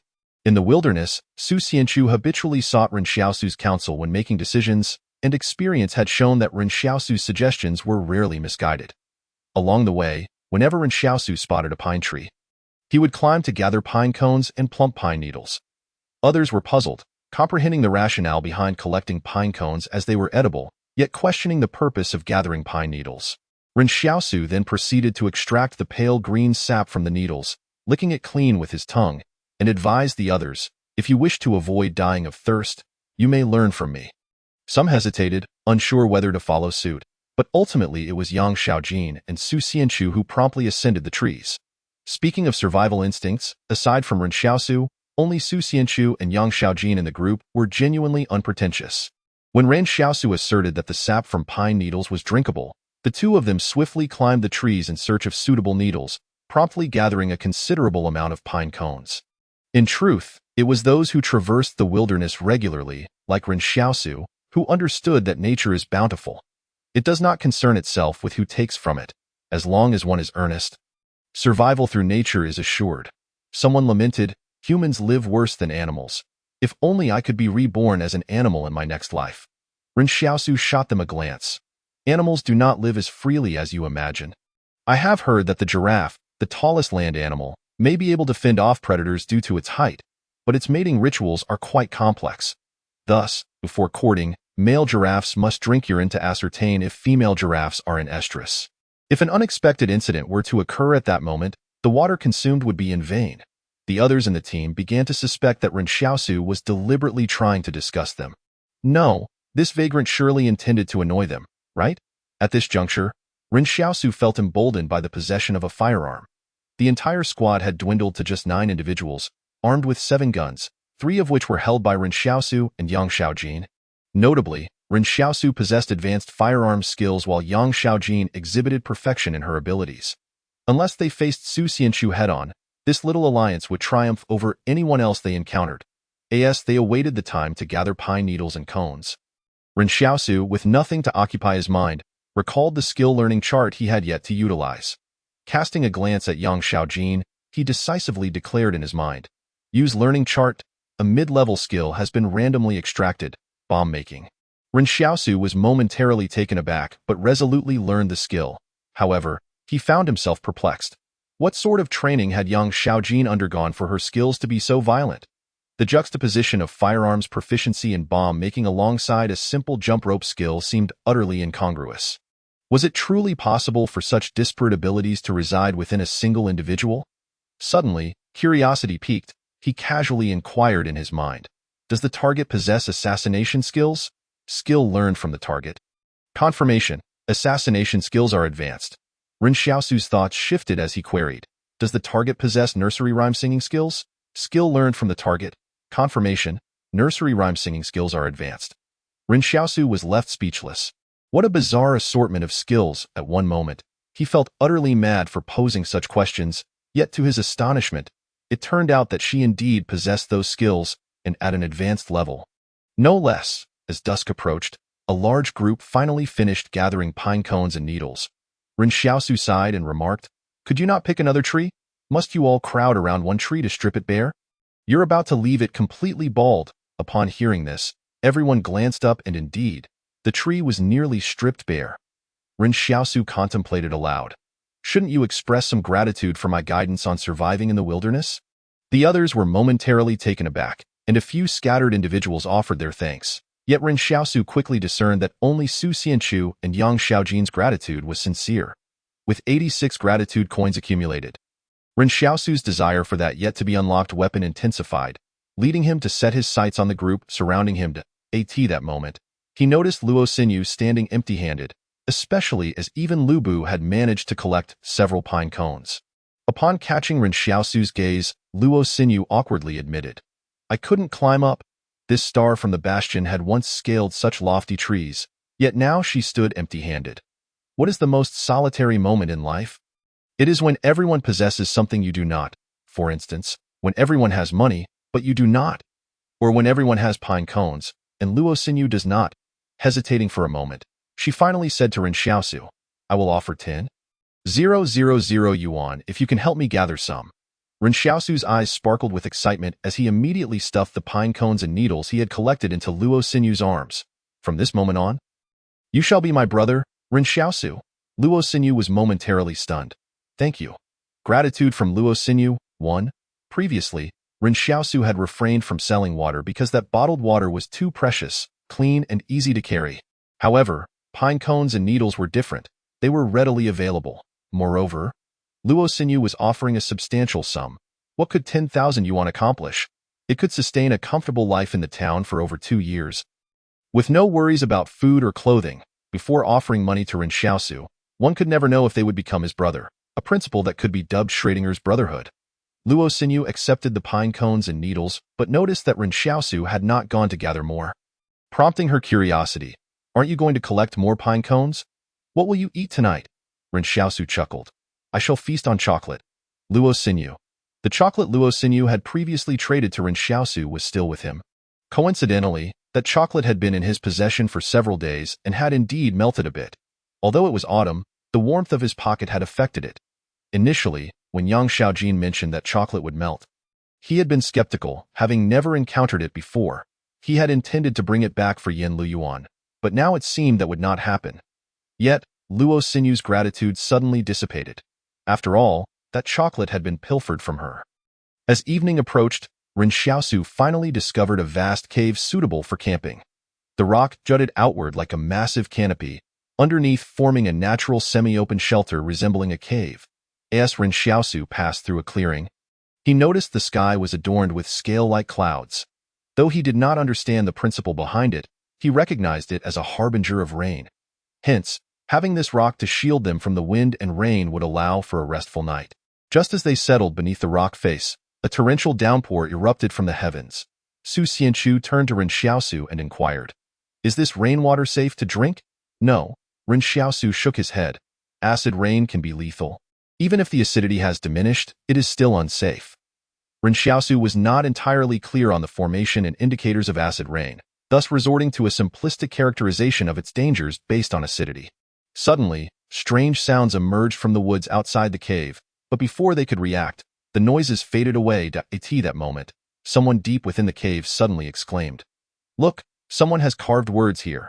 Ren Xiaosu and Su Xianchu approached and were startled to see several lines of crooked inscriptions etched onto the cave ceiling. "We saw strange black shadows in the woods. They disappeared. They all vanished. 64, satellite." Upon reading these 2 lines, the atmosphere in the cave plummeted to an icy chill. After entering the forest, the group had not encountered any dangers, aside from the fatigue from a sleepless night. This lent them the illusion that this place was safer than the canyon or their previous journey, nearly causing them to forget the warning to avoid the canyon. Yet at this moment, all of them recalled the missing Su Xia's body, the terrifying human-faced insects, and the ominous warning, "No living person shall enter." Has anyone gone missing on this journey? Su Xianchu's first instinct was to count heads. And indeed, they were all accounted for. Could this be a prank someone carved here? Lu Bu pondered aloud. There are no signs of a struggle in this cave, and we haven't even seen a single corpse, be it of a beast or human, along our path. Wait a moment, Lu Bu's words jolted Ren Xiaosu. The most peculiar aspect was indeed this. In any ordinary forest, there would inevitably be animal remains. Whether birds, snakes, or larger beasts, this was commonplace. However, the most bizarre aspect of this forest was that Ren Xiaosu had not seen a single corpse, save for the mouse he had discarded earlier. At this moment, Ren Xiaosu felt compelled to turn back and ascertain whether that mouse's remains had similarly vanished, given the short duration since he had discarded it. Perhaps it had merely been bones when he checked that morning. And now it had completely disappeared, much like Su Xia and the fish's bones. This vast forest concealed a chilling secret, a soldier inquired. It appears that a group had been here within the past year, and their numbers were considerable, yet we at Bastion 113 have had no visitors from the Mountain of Borders. Perhaps those from Bastion 112 intended to reach our bastion but encountered an accident. Su Xianchu recalled thoughtfully. However, we are the lowest tier of private forces, so we have no way of knowing who has passed through. Su Xianchu was indeed correct. They were the most marginalized individuals within the private forces. And how could the higher-ups divulge any intelligence to them? Someone remarked. Could it be that we were dispatched here because this group encountered some mishap, and the Bastion higher-ups instructed us to investigate? If this group had a satellite phone, they could have communicated with the Bastion. This was the first time Ren Xiaosu had heard the term satellite phone. Previously, Mr. Zhang from the academy had not even mentioned it. He had often wondered how the Bastions maintained contact, yet he had not known the method of communication. Now it seemed that it must be through satellite phones, right? Ren Xiaosu quietly asked Yang Xiaojin, "What is a satellite phone?" "I heard Mr. Zhang mention that there are phones within the Bastion, but what is a satellite phone?" Yang Xiaojin glanced at him and replied, "Humanity has commandeered several satellites from before the calamity, allowing for communication between various bastions." Someone expressed indignation. "If the higher-ups are aware of their disappearance, then sending us here is clearly a death sentence. They intend to use our lives to validate the truth of the information. If we perish here, it would confirm that this place is indeed dangerous. And no wonder they didn't equip us with satellite phones this time. It seems they wish to minimize losses. Is our lives truly worth less than a satellite phone?" Su Xianchu shot him a look. "Do not jump to conclusions based on scant information. Your speculation lacks logic. In truth, the soldier's speech, born of fear, lacked logical coherence, leading Su Xianchu to dismiss his conjectures." Ren Xiaosu scrutinized the 2 lines of text. What could he have used to etch these characters into the cave wall? It must have been something akin to a military dagger. After all, no ordinary person would carry an object capable of leaving such deep marks. Su Xianchu nodded in agreement. "It is likely the private troops from Barrier 112. He turned to address everyone. "Let us all rest well tonight. Should anyone need to venture out to relieve themselves, they must do so in groups of 3 or more. This arrangement is to prevent any mysterious disappearances. Even if danger arises, it is unlikely that 3 individuals would be unable to cry out for help." Su Xianchu continued, "Furthermore, we must have someone on watch throughout the night. I will take the first shift, and the rest can rotate thereafter, with the girls exempted from this duty." Ren Xiaosu concurred with this arrangement. Although he felt the significance of the watch was diminished, they must guard against dangers both external and internal. After all, he and Yang Xiaojin had just seized a sidearm from a private troop, making a midnight ambush from the opposing side quite plausible. At that moment, Yang Xiaojin said to Ren Xiaosu, "You take the first half of the night, and I will take the second half." "Very well," Ren Xiaosu nodded, recognizing that the foundation of their temporary alliance lay in the fact that neither had any incentive to harm the other. "I'll step outside for a moment," Yang Xiaojin stated. Ren Xiaosu wondered if she was not afraid of unforeseen circumstances. "Shall I accompany you?" Yang Xiaojin hesitated for a while before quietly replying, "No need." Ren Xiaosu was somewhat perplexed. What audacity this girl possessed. What did she have to rely on? Nearby, Luo Xinyu stood up and said, "I will accompany you," turning to glance at Ren Xiaosu. "You truly understand nothing, do you?" Ren Xiaosu suddenly felt a flush of embarrassment. It took him a moment to realize what was happening. The 2 girls ventured out into the rain, and Su Xianchu glanced after them but said nothing. Members of the private troop nearby whispered sarcastically, "It would be such a pity if those 2 girls went missing." However, within 5 minutes, Yang Xiaojin and Luo Xinyu returned to the cave, as if nothing had occurred. What was going on? Did the so-called strange shadows in the woods not have their sights set on their group? 2 soldiers from the private troop then stood up. "We also need to step out for a moment. We can't hold it any longer." It was amusing that these men allowed the 2 girls to scout the way before they dared to step out themselves. The fear they felt had them nearly bursting, as they could no longer endure. Initially, they had intended to relieve themselves in the cave, but seeing that Yang Xiaojin and Luo Xinyu had returned unscathed, they summoned the courage to go outside. Su Xianchu nodded. "Go quickly and return swiftly. Do not waste time smoking outside." Rest assured, the 2 soldiers donned their coats and exited. Ren Xiaosu munched on chocolate while observing Yang Xiaojin drying herself off in the cave. Curiously, he asked, "Did you encounter any mishaps?" "None," Yang Xiaojin replied tersely. A fire was kindled in the cave, and as everyone tossed pine cones into the flames, they began squeezing the pine needles to extract the juice within to quench their thirst. The pine cones crackled and popped in the fire, and the warmth enveloped everyone, making them feel somewhat revitalized. However, Su Xianchu suddenly glanced towards the cave entrance. "Where are those 2? Why haven't they returned yet?" The 2 soldiers, who had yet to return, had only dared to step outside after seeing that Yang Xiaojin and her companion had encountered no trouble, and they had gone out in tandem, fully prepared. Yet nearly 10 minutes had passed, and still, they had not reappeared. Su Xianchu stood at the cave's edge, surveying the forest beyond, which had succumbed to darkness due to the rain, despite it still being early evening. Could something have happened to them? Someone inquired. Yet, not a sound could be heard. Someone huddled in a corner of the cave remarked, "Surely, it cannot be that both were attacked simultaneously and could not even cry out? Logically, that should be the case, but is it not this very uncertainty that breeds fear?" Su Xianchu had mandated that those who ventured outside must do so in pairs, yet even with this precaution, unexpected events had still transpired. Su Xianchu said, "Do not overthink it. They may simply be delayed. It has only been 10 minutes. The cave fell silent.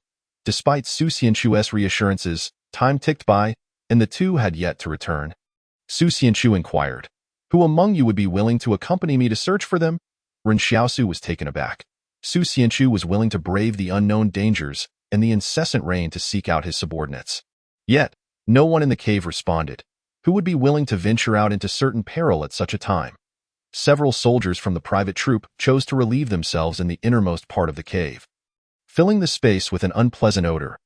Ren Xiaosu and the others could only sit near the entrance, where the air was somewhat fresher, albeit cooler, but at least they were spared the foul stench. Su Xianchu sighed. "If you do not aid others, do not be surprised if others do not come to your aid in your time of need." Ren Xiaosu was indifferent. He had never expected anyone to save him, not even his ally Yang Xiaojin, who would likely abandon everyone in the face of danger. It was sufficient that they were not entwined by obligation or deceit. The rain continued to pour relentlessly, drenching the entire forest, and Ren Xiaosu said to Yang Xiaojin, "I will take the first half of the night. You should rest for now.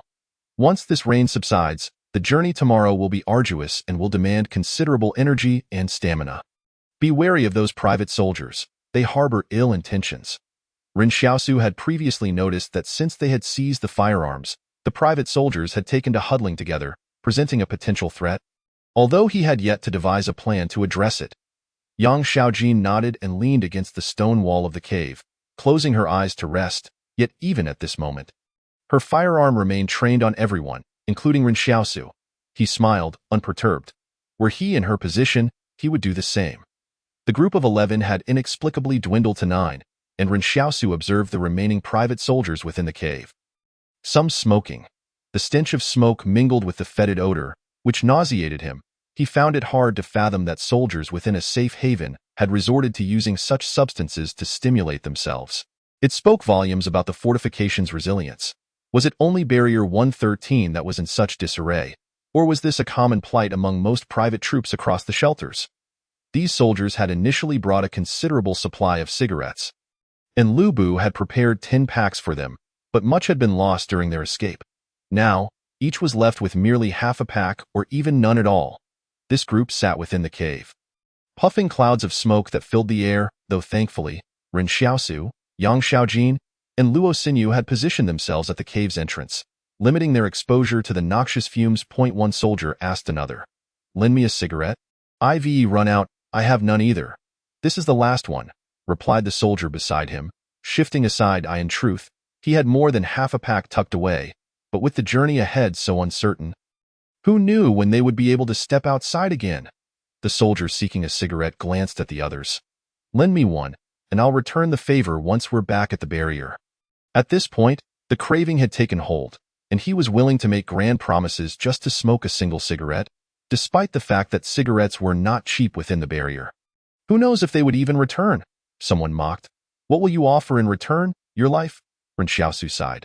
This group of private soldiers was truly a ragtag bunch. With 2 teammates unaccounted for, they were already squabbling over cigarettes. The soldier who had been craving a smoke, unable to procure one, could only remain seated in the cave, visibly trembling and breaking out in a cold sweat. Although the cigarettes these private soldiers smoked were of higher quality than what the workers in the town consumed, the withdrawal symptoms were far more severe. Should any danger arise now, this addict would be unable to stand, let alone defend himself. Ren Xiaosu turned to the still-awake Luo Xinyu. "What exactly is life like in your barrier?" This was one of the questions that piqued Ren Xiaosu's curiosity. He had always longed for the life within the barrier, where all the best supplies from the town were brought in, allowing residents to enjoy better living conditions, free from the need to consume humble buns, and able to wash their faces daily. It was said that they even had access to electricity in times past. Both he and Yan Liuyuan had regarded it as a paradise, yet now it appeared that life within was not as idyllic as they had imagined. Luo Xinyu, pleased that Ren Xiaosu had initiated conversation, eagerly explained. Indeed, there are those within the private troops who intentionally lead them astray. In one instance, a private troop caused a mutiny within a barrier. The managers of other barriers gradually developed a rift with the soldiers. The powerful desired protection while simultaneously wishing for unwavering loyalty and ambitionless soldiers, and these cigarettes served to dull their ambitions. Ren Xiaosu inquired, "Is it harmful to smoke too much of this?" "Of course there are matters to discuss," Luo Xinyu remarked. "Some retired soldiers in the barrier seem to be mere shells of their former selves. And some even have their wives running off with others. It truly is chaotic in your barrier," Ren Xiaosu lamented. "What does that even mean?" Luo Xinyu inquired. "I've even seen a 60-year-old woman keeping a dozen young men around her. An old cow grazing on tender grass." Ren Xiaosu paused for a moment. 60 years old? That hardly suffices to describe it. Luo Xinyu was momentarily taken aback. "What does that signify?" Ren Xiaosu pondered. "Is it a case of having children in old age?" Luo Xinyu realized that Ren Xiaosu's thought process was indeed quite unique, which explained why the townsfolk often claimed he was a bit unhinged. He possessed a peculiar aura reminiscent of mental illness, despite being perfectly sane. How had such a mindset come to be? Just then, someone in the cavern exclaimed, "What is that? It's wet." A group of people rushed out of the cave, clearly terrified. Ren Xiaosu peered into the cave, puzzled, for there was nothing there. A merchant, Ren Xiaosu was skeptical of ghost stories, so upon noticing the emptiness, he scrutinized the area more closely. Wait a moment, he thought he knew what it was. Water droplets were seeping down from the cave ceiling, plopping onto the ground below. Perhaps due to the rain, water filtered through the rock layers above, and the startled individual merely mistook the dripping water for a phantom threat, such as the saliva of a monster. However, upon seeing this, Ren Xiaosu excitedly informed the others, "You can collect water directly here. The rock layers act as natural filters, yielding water cleaner than well water. Naturally, if you remain concerned, you could boil it before drinking." Su Xianchu inquired earnestly, "Is it really safe to drink this water?" "Indeed," Ren Xiaosu replied. "This is likely one of the cleanest water sources in the wilderness. Sometimes, even the water from springheads may not be as safe." Upon hearing this, Su Xianchu picked up his canteen to gather water. While pine needles could replenish some moisture, it was still insufficient. That method merely ensured they wouldn't die of thirst. Su Xianchu didn't monopolize the water source for long. He placed his canteen over the campfire and urged the others, "You should also go collect some." The others, unlike Su Xianchu who had brought a canteen to boil water, could only drink directly. Not to mention the boiling aspect, a crowd jostled beneath the water source, taking turns to drink. The members of the private unit fared somewhat better, as they shared the water, but Lu Bu was left at a disadvantage, as no one would yield to him. Before long, a soldier from the private unit exclaimed in frustration, "Is this trickle of water enough for anyone? That Ren Xiaosu has 2 bottles of water he has been hiding, making us lick the stone walls and pine needles while he sips bottled water. Who knows if that water is safe?"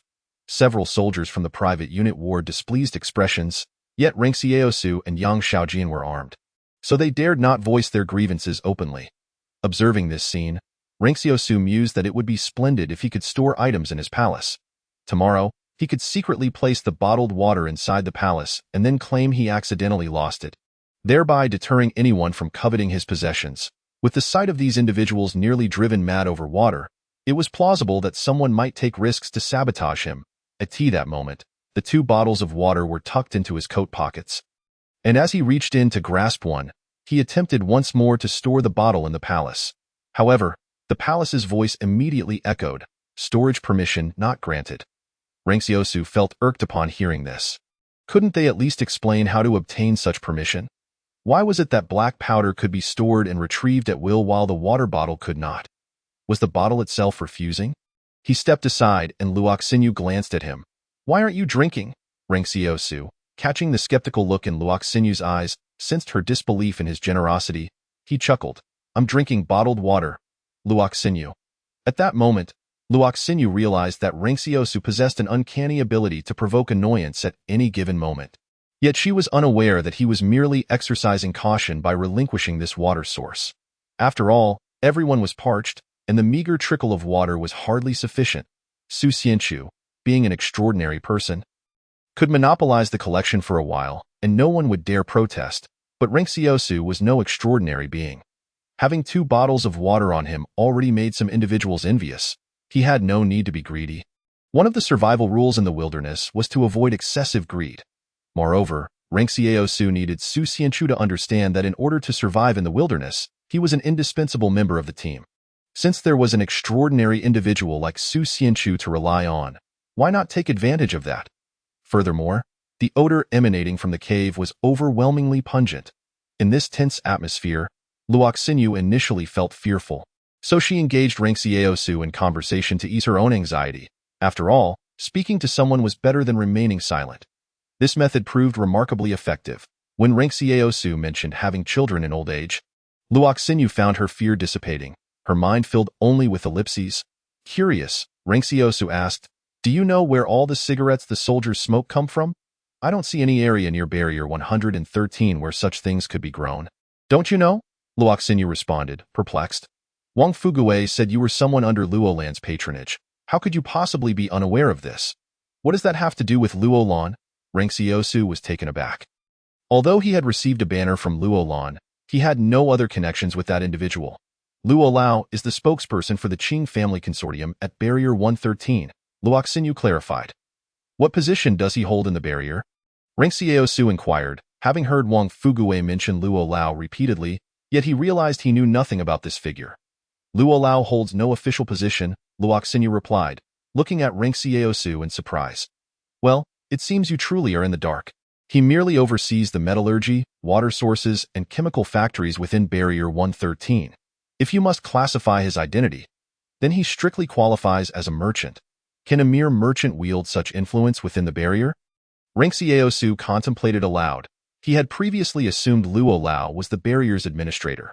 "They no longer require any official titles," Luoxinyu sighed. "They exist above the barrier's administrators, living in relative peace during mundane times. However, when crises arise, the decision-makers within the barrier are invariably these merchants."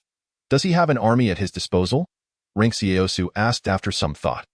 Luoxinyu glanced at him and confirmed, "Yes, an army, infinitely more formidable than these private units. The combat brigade stationed at Barrier 113 far exceeds what you currently see among the private units." This indicated that 2 forces were stationed within a single barrier, while an official administrator existed. Their authority was likely a mere fade. If there was no rebellion, they could continue to enjoy their wealth and status as puppets. However, one thing puzzled Ringxiaosu: why don't they simply take control of the barrier and act as the administrator? Supporting a puppet seems counterproductive, because there are more than just the Qing family consortium in this world, Luoxinyu explained. Upon hearing this, Ringxiaosu understood. In the more than 100 shelters, several consortia vied for control, mutually restraining one another and engaging in a peculiar cooperative model to seize resources. The tobacco is supplied to Barrier 113 by the Qing family consortium? Ringxiaosu questioned. The private units receive their tobacco from the Qing family consortium, which transports it from other locations. You must have seen the truck convoys. The supplies they bring are nothing other than tobacco, Luoxinyu elaborated. In fact, other barriers operate similarly. Although the barrier administrators are aware they are mere puppets, a few always yearn to break free from their shackles. Ringxiaosu nodded, realizing he could not gauge the power of the consortia by the strength of the private units. He had gathered ample information from Luoxinyu today, and he needed to digest it. Finally, he inquired with curiosity, "Why did you choose someone like Lu Bu to be your manager?" Luoxinyu, surprisingly perceptive, explained, "He is the younger brother of a section chief in the logistics department of the barrier." Ringxiaosu grasped some of the reasoning but still did not comprehend the extent of a logistics section chief's power. That moment, Luoxinyu wondered if her relationship with Yang Shaojin and Ringxiaosu had grown closer. Hesitating, she said, "Could you promise to keep me alive? I have lost everything in this wilderness, and I can only rely on you." Ringxiaosu shook his head, saying, "You are not without resources." Luoxinyu was taken aback. "What do you mean? Do you still have the audacity to ask me to ensure your survival?" Ringxiaosu concluded, ignoring Luoxinyu thereafter. On this pitch-black rainy night, Rinxiaosu left Luoxinyu alone in the wind. Her disarray not entirely devoid of possessions, she still had her face. What a lamentable standard of language. Were they even speaking the same tongue? At that moment, Luo Xinyu realized that her perceived closeness with the others was merely an illusion. In truth, Ren Xiaosu found Luo Xinyu rather pitiable. A girl stranded in such desolation, unable to trust anyone, with not even a soul willing to lend her assistance, surrounded only by mercenaries with ulterior motives. Yet, who was not deserving of pity was Yan Liuyuan, currently enduring the backlash of his own wishes in the town, any less so. If Ren Xiaosu consented to take others along, it would equate to a dereliction of duty towards Yan Liuyuan.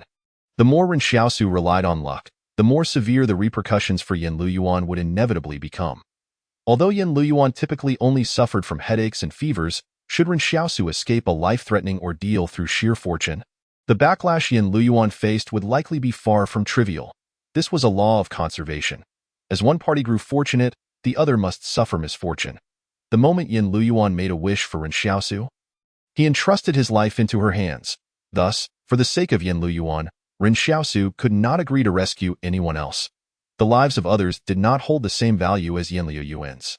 In the dead of night, Yang Xiaojin awoke and, glancing at Ren Xiaosu, said, "You should rest." Ren Xiaosu nodded and began to close his eyes, having gone nearly 30 hours without sleep. Even his current physical condition was beginning to falter. In that half-asleep state, a question lingered in Ren Xiaosu's mind. What exactly was Yang Xiaojin's identity? Was she affiliated with the so-called combat brigade of the Qing Corporation? No. If she belonged to that brigade, she wouldn't have concealed her identity to join the team, nor would she have paid Luo Xinyu and the others in Ren Xiaosu's view. If the Qing Corporation's combat brigade stationed at Barrier 113 sent someone to undertake a mission, the mercenaries would treat her like a deity, for they were the true wielders of life and death within the barrier. Unable to decipher Yang Xiaojin's motives, he could only harbor suspicions regarding her identity for the time being. The cave was eerily quiet in the early hours. Upon awakening, Yang Xiaojin felt invigorated. Having undergone specialized training, she possessed an extraordinary capacity for sleep, able to maintain vigilance even in slumber. This was beyond the comprehension of ordinary folk. Just as the extraordinary remained unfathomable to them, the rain outside gradually ceased. As Ren Xiaosu had mentioned, the forest floor became exceedingly muddy after the downpour, and it seemed likely that someone would fall behind on the morrow's journey. Within the cave, some mercenaries remained awake, whispering amongst themselves, while Lu Bu was drinking water, having waited until everyone else had their fill before it was finally his turn. Yang Xiaojin peeled open a leftover pine cone from dinner, squeezing out the pine nuts one by one to replenish her nutritional needs. Sitting opposite Ren Xiaosu, she munched on the nuts while scrutinizing him, questioning whether he was truly asleep or merely in a state of half-consciousness. Eventually, she heard the sounds of his snoring. Not only did she hear it, but the entire cave could. The noise was simply overwhelming. At that moment, two mercenaries stood up and approached Su Xianchu, saying, "We'll take over for you. Get some rest." Su Xianchu nodded. "Stay vigilant. Do not let your guard down, rest assured," one of the mercenaries replied. The two of them slowly made their way to the cave entrance, seemingly to stand watch. With her head bowed, Yang Xiaojin concealed her gaze beneath her cap, a faint smile gracing her lips as she noticed the two mercenaries. At that moment, she realized Ren Xiaosu's snoring had ceased. However, the two mercenaries appeared oblivious. One casually remarking, "I wonder if we'll make it back alive." "Who knows?" the other replied. Their conversation sounded like typical banter, but as they reached Yang Xiaojin and Ren Xiaosu, they suddenly launched an attack.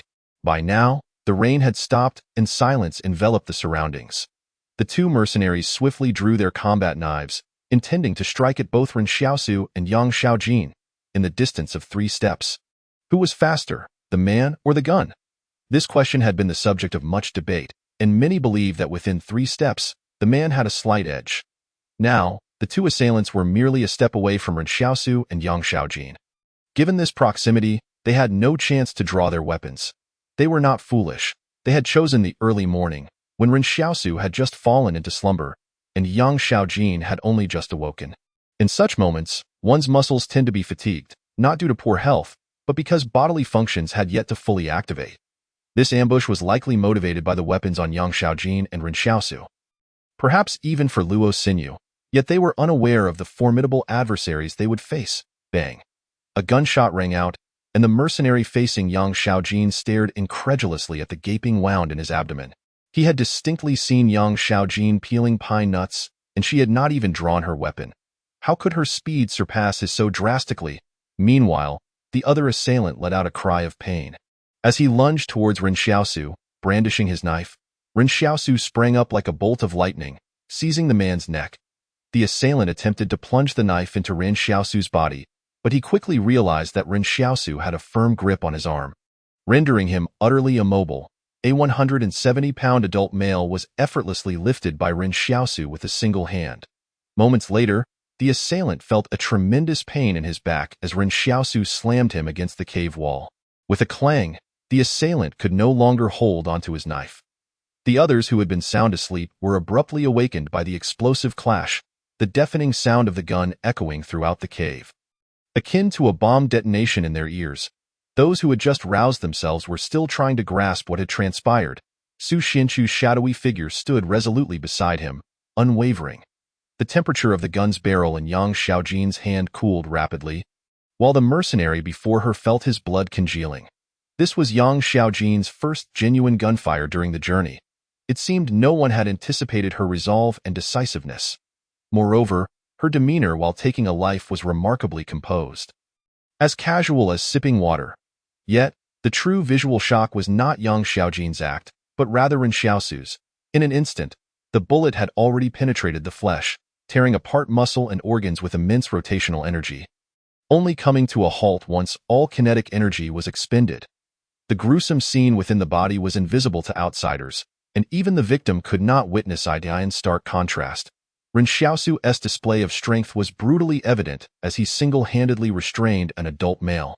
Standing at only 1.78 meters tall and merely 17 years old, he had yet to fully develop, so neither Su Xianchu, Lu Bu, nor Yang Xiaojin had ever considered Ren Xiaosu a formidable fighter. They thought merely of him as a malnourished refugee boy who had acquired some survival skills in the wilderness. Neither Ren Xiaosu nor Yang Xiaojin had ever engaged in combat before, leading to vague assessments of their capabilities, which ultimately prompted the attackers to act. However, they were gravely mistaken. Ren Xiaosu's fingers clamped around the assailant's neck like a vice, and in that instant, the assailant felt his blood supply to the brain dwindle to nothing.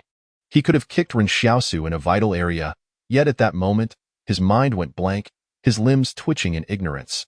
Yang Xiaojin did not glance at the fallen mercenary but instead fixed her gaze on Ren Xiaosu, tightly gripping two guns, aimed at everyone in the cave. Despite this, she felt a twinge of confusion. Ren Xiaosu had appeared to be asleep, his snoring could have been feigned, but the motion of his eyelids could not be disguised. Her training encompassed the discernment of genuine sleep. A person could pretend to be asleep, but their thoughts would unconsciously betray them through their eyelids. One who had not truly fallen asleep could not maintain such control over their eyelids for long. Thus, she knew Ren Xiaosu was genuinely asleep. Yet, the moment the assailants rose, the cessation of his snoring indicated that he had already awakened. How was it possible for someone in deep slumber to remain vigilant? This refugee could not have undergone the same training as her. Far away in the town, Yan Liuyuan cherished the moments spent keeping watch for Ren Xiaosu, for during those times, he felt needed. As though he could contribute in some way. Though unable to accompany Ren Xiaosu on hunts due to his watch, he found profound significance in the role of a sentinel. Yet, Yan Liuyuan was unaware that Ren Xiaosu no longer required anyone to keep watch. Ever since the palace had emerged, at that moment, Yang Xiaojin beheld Ren Xiaosu exhibiting otherworldly strength. Could a frail youth possess such power? Even Yang Xiaojin herself was taken aback. The mercenary struggling in the pool of blood gasped. Sun Junjing, make your move. Only the soldier named Sun Junjing huddled silently in the cave, not daring to utter a sound. Su Xianchu furrowed his brows and inquired, "What on earth is happening?" However, Ren Xiaosu disregarded him. Fixating intently on the assailants, he had gathered pine cones and needles for these individuals, and even relinquished the water source within the cave to them, though he had his own motives. The outcome was ultimately beneficial. Ren Xiaosu had long sensed that these people were conspiring, and he initially believed they would possess some semblance of moral restraint, at least to a degree. He did not attempt to question the assailants about their intentions, whether it was water, weapons, or luo sinew. He felt no need to scream in anguish like a betrayed soul, for he sought no answers. Having never placed his trust in them, betrayal was an impossibility in his eyes. these comrades were no different from beasts. He refrained from immediately snapping the neck of the assailant solely because he wished to observe Su Xianqu's reaction. That moment, the palace in his mind proclaimed, "Task? Deliver a swift death to the enemy." Ren Xiaosu was genuinely taken aback. Was this not a palace that advocated for benevolence? How had it suddenly become so decisive in its call for bloodshed? Previously, he had often exploited the palace's tasks. But now he found himself somewhat unaccustomed to this shift. Was it possible that for this palace, not tormenting the enemy could also be considered an act of kindness? Surely, your moral standards have plummeted too swiftly. Nevertheless, Ren Xiaosu understood that the palace lacked consciousness. Its issuance of such a task must stem from an inherent mechanism. With a muffled crack, he decisively broke the assailant's neck. Upon hearing the sound, Sun Junjing trembled. "This has nothing to do with me. I never informed them that you possess great strength." Bang. Yang Xiaojin shot him squarely in the forehead, leaving Sun Junjing's unfinished words unspoken. Ren Xiaosu turned to Yang Xiaojin, who calmly stated, "Concealing a crime is equivalent to complicity." Ren Xiaosu inhaled sharply. Yang Xiaojin implied that although Sun Junjing had not divulged Ren Xiaosu's strength to the assailants, he was aware of their murderous intent yet failed to warn Ren Xiaosu. Thus he too deserved death to eliminate potential hazards. Even as Ren Xiaosu continuously revised his understanding of Yang Xiaojin, her ruthlessness and decisiveness still exceeded his expectations. However, he did not believe she was in the wrong. Overnight, the original team of 11 had dwindled to 6, leaving only Su Xianqiu, Ren Xiaosu, Luo Xinyu, Lu Bu, Wang Lei, and Yang Xiaojin. Task completed. Reward: Master-level skill learning blueprint. Without a moment's hesitation, Ren Xiaosu utilized the master-level learning blueprint on Su Xianqiu, as the significance of his advancement from advanced to master was not as substantial compared to Yang Xiaojin's firearm skills. Thus, at this moment, he desired Su Xianqiu's abilities more. Randomly select a target for master-level skill or supernatural ability. If the selected master-level skill does not correspond to an existing advanced skill, it cannot be learned. Determining that the target possesses no master-level skills, supernatural ability shadow has been selected. Would you like to learn it? Ren Xiaosu was elated. It turned out that if the target lacked master-level skills, he could directly acquire a supernatural ability. He had thought the chances were minimal. Learn. Shadow has been learned. As Ren Xiaosu felt the newly replicated skill, he discovered that a shadow of his own was quietly standing beside the palace's typewriter. However, he was somewhat surprised to see that Su Xianqiu's shadow was gray, while his was black. What was the reason for this discrepancy? Was it due to his unwashed face being darker? The atmosphere in the cave plummeted to a chilling point. Just the night before, 2 team members had mysteriously disappeared, casting a heavy pall over everyone's spirits. Yet no one anticipated that infighting would ensue. Su Xianqiu, Luo Xinyu, Lu Bu, and Wang Lei began to piece together that the 2 soldiers from the private army had seemingly plotted to ambush Ren Xiaosu and Yang Xiaojin. But the latter 2 had swiftly resolved the confrontation. The speed of this battle was astonishing, prompting Su Xianqiu to re-evaluate the 2 individuals before him. He sighed. This can be considered their just desserts. Ren Xiaosu remained silent, contemplating Su Xianqiu's motivations. If it were for weapons, Su Xianqiu had not lost any firearms, be it rifles or handguns. If it were to claim Luo Xinyu, he had ample opportunity, especially since Luo Xinyu had previously approached him. Yet, Su Xianqiu had never directly engaged with her. If it were for water, Su Xianqiu had just procured a jug that evening. There was no need for him to covet Ren Xiaosu's 2 bottles. Ren Xiaosu was concerned that Su Xianqiu might take action for the sake of maintaining order within the team, but ultimately, it was evident that Su Xianqiu did not wish to involve himself in this conflict. His primary objective was to explore the mysteries of the Boundary Mountain and the evolution of its creatures, not to lead others to safety. However, Sun Junjing did not deserve death, did he? Su Xianqiu sighed again. Well, in this wilderness, there is no right or wrong. Ren Xiaosu felt that Su Xianqiu had grasped the essence of survival in the wilderness. There is no right or wrong, only survival is the truth. He did not wish to assert that Yang Xiaojin's actions were justified, but ensuring that no future risks remained was undeniably correct. Ren Xiaosu dragged 3 corpses outside the cave and said to Su Xianqiu and Yang Xiaojin, "I have long pondered how Su Xia's body went missing. This is a perfect opportunity for close observation." He turned to Yang Xiaojin and added, "If anything unusual occurs, call for me." Afterward, he leaned against the cave wall and resumed his slumber. The others observed Ren Xiaosu, wondering at his composure. How could he appear so unfazed and easily slip into sleep after having just taken lives? Was it not he who had just committed murder?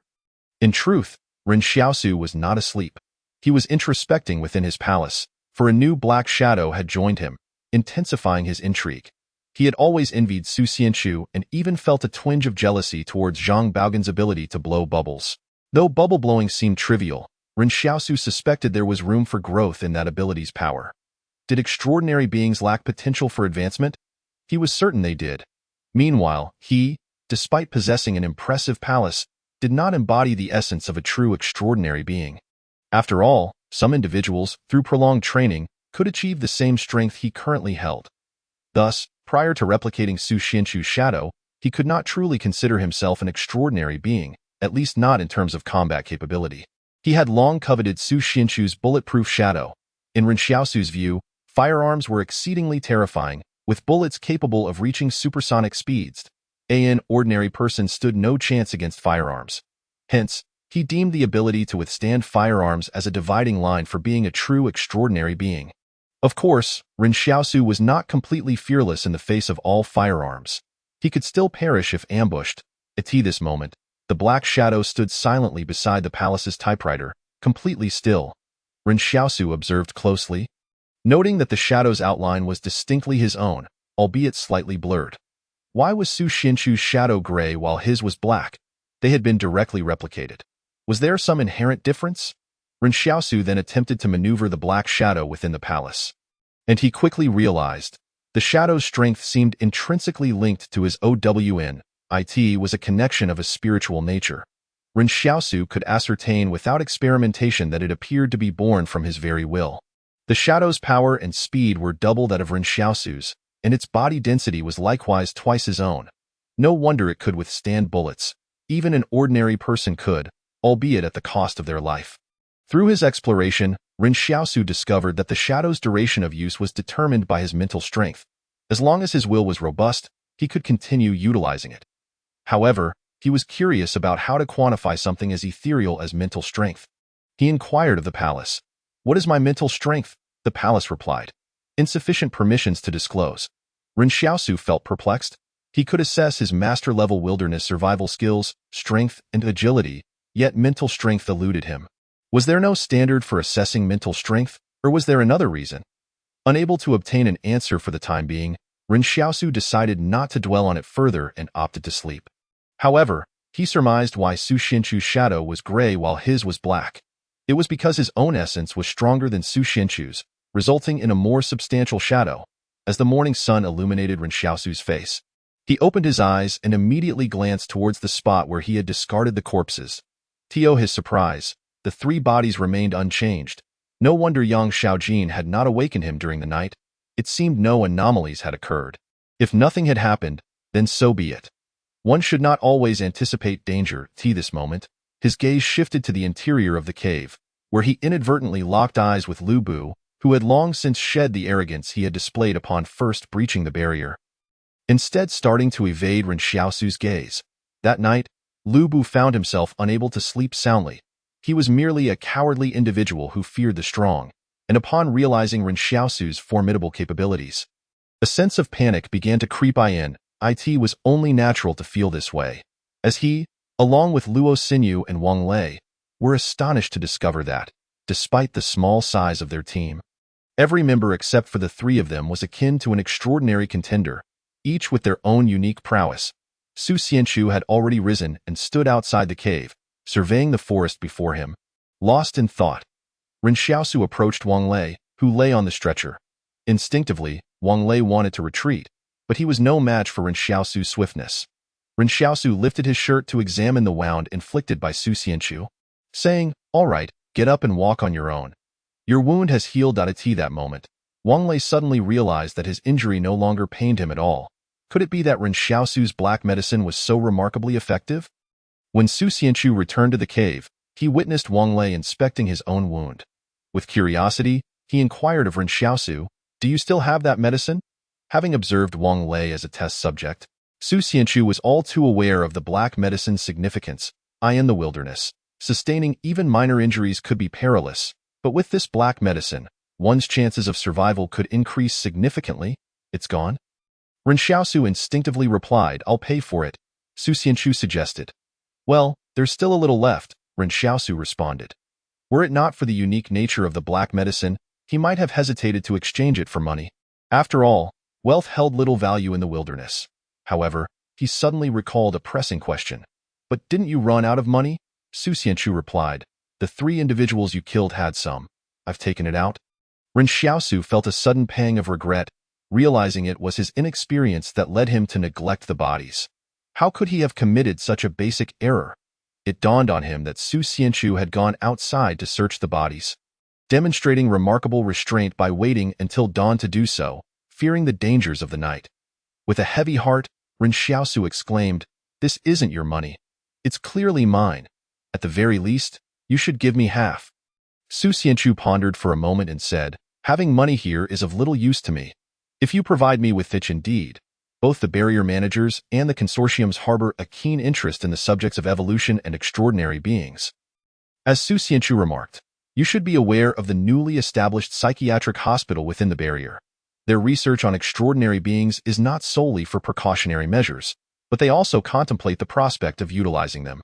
Could you elaborate on extraordinary beings? Ren Xiaosu inquired. As an extraordinary being yourself, this must pique your interest. Extraordinary beings, Su Xianchu pondered. In fact, they have existed for quite some time, merely regarded as legends in the past. Recently, however, they have garnered significant attention due to their increasing prevalence, and even some areas have witnessed the emergence of covert organizations related to extraordinary beings. Ren Xiaosu was momentarily taken aback. There are organizations? The presence of organizations implies that the number of extraordinary beings is not insignificant. You must have heard about the incident where an extraordinary being attempted to assassinate a barrier manager. Su Xianchu continued, I learned this from Wang Songyang, who mentioned that this extraordinary being belongs to a group called the Rebels. At least that's what the extraordinary being claimed. Was he apprehended? Ren Xiaosu asked. Curiosity evident in his tone. No. Su Xianchu shook his head. His power far exceeds what you can imagine. Currently, all major barriers are taking measures against extraordinary beings, seemingly categorizing their threat levels, though the criteria for such evaluations remain unclear. Ren Xiaosu muttered, Why must it come to such a life-and-death struggle? Can't we coexist peacefully? His words carried a personal resonance, as he too was an extraordinary being, suddenly finding himself in opposition to colossal powers, inevitably causing some disquiet within him. Yang Xiaojin cast a glance at him but remained silent. Su Xianchu sighed. It is impossible for me to return. If the barrier discovers that I am an extraordinary being, my fate would be dire. Lu Bu interjected suddenly, We will not reveal your secret, rest assured. At this moment, Lu Bu's anxiety about potential repercussions for speaking out was palpable, prompting him to make his declaration hastily. Su Xianchu briefly regarded Lu Bu but chose not to respond, acknowledging his moral boundaries, as he would not resort to such drastic measures. Yet, who would genuinely believe Lu Bu's assurances? Trusting him would be foolish indeed. Su Xianchu, in a rare moment of candor, retorted, Of all people here, I am most concerned about you. Ren Xiaosu queried, If Lu Bu were to meet with an unfortunate end, wouldn't he that allow you to return? Lu Bu responded with bewilderment, Are you cursing me? He longed to chastise Ren Xiaosu but dared not. Su Xianchu remarked, You too are an extraordinary being, are you not? Huh? At that moment, Ren Xiaosu pondered whether he had inadvertently revealed something. Fearing that Yang Xiaojin had discerned a hint of truth, Su Xianchu then asserted, You must have awakened the ability to infuriate others. Ren Xiaosu was left speechless. However, a sudden insight struck him. He inquired within his mind, Palace, do I possess skills related to infuriating others? What is their level? The palace replied calmly, Perfect. Perfect level. Ren Xiaosu was taken aback. He had been in awe when discovering that Yang Xiaojin possessed a perfect level skill, and now he found himself in the same situation. Yet, comparing his perfect level skill to hers seemed absurd. Palace, are you serious? He felt a mix of frustration and unexpected joy, as having a perfect level skill was indeed a commendable achievement. As someone once said, accomplishing one significant thing in life is no small feat. Little did he expect to have achieved something to such an extent at a young age. Su Xianchu glanced at the 3 corpses outside the cave and finally declared, Let us depart. Regardless of what secrets lie hidden within this mountain, I must see them for myself. This was the yearning of an extraordinary being. People once regarded those legendary tales as mere fantasies. Yet as they began to encounter the extraordinary, a longing for a broader world inevitably stirred within them. Su Xianchu felt this, and so did Ren Xiaosu. Su Xianchu continued, I wonder if any of you have read a book called Journey to the West. I came across it in the Barrier's library. When I read about someone capable of lifting a staff weighing 13,500 pounds, I was astounded. Now, I ponder whether the characters in that book truly existed. It is said that the staff can suppress mountains. Ren Xiaosu contemplated for a moment before responding, I haven't read Journey to the West, as it was not available in the town school. However, your claim that a staff weighing over 13,500 pounds could suppress mountains raises some doubts. That's merely over 6 tons. The agricultural tractors outside the town can bear 10 tons, and it's not uncommon for them to be slightly overloaded. Su Xianchu inhaled deeply and turned toward the forest. Venturing into the unknown mountains. Upon entering the forest, Ren Xiaosu deliberately paid attention to any signs of struggle, as the mystery surrounding the disappearance of the 2 soldiers from the private military forces the previous night remained unsolved. A heavy rain had washed away their footprints, making the search for traces exceedingly challenging. In the absence of footprints, he resorted to examining leaves and branches. The forest was densely populated, and beneath the expansive canopies lay thick underbrush. It was inevitable that the 2 individuals would have snapped some branches while traversing the woods, remnants that the rain could not have washed away. Following the faintly broken branches, Ren Xiaosu discovered that the traces only lasted for a short distance before vanishing. Su Xianchu, realizing what Ren Xiaosu was searching for, inquired, Any findings? None. Ren Xiaosu shook his head, the traces cease here. They did not proceed further. It was only natural that the 2 men experienced fear and hesitated to venture too far from the cave. However, it was somewhat perplexing. They had been merely a few meters from the cave.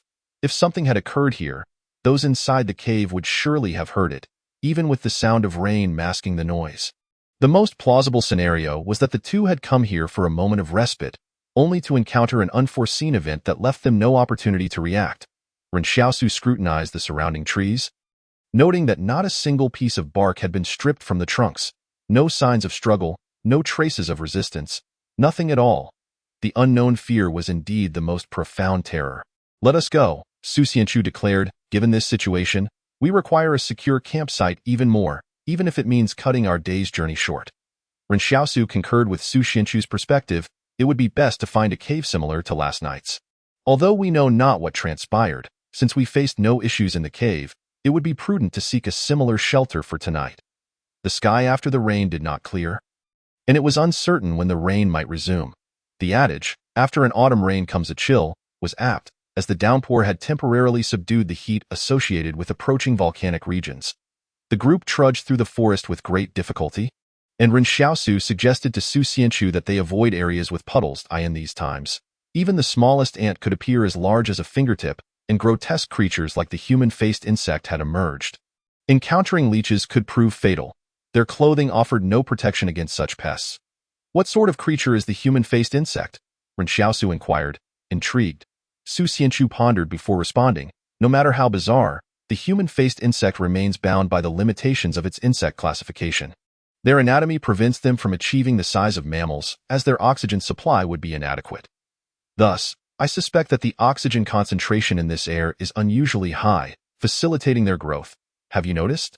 Though our bodies feel fatigued, our spirits remain high, and our minds clearer. This is a clear reaction to increased oxygen levels. Ren Xiaosu found Su Xianchu's analysis reasonable. It was not merely a matter of evolution, but also had a scientific basis. Wait, Ren Xiaosu paused. Could the elevated oxygen levels be attributed to the plants undergoing mutations and evolution?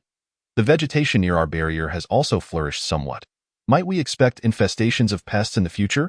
That is quite possible, Su Xianchu affirmed. As they progressed, the differences in each person's stamina became apparent. Ren Xiaosu felt remarkably at ease, traversing the forest without any sign of fatigue. Although Su Xianchu was an extraordinary being, his physical condition did not seem significantly enhanced. He acknowledged that since awakening as an extraordinary being, his physical prowess had gradually improved, but it appeared to be a slow process, preventing him from matching Ren Xiaosu's capabilities. Su Xianchu remarked, ever since I awakened as an extraordinary being, I have noticed that after pushing my physical limits, my attributes tend to increase once more. Ren Xiaosu thought to himself that he might also explore this aspect in the future. However, he would wait until they returned to the town, as testing one's limits in the current environment could lead to swift demise. As for Lu Bu, Luo Xinyu, and Wang Lei, they were in a sorry state. Their clothes tattered. When they had departed the barrier, they were pristine, but now their faces were as grimy as Ren Xiaosu's. However, they dared not lag behind, fearing that Ren Xiaosu, Su Xianchu, and Yang Xiaojin would leave them behind. At which point only death awaited them at that moment. Ren Xiaosu was most astonished by Yang Xiaojin. He noticed that although she appeared somewhat fatigued, she was in far better condition than Su Xianchu. At that moment, Ren Xiaosu suddenly observed a gray shadow emerging from Su Xianchu's body. Instantly, Ren Xiaosu became vigilant, suspecting that Su Xianchu had discovered some imminent danger. However, to his astonishment, he watched as Su Xianchu climbed onto the back of the gray shadow, nonchalantly instructing it to carry him away. This scene left Ren Xiaosu utterly dumbfounded, thinking to himself, this is sheer cheating. Ever since Su Xianchu revealed his identity as an extraordinary being, he had increasingly embraced his abilities, contrasting with his previous tendency to conceal them, which often led him to forget to utilize them altogether.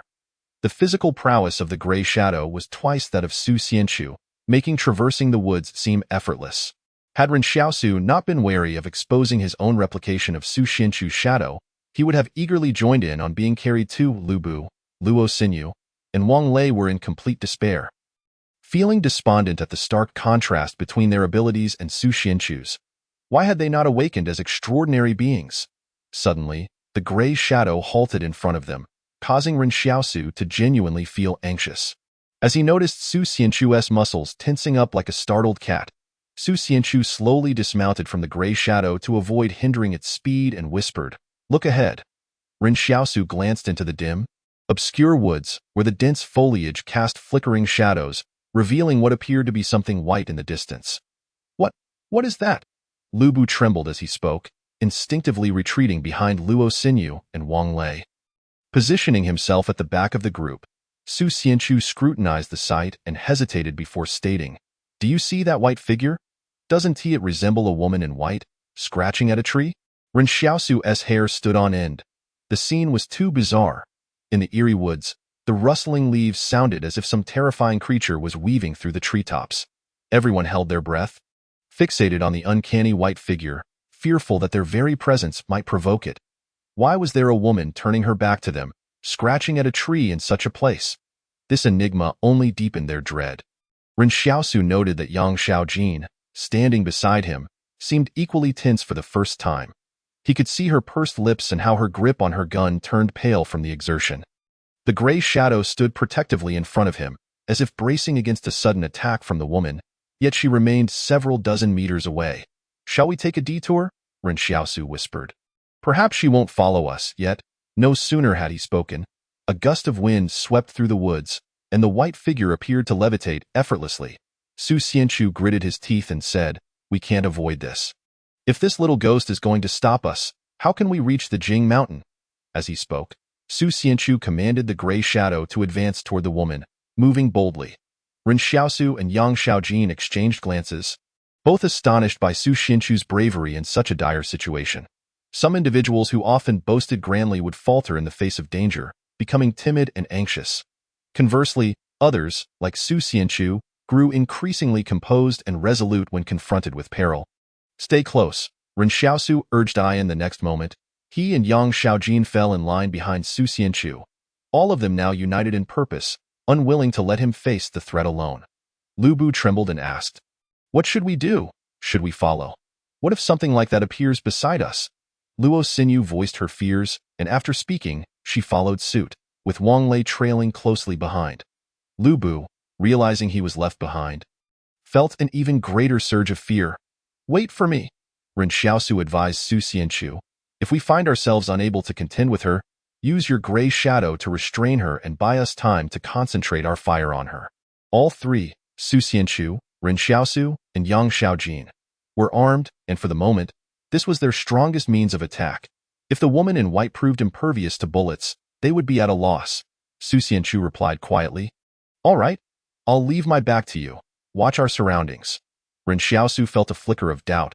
Perhaps those raised within the barriers had not experienced the life of the settlements, making them more trusting than the refugees. In the settlements, sleeping necessitated someone keeping watch. Those who grew up in such an environment could hardly afford to trust others with their backs. Was this the distinction between the settlements and the barriers? The three of them cautiously approached the woman in white, but the closer they drew, the more peculiar it felt. Originally, Ren Xiaosu had been crouching low, as such a posture allowed for better readiness. Yet now he stood upright, bewildered. What the hell is this? Su Xianchu appeared equally perplexed, commanding the gray shadow to swagger toward the white figure, directly plucking her from the tree. It turned out to be a tattered female plastic doll, seemingly inflatable. What is this? Ren Xiaosu asked, peering closely at the doll. I don't know.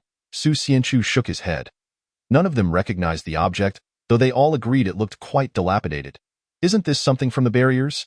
Ren Xiaosu inquired. I've never seen it inside the barriers, Su Xianchu replied, dismissing the notion. They all fell into contemplation over the doll, feeling a mix of amusement and exasperation at how such a trivial item had frightened them moments ago. Only upon approaching did they realize something was amiss. Wait, there's something else under the tree. Ren Xiaosu noticed a rusted iron box nestled among the gnarled roots. He prodded the box with his dagger, but it crumbled to dust upon contact. Inside the box were a few faded paper slips. As the box disintegrated, the slips turned to powder, leaving behind a solitary object, a piece of green plastic. Or rather, two pieces of plastic encasing a green sheet adorned with mysterious, squiggly patterns resembling tadpoles. This? Su Xianchu stared at the plastic piece in Ren Xiaosu's hand, astonished. Could this be a relic of pre-catastrophe human civilization? Or perhaps both items are. The plastic's decomposition time spanned centuries, even while buried underground, explaining why everything else had decayed. Yet this remained intact. But what did the strange patterns signify? Did they conceal some secret?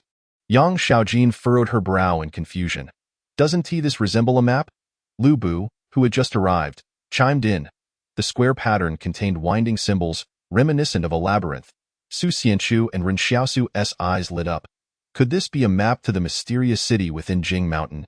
Oh, Luo Xinyu interjected. Look, there are words on it. Due to its decay, the plastic had turned yellowed and frail, but once Luo Xinyu pointed it out, they all noticed a line of small text beneath the enigmatic design. Ren Xiaosu scrutinized it carefully and read aloud. Please scan the QR code to make a payment. The group was left bewildered. What is a QR code, and who do we pay? Wait, do we need to pay before navigating the maze? Due to the civilization's interruption, much about pre-catastrophe culture remained unknown to them. Some knowledge was discarded as useless, while other fragments were lost in the darkness of survival. Having never encountered such items in the barriers or settlements, their purpose remained a mystery. At least it's not a maze map. Ren Xiaosu glanced at Su Xianchu. Are you certain this is the mysterious city? Is there really a mystery of evolution there? How else can we explain the current changes in Jing Mountain? Su Xianchu replied. Indeed. Ren Xiaosu pondered. There must be secrets hidden within the mountain, but I can't shake the feeling that a city might not be as mysterious as it seems. Let us go. Only by seeing it ourselves will we know. Su Xianchu carefully tucked the QR code into his chest pocket, as if fearing it might be damaged. Is anyone still carrying that wretched doll? Lu Bu asked. Might as well keep it. It could be useful, Su Xianchu responded. Naturally, Su Xianchu, Ren Xiaosu, and Yang Xiaojin had no desire to carry the tattered doll, and since Lu Bu had raised the question, he was promptly assigned the responsibility of carrying the doll. In truth, they all believed the doll would prove useless. Despite their ignorance of its pre-catastrophe purpose, they weren't naive. However, since he was the one to carry it, so be it. Thus, Lu Bu found himself burdened with the task, feeling unfortunate as he had to carefully cradle the ragged doll. To make matters worse, none of them had eaten all day. Su Xianchu suddenly halted. And even he, not just Lu Bu and Luo Xinyu, felt the strain. He turned and said, Everyone, go find some pine cones from the pine trees. Let us eat something before we continue our journey. For Su Xianchu and the others, their survival skills had only just progressed to the point of foraging for pine cones. In reality, pine cones were particularly difficult to peel, and the yield was scant. A single large pine cone yielded insufficient pine nuts to even fill a tooth gap. But what else could they eat? Ren Xiaosu remained indifferent to their plight. Suddenly, Ren Xiaosu drew a dagger and made a cut on an unfamiliar tree nearby. To everyone's astonishment, a milky white sap began to ooze from the wound on the tree. Su Xianchu's eyes sparkled. Is this drinkable? The others also turned to look with excitement, but Ren Xiaosu shook his head and replied, most milky tree saps in the forest are not safe to consume. As the risk of poisoning is quite high, Su Xianchu was puzzled. Then why did you cut it? To coat the dagger with poison. Ren Xiaosu stated matter-of-factly. The others were instantly bewildered. What kind of person was he? Applying poison to a dagger? It was truly a reckless approach. However, they dared not scorn Ren Xiaosu's cunning, as they had relied on him extensively throughout their journey. Should any of them sustain injuries, they would be looking to him for stitches and medicine. Lu Bu, Luo Xinyu, and Wang Lei still had some money on them, kept as a safeguard in case they needed Ren Xiaosu's help. They had realized that with Ren Xiaosu around, money could very well equate to life at that moment. If they were to offend Ren Xiaosu, he might still tend to their wounds after taking their money. But what if, after stitching them up, he ended up with a kidney from them? How would that be reconciled? Lu Bu accidentally fell from a tree while picking pine cones, but fortunately, the ground was soft with pine needles, so the fall didn't hurt. His mood seemed on the verge of collapse. It's all the fault of those wolves. Didn't the barrier say they had gone to other mountains? How could they suddenly appear here? If it weren't for those wolves, we might have already returned to the barrier. Indeed, the idiom wolves and the helpless collude rings true. Wolves are not to be trusted, however. This time Ren Xiaosu disagreed. I've heard the idiom wolves and the helpless collude, but have you ever seen a helpless? The others were taken aback. Isn't a helpless merely an animal trailing behind a wolf? The idiom suggests that wolves and helpless creatures harm livestock together, with wolves using their front legs and helpless creatures using their hind legs, symbolizing collusion and wrongdoing. Ren Xiaosu nodded. Mr. Zhang from the school said the same, yet I still pose the same question. Have you ever seen a helpless? Lu Bu was momentarily speechless, muttering softly, how would we see one inside the barrier? I have, Ren Xiaosu said. It was among the wolves that chased us into the canyon. I saw one last year during our encounter with them. What does a helpless look like? Someone asked curiously that a helpless is actually a wolf. Ren Xiaosu replied calmly. It became unable to move its front legs after stepping into a hunter's trap, and so the other wolves carried it on their backs, helping it continue to survive. Su Xianchu and the others were stunned. They had learned about the phrase wolves and the helpless during their schooling at the barrier, where teachers had told them that both wolves and helpless creatures were bad, while also distinguishing between beneficial insects and pests. Yet Ren Xiaosu, out here in the wilderness, held a different perspective. He recalled hearing from Zhang Jinglin that the nomadic tribes of the grasslands once revered wolves. At that time, he had not yet been able to attend school to learn, and he had asked Yan Liuyuan to help him pose a question. Aren't wolves a menace to livestock? Why would nomadic tribes worship them? Mr. Zhang responded. Do wolves actually err? Indeed, wolves eat sheep, and sheep eat grass. None are inherently wrong. This is the order of species, as it has always been. Although wolves harm humanity, they remain loyal to their injured kin. Can humans claim the same? Just look at how many perish on this journey due to their companions' negligence. It's not that they are wrong, but sometimes Ren Xiaosu finds himself envying the wolf packs. At least when trouble arises, they wouldn't abandon one another without a second thought. Ren Xiaosu paid no heed to how the others felt and began to use his dagger to excavate the soil around the base of a pine tree. In the wilderness, avoid using your hands to clear leaves, as there may be scorpions, centipedes, and venomous snakes hiding beneath. Disturb them, and they will bring you death. This time, Ren Xiaosu did not encounter scorpions or similar creatures, and he felt a slight pang of regret, as he thought roasted scorpions were quite delectable. He pondered whether he should catch a few scorpions and centipedes for dinner. As he dug up some pine roots, he thought, if the pine nuts are insufficient, I might as well eat the roots. They can be boiled for dinner. The others looked at Ren Xiaosu in astonishment, sensing that, in his eyes, it seemed as though everything was edible. While it was understandable to eat pine nuts, now they were resorting to consuming pine roots. Was this really a food source, or merely construction material? Yet Ren Xiaosu was unfazed. Over the years in the wilderness, he had consumed far too many things that others deemed inedible. Suddenly, a thought struck him. Are there places near other barriers that resemble Jing Mountain? I mean, places that have undergone sudden mutation and evolution. Su Xianchu paused before responding, yes, but they have already been taken over by the Fire Seed Company. Fire Seed Company? Ren Xiaosu inquired, puzzled. I've never heard of it. Which conglomerate does it belong to? No, It is an independent conglomerate itself, controlling over 20 barriers, Su Xianchu explained. However, it is quite far from Barrier 113, so it's understandable that you haven't heard of it. What are the areas controlled by the Fire Seed Company like? Ren Xiaosu asked, intrigued. Su Xianchu's expression turned troubled, as if he knew little more than that. However, it was Yang Xiaojin who spoke up. The areas controlled by the Fire Seed Company are shrouded in mystery.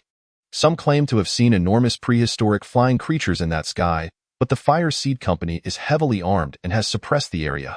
Perhaps only the core personnel of the Fire Seed Company truly know what occurs within.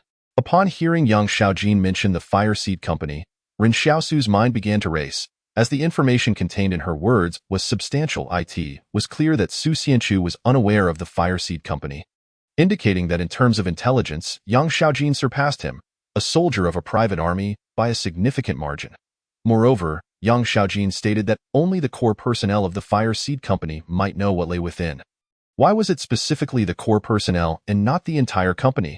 It was likely that Yang Xiaojin had attempted to inquire with members of the Fire Seed Company but had returned empty-handed. Ren Xiaosu believed that Yang Xiaojin could not have accomplished this alone, just as he himself did not know how many barriers humanity had constructed to date, having only heard of the largest. Barrier 178. Ignorant of the Fire Seed Company and the number of conglomerates, he realized that in this age of limited communication, one must have an organization behind them to comprehend the world's full scope. Thus, Yang Xiaojin must belong to some organization, but which one remained a mystery. Ren Xiaosu was a person who cherished learning and contemplation. At this moment, upon noticing Ren Xiaosu's pensive expression, Yang Xiaojin immediately fell silent. She was not foolish. She recognized that Ren Xiaosu was analyzing the information embedded in her earlier statement. Suddenly, Ren Xiaosu asked, "Are these the only two known places?" Yang Xiaojin glanced at him. "There will be more." In the afternoon, aside from Ren Xiaosu, everyone else began to show signs of fatigue. Lu Bu and the other two ordinary individuals had blisters on their feet, yet they dared not lag behind or ask for a moment's respite. Ren Xiaosu drank from a bottle of water and then filled a new bottle from a shallow stream. The others, lacking containers, resorted to using large leaves. Su Xianchu had a canteen, and Yang Xiaojin had hidden a bottle of water. So she also had a vessel. As for Ren Xiaosu, he not only had a bottle but had also brought along an iron cup from home. However, Luo Xinyu, Lu Bu, and Wang Lei had nothing. Thus, while Ren Xiaosu and the others walked ahead, the trio behind, Luo Xinyu, Lu Bu, and Wang Lei, struggled with their leaves, looking as disheveled as one could imagine. While collecting water, Ren Xiaosu specifically instructed, absolutely avoid approaching deep rivers. And even while collecting water from shallow streams, we must leave promptly. For when Su Xianchu mentioned that the Fire Seed Company had control over areas where prehistoric flying creatures appeared, he recalled the dark shadow he had encountered while fishing in the river. That was a creature feared even by other fish in the water. Ren Xiaosu felt a twinge of regret for not having seen its true form. By dusk, they finally discovered a new cave. Albeit a small one, making it somewhat cramped for the six of them. However, there was no choice. The woods at night were too terrifying. As they huddled together around a fire, each person found a rare sense of security. Perhaps it was in moments like this that humanity truly realized the importance of companionship. Ren Xiaosu surveyed the cave, hoping to find any remnants left by previous inhabitants, such as the inscriptions found in the cave they had occupied last night. Regrettably, there were no new clues here. Su Xianchu advised, if you need to relieve yourselves, it's best to avoid entering the woods, to prevent any accidents. If a girl needs to take care of it, we can turn away while one girl supervises. This is for your safety. As the group chewed on the freshly boiled pine roots, Lu Bu, recalling the aroma of the wild boar earlier, jokingly remarked to Ren Xiaosu, "Why don't you make another wish? Perhaps some animals will come crashing over again." Ren Xiaosu retorted, "Why don't you make a wish instead?" He would never sacrifice Yan Liuyuan's health for his own food. The pine roots tasted somewhat like celery and were not particularly difficult to swallow. At that moment, Ren Xiaosu was exceedingly cautious with his words and actions, fearing that he might inadvertently bring calamity upon Yan Liuyuan back home. After Lu Bu was reproached by Ren Xiaosu, he found it somewhat difficult to maintain his composure. Wasn't that just a jest? If I could wish for something useful, I would have done so long ago. I mean, if I say there are animals delivered to us, will they just appear? At that moment, strange and dense sounds emanated from the forest outside the cave. Instinctively, Ren Xiaosu and the others grasped their firearms. And in the next instant, 3 wild boars, 2 wildcats, 2 snakes, and 7 monkeys burst forth from the thicket. The boars were imposing, and the wildcats resembled the leopards depicted in textbooks. The monkeys stood almost as tall as humans, easily measuring around 1.60 meters when upright. Ren Xiaosu was certain this was not some stroke of luck bestowed by Yan Liuyuan. After all, the presence of such creatures together could very well spell doom for them. This was certainly not good fortune. He stared in disbelief at the beasts. Lu Bu, what have you gotten us into? Lu Bu was on the verge of tears. I was just speaking offhand. The standoff between the humans and the beasts ensued, as it seemed the creatures had not anticipated the presence of people. Ren Xiaosu lowered his voice and said, Lu Bu, talk to them. Tell them we're having a vegetarian day and they should just leave. Lu Bu, in despair, looked at the group of beasts outside the cave and said, Does this even work? You all can go. Initially, Ren Xiaosu had merely been joking, but to his astonishment, upon Lu Bu's utterance, the beasts actually turned and scampered off in another direction. In truth, Ren Xiaosu could have defended against them. While a handgun would struggle to inflict harm on such animals, he still held the significant trump card of his shadow ability. However, he was reluctant to reveal this. Once exposed, Su Xianchu and the others would certainly realize he possessed the ability to replicate others, and the ensuing consequences could be unpredictable. Furthermore, if his shadow turned out to be even more formidable than the original, it would reflect poorly on the original owner. Ren Xiaosu looked back at Lu Bu in bewilderment. Could this fellow have awakened a similar luck as Yan Liuyuan? No, wait! Ren Xiaosu turned his gaze toward the forest. Something must have driven these beasts here. It was unlikely that the beasts coexisted peacefully. Their lack of aggression toward one another, or towards them, implied the presence of a more terrifying threat looming over them, compelling them to seek refuge in this cave. It appeared to be precisely the case, as Su Xianchu nodded. Since we have occupied this cave, they must have retreated to other areas. Remember, yesterday evening, we also heard unusual movements in the woods. But the source did not appear and instead distanced itself. I had thought it was the creator of that sound causing a crisis, but now I realize it might have also been animals seeking shelter in the cave. Ren Xiaosu pondered. What on earth is in that forest that forces these native creatures to abandon their territories, allowing even different species to coexist peacefully? Originally, when everyone found the cave to camp in, they breathed a sigh of relief, but no one expected the situation to change so abruptly. Should we find another place to hide? Someone whispered. What if something from the forest comes after us? No need to change. Ren Xiaosu shook his head. They clearly wanted to take refuge here, but we got here first. This at least indicates that our current cave should be sufficiently safe. What exactly are they hiding from? Lu Bu queried, puzzled at that moment. Su Xianchu gazed toward the forest outside the cave. Perhaps they are evading this forest, or rather, the forest at night.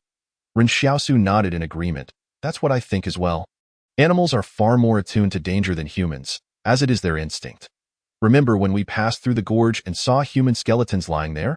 Yet upon entering the forest, we found no animal remains at all. This is abnormal. Any form of life must undergo birth and death. How could not a single animal skeleton be found? Ren Xiaosu continued. Previously, I discarded fish bones and flesh in the woods south of the gorge, and when I returned the next morning to check, they were nowhere to be found, with no traces left behind, just like how Su Xia's body vanished. The commonality among these missing remains is that they were all within the forest. Indeed, Su Xianchu nodded. Moreover, these creatures exhibit such a profound fear of the woods. Something is clearly amiss with this forest, a man-eating forest. The others gazed at the woods outside with trepidation. Had the animals evolved to the point where even plants had undergone transformation? Su Xianchu reassured them. But this is actually a good thing. Now that we have discerned the pattern, we can take precautions in advance. The unknown fear becomes known, and upon understanding its nature, the feeling of dread can diminish somewhat. Yes, as long as we avoid entering the woods at night, we should be fine, someone remarked, and the previous psychological shadows lifted a bit. Wang Lei smiled. Then we must find a camping spot far from the woods before nightfall. Ren Xiaosu shook his head. It's not just at night.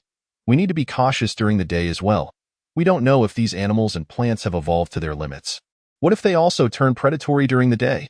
Then we'll stick to the ridge and traverse areas where the trees are relatively sparse. Su Xianchu made the final decision. Everyone resumed chewing on the roots of pine trees when someone asked, "Ren Xiaosu, how did you discover that pine roots are edible?" "I didn't discover it. Someone mentioned it in the town."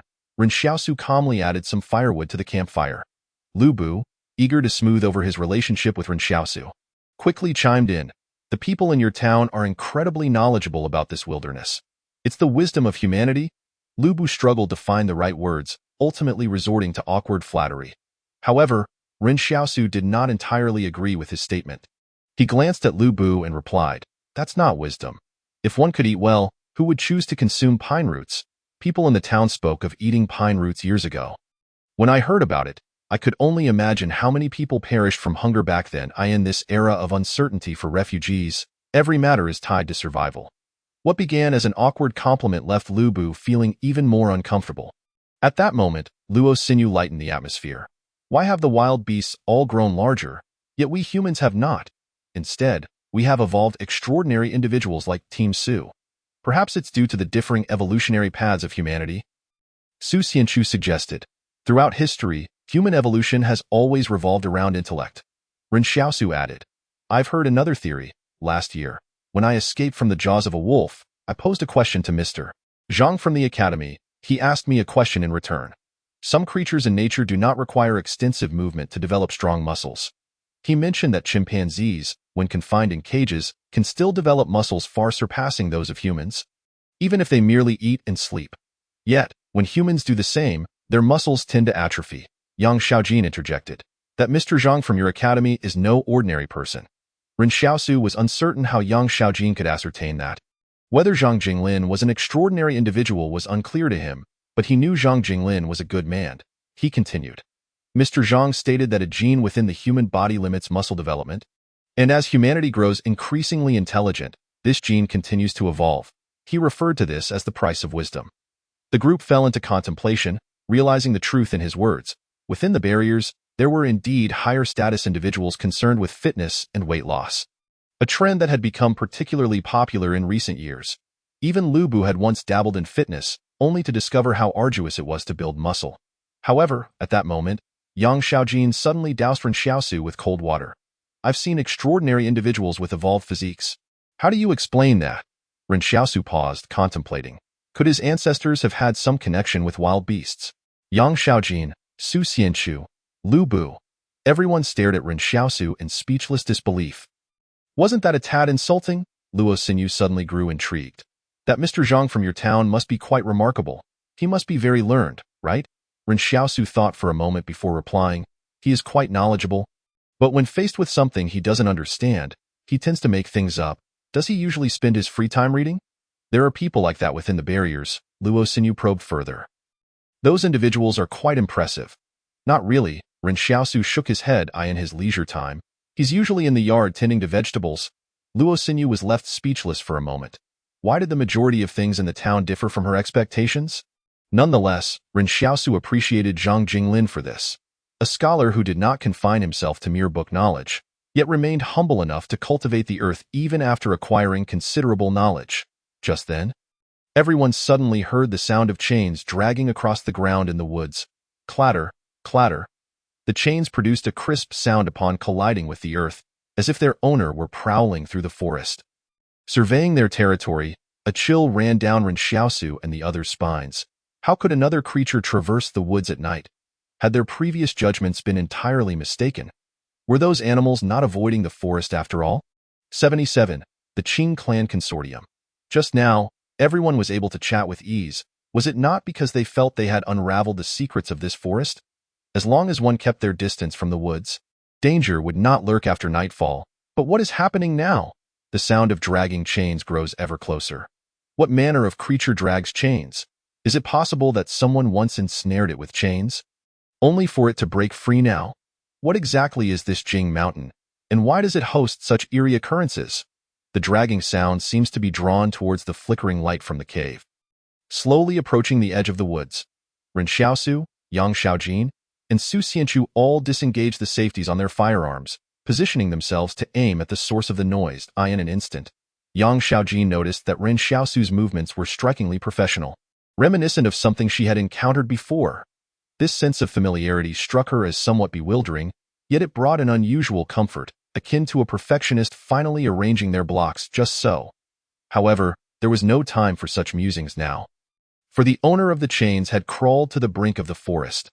The people in the cave strained to discern what was approaching, but the creature remained shrouded in darkness. Refusing to reveal itself, a sudden plop echoed from the woods, sending a wave of nausea through Ren Xiaosu, as he realized it was the creature's saliva splattering onto the leaves below. Once it reveals itself, fire immediately, Su Xianchu instructed. The combined firepower of the three of us should suffice to temporarily seal off all routes leading to the cave. At that point, I can send my shadow to engage it. All right, Ren Xiaosu replied in a hushed tone, contemplating that if this creature proved too formidable, he would no longer concern himself with concealing his shadow. The wildcats, as large as leopards, and the boars, akin to small mountains, had long since fled, but Ren Xiaosu knew that only a force far greater than these fierce beasts could have driven them from the woods. His breathing became increasingly measured, his emotions settling into a calm focus. No longer attuned to the sounds of his own heartbeat or breath, but instead honing in on the rustling of the wind through the trees. Perhaps in the next moment, the secrets of this forest would finally be unveiled. Yet, they were unprepared for the fact that when the sound of chains echoed once more, it was the owner retreating into the distance. What is going on? Su Xianchu frowned. Does it not dare to leave the woods? The three maintained their aiming stances, wary that this might merely be a ruse.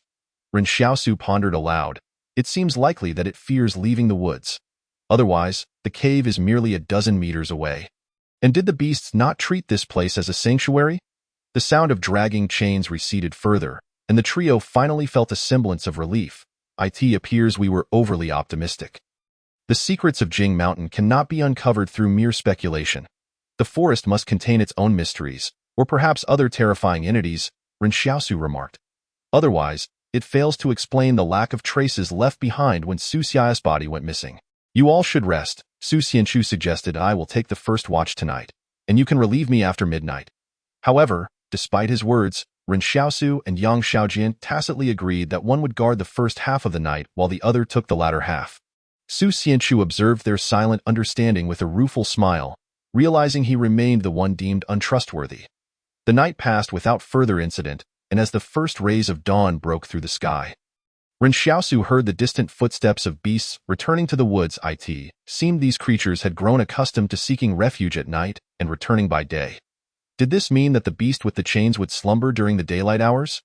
Ren Xiaosu rose to stretch, but before he could fully extend himself, a sudden and violent explosion resonated from deep within Jing Mountain. The abruptness of it startled him. The people from the cave emerged, exclaiming, "What is happening? What occurred? Is it a volcanic eruption within Jing Mountain? It doesn't sound like a volcano." Su Xianchu shook his head. It resembles the sound of human explosives. If Su Xianchu had been uncertain before, Ren Xiaosu and Yang Xiaojin were utterly convinced. After all, Ren Xiaosu had long since replicated advanced explosive manufacturing skills from Yang Xiaojin, which included countless experimental detonation experiences. He was certain that the previous explosion was distinctly the sound of directional blasting with conical charges. This type of charge, akin to armor-piercing rounds, is utilized to violently excavate the hard ground, employing the Monroe effect to direct the explosive waves, creating massive craters. Its sound was markedly different from that of grouped or linear charges. Group charges are akin to wrapped explosive packs, designed to demolish individual cover or structures, while linear charges consist of detonation tubes. Knowing he could discern this, Ren Xiaosu was confident that Yang Xiaojin could as well. Someone was indeed drilling underground in the depths of the mountains. Why are they drilling? Could it be that beneath Jing Mountain lies some enormous secret? Ren Xiaosu turned to Su Xianchu and asked. Yes, it's highly probable that they are also from the Qing clan consortium, Su Xianchu replied. After all, the actual management rights of Barrier 112 lie with the Qing clan consortium, making it difficult for other consortiums to circumvent them in coming to Jing Mountain. Ren Xiaosu instinctively glanced at Yang Xiaojin, realizing that her discreet arrival here was also related to the secrets of Jing Mountain. Till this day, he remained unaware of Yang Xiaojin's hidden cards. Apart from her impeccable firearm skills, this cap-wearing girl must possess other forms of leverage. We must hasten our pace, Su Xianchu urged, a hint of reluctance in his voice. Given the noise, the Qing clan consortium must have deployed their formidable armed forces at Barrier 112. We need to reach that location before they uncover the secrets. Are you out of your mind? Ren Xiaosu stared at Su Xianchu in disbelief, knowing that the Qing clan consortium has reinforced their ranks. You still dare to venture inward? Su Xianchu remained silent for a long moment. Now that we are here, we must proceed. Ren Xiaosu and Yang Xiaojin exchanged glances, inexplicably drawn to the four words that seemed to hold a certain magic. Do we even have a way back? Su Xianchu questioned. There's no turning back. We can only advance. If we reach there and find no opportunity, we can circumvent the Qing clan consortium and exit the mountain from the path they took. I believe their route will be safer than going back. This was a valid point. Considering they had already resorted to explosives, it was likely that the path to Barrier 112 had been cleared by the Qing clan consortium. 78. No turning back. The only option now was to move forward. Ren Xiaosu, Su Xianchu, and Yang Xiaojin all appeared most intrigued by the secrets of Jing Mountain itself, unlike Luo Xinyu, Lu Bu, and Wang Lei, who merely wished to reunite with the Qing clan consortium. Secrets aside, where there are people, there is hope. They had witnessed the combat brigade of the Qing clan consortium at Barrier 113, and they knew it was far beyond the capabilities of any private militia. Thus, Lu Bu and the others believed that if they could find the Qing clan consortium, they would be safe. Furthermore, both Luo Xinyu and Lu Bu had connections to the Qing clan consortium. While they might not be particularly close, they had crossed paths with Boss Luo from Barrier 113. Therefore, upon revealing Boss Luo's name and their own identities, they would surely be able to return to the realm of human civilization. In their eyes, this wilderness was the domain of beasts. Moreover, they were still wary of the mysterious creature they had nearly encountered in the woods last night, prompting them to hasten their departure while daylight remained. Due to their concerns about that creature, Ren Xiaosu chose paths that were as barren as possible, avoiding the woods. Who could tell whether that entity was active during the day? It had never explicitly stated that it did not venture out in the daylight. What if it merely preferred nocturnal habits and was not afraid of the sun? What if it had simply reversed its schedule today? Who could say for certain? They were situated several dozen kilometers from the location of the explosion within Jing Mountain.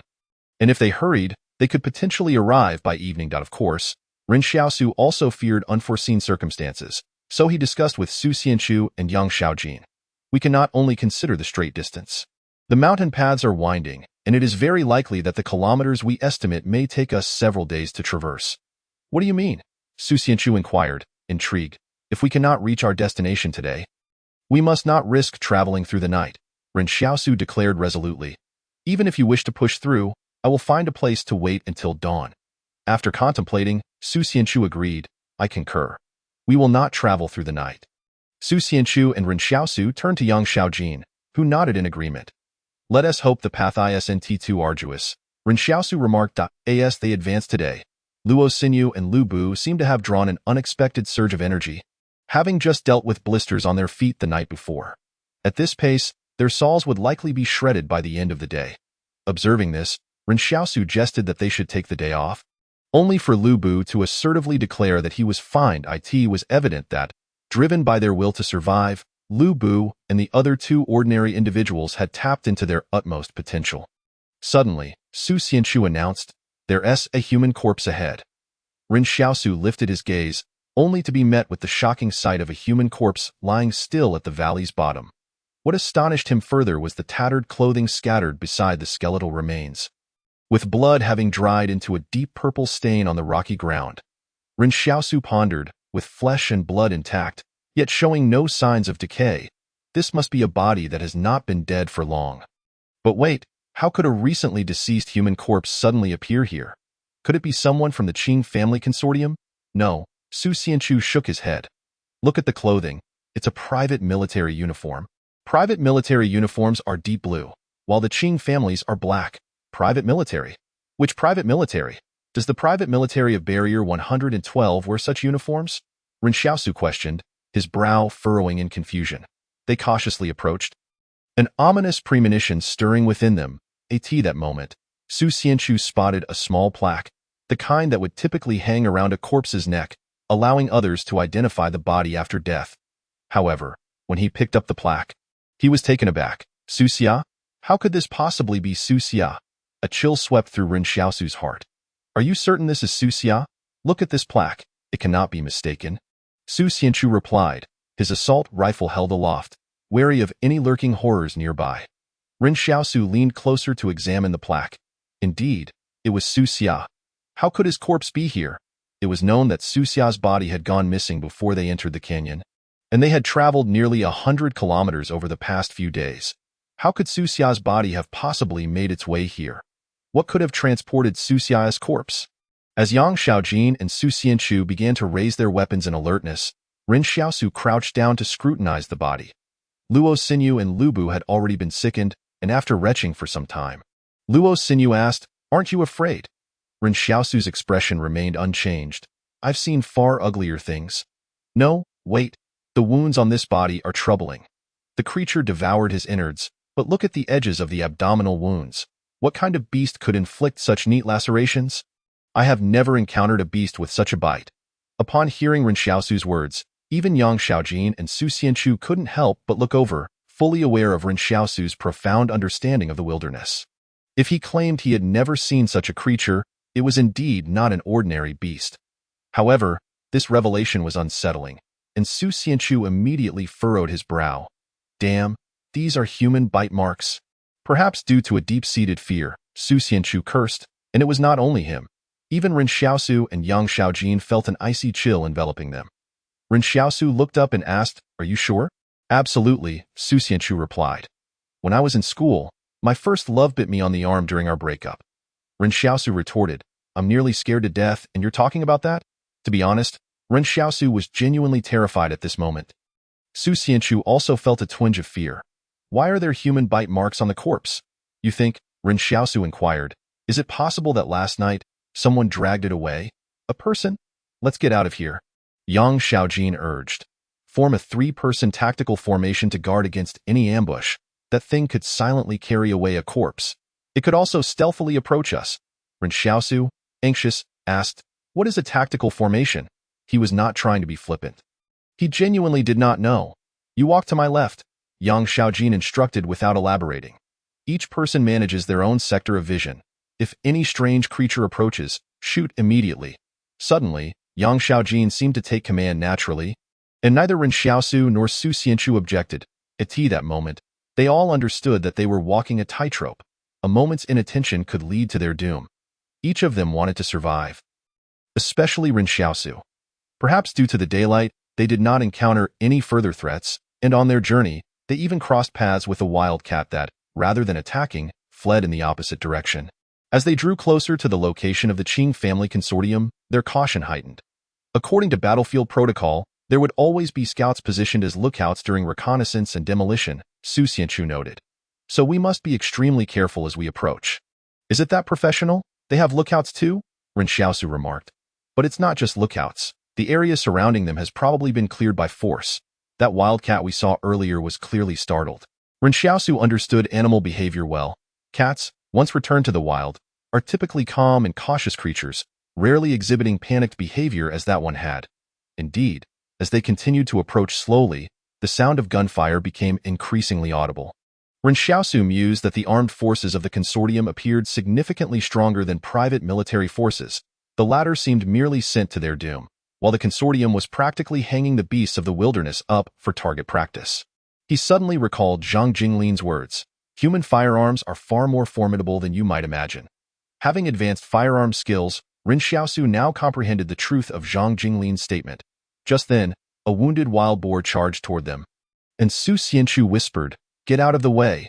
Don't fire."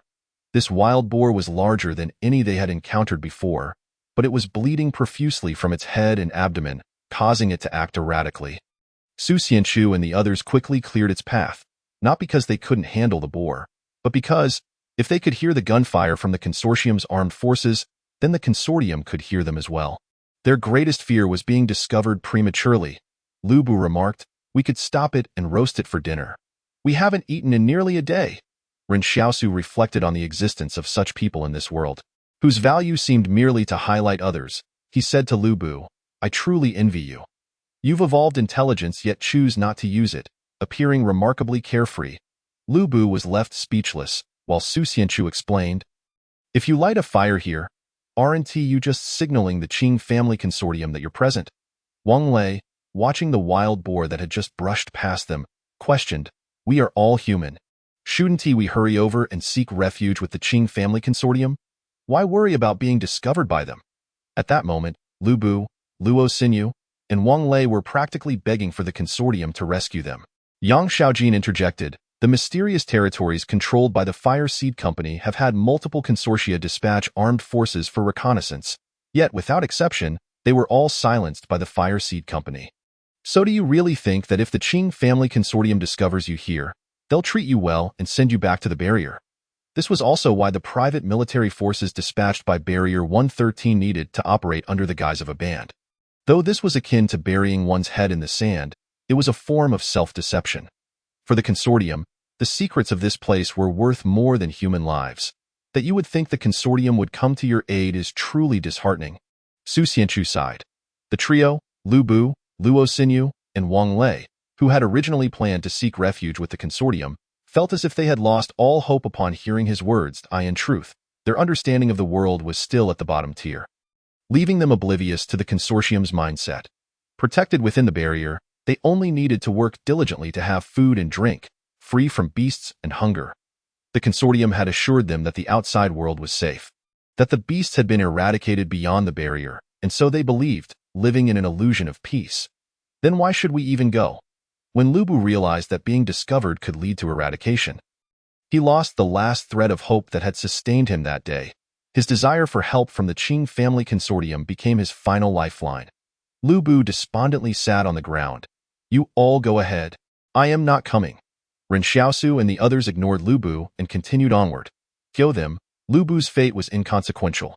In truth, Ren Xiaosu preferred that Lu Bu stay behind.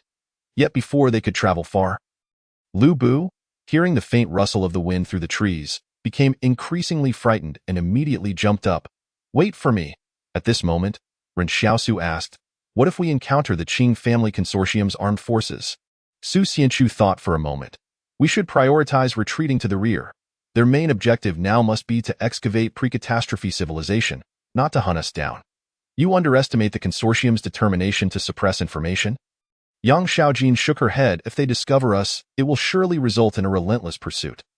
Moreover, their helmets are equipped with wireless communication systems, so if they find they cannot eliminate us immediately, they will certainly call for reinforcements. At that point, you will wish you were dealing with a human-faced insect instead. Ren Xiaosu paused, realizing how ruthless the Qing family consortium could be. Curiously, he asked, you seem very well informed about these consortium's armed forces?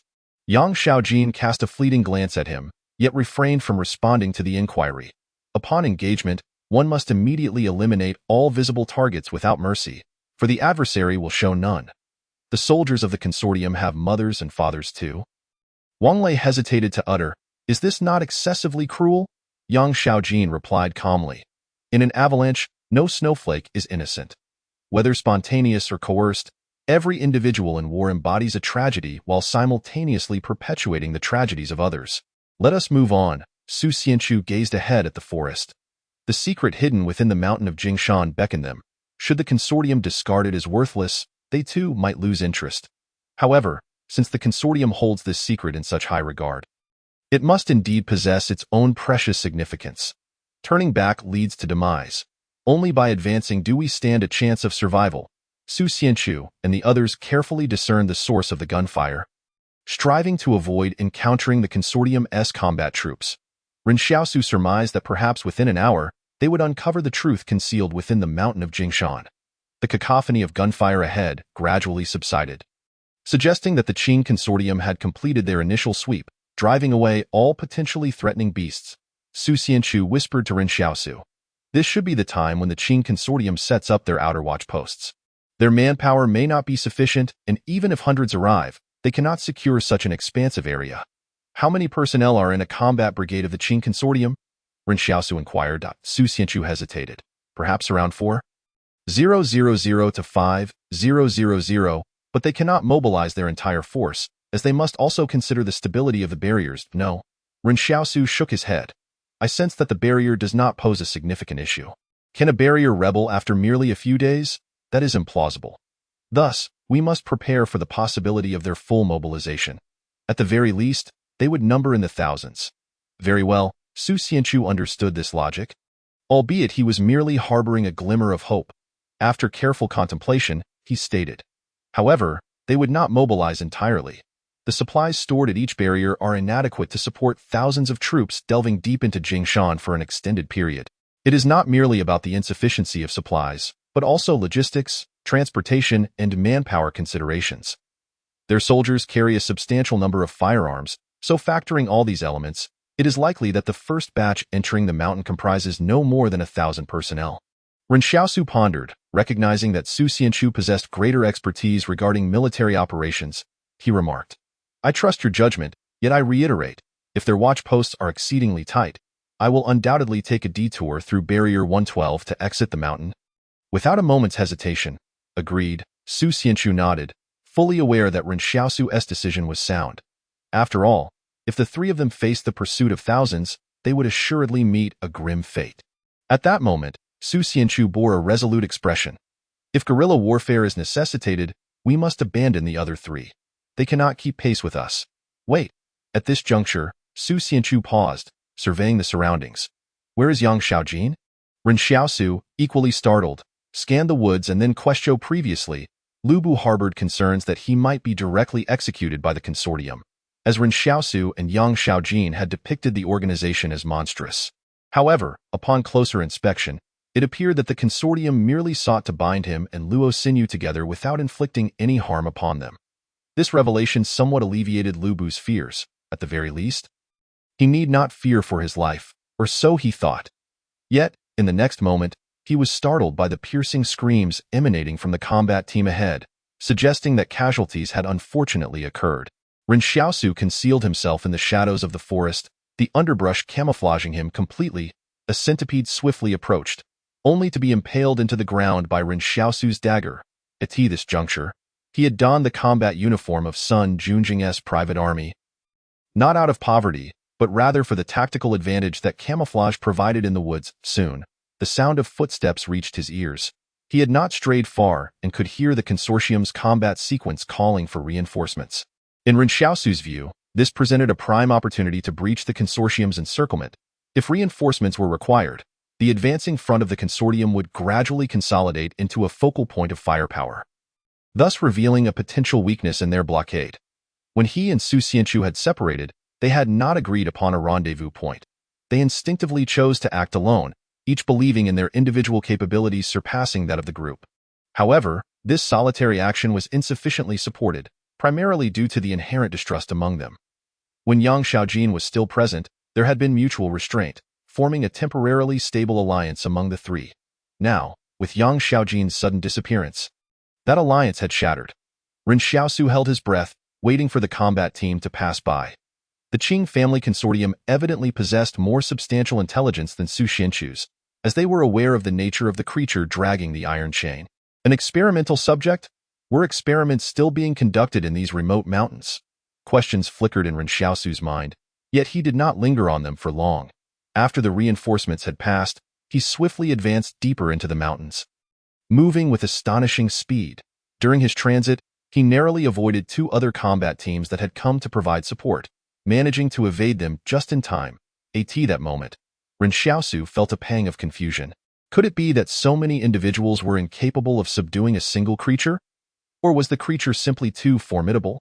Dismissing such thoughts, he resolved to break through to the inner side of the blockade. Whether to escape the mountains or to uncover their secrets was now his best opportunity. Ren Xiaosu darted through the woods, deftly navigating the gnarled tree roots and uneven terrain as if they posed no obstruction to his progress. Gradually, he began to hear the sounds of heavy machinery ahead, indicative of a large excavation site. Before him lay a hillside, and as he stealthily ascended to gaze over the crest, he was taken aback. To his surprise, he had not anticipated such a bustling area within the heart of the mountains. Approximately 500 meters away, more than a dozen excavators were at work, but what captivated his attention was not the machinery itself, but rather the grand city that lay beyond the hillside. The city had been reduced to ruins, and those excavators busily dug near a newly created pit, evidently the result of the Qing family's recent use of explosive charges. They were searching for something. The city before him was far from complete, with its remnants abruptly halted by mountains and earth buried deep beneath the surface. The disheveled remnants of the pre-cataclysm city resembled a vast labyrinth, a dilapidated maze. Yet, even from this angle, Ren Xiaosu could envision the former splendor of the city. He noticed a relatively well-preserved iron sign on one building, inscribed with the words Xiaolong, Kansas. Ren Xiaosu was puzzled. What did Xiaolong can signify? Was it a reference to a carp leaping over a barrier to transform into a dragon? Truly, it was an enigmatic place. However, before he could ponder further, the sign was shattered by an excavator's touch, a testament to the ravages of time and decay. For reasons unknown, Ren Xiaosu felt an overwhelming longing for this place. The tectonic upheavals of the past had buried countless pre-cataclysm civilizations deep underground, which explained the volcanic formations in these mountains. Yet here stood a vast city, albeit in ruins, the skeletal remains of its structures still standing. As he surveyed the scene from the hilltop, Ren Xiaosu noticed that some areas several kilometers away had already been excavated. But the work had ceased abruptly. This sensation was akin to the feeling that the workers were purposefully searching for something. Once they discovered that the underground did not contain their desired target, they would immediately halt to reassess their position. Ren Xiaosu realized that whatever the Qing family consortium sought was of utmost importance to them, and they evidently knew precisely what they were after. At that moment, he also spotted a heavily guarded location in the distance, where containers were stacked and soldiers were administering injections to several unconscious beasts before transporting them into the containers. Were these the beasts captured by the Qing family? It seemed likely that these evolved creatures would suffer the same fate of being subjected to research. Should he retreat? Ren Xiaosu pondered whether he would have the opportunity to approach the target the consortium was seeking. After all, he had witnessed the formidable combat capabilities of the consortium, and attempting to seize that secret from them seemed utterly implausible. Just then, he caught sight of a young man clad in a pristine white suit, standing atop a building's rooftop, surveying the city below.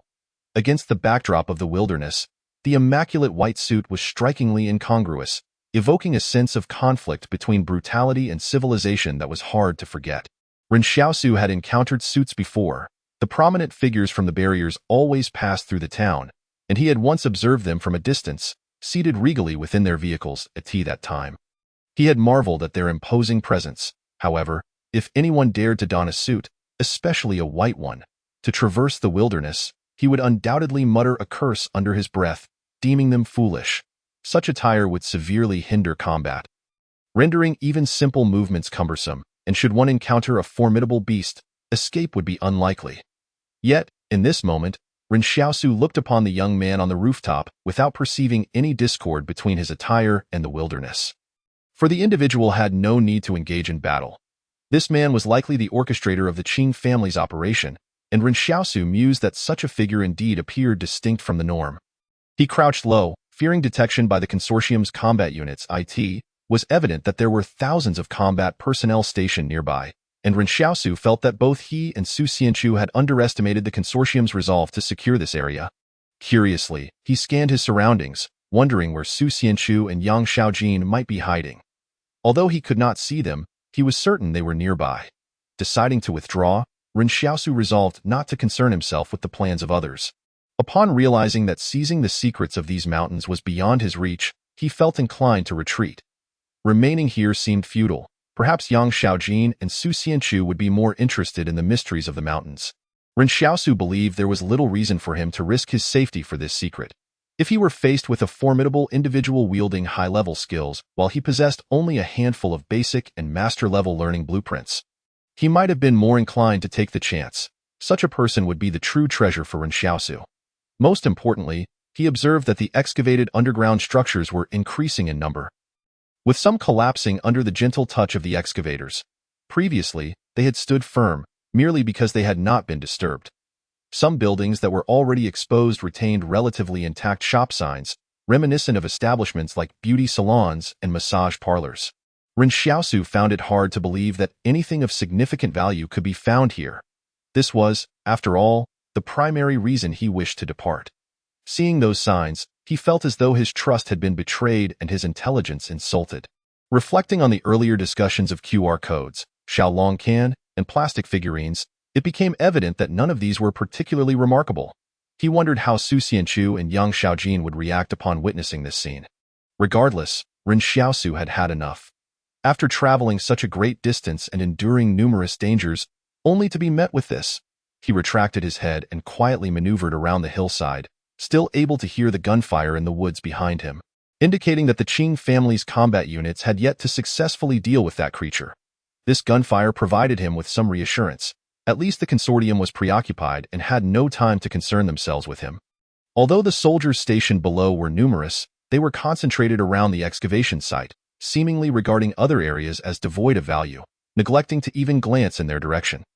Yet, those abandoned areas became the very gaps Ren Xiaosu could exploit for his escape. The Qing family consortium had felled trees along the route to create a roadbed, and Ren Xiaosu had to admit that he had witnessed the consortium's capabilities firsthand. In this wild, untamed region, they had carved a path without needing to negotiate with the mountainous beasts. This prompted Ren Xiaosu to reassess the might of the consortium. It is vital to note that this was merely a battalion stationed at a single barrier. According to Yang Shaojin, a single consortium could potentially exert control over a dozen or even 20 refuge barriers. Therefore, if Ren Xiaosu fled toward Barrier 112, it was certain that the beasts and similar creatures along the way would have been startled away. Although this route would make returning to Barrier 113 rather arduous, requiring a long detour, there was no alternative. It was indeed Ren Xiaosu's best option. Silently, he made his way toward another direction in the city, utilizing the natural ravines and dilapidated structures as his best cover. He beheld the remnants of a collapsed skyscraper, its towering body fractured into two segments, and he had no doubt that before the calamity, people could stand atop this edifice and survey the entirety of the city. In the past, while residing in the town, he often speculated with Yan Liuyuan about what the barriers might look like. Yet now it seemed that perhaps the area of the barriers could surpass that of this city, but their elegance and opulence could hardly compare. Of course, elegance and opulence were relics of a bygone era. Now, all that remained were ruins and desolation. Ren Xiaosu slid down the slope, shrouded in the shadows of the trees, and noticed a multitude of grayish signs scattered among the ruins, muttering to himself, "Why are there so many foot massage and wellness signs in this city? Did people once have such a penchant for foot baths?" As he traversed the forsaken city, carefully avoiding the gaze of others, he found himself approximately 500 meters from the combat troops of the Qing Consortium. As long as he was cautious and adept at utilizing visual blind spots and structural cover, he was certain he would remain undetected. However, as he continued on his way, he came to an abrupt halt upon spotting a well-preserved tobacco shop to his left. Most buildings had long been crushed into dust due to tectonic movements and earthquakes. Yet 30% of this city still stood. The sight of the tobacco shop made Ren Xiaosu's eyes gleam. Tobacco and alcohol were scarce commodities in the town. Otherwise, Zhang Jinglin, as a teacher, would not have been deprived of cigarettes daily. The stock within this tobacco shop likely surpassed everything in Old Wang and Old Li's stores combined. If he could transport these back, he would undoubtedly become the wealthiest man in the town in no time. Ren Xiaosu furtively glanced toward the Qing Consortium, and upon confirming that no one was paying attention, he eagerly stepped inside the shop. He reached for a pack of cigarettes from the counter. Noting that the boxes were wrapped in transparent plastic, he mused whether this plastic would help preserve them better. Yet, the moment he touched the box, the plastic disintegrated into paper dust. Pain filled his heart. How long had these items been left here? Unbeknownst to him, tobacco also has an expiration date. Although manufacturers never disclose the shelf life of their products, tobacco that has been stored for over 3 years tends to lose its flavor.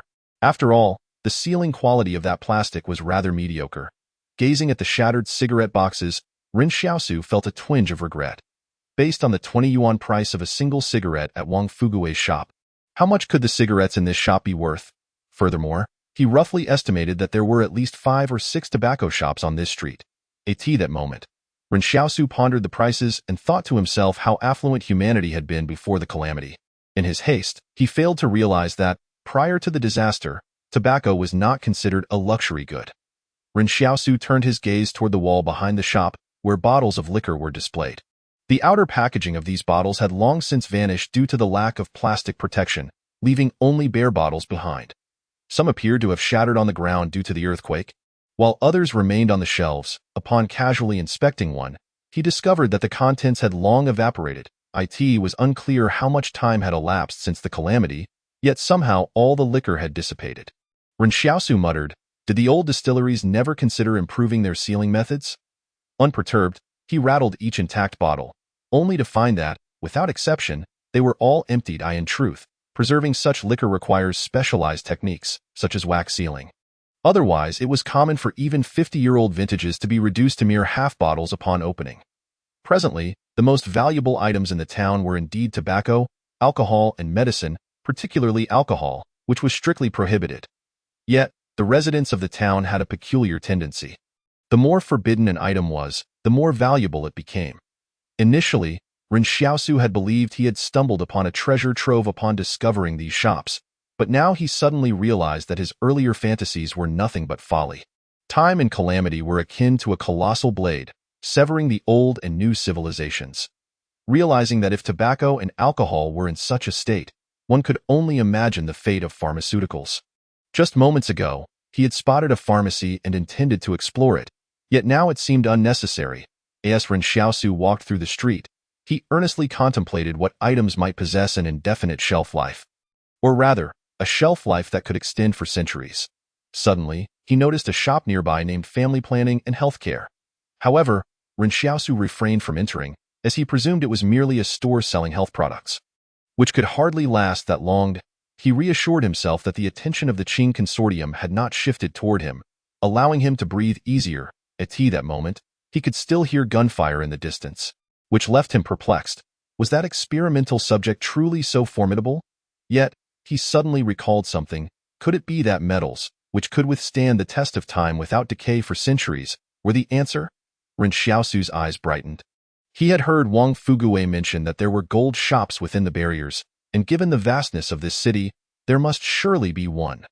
With his earlier despondency now replaced by renewed determination, Ren Xiaosu thought, if he could find a remaining gold shop, he would certainly strike it rich. In the courtyard of the town school, Zhang Jinglin had just concluded a day's lessons and returned outside, where he spotted Yan Liuyuan basking in the sun.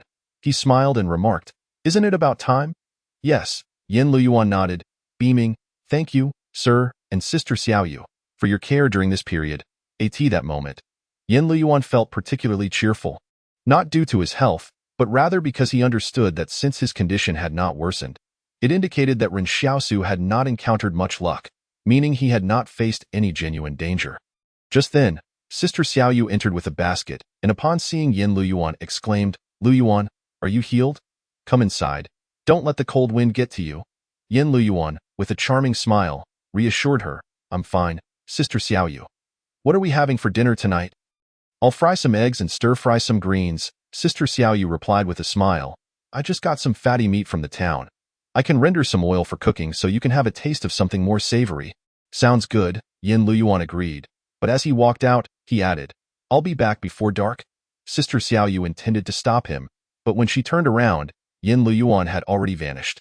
She anxiously stood at the school's entrance, while Zhang Jinglin thought to himself that just moments ago, he had been preparing to cook. How long would he have to wait now? Yet, he felt it inappropriate to voice his concerns in Zhang Jinglin's view. Neither Ren Xiaosu nor Yan Liuyuan, the older and younger brothers, were the sort to easily fall victim to misfortune. After they left, the ones who should be worried were likely others. Just earlier, Zhang Jinglin had clearly seen Yan Liuyuan conceal a kitchen knife within his clothing. Who would take a kitchen knife when leaving home? Surely, such behavior was not typical of a well-behaved child. Nevertheless, Yan Liuyuan did return before darkness fell, and neither Zhang Jinglin nor Sister Xiaoyu knew where he had been. When they asked, he merely smiled and deftly redirected the conversation elsewhere. The school courtyard comprised 3 rooms, one serving as a kitchen, one where Zhang Jinglin resided, and the last shared by Yan Liuyuan and Sister Xiaoyu. Come evening, Sister Xiaoyu would tidy up Yan Liuyuan's bed, while she herself would sleep on the ground. As winter approached, the floor became quite chilly, yet Sister Xiaoyu never complained. After extinguishing the kerosene lamp, Sister Xiaoyu suddenly inquired of Yan Liuyuan, "Do you believe your brother is safe now?" Yan Liuyuan, with a smile gracing his lips, reassured her, "Certainly, he is safe. You need not worry." Sister Xiaoyu paused for a moment, perplexed by Yan Liuyuan's unwavering confidence. "Liuyuan, you must refrain from venturing out alone these days," Sister Xiaoyu remarked in the dimly lit room. "If something were to happen to you, how would I explain it to your brother?" "Rest assured that won't occur," Yan Liuyuan promised, growing increasingly trusting of Sister Xiaoyu. For in days when he could have been abandoned, she remained steadfastly by his side.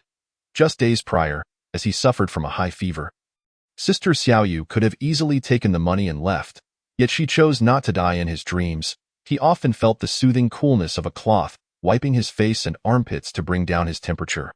And he could even hear gentle melodies akin to being cradled in his mother's embrace, enveloped in a warm ocean of comfort. Yan Liuyuan had never truly experienced such tenderness, even though Ren Xiaosu had offered him warmth. It was always in the form of a fleeting shadow he had to chase, not an embrace. Sister Xiaoyu, reassured by Yan Liuyuan's promise, contemplated and suddenly declared, "Now that you are well, you must attend class tomorrow to catch up on the lessons you've missed." Yan Liuyuan, taken aback, exclaimed, "Sister Xiaoyu, must you insist? My brother is not at home." "That cannot be," she insisted. "If Xiaosu returns and discovers your studies have fallen behind, the blame will undoubtedly fall upon me, as he entrusted me with that responsibility." "Who entrusted you with that?" Yan Liuyuan lamented. "I never heard him mention it." Sister Xiaoyu chuckled softly from the makeshift bed. "Regardless, I am not concerned. You must obey." Yan Liuyuan gazed at the ceiling, feeling a sense of despair. Though a hint of a smile lingered at the corners of his mouth, at that moment, he heard the unmistakable sound of someone leaping into the courtyard. More than one person, in fact. Sister Xiaoyu also caught the noise. Yet the ordinarily gentle and timid Sister Xiaoyu swiftly retrieved a bone knife from beneath her pillow, gritting her teeth as she commanded, "Stay right there." In the dimly lit room, Yan Liuyuan could see Sister Xiaoyu trembling slightly.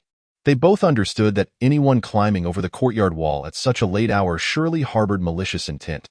With Ren Xiaosu absent, Sister Xiaoyu felt it was her duty to protect Yan Liuyuan. In the next moment, 3 burly men kicked open the door to their room. 2 attempted to subdue Sister Xiaoyu, while the third lunged at Yan Liuyuan with the bone knife. Though Sister Xiaoyu wielded the weapon, the disparity in strength between a woman and adult men was stark. One assailant grunted as if struck by the bone knife, yet another swiftly kicked it from her grasp. By the light of the moon, Yan Liuyuan recognized them as idle ruffians from the nearby town, astonished that they had set their sights on the schoolhouse. Perhaps they believed that with Ren Xiaosu having recently made a profit from his clinic, and with him absent from the town, they could exploit the situation. Sister Xiaoyu had been frugal with her spending lately. She haggled for prices when buying vegetables and even foraged for wild greens to feign poverty. However, with Yan Liuyuan needing nourishment, she ultimately purchased some meat, drawing the attention of others. This was the terrifying reality of a household without a man. Although Yan Liuyuan was male, his youth rendered him lacking in deterrent power. Now, Yan Liuyuan and Sister Xiaoyu might possess considerable wealth, and the schoolhouse appeared to offer no refuge from the criminals. Simultaneously, Yan Liuyuan overheard the door of the neighboring room being kicked open, as if someone intended to harm Zhang Jinglin. The audacity of these men was astounding. They dared to attack even the schoolmaster, intent on silencing witnesses to their crime. Just then, a gunshot pierced the night, and the idle ruffian charging at Yan Liuyuan stared incredulously at the dark muzzle of the firearm before looking down at his bleeding abdomen, unable to fathom how Yan Liuyuan came to possess a gun. Had they known he was armed, they would never have dared such reckless action. In fact, firearms were forbidden in the town. There had been instances of homemade guns being confiscated by the authorities. Everyone in the room stared in astonishment at Yan Liuyuan, even Sister Xiaoyu, who had not anticipated such a turn of events. In an instant, 6 consecutive gunshots rang out as Yan Liuyuan, unperturbed after slaying one man, shot down the 2 assailants on top of Sister Xiaoyu. With each pull of the trigger, a dark force seemed to drag him deeper into an abyss. In this world, survival necessitated bloodshed. He leaped from the bed and dashed toward the door, while the 2 ruffians who had just invaded Zhang Jinglin's room fled at the sound of gunfire. Yet it was already too late. 2 more shots rang out. Yan Liuyuan had astonishingly killed 5 men in under a minute. The gunfire reverberated through the air, echoing like cries of anguish and roars of fury. Mr. Zhang emerged from the neighboring room, gazing at Yan Liuyuan as if he were trying to reassess this young boy. Zhang Jinglin was aware that Ren Xiaosu was a formidable figure, and he understood that Yan Liuyuan, having been influenced by him over the years, had become a force to be reckoned with. Among the students, Yan Liuyuan was the youngest, yet even the older boys dared not provoke him. They even feared him. But which 13-year-old child could wield a gun and take lives? There he stood in the doorway, Panting amidst a pool of blood, his expression remarkably calm, though his trembling hands betrayed his underlying fear. Sister Xiaoyu emerged from the room and embraced Yan Liuyuan tightly. "Do not be afraid. Do not be afraid." Though it was Yan Liuyuan who had saved them all, he found inexplicably comforted in Sister Xiaoyu's embrace, the coldness of his body gradually dissipating, replaced by a wave of warmth. The gunfire was loud and crisp. Waking the entire town, everyone emerged to gaze toward the schoolhouse, bewildered by the unfolding drama. They were unaware of the true nature of the events transpiring, even though the authorities had returned to the barricade. The sound of gunfire was inexplicable. Zhang Jinglin sighed as he looked at the gun in Yan Liuyuan's hand. "Did Ren Xiaosu leave this for you? Did you go to retrieve it this afternoon?" "Indeed," Yan Liuyuan replied. "Sister Xiaoyu and I shall leave the town. We will not be a burden to you." When Ren Xiaosu departed the town, he had momentarily strayed from his group. He had indeed gone to bury the guns. But rather than taking them with him, he marked the spot to leave them for Yan Liuyuan.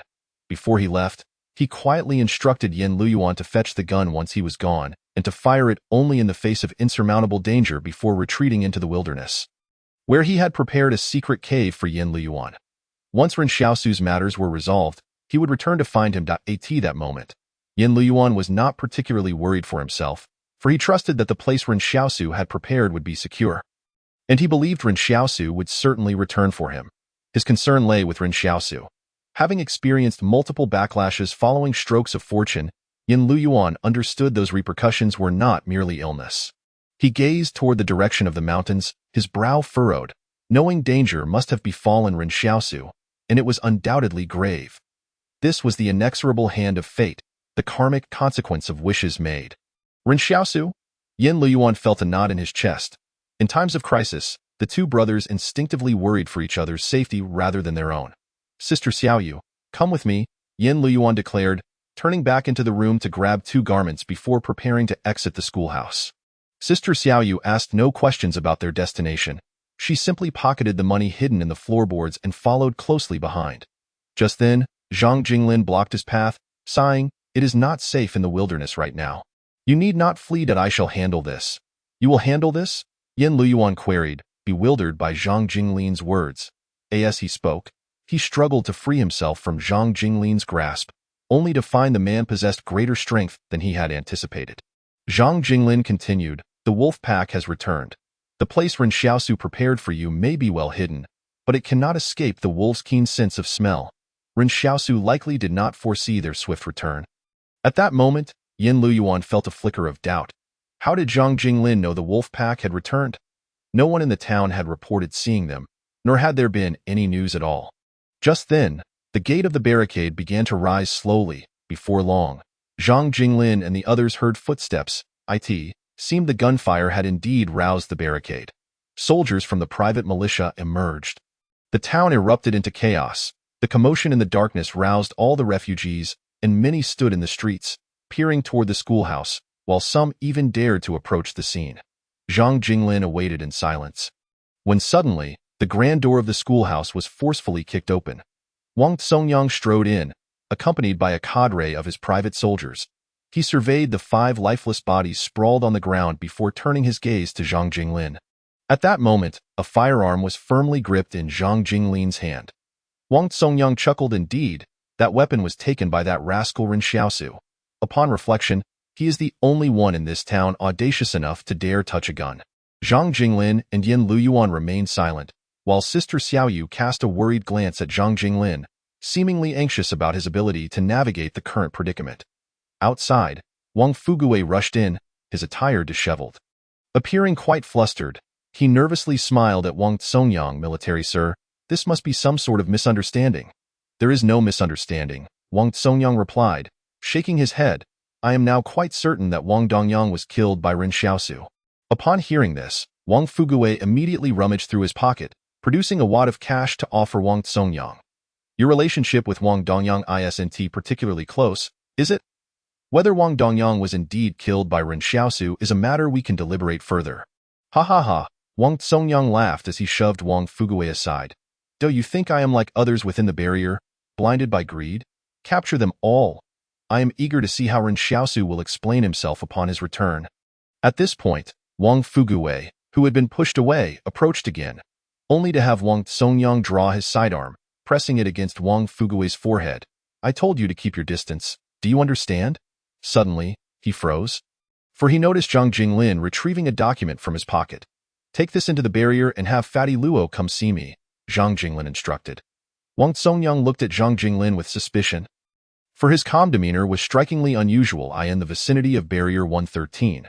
One would be hard-pressed to find anyone bold enough to refer to the proprietor Luo as Fatty Luo, save for Zhang Jinglin.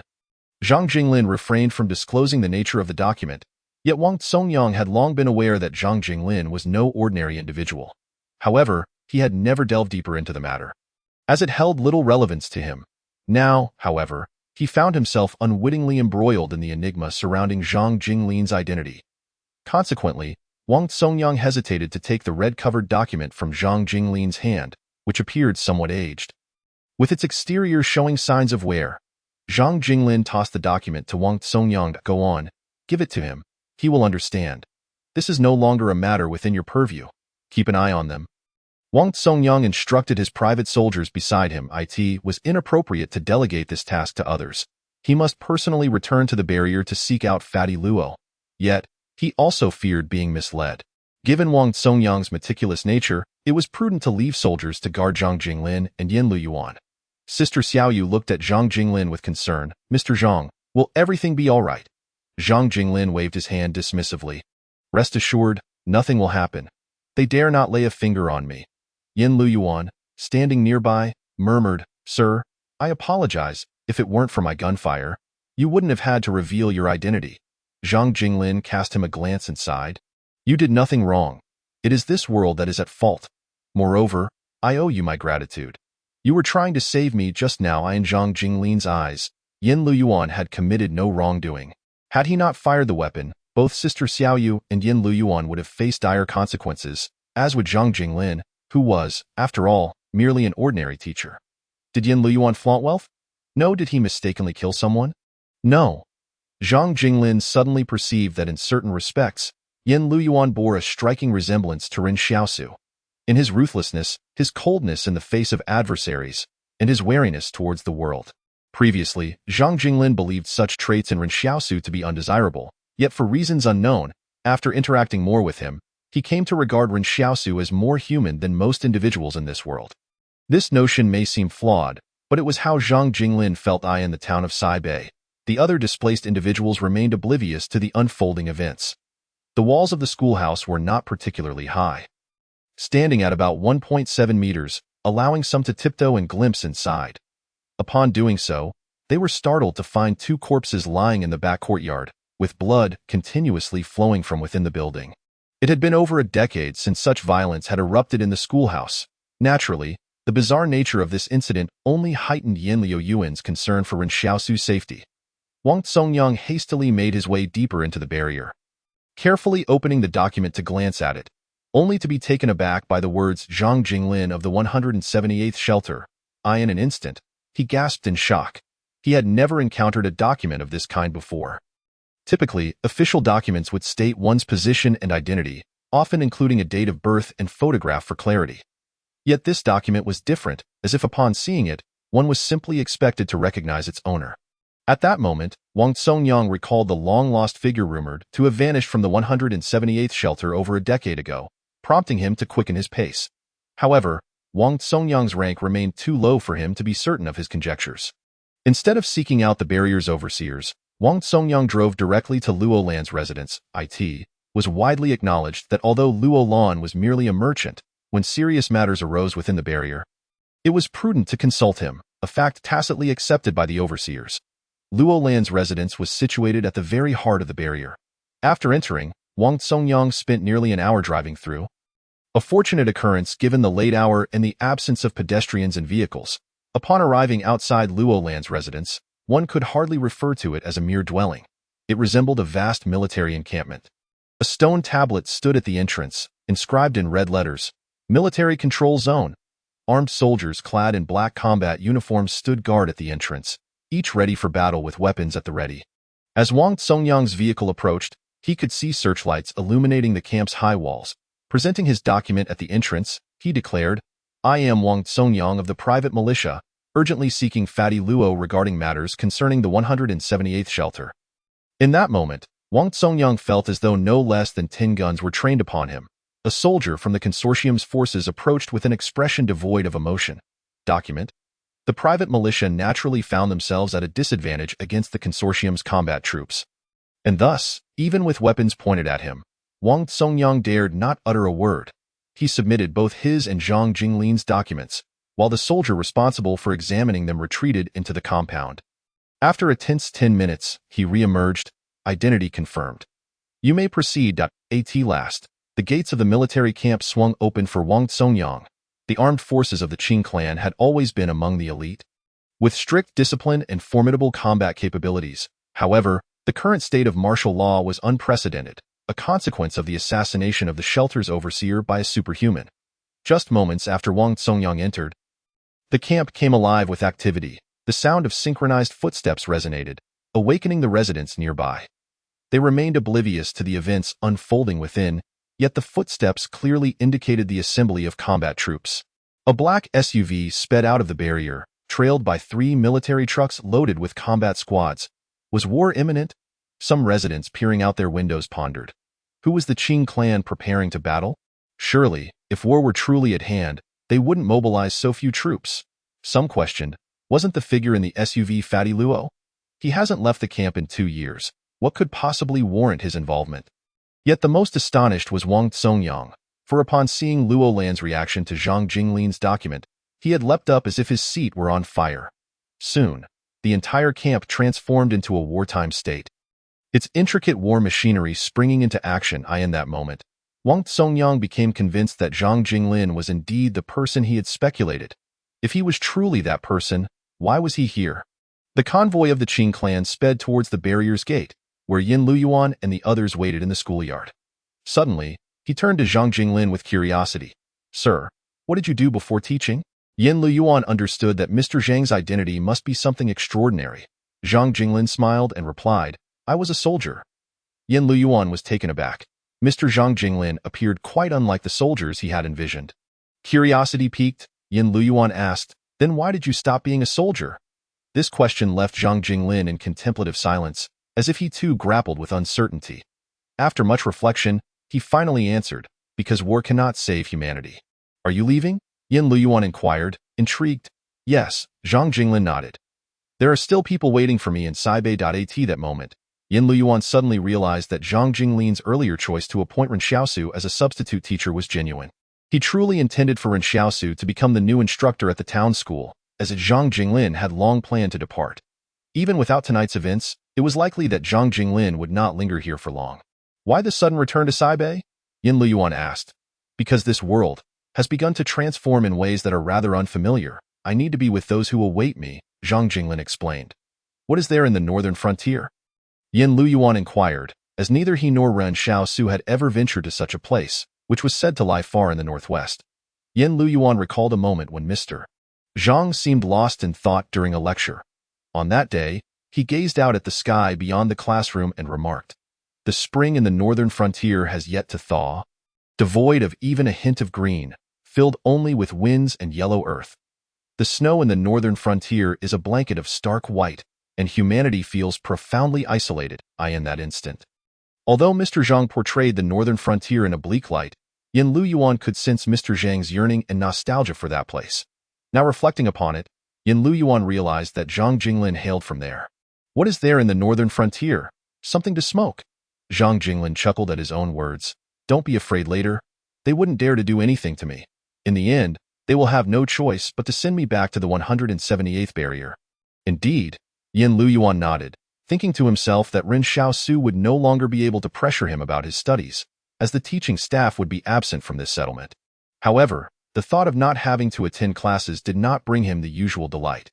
Meanwhile, Luo Lan, panting, sat in the back seat of an off-road vehicle, speaking on a satellite phone.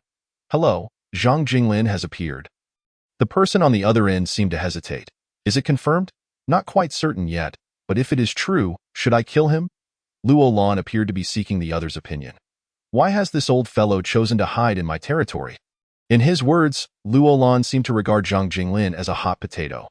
While others typically found Liuyuan to be amiable and easy to converse with, astute individuals recognized that he was not much different from his deranged brother. Both being thick-skinned and ruthless executioners, if Yan Liuyuan had heard Liuyuan's query, he would undoubtedly be deeply concerned for Zhang Jinglin's safety. However, the person on the other end of the line curiously asked, "Kill him?" "Yes," Luo Fatty replied. "This is a once-in-a-lifetime opportunity. By now, many must have learned that he is still alive, right?" The voice on the other end responded, "Do you think that if you kill him now, the group of killers in the 178th Refuge would disregard the barrier and come after you?" Upon hearing this, Liuyuan shivered. "I could do it more discreetly, die in this world. Are there truly any walls that do not have ears?" The person chuckled softly. "Send him back to the 178th barrier. Someone will guard the northern frontier for us. What is not to like? Even if he must die, he cannot perish at our hands, nor at yours and mine. What if one day Liuyuan hesitated? It would not be too late to kill him then. For now, let others deal with the headache," the voice on the other end declared. With an unyielding determination. It seemed he remembered something. "By the way, I am currently in the Jing Mountain area. Do you have a refugee named Ren Xiaosu?" Liuyuan paused. "The one who sells medicine?" Now it was the person on the other end who seemed surprised. "What do you mean, a medicine seller? Selling what medicine?" "It's nothing," Liuyuan said, feeling guilty. "Have there been any discoveries in the Jing Mountain area?" "Just a couple of days ago, I learned that old Lu from the 113th barrier secretly dispatched a small team of private troops to Jing Mountain, using the guise of escorting a band to cover their tracks. It is truly naive. I actually quite like that female singer. It seems she may end up perishing in Jing Mountain." "Oh? You mean that female singer? She is still alive," the other party replied cheerfully. "So Ren Xiaosu is a medicine seller? Luo Xianu is a singer. Who is Yang Xiaojin?" "Yang Xiaojin? I have never heard of her," Liuyuan muttered. "Has anything been found in Jing Mountain? I am very close to locating that research facility from before the disaster." The voice on the phone stated, "But brother, you should just enjoy your retirement in the 113th barrier. These matters are not for you to concern yourself with." "Oh," Liuyuan fell silent for a moment. Typically, in families, the elder brother's words carry more weight. Yet this Luo boss, apart from his considerable bulk, held no authority in front of his younger brother. "There is another question," the voice on the phone inquired. "How long has Luo Xianu been a singer in your barrier?" "For more than 2 years," Liuyuan replied. "Does Ren Xiaosu have any relatives or friends?" The voice asked. "It seems he has a younger brother," Liuyuan explained, turning to Wang Songyang beside him. "Does that Ren Xiaosu have any relatives or friends?" Wang Songyang hesitated. "This Zhang Jinglin is his friend." Liuyuan was taken aback. "What a coincidence. Then do not touch his brother.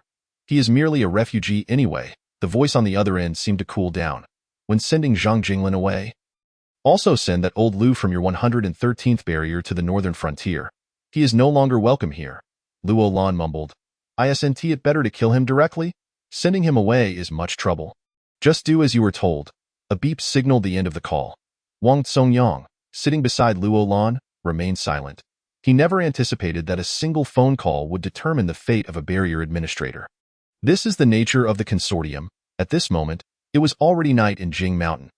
The operational troops of the Qing Corporation had erected enormous searchlights near the excavation site, positioning one in every cardinal direction, illuminating the city within the valley as brightly as daylight. The corporation's extensive combat experience led them to treat every mission as a war, albeit with varying scales. Perhaps the most crucial elements of war are intelligence and visibility. After hanging up the satellite phone, the young man in a white suit smiled at Lu Bu and Luo Xianu before him. Several hours had passed since the combat between the operational troops and the experimental subjects had concluded. And it was only now that Lu Bu and Luo Xianu were brought to this dilapidated city.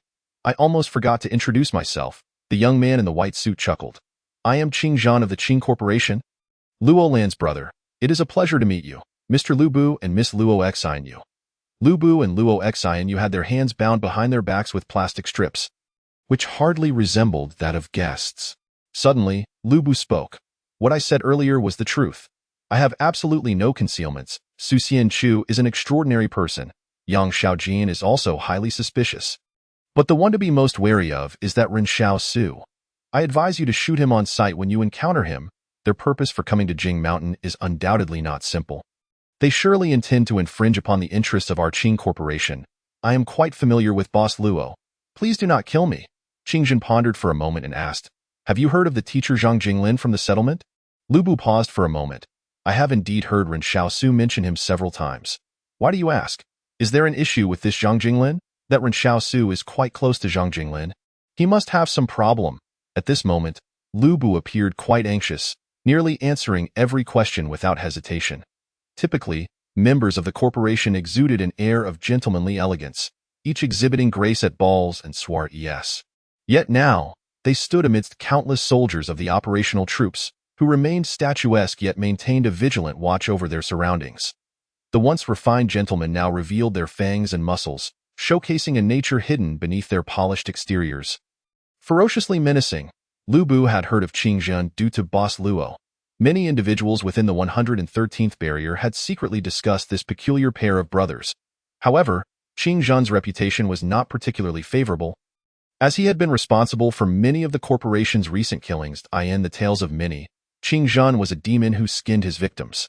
The Qing Corporation has, in essence, divided its members' offspring into several categories. One type is the steady ones, responsible for the operation of the entire corporate machine, engaged in glamorous work, serving as both the backbone and the face of the corporation.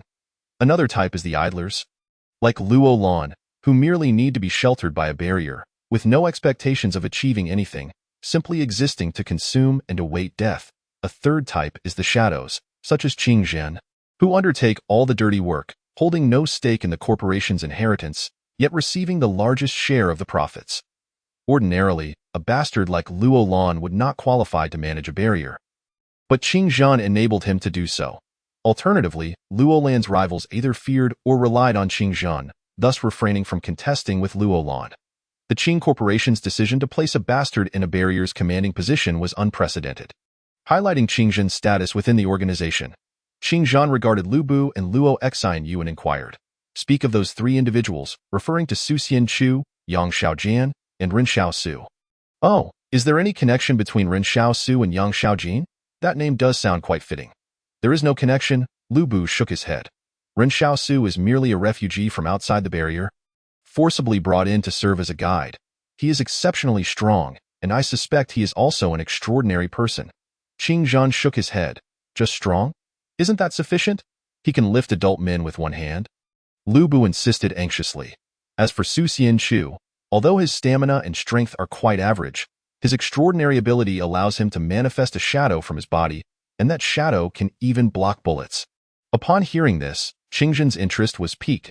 He instructed the person beside him, Record this, Su Xianchu, an underdeveloped extraordinary being, classified as a danger level C. Ren Xiaosu, a suspected strength-type extraordinary being, classified as a danger level F. Surrounding Qingzhen were not only combat personnel, but also numerous research staff clad in protective gear, one of whom was specifically tasked with documenting Qingzhen's decisions to at that moment. Lu Bu suddenly realized that Qingzhen seemed to harbor a greater fascination for Su Xianchu. As they appeared to regard Ren Xiaosu with indifference, is Ren Xiaosu truly considered an extraordinary being? You should apprehend him at once, Lu Bu remarked, while Luo Xinyu beside him remained utterly silent. Qingzhen chuckled lightly. Of course, he must be captured. I believe they are certainly within this city right now.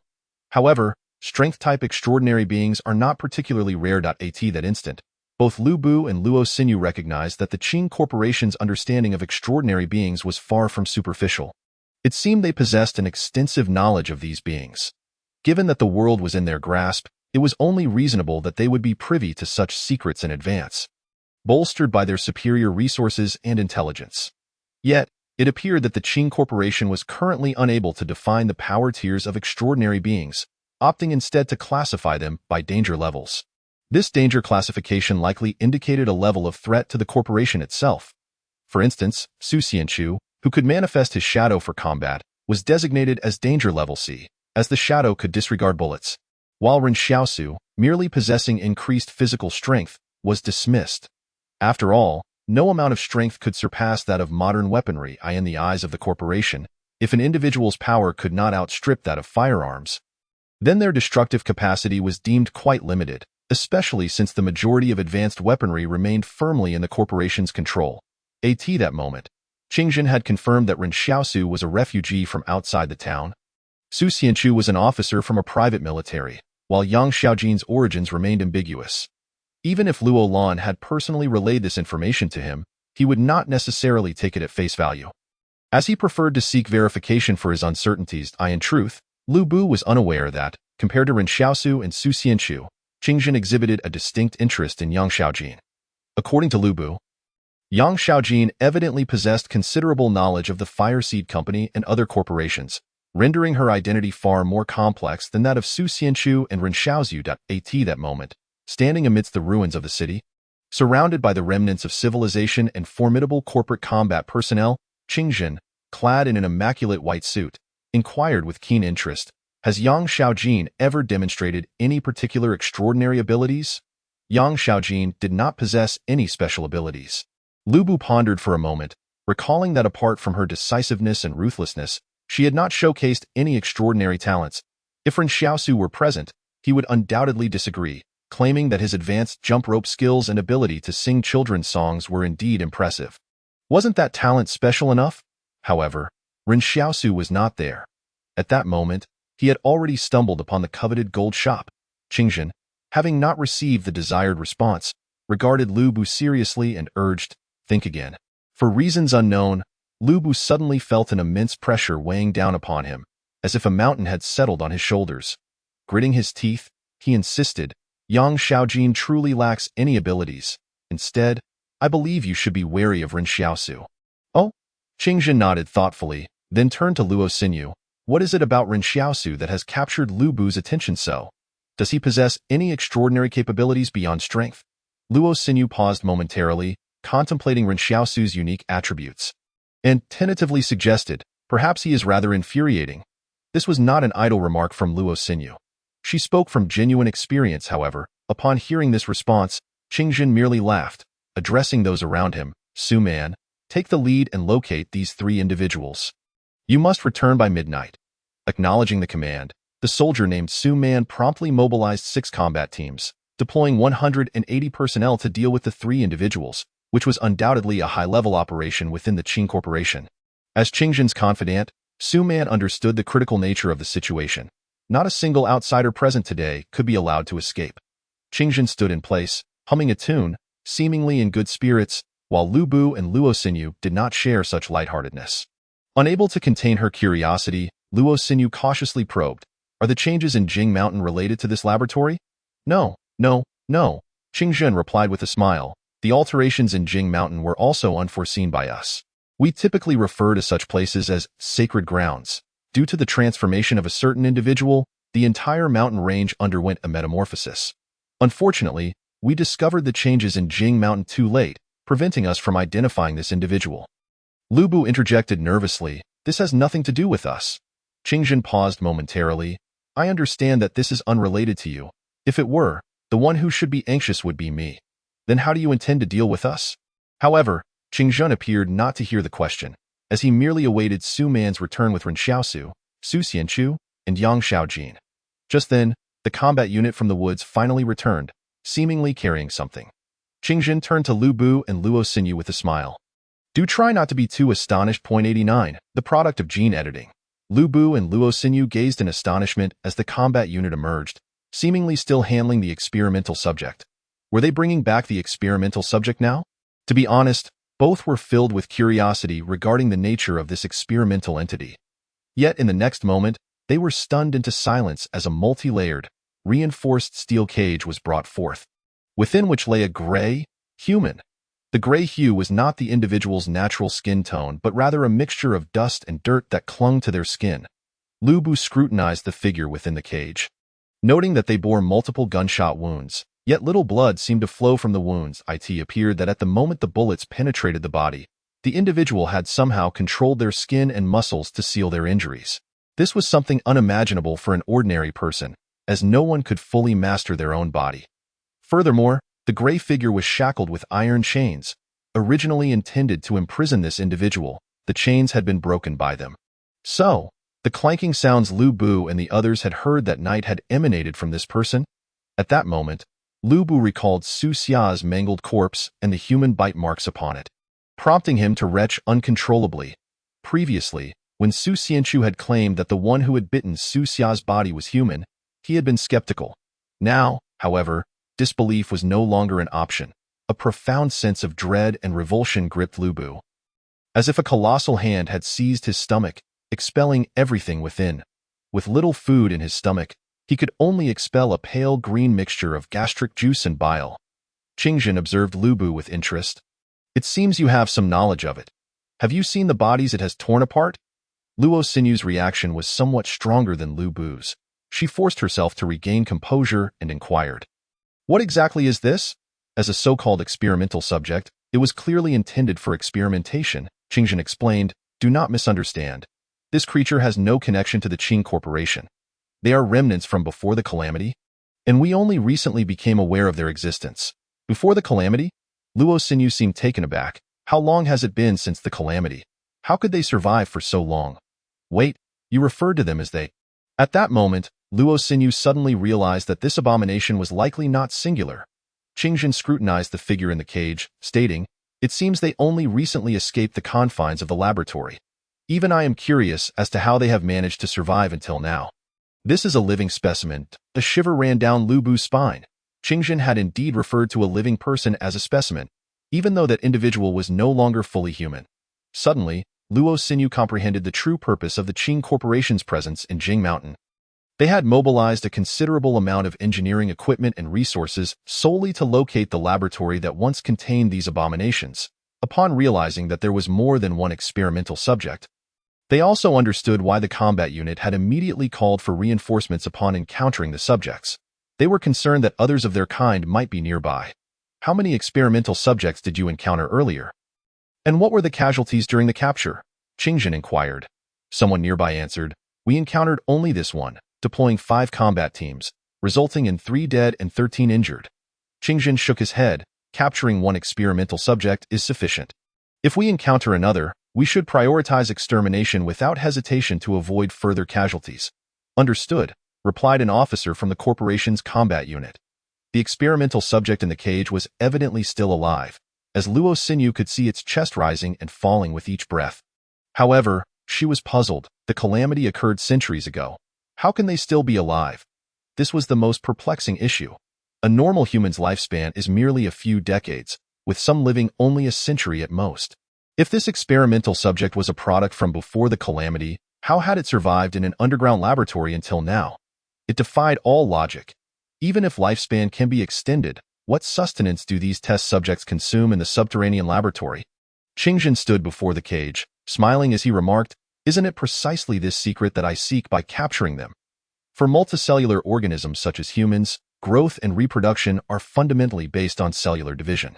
Logically, cell division should be limitless. After all, if one can divide once, one can divide again and even more. Yet, curiously, all human cells cease to divide after an average of 50 divisions, leading to an irreversible decline. This phenomenon accounts for human aging and death. Once cell division approaches 50 cycles, the cells stop replicating, causing the organs of the body to deteriorate until death ensues.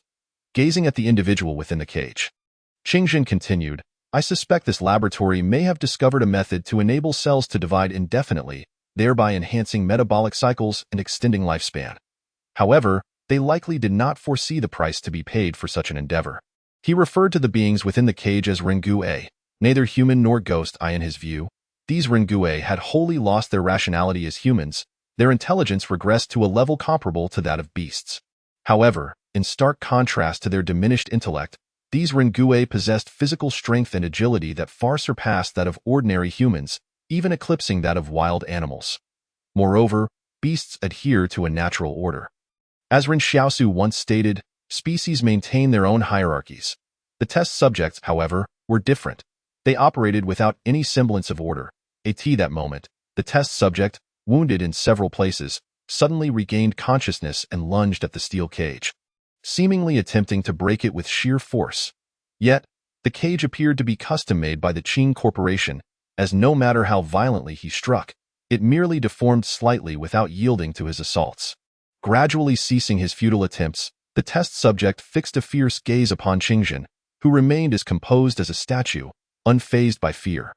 Qingjin tossed a handgun into the cage, and astonishingly, the test subject bit down on the weapon, crushing the steel with sheer ferocity.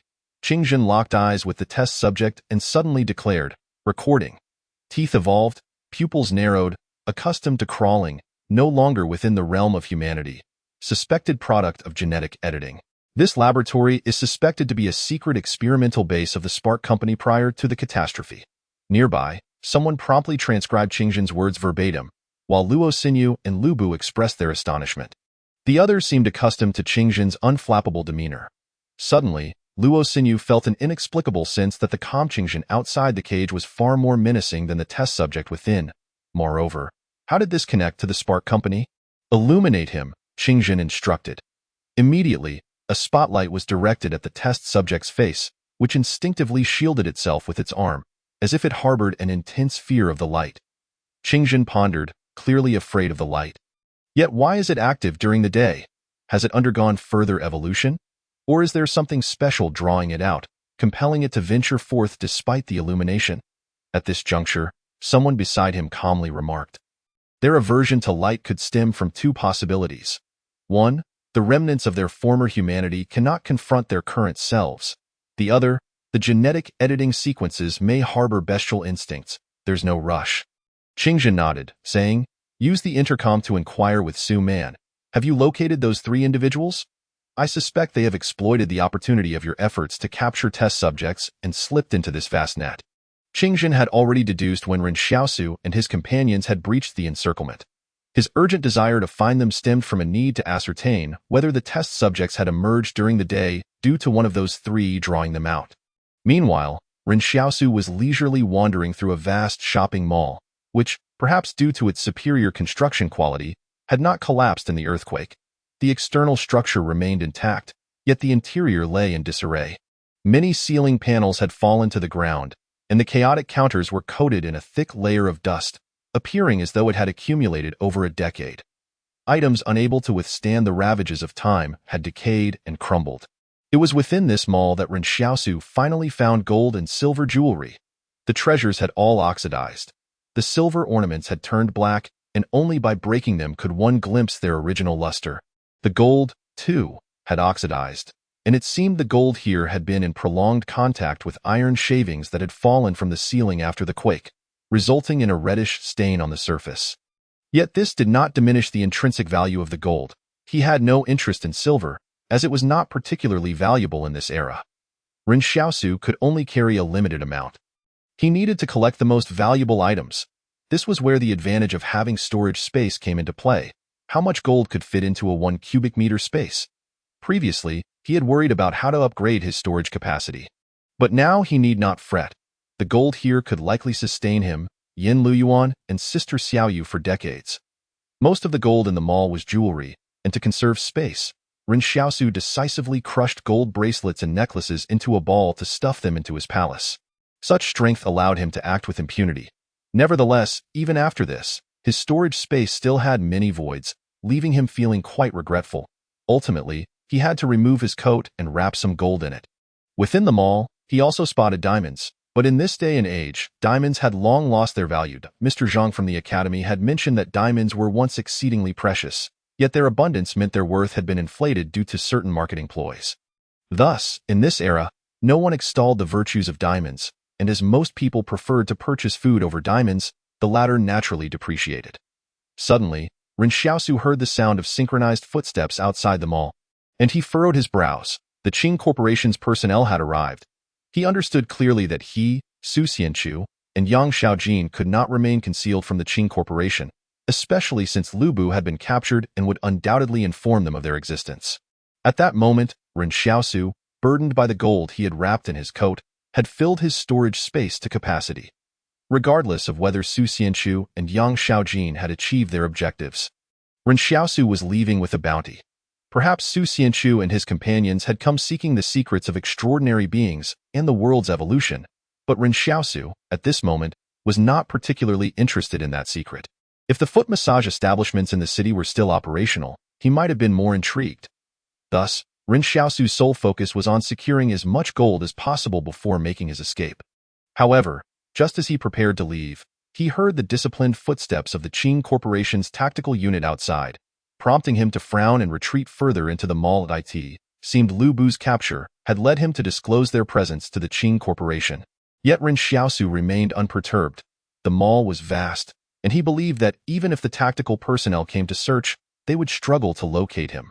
Moreover, this dilapidated city was sprawling, filled with numerous buildings. Even if the thousands of tactical personnel of the Qing Corporation were to comb through the city, it would likely take them 10 days to a fortnight to search it thoroughly.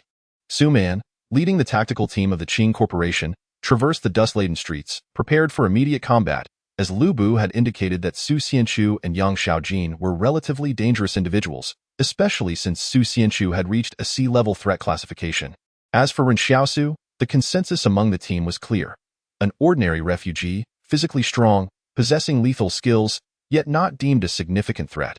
This was not due to Su Man and Qingjin's arrogance, but rather a reflection of their uncertainty regarding Ren Xiaosu's true capabilities. Su Man, a seasoned soldier, understood all too well that if Ren Xiaosu were merely slightly stronger, he would be utterly vulnerable against modern weaponry. Concealed behind a dilapidated metal frame in the mall, Ren Xiaosu ensured he remained in the shadows, hidden from the passers-by outside. He watched as Su Man and his tactical team slowly moved past the shattered entrance, allowing him to exhale in relief. However, as Su Man and his team rounded a corner, he suddenly halted and turned to his men, stating, "The arrangement of items within that building differs from my recollection. Someone has been here, and they may still be inside." Ren Xiaosu would never have imagined that the Qing Corporation housed such terrifyingly meticulous operatives, possessing both keen observation and remarkable memory. In truth, Ren Xiaosu had hardly disturbed the surrounding counters, having only brushed against a couple, yet even this had been enough for Su Man to notice. They cautiously retraced their steps, while the other 5 combat teams had already approached, their communication channels within their helmets proving to be far more convenient than anticipated. Su Man led the team slowly towards the main entrance, returning as if it were a routine patrol, with nothing appearing out of the ordinary. Their combat boots, all with hard soles, could not make a soundless tread on the concrete pavement. Thus, pretending to patrol normally was their best course of action. However, Ren Xiaosu sighed inwardly upon hearing the footsteps, fully aware that those who harbor a sense of complacency in this world seldom live long. If he still believed at this moment that the others had not detected him, it would be sheer folly. The sudden retreat of the Qing family's combat unit, regardless of how nonchalant they feigned, was undoubtedly for a reason. In an instant, Ren Xiaosu felt a pang of regret as he slowly placed the coat wrapped around the gold on the ground, deciding to abandon it. Now, in a fight for his life, he could not prioritize gold over survival. Even if he possessed immense strength, carrying a bundle of gold would ultimately hinder his speed and balance. Ren Xiaosu had always viewed money as a mere tool. He appreciated it but never became infatuated with it. This remained unchanged. Not only was he discarding the gold, but he also had no intention of keeping the coat, for attempting to retrieve it from beneath the gold would surely create a considerable commotion. He turned and swiftly ran deeper into the mall, which was expansive and multi-storied. Outside, it was likely already surrounded. Ren Xiaosu would not risk his life to test whether anyone awaited just beyond a door. If he opened it and was met with a hail of bullets, that would surely be his end. Thus, he resolved to ascend. In his memory, there was a building of comparable height adjacent to the mall. This area had once been the city's most prosperous commercial center, so the mall was not isolated. Ren Xiaosu was not reckless. Su Man's keen observational skills had already detected someone hiding within the mall, and Ren Xiaosu would also seek an escape route before entering. The distance between the two buildings was approximately 20 meters, and he was confident that, with his current strength and agility, he could leap across. Su Man and his combat team gradually entered the mall's structure, switching on their tactical flashlights as they infiltrated the darkness. However, shortly after entering, Su Man spotted the coat and gold discarded by Ren Xiaosu on the ground. He communicated over the channel, confirming target's trail. The target has been located and is attempting to evade in another direction. The target is exceedingly cautious. At that moment, Qingjin's voice crackled through the communication channel. Who has been spotted? Su Man hesitated before responding. It could be that vagrant, Ren Xiaosu. I have yet to see the target, so cannot confirm. How can you suspect it's Ren Xiaosu without seeing him? Qingjin inquired. Have you found any clues? Su Man paused before saying, we discovered a pile of gold here. I estimate only that kid would be so interested in gold. Qingjin chuckled. Agreeing with Su Man's assessment, it was clear that Su Xianchu and Yang Xiaojin's target was the secret of Jing Mountain. Such individuals would certainly not be lured by something as trivial as gold. At least not as their primary objective. Who would travel such a great distance, facing numerous dangers and fears, just to haul away a sack of gold? If Ren Xiaosu had heard this, he would undoubtedly protest. Gold is so delightful. Why shouldn't I take it? Previously, Luo Lan and Lu Bu had claimed Ren Xiaosu was merely a vagrant, but Qing Zhan had not fully believed them. He was a suspicious person. Even if everyone insisted Ren Xiaosu was just a vagrant, he would remain vigilant, for perhaps everything thus far had been a ruse on Ren Xiaosu's part, and he was not an ordinary vagrant at all. Every person who appeared here could be drawn by the secret of Jing Mountain and might possess another identity. Yet at this moment, Qing Zhan laughed, suddenly feeling that Ren Xiaosu might indeed be rather indifferent to the secret of Jing Mountain. At least his interest in gold seemed to take precedence over the secret. Qing Zhan declared, "This Ren Xiaosu is quite intriguing. Capture him and bring him to me." Received. The next moment, the Qing family's combat unit slithered into the mall like black serpents. Target is fleeing to the second floor. Target is fleeing to the third floor. Su Man continuously updated the information over the communication channel, and by now, they had found Ren Xiaosu's footprints on the ground. The building was covered in years of accumulated dust, and anyone stepping on it would inevitably leave a trace. Locating Ren Xiaosu's whereabouts was a positive development, yet Su Man pondered a dilemma. This building had a total height of 6 stories, likely reaching 30 to 40 meters. If Ren Xiaosu continued to flee upwards, the only outcome could be that he would find himself with nowhere to escape. Was Ren Xiaosu a fool? Why would he flee towards a dead end? As Su Man and his combat team pursued upward, he recalled every detail of his previous encounters with Ren Xiaosu. The youth had unhesitatingly abandoned the gold upon realizing their return and fled at the fastest pace possible. The other party was greedy yet not attached to wealth. Upon discovering he was in a perilous situation, he discarded the gold without a shred of hesitation. By typical reasoning, one might assume that a person would initially run with the gold and only discard it upon realizing it was a burden, which is only natural. However, Ren Xiaosu was not like that. His decision to abandon the gold was remarkably resolute. Su Man now understood that this youth was no ordinary opponent. He possessed a formidable survival instinct and a remarkably clear-headed rationale. Even if the target they sought was indeed a fool, he would treat them as the wisest of adversaries.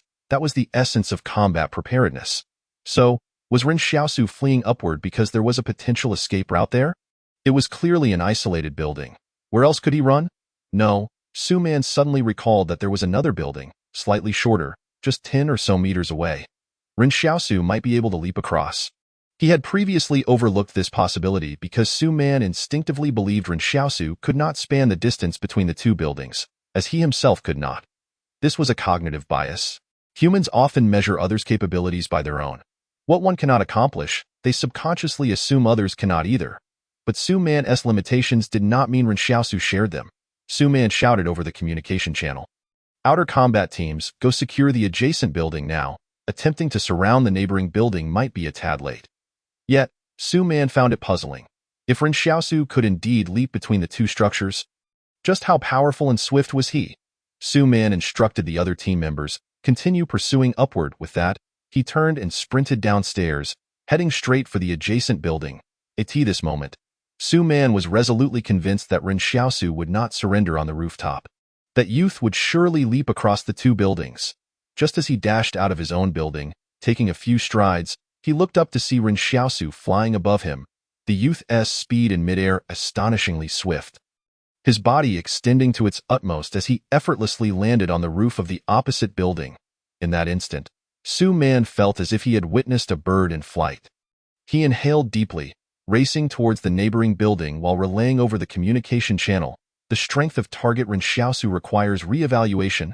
Repeat. Target strength requires re-evaluation. This youth was far from the simplistic notion they had held. This was absolutely beyond the physical prowess one would expect of a target classified as an F-level threat. Su Man burst into the building and raced up the stairs towards the rooftop.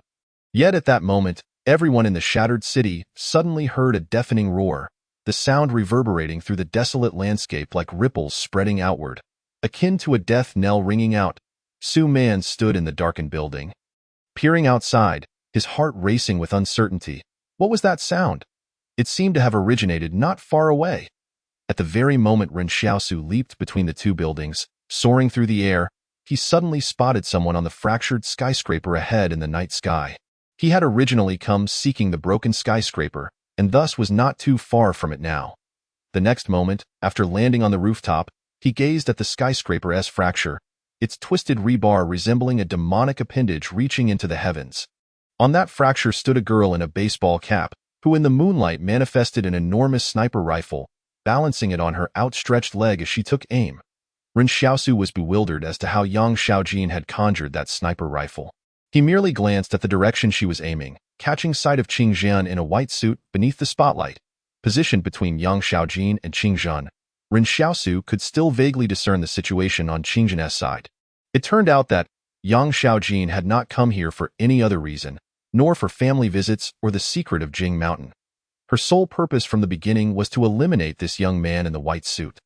Previously, Ren Xiaosu had contemplated deeply that behind Yang Xiaojin, there must exist an organization, one that even possessed its own intelligence agency.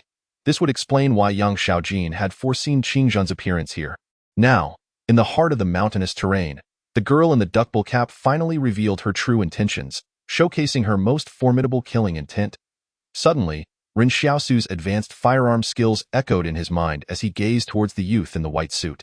When targeting from a distance, numerous factors must be considered.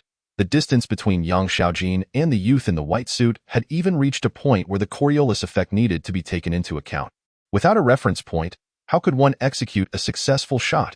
At this moment, not far from the youth in the white suit, Luo Xinyu bowed her head, her long hair swaying gently with the breeze.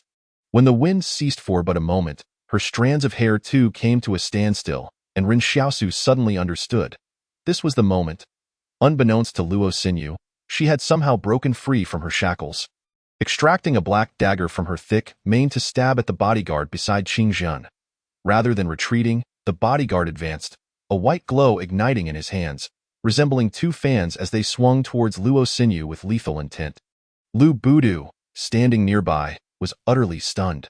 He had not anticipated that the Luo Xinyu he knew had transformed so drastically. Where had that delicate, fragile girl gone? Could this be an impostor? The dagger in Luo Xinyu's hand appeared akin to a work of art. Yet in her slender grasp, it exuded a sense of overwhelming power. Observing this, the surrounding combat troops promptly aimed their weapons at her position. Should Qing Zhan's bodyguard falter, they would immediately open fire to obstruct Luo Xinyu's path and prevent her from assassinating Qing Zhan. Yet, Luo Xinyu did not intend to kill anyone. It seemed her sole purpose was to buy Yang Xiaojin a fleeting moment. Neither Qing Zhan, nor the bodyguard, nor the members of the combat unit had anticipated that the ultimate threat lay atop the distant skyscraper. After a feigned assault, Luo Xinyu pivoted and retreated, vanishing into the shadow of the building behind her as if she had opened a door capable of transcending space within that darkness. That was Luo Xinyu's ability. Perhaps even Ren Xiaosu had not foreseen that a transcendent being was concealed within their ranks, and one with such exceptional skills at that. This sudden turn of events left everyone reeling. At that moment, Qing Zhan abruptly turned to gaze at the skyscraper above, feeling a sharp pain in his temple. With a thunderous crack, the muzzle flash from Yang Xiaojin's sniper rifle erupted like a dark fire dragon, suddenly bursting forth in a sanguine hue. The bodyguard, catching sight of the gunfire from his periphery, immediately abandoned his pursuit of Luo Xinyu and returned to Qing Zhan's side. The bodyguard's duty was to protect, not to engage in combat, and he bellowed, "Sniper!" The distance between Yang Xiaojin and Qing Zhan afforded the bodyguard precious time. While the bullet might be swift, it was merely relative. When the distance was elongated, even a bullet required to traverse a long stretch of air and darkness to reach its target. The bodyguard positioned himself in front of Qing Zhan, the two white glowing fans shielding his chest. He could have attempted to push Qing Zhan aside, but Qing Zhan was merely an ordinary person. Attempting to move him would take too long. Time seemed to stand still at a bullet, the length of a palm, tore through the air, spinning and distorting the atmosphere as it penetrated the night sky. The spotlight illuminated Qing Zhan as if he were on stage, while the bullet pierced through the gaps of light, traversing the distance to reach the stage. With a resounding bang, the bullet, imbued with tremendous rotational force, collided with the white fans, causing them to shatter gradually die in that fleeting instant. The bodyguard felt as though he could discern the intricate patterns etched upon the palm-sized silver bullet. Moments later, the bullet plunged into flesh and heart, tearing through and erupting in a spray of blood. This bullet, which had traveled over 1,000 meters, had penetrated both the Transcendent's ability and body before finally dropping to the ground. The two white fans, though resilient, could not withstand the grip of death. Below in the entirety of the shattered city, the combat personnel clad in black tactical gear resembled venomous serpents, each poised to strike with deadly precision. Ren Xiaosu could no longer afford to wait. He had to escape before the encircling adversaries closed in. Previously, he had mused that he, along with Yang Xiaojin and Su Xianchu, had entered this city's blockade, and even if they were to flee, he would undoubtedly be the swiftest among them. To his astonishment, however, Yang Xiaojin and Luo Xinyu resorted to cheating. Ren Xiaosu leaped from the rooftop, a daunting drop of over 10 meters separating him from the building opposite. Yet, he was confident he would emerge unscathed. Su Man rushed to the edge of the rooftop, intending to shoot at Ren Xiaosu, but by the time he reached the brink, all he could see was Ren's distant silhouette. Fleeing toward the city's periphery, Su Man shouted over the communication channel. The target is escaping towards the 10 o'clock direction. Shrink the blockade. Outside the city, in the surrounding forest, the Qingshi Consortium's blockade still loomed. With countless combat teams lying in wait for unforeseen dangers, little did they know, a refugee would unexpectedly stumble into their midst. Until that moment, it seemed no one had deemed this refugee worthy of attention. Ren Xiaosu sprinted through the city's alleys, deliberately avoiding higher ground since he feared becoming a living target. As he ran, he thought it peculiar that Su Xianchu had made no move to assist. At such a dire moment, it would have been advantageous to have someone share the burden of firepower. The shattered city resembled an immense chessboard, with Ren Xiaosu, a mere pawn, darting across its expanse. Utterly devoid of allies, the fully armed black pieces sought to obliterate him. 94. Su Xianchu is here. Who dares to challenge me? Ren Xiaosu frantically dashed toward the woods at the city's edge. The location of barrier number 112, deep within the volcanic heart of Jing Mountain. He knew there must be combat teams waiting for him ahead, where a net would spring open upon his arrival. Yet, he had no choice. That was his only glimmer of hope. Suddenly, a commotion erupted from deeper within Jing Mountain, and Ren Xiaosu looked up, astonished to see a plume of fire erupting from the depths of the mountain. Wait, was the volcano about to erupt? Should he continue or turn back? Ren Xiaosu's expression hardened. At this moment, he couldn't afford to concern himself with the volcano's potential eruption. Survival was all that mattered. Su Man, witnessing the volcanic scene unfold, hesitated momentarily, fully aware of the peril of entering the eruption zone. If the volcano were to erupt, they wouldn't have time to retreat. Many believed that a volcanic eruption would only endanger the life surrounding the mountain. Underestimating its true menace, the area within dozens or even hundreds of kilometers could transform into an inferno. However, Su Man, after a brief moment of indecision, stated over the communication channel, "Proceed forward." Having escaped to the city's edge, Ren Xiaosu cast one last glance at the city behind him, where the Qingshi Consortium, like a torrent of black iron sand, was rapidly closing in at that moment. He felt no hesitation as he plunged into the northern forest. The combat teams scattered throughout the woods exhibited an extraordinary sense of order as they tightened the blockade. Their movements appeared as if rehearsed 1,000 times. Each team knew their role, who would lead the charge and who would provide rear support. The combat units in the northern forest had received orders to capture Ren Xiaosu, and the impending volcanic eruption did not deter them from executing their mission. At that moment, Su Man's icy voice echoed over the communication channel. The target's 100-meter sprint speed is 3.92 seconds, strength unknown. All units are to engage without mercy. Ren Xiaosu could hardly fathom the technological prowess possessed by the Qingshi Consortium, which had personnel capable of remotely assessing the strength and speed of their targets. Yet, Ren had not yet revealed his true strength, leaving the combat units unable to make a proper evaluation. Originally, Qing Zhan had taken a keen interest in Ren Xiaosu, hoping to utilize him for other purposes due to his connections with Zhang Jinglin. However, Qing Zhan no longer wished to wait. The difference between capturing and slaughtering was but a single word, yet it signified entirely different intentions. The 7 combat teams in the forest simultaneously readied their weapons. Their gun barrels angled downward, prepare to raise and fire at a moment's notice. Furthermore, these 7 teams promptly switched to their designated communication channels to prevent external interference with their operations. In that instant, the 210 personnel formed an independent combat sequence, empowered to act first and report afterward. This had always been Qing Zhan's modus operandi. He believed that a combat unit devoid of decision-making power would lack genuine combat effectiveness. Many within the Qingshi consortium had criticized his command style, but Qing Zhan had never heeded their opinions, nor would he in the future. Yet, many high-ranking officials within the consortium were oblivious to the fact that this approach garnered him the loyalty of numerous soldiers. As Qing Zhan often made them feel valued and trusted, at that moment, Qing Zhan looked at Lu Bu, lying in a pool of blood nearby, as members of the combat unit meticulously searched Lu's body. Suddenly, someone brought forth a tattered, folded mannequin. This is what he was carrying. Qing Zhan furrowed his brow. What is this? It appeared that even someone of his stature had never encountered such an object. As the combat team slowly closed in on Ren Xiaosu within the woods, they activated their tactical flashlights.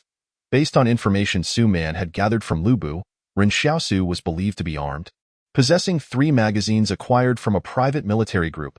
However, the Qingshi Consortium's operatives were unafraid, knowing that Ren Xiaosu could not possibly eliminate 30 of them simultaneously. If he dared to fire, his comrades would undoubtedly be the first to turn him into a sieve. The 7 combat teams in the woods advanced toward the city, while Su Man led 6 combat teams encircling the forest. To deploy hundreds of personnel for the capture of a single individual was an unprecedented measure for Ren Xiaosu. Yet, they still underestimated his capabilities in the wilderness. Ren Xiaosu had agreed to serve as a guide precisely because of his confidence. Though the Qingshi Consortium's forces were fierce, their experience in the jungle paled in comparison to his. As Su Man's 6 teams neared the encroaching combat units in the woods, a dark figure suddenly burst forth from the thicket. The shadow was dense as ink, moving with the uncanny agility of a specter. The trees around it seemingly unable to impede its progress. The northern combat unit opened fire without hesitation, but the shadow appeared to anticipate their actions, sidestepping to the right and evading all the bullets. After this lateral movement, the shadow did not pause. It leaned forward and dashed into the midst of the frontline combat unit. What should one do when facing formidable firearms? This was a question Ren Xiaosu had posed to Zhang Jinglin, who had replied, "Of course, you charge into their ranks at that moment. They won't dare to shoot wildly, surrounded by comrades, while you are encircled by foes." Ren Xiaosu was uncertain whether Zhang Jinglin's advice was jest, but it seemed effective now. All members of the combat unit drew their tactical daggers, concerned that their bullets might harm their comrades due to the shadow's blinding speed. However, to Ren Xiaosu's shadow, these ordinary humans were terribly slow and weak.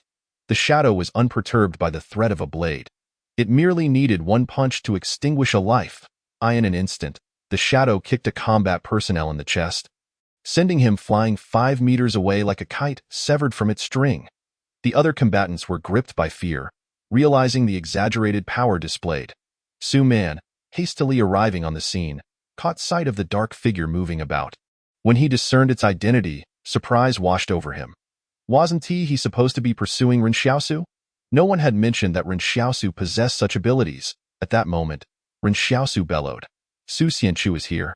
Who dares to challenge me?" Everywhere he turned, there lay a dead end. Ren Xiaosu had deliberated carefully before employing the shadow. He was not concerned about revealing his extraordinary status. After all, when one is nearly dead, such matters become trivial. He was instead apprehensive about exposing his ability to replicate others' skills. Run had assumed the identity of Su Xianchu only because he had seen from afar that Su had yet to be captured. And the Qingshi Consortium had undoubtedly learned of Su Xianchu's capabilities through Lu Bu. Run had encountered several extraordinary individuals. Yang Xiaojin, who could conjure a peerless sniper rifle from thin air. Su Xianchu, who could manifest his own shadow. Luo Xinyu, who could traverse through the shadows. And Qing Zhan's bodyguard, who could materialize a white Fa and I in that moment. Ren Xiaosu felt an odd sense of illusion, as if extraordinary beings were as common as cabbages. Yet, his extraordinary ability was different, one that could replicate the powers of others. What tier did that place him in? Ren Xiaosu had no certainty. What if the Qingshi Consortium grew even more interested in him upon discovering this fact? Just earlier, Ren had pondered the number of extraordinary individuals in existence. Were there many? Upon reflection, it seemed not. Rather, it was Jing Mountain and Qing Zhen who had drawn them all together. At this moment, Su Man heard Ren Xiaosu's roar, and his previous doubts were finally dispelled. He promptly communicated the information over the communication channel. The earlier intelligence was erroneous. The target was not Ren Xiaosu, but Su Xianchu. In truth, their assumption that Ren Xiaosu was indeed Ren Xiaosu stemmed from the belief that, as a refugee, he would be more interested in gold. Yet they lacked any direct evidence to confirm his identity. Firstly, they had never seen Ren Xiaosu's appearance, and secondly, even if they had encountered both Ren Xiaosu and Su Xianchu, Ren Xiaosu's face had become so filthy that it was nearly unrecognizable. Moreover, Ren Xiaosu was clad in Sun Juanjing's combat uniform, meaning he and Su Xianchu were even dressed alike. According to the information previously acquired by the Qing family consortium, Su Xianchu could manifest his shadow to engage in combat, exhibiting tremendous strength and showing no fear of bullets. Although Ren Xiaosu's shadow was black, which did not align with Lu Bu's description, Su Man instinctively thought that it might be a matter of lighting. Perhaps, in daylight, the shadow would appear gray. Initially, the combat personnel of the Qing family consortium, upon hearing Ren Xiaosu's bold declaration that Su Xianchu was present and challenging them to battle, assumed the target was preparing for a life-and-death confrontation. To their surprise, the target suddenly turned and fled. Just moments ago, several bullets had narrowly missed Ren Xiaosu, yet he remained unscathed. He understood that this was not due to his exceptional agility, nor was it a reflection of the combat personnel's poor marksmanship. Rather, it was the effects of Yan Liuyuan's wish beginning to manifest. A frown of concern creased Ren Xiaosu's brow as he pondered the current state of Liuyuan. He needed to extricate himself from the Qing family consortium swiftly, as he could no longer afford to take such risks. After running approximately 100 meters, he finally managed to retract his shadow. The shadow rampaged through the crowd, and Ren Xiaosu ceased to direct it for precise strikes against the enemy, opting instead for a more brute force approach, employing his body for destructive collisions. It was important to note that Ren Xiaosu's own strength was already equivalent to that of nearly 3 adults, while the shadow was twice as powerful. Thus, there was no necessity for targeted strikes. Anyone who was struck by the shadow would be reduced to mere fragments. Within the encirclement of the Qing family consortium, the shadow fought valiantly like a solitary boat amidst a storm, seemingly on the verge of extinguishment at any moment. Yet, astonishingly, no matter how many wounds it sustained, the shadow appeared capable of fighting indefinitely. As many combat personnel obstructed the path between the shadow and Ren Xiaosu, when he summoned the shadow back, it carved a bloody path through the throng like a relentless train. The retraction of the shadow required it to merge with Ren Xiaosu's form. And likewise, when he wished to unleash the shadow, it would only separate from his back upon its return. The shadow bore numerous scars, its wounds inflicting pain akin to that of Ren Xiaosu himself, who felt as though he might vomit from the agony. Large beads of cold sweat streamed down his face and back as he endured the torment, gritting his teeth to continue fleeing. It was no wonder that Su Xianchu's shadow had withstood bullets. Su Xianchu himself had paled slightly, revealing that the shadow also bore side effects. What Ren Xiaosu did not know was that had Su Xianchu been present, he would have been utterly astonished. Su Xianchu had tested this before. Once the shadow underwent intense exertion, it would lead to the exhaustion and dissipation of the host's mental energy, resulting in nausea, vomiting, and a feeling of suffocation, akin to living hell. However, Ren Xiaosu's shadow was entirely different from his OW and AT that time. Ren Xiaosu had inquired of the palace whether it could assess his mental energy levels, to which the response had been, insufficient permissions to disclose. As Ren Xiaosu desperately fled through the woods, the pain emanating from the shadow showed no signs of abating. He realized that the shadow could not be carelessly employed. If he intended to use it as a substitute to meet his demise, he must be prepared to endure pain that pierced to the very marrow. The shadow's death would equate to his own. Gasping heavily, Ren Xiaosu was no stranger to injury, yet this pain felt more visceral than any physical wound. Nevertheless, he found solace in the fact that the shadow had not dissipated despite its injuries. It still possessed the strength to fight. The combat personnel of the Qing family consortium pursued him like relentless black hounds, and if Ren Xiaosu had not been faster than them, he would have undoubtedly found himself in dire straits. Rather than running in a straight line, he attempted to gradually shake off the pursuing hounds, and soon, the Qing family consortium seemed unable to discern his precise location. was only at this moment that Ren Xiaosu breathed a sigh of relief. After all, the pressure of being hunted by hundreds was overwhelming. He prepared to conceal himself in the woods to catch his breath for a moment. However, just then, he suddenly heard the sound of chains clanking ahead. Ren Xiaosu stood frozen, clutching his chest, and let out a bitter laugh, exclaiming, "Life is fraught with dead ends." From a distance, he had seen Qing Jian and others confining experimental subjects in cages, but he could not hear Qing Jian's words, and thus remained oblivious to the fact that there was more than one experimental subject. Ren Xiaosu had assumed that the greatest obstacle in fleeing north would be a volcano, only to find that it was these experimental subjects instead. Judging by the sound, he instantly realized that the adversaries were approaching from 3 directions, meaning he was facing at least 3 of these subjects. The clanking chains grew louder, and Ren Xiaosu heard the sound of drool dripping from the experimental subjects onto decaying leaves. Standing shoulder to shoulder with the shadow, Ren Xiaosu estimated that perhaps the shadow could handle 2 of the experimental subjects, but whether he could deal with one on his own became a pressing concern. With 4 experimental subjects ahead and hundreds behind, they all sought to end Ren Xiaosu's life. Ren Xiaosu possessed a firearm, but firing it would immediately expose his location. If the personnel from the Qing family consortium were drawn over, he would be caught in a deadly pincer movement. Moreover, should the experimental subjects launch a close-range assault, a gun would be less effective than a dagger. He instinctively reached for his dagger, which Yang Xiaojin had exchanged with him, but to his shock, it was nowhere to be found. At that moment, Ren Xiaosu recalled how Yang Xiaojin had pretended to accidentally bump into him before leaving. It was likely during that encounter that she had stealthily taken the dagger. He could not help but chuckle in exasperation. This girl was truly shrewd, having promised it to him only to pilfer it instead. What of the trust between people? How heartless! Ren Xiaosu lamented that Yang Xiaojin's thieving skills must be exceptionally high. After all, no one in the town could steal from him without making a sound. He sighed inwardly, pondering what to do without the dagger.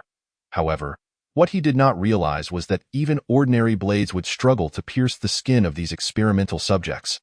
Even bullets would merely be momentarily trapped by their muscle tissue. Headshots were futile as well, for the skull is the most resilient area of the human body, and these experimental subjects had long since ceased to fear the threat of bullets, unless the bullet penetrated the eye directly. Yet, the speed of these experimental subjects was comparable to his own, rendering the probability of hitting an eye almost non-existent. His marksmanship was merely advanced, not flawless at that moment. A sudden rush of wind came from behind him, and he instinctively bent down as a foul wind swept past his head. Steadying himself and focusing, he was shocked to discover that an experimental subject had stealthily approached him, its arm unencumbered by chains. The presence of chains had become a mental reflex, leading Ren Xiaosu to believe that any approaching subject would bear them, yet he had not considered that not every experimental subject would be bound. Moreover, those without chains could traverse the woods silently, a thought that sent shivers down his spine. Ren Xiaosu felt his back, frowning as he noted 5 bloody scratches there. He reminisced about the town. While there were dangers, they only struck when one revealed vulnerability. Here, however, everyone, both in front and behind, sought his demise. Ren Xiaosu attempted to retreat, but with each step back, the 4 experimental subjects advanced 2 steps forward. At a certain moment, he suddenly felt that the appearance of these experimental subjects was no coincidence. They seemed to be closing in on him. The 4 subjects crawled on all 4s, while the one without chains stealthily climbed a tree, akin to a massive spider. Ren Xiaosu struggled to comprehend what kind of laboratory could transform living individuals into such forms. Just then, a combat team passed by a few hundred meters behind Ren Xiaosu. Yet they appeared to have completely lost track of him, failing to notice the dire situation unfolding nearby. As Ren Xiaosu observed the reactions of the 4 experimental subjects, he noted that they came to a halt as the combat team passed, as if they too wished to avoid interference in their hunt. A strange sensation stirred within Ren Xiaosu, but he could not afford to dwell on it. The moment the experimental subject's attention was drawn to the combat team, he decisively urged the shadow to charge forward. In that instant, Ren Xiaosu resolved to take the initiative. He longed to lure these experimental subjects toward the Qing family consortium, yet he was more concerned that the hundreds of people would indiscriminately gun down all living beings. Compared to the hundreds from the Qing family consortium, Ren Xiaosu would much rather face the 4 experimental subjects. As the shadow lunged at the 3 subjects on the ground, The one in the tree leaped down toward Ren Xiaosu. Ren Xiaosu took a slight step back, his left leg's muscles instantly tensed as an overwhelming surge of strength coursed through his body. The moment the experimental subject approached, Ren Xiaosu hurled a punch at its face. Akin to a cannon's blast, however, he had underestimated the subject's agility. It twisted its body mid-air, deftly evading Ren Xiaosu's fist, even managing to reach out and grasp his arm. Startled, Ren Xiaosu swiftly withdrew and retreated another small step. Simultaneously, he raised his foot and kicked the experimental subject several meters away. The subject fell to the ground, merely twitching before it scrambled back up and lunged at him anew.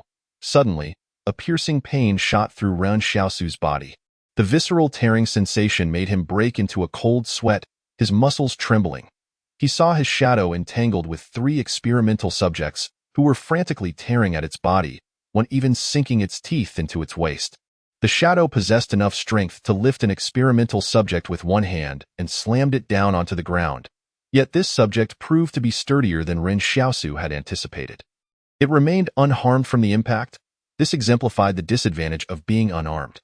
Ren Xiaosu found himself unable to dispatch these subjects with a single strike, leaving the outcome of this encounter uncertain. He yearned to return home, even if the path was fraught with blood and thorns. Unable to slay the experimental subjects instantly with a weapon, the shadow began to falter, overwhelmed by the 3 formidable monsters. Each bite from the creatures felt as though it were directly gnawing at Ren Xiaosu himself.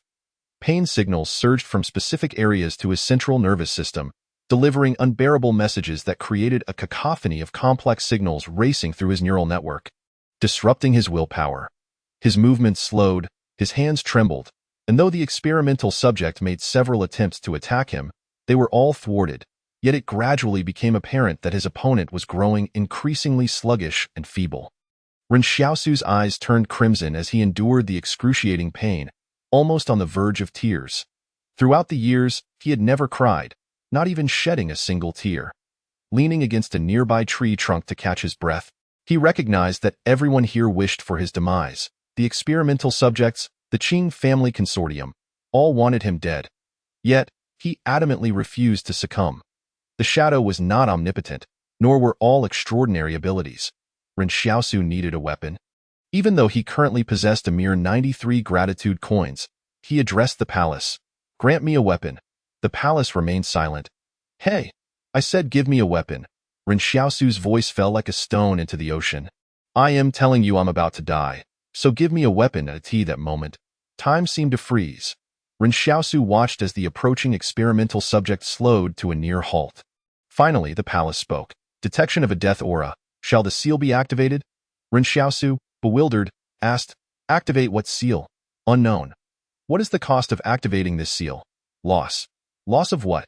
Ren Xiaosu replied incredulously, "You must tell me what I will lose for me to decide whether to activate this seal." "Right?" "Everything." Ren Xiaosu suddenly scoffed at the palace. "How much blood have I shed to reach this point? How many wild vegetables and tree roots have I consumed? Now you say I must lose everything? By what right?" He continued. "Do you even comprehend what everything entails? Gold, cash, the gun on my person, Yan Liuyuan, Sister Xiaoyu, even the clothes on my back. What does a mere palace want with my clothes?" The palace fell silent, and Ren Xiaosu felt a tinge of melancholy. At least attempt to negotiate. He gazed into the darkened woods, watching the impending threat approach as the frozen moment in the air slowly began to unlock. The speed of the experimental subject's charge increasing. That subject's vicious teeth bared, eager to devour Ren Xiaosu's innards, to suck his blood and marrow. Was he truly on the verge of death? Ren Xiaosu thought as he observed the scene. Yet he felt he hadn't lived enough. In the next moment, a pale smile spread across his face. Was it not simply a matter of expressing gratitude 7 times? He calmly recited in his mind, "I shall express gratitude to myself 7 times. First, I thank myself for never faltering in the face of opportunity. Second, I thank myself for never fearing danger. Third, I thank myself for never compromising in the face of hardship. Fourth, I thank myself for always having boundaries against temptation." Ren Xiaosu's internal voice grew louder, resonating like thunder, shaking the palace itself. Fifth, I thank myself for never being hypocritical. In that instant, he felt his heartbeat, resounding like a drum. Sixth, I thank myself for remaining clear-headed.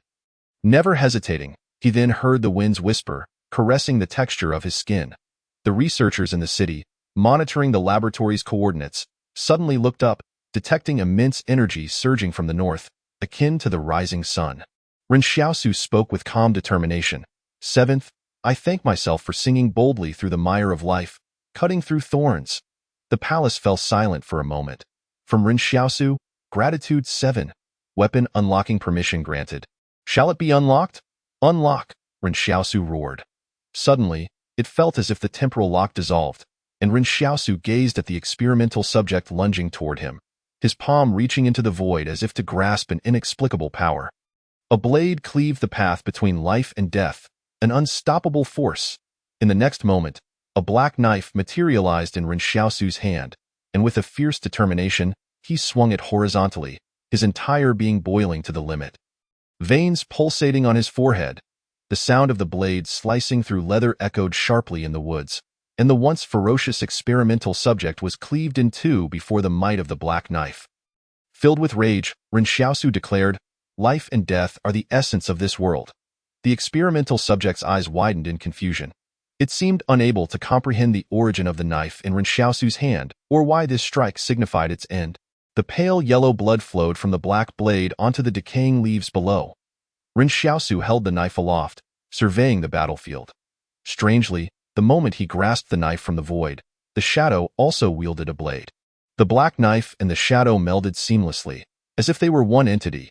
As the knife emerged, the three experimental subjects entangled with the shadow immediately sought to flee, but it was too late. The shadow sliced downwards, cleaving another experimental subject in two. Without pausing, it lunged forward, pinning one subject's neck forcefully against the ground, rendering it immobile. Though the experimental subject possessed great strength, it resembled a feeble, dying beast under the shadow's grip, which swiftly severed its head. Only one experimental subject managed to escape into the woods, but Ren Xiaosu knew it could not flee far. He stood resolute, gazing into the darkness ahead. The pain that had once tormented him still stimulated his nerves, yet for the first time, he felt the exhilaration of battle. So this was what it meant to be extraordinary that moment. The palace announced, Initiate Side Quest 2. Acquire 1,000 gratitude coins to unlock the intermediate form of the weapon. 97. Reassessing danger level. The clash between Ren Xiaosu and the experimental subjects ultimately attracted the attention of the Qing family consortium. After all, fierce battles invariably produce noise. Though the consortium had lost track of Ren Xiaosu, they had been scouring the woods tirelessly. When someone detected the sounds of combat, they immediately issued a gathering order over the communication channel. Like black iron sand drawn to a magnet, the Qing family consortium, led by Su Man, swiftly converged on the scene. However, to Su Man's disappointment, when they arrived at the battlefield, their target had vanished. Initially mistaking Su Xianchu for Ren Xiaosu was one thing, but now they had lost track of Su Xianchu as well, leaving Su Man feeling quite dejected. After several years, it was the first time he had encountered so many unexpected circumstances during a mission. Su Man trudged through the woods, his feet sinking into the decaying leaves and branches, which crackled beneath them. Peering through his goggles, he suddenly gasped in shock. Ahead lay several experimental subjects' corpses, gruesomely dismembered by sharp weapons. The pale yellow blood scattered across the ground was not very noticeable, yet the shattered bodies were a chilling sight. Su Man commanded, "Gather the bodies, ascertain how many experimental subjects were involved in the battle." Based on Su Man's estimate, Su Xianchu had likely encountered these experimental subjects shortly after retreating, leading to the ensuing conflict. At this moment, the combat team had already collected all the nearby corpses and pieced them together. For experimental subjects, someone reported .1 subject's arm is missing, but it should be nearby. There was only one set of shoe prints, while the experimental subjects were barefooted, leading to the conclusion that the only human involved in the battle was Su Xianchu. One analyst deduced. Su Man nodded, opening the public communication channel. "Boss, Su Xianchu's abilities require reevaluation. He single-handedly killed 4 experimental subjects." As Su Man lowered his gaze to the ground, observing a solitary leaf. He continued, "However, Su Xianchu has also sustained injuries. There are traces of his blood here." Qing Zhan stood in the beam of the spotlight, where the area was as bright as day. After a considerable contemplation, he remarked, "It is indeed astonishing that someone could single-handedly slay 4 experimental subjects. We shall adjust Su Xianchu's danger rating to B level. Remember to collect his blood sample for archival purposes. Acknowledging the directive, Su Man immediately instructed his companions to secure and preserve the bloodstains found on the leaf in this era. The DNA contained within blood is of paramount significance. Qing Zhen, with his hands clasped behind his back, stood in place, perplexed. Both Su Xianchu and Yang Xiaojin have already made their appearances, and Luo Xinyu has revealed her affiliation with the gang. But what of Ren Xiaosu? Has anyone seen Ren Xiaosu? Unbeknownst to them, Ren Xiaosu had successfully shifted the blame onto Su Xianchu, and in their perception, the B-level extraordinary individual was none other than Ren Xiaosu himself. The concept of a B-level designation signifies that any extraordinary being marked as such within the Qing Consortium is an exceedingly dangerous individual. Su Man responded over the communication channel, I have not encountered Ren Xiaosu. He may not have breached the blockade. This was indeed a possibility. Qing Zhen nodded in agreement, reflecting that if they reverted to their initial understanding, Ren Xiaosu was merely an F-level minor character, instinctively retreating from the Qing Consortium's blockade, which was quite reasonable. Previously, Lu Bu had mentioned that Ren Xiaosu had been adamant about avoiding the Qing Consortium. Qing Zhen smiled, pondering that capturing Ren Xiaosu would be advantageous, potentially serving as leverage against Zhang Jinglin, who was known throughout the northern territories for his strong sense of loyalty. However, not capturing him was not a matter of great regret, as both Barrier 112 and Barrier 113 were firmly under the Qing Consortium's control. Once Ren Xiaosu returned, the consortium could easily manipulate him. Su Man gazed toward the forest ahead, noticing that Ren Xiaosu's footprints extended toward the northern volcano. Seemingly indicating his flight northward, he chose not to pursue further. Given the amount of blood on the battlefield, it was evident that Su Xianchu had not suffered grave injuries. At this juncture, pursuing would be too late. Su Man was, however, taken aback. Despite a multitude of individuals attempting to capture a single experimental subject during the day, resulting in 3 fatalities and 13 injuries, now there was someone capable of independently slaying 4 experimental subjects. Moreover, the wounds on these subjects were remarkably clean. They had previously tested that even a sharp tactical dagger required considerable force to breach the skin of the subjects. The secrets surrounding this Su Xianchu were far more intricate than anyone could have imagined. Su Man had resolved to hold the senior officers of the private troops at Barrier 113 accountable, as they were evidently oblivious to the presence of such a formidable extraordinary being within their ranks. At that moment, Su Xianchu himself remained unaware of the challenges that lay ahead. Unlike Ren Xiaosu and Yang Xiaojin, he was the one who had not breached the blockade. Su Xianchu was indeed keen to understand what transpired within the Jing Mountain, but he had initially failed to seize the opportunity to break through the blockade. Subsequently, he considered that once he entered, he might not be able to exit, prompting him to take a detour toward Barrier 112. He had allowed the shadow to carry him along the journey, and by the time Ren Xiaosu sought the gold, he was nearly circumventing the entire city to reach the rear of the Qing Consortium. Thus, Su Xianchu remained oblivious to the events unfolding within the city and was unaware that he had already ascended to the consortium's danger rating list, ranking prominently. Had he been cognizant of these matters, he might have rushed back to confront Ren Xiaosu. Riding on the back of the shadow, Su Xianchu sensed something amiss but could not pinpoint the source of his unease. Regroup, Su Man commanded. Prepare to establish a defensive line. The active period of the experimental subjects is approaching, and we cannot yet ascertain their hiding places.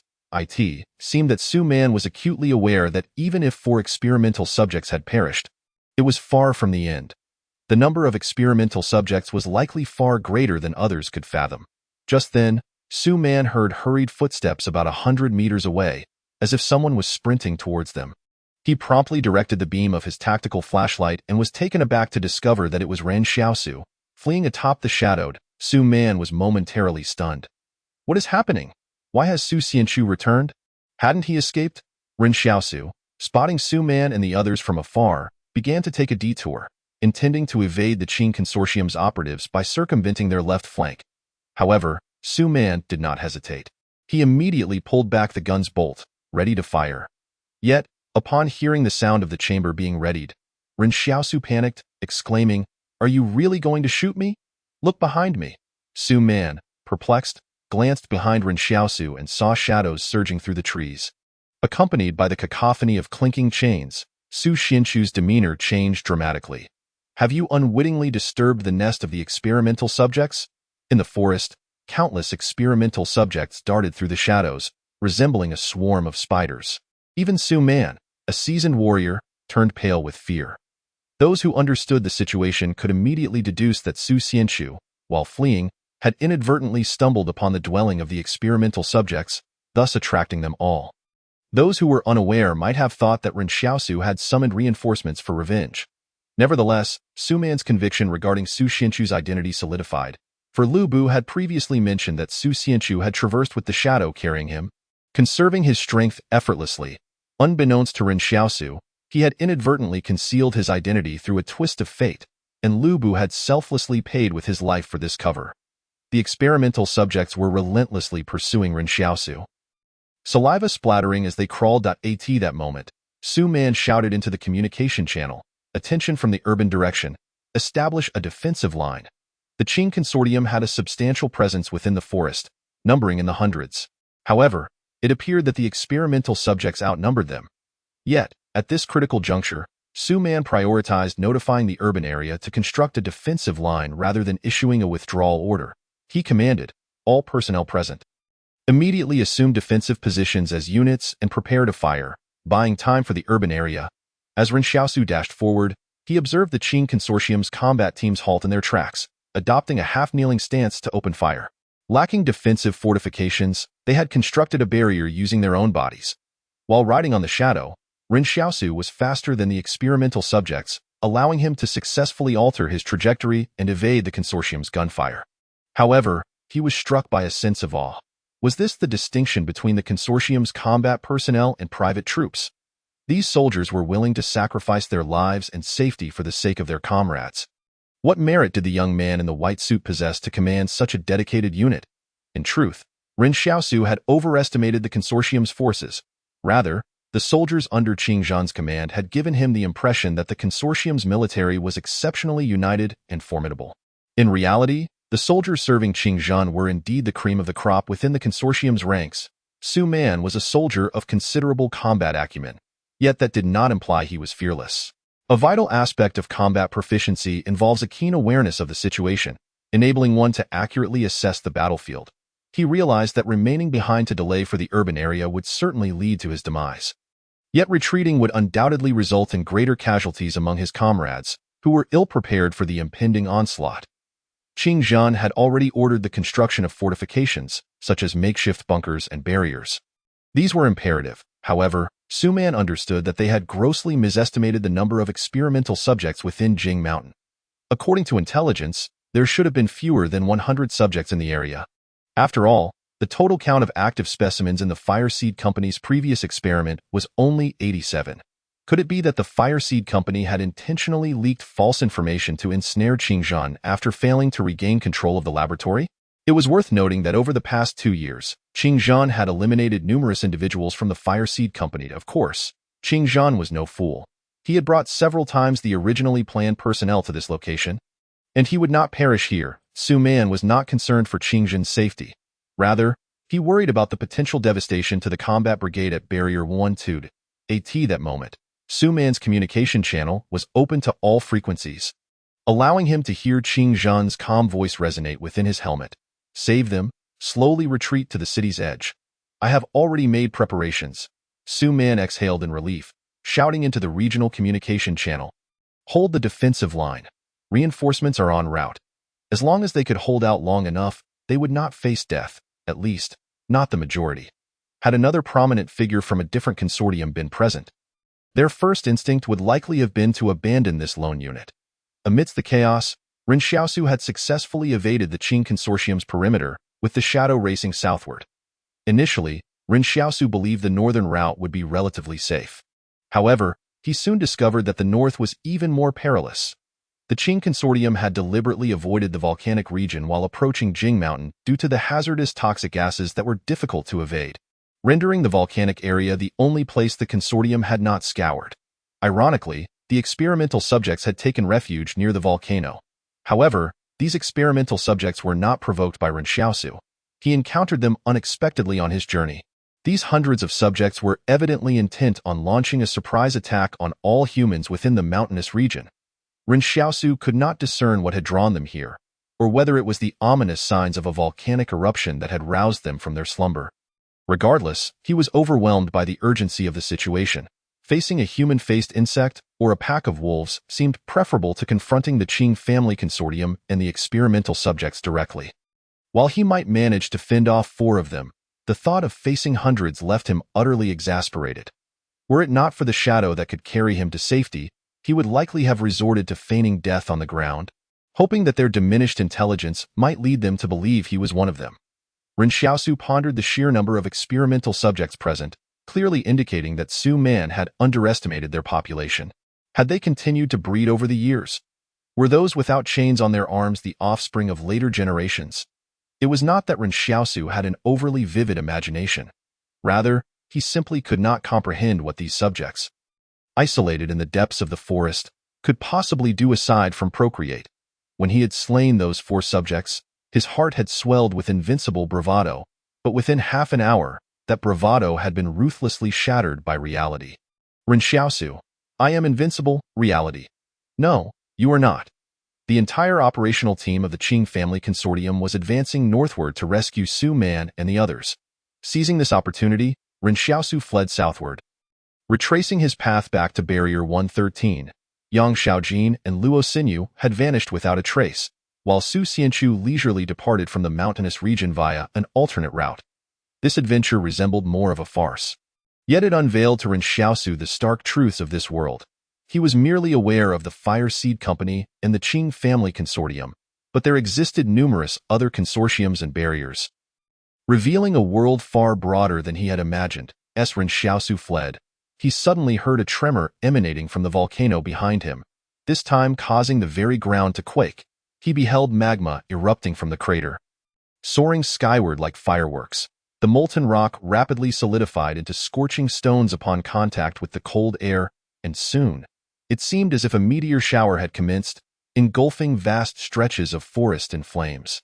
99. Go home. In that moment, Ren Xiaosu could only feel grateful for his swift escape, even thankful for the encounter with those experimental subjects along the way. Otherwise, he would have found it impossible to evade the volcanic eruption. The long-accumulated force of the volcano had finally erupted in full force. Qing Zhen gazed at this scene from the remnants of the city and sighed. What a pity it was unclear what he regretted at that moment. Someone beside Qing Zhen inquired, "Boss, what should we do now?" But no sooner had the words left his mouth than a monstrous roar erupted from the volcano, echoing across dozens of kilometers. Ren Xiaosu turned abruptly, witnessing a colossal claw grasping the edge of the volcano's rim, as if something were attempting to ascend from within.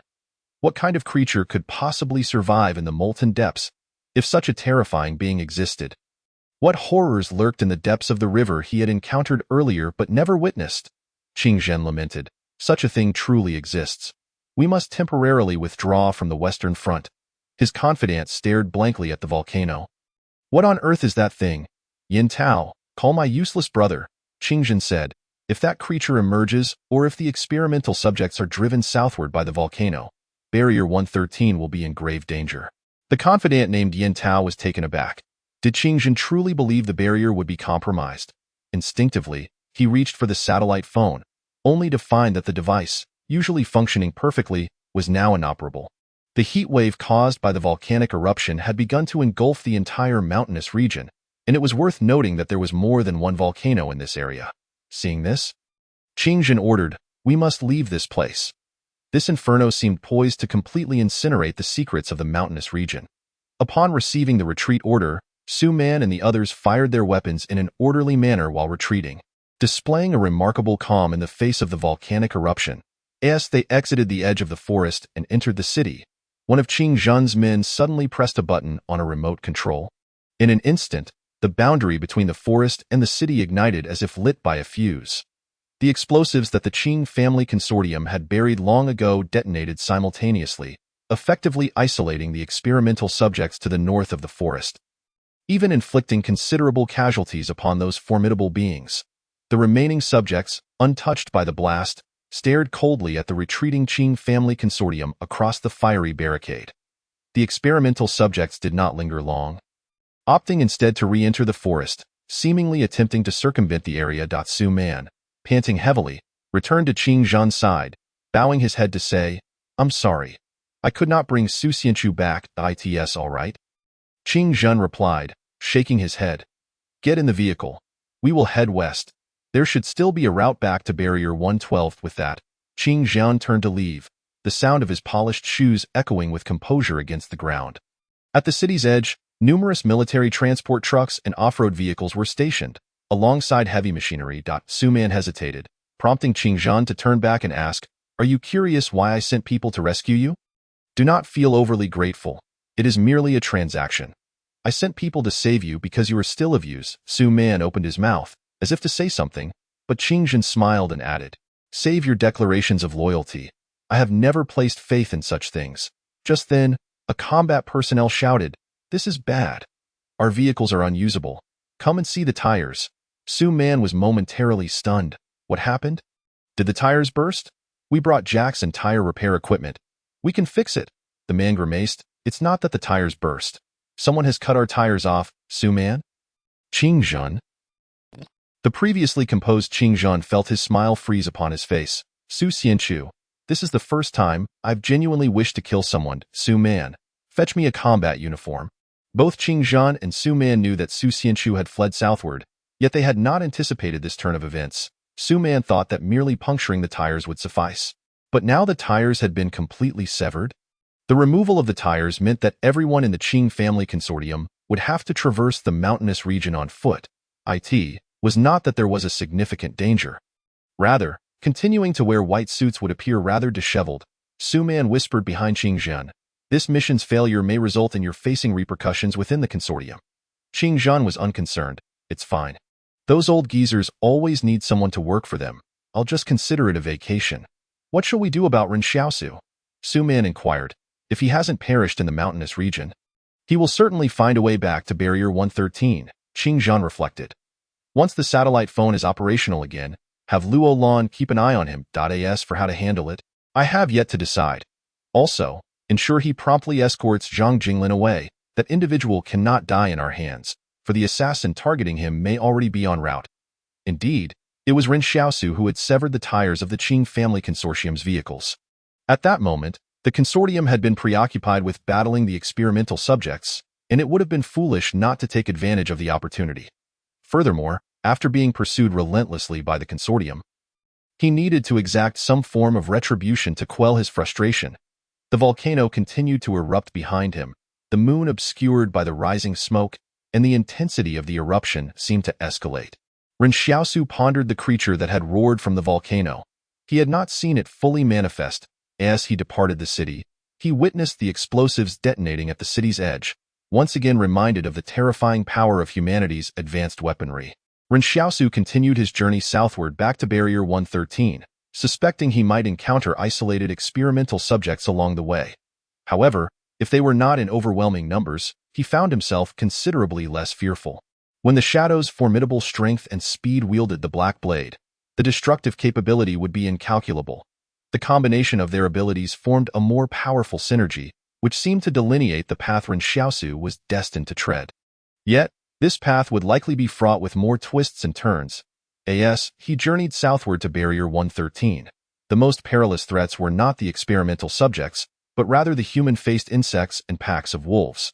Ren Xiaosu conserved his strength upon the Shadow's back, while the Shadow glided as if walking on air, its legs moving with such swiftness that they seemed to leave behind afterimages.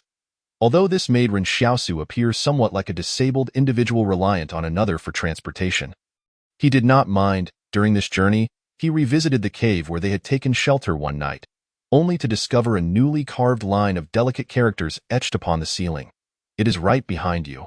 This inscription had not been there before. The markings appeared fresh. Ren Xiaosu recalled that Yang Xiaojin had lagged behind when they set out that day, and for some reason, the elegant script led him to suspect that Yang Xiaojin had deliberately carved it to frighten him. "You are truly audacious." Ren Xiaosu glanced back briefly before continuing his journey southward. An hour later, the wildfire ignited by the volcanic eruption was spreading relentlessly southward. The entire Jing Mountain had transformed into a blazing inferno. Ren Xiaosu faintly heard the sounds of beasts thundering behind him, seemingly fleeing towards the canyon, yet such matters no longer concerned him. The journey there had been slow, but the return was swift. In just half a day, Ren Xiaosu had arrived at the canyon's entrance. He gazed upon the canyon before him, with a sliver of daylight illuminating the cliff above, and he hesitated no more. As long as he maintained his speed, the man-faced worms, the wolf pack, and loneliness could not catch up with him. Ren Xiaosu's shadow rushed through the canyon like a gust of wind. The man-faced worms on the cliff sensed the presence of humanity and surged forth. However, by the time they emerged, Ren Xiaosu had already dashed out of the canyon. The man-faced worms remained still on the cliff for quite some time, their antennae clashing in communication. Did a person just pass by? That was truly a person? At the moment he traversed the canyon, dawn was just breaking. A golden ray of light seeped through the clouds. Ren Xiaosu found himself momentarily entranced by the scene. This journey to Jing Mountain had been immensely rewarding, yet time seemed fleeting. When he finally returned to the canyon's side, he felt as though an eternity had passed. As if a century had elapsed, he wondered how Yan Liuyuan and Sister Xiaoyu were faring. His heart yearning for home, eye in the distance, he sensed unusual movements within the woods, and upon realizing it, he discovered that the wolf pack had been lurking near the canyon entrance, seemingly awaiting his return. Soon after, the encroaching wolves witnessed Ren Xiaosu swaggering through their midst atop his shadow, not affording them a moment to react. The wolf pack halted, silently observing Ren Xiaosu's retreating figure, astonished that he was even faster than they. The wolf king fell silent, pondering whether they had merely wasted days in vain. "Liuyuan, look what I've brought you," shouted Wang Fuguwei, his voice drifting in from afar before he even reached the schoolhouse. Yan Liuyuan opened his eyes in bed, utterly reluctant to rise. Sister Xiaoyu, folding clothes, chimed in, "Get up, Liuyuan. No, I want to sleep a little longer." Yan Liuyuan mumbled. Sister Xiaoyu chuckled. "If you wake up 15 minutes earlier each day, you'll gain over 90 hours in a year to do what you love most. Just think about what you enjoy doing." After pondering for a long while, Yan Liuyuan replied, "What I love most is sleeping. Get up." Sister Xiaoyu frowned. "You're more exasperating than your brother." With that, she abruptly pulled off Yan Liuyuan's covers, causing the warmth to escape, leaving him no choice but to reluctantly rise. It was now winter, and during this era, winters were particularly harsh. In Yan Liuyuan's memory, every winter in the town, someone would freeze to death on the streets or perish in their makeshift shelters.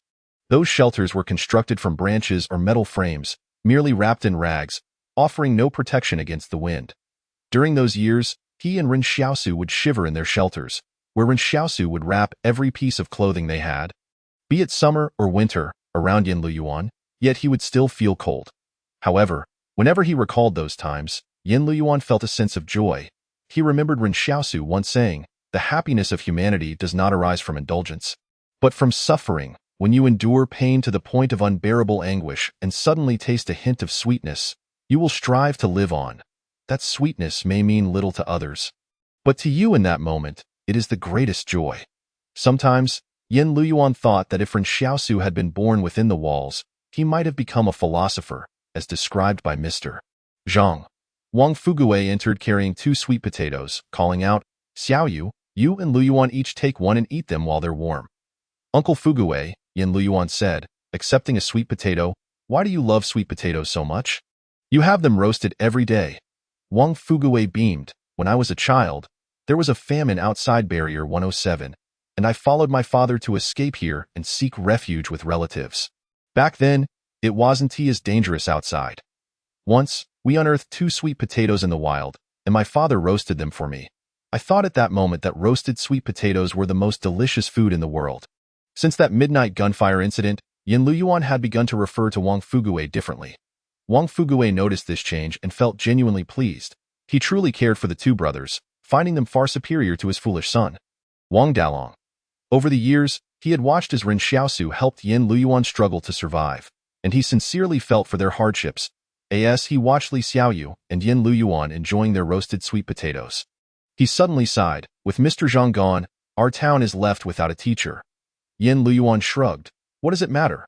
Once my brother returns, he'll be the teacher." Zhang Jinglin had been sent away by Luo Lan, an event that marked one of the most sensational days for the refugees in the town. Several military transport trucks and SUVs had parked outside the schoolhouse, and the prominent figure named Luo from the barrier had treated Zhang Jinglin with exaggerated deference, resembling a character from a storybook. The refugees hadn't anticipated that their Mr. Zhang would be so significant. Had they known, they would have gladly paid the school fees and sent their children to classes. Who knows what connections they might have forged? With that thought, many refugees resolved to send their children to school, not for knowledge, but for connections. However, before they could fully indulge in their fantasies, Luo Lan had promptly sent Zhang Jinglin away. Living in the schoolhouse, Yan Liuyuan and Sister Xiaoyu were completely ignored, and even after Zhang Jinglin's departure, Wang Songyang did not trouble them again. Yet, the issue was that although no one came to create trouble, numerous unfamiliar refugees appeared at the entrance. There were those selling fruits, others selling vegetables. Wang Fuguwei recognized some of them as factory workers, yet they now seemed unrecognizable. At that moment, Wang Fuguwei realized that the barrier's management over the town was far more intricate than he had imagined.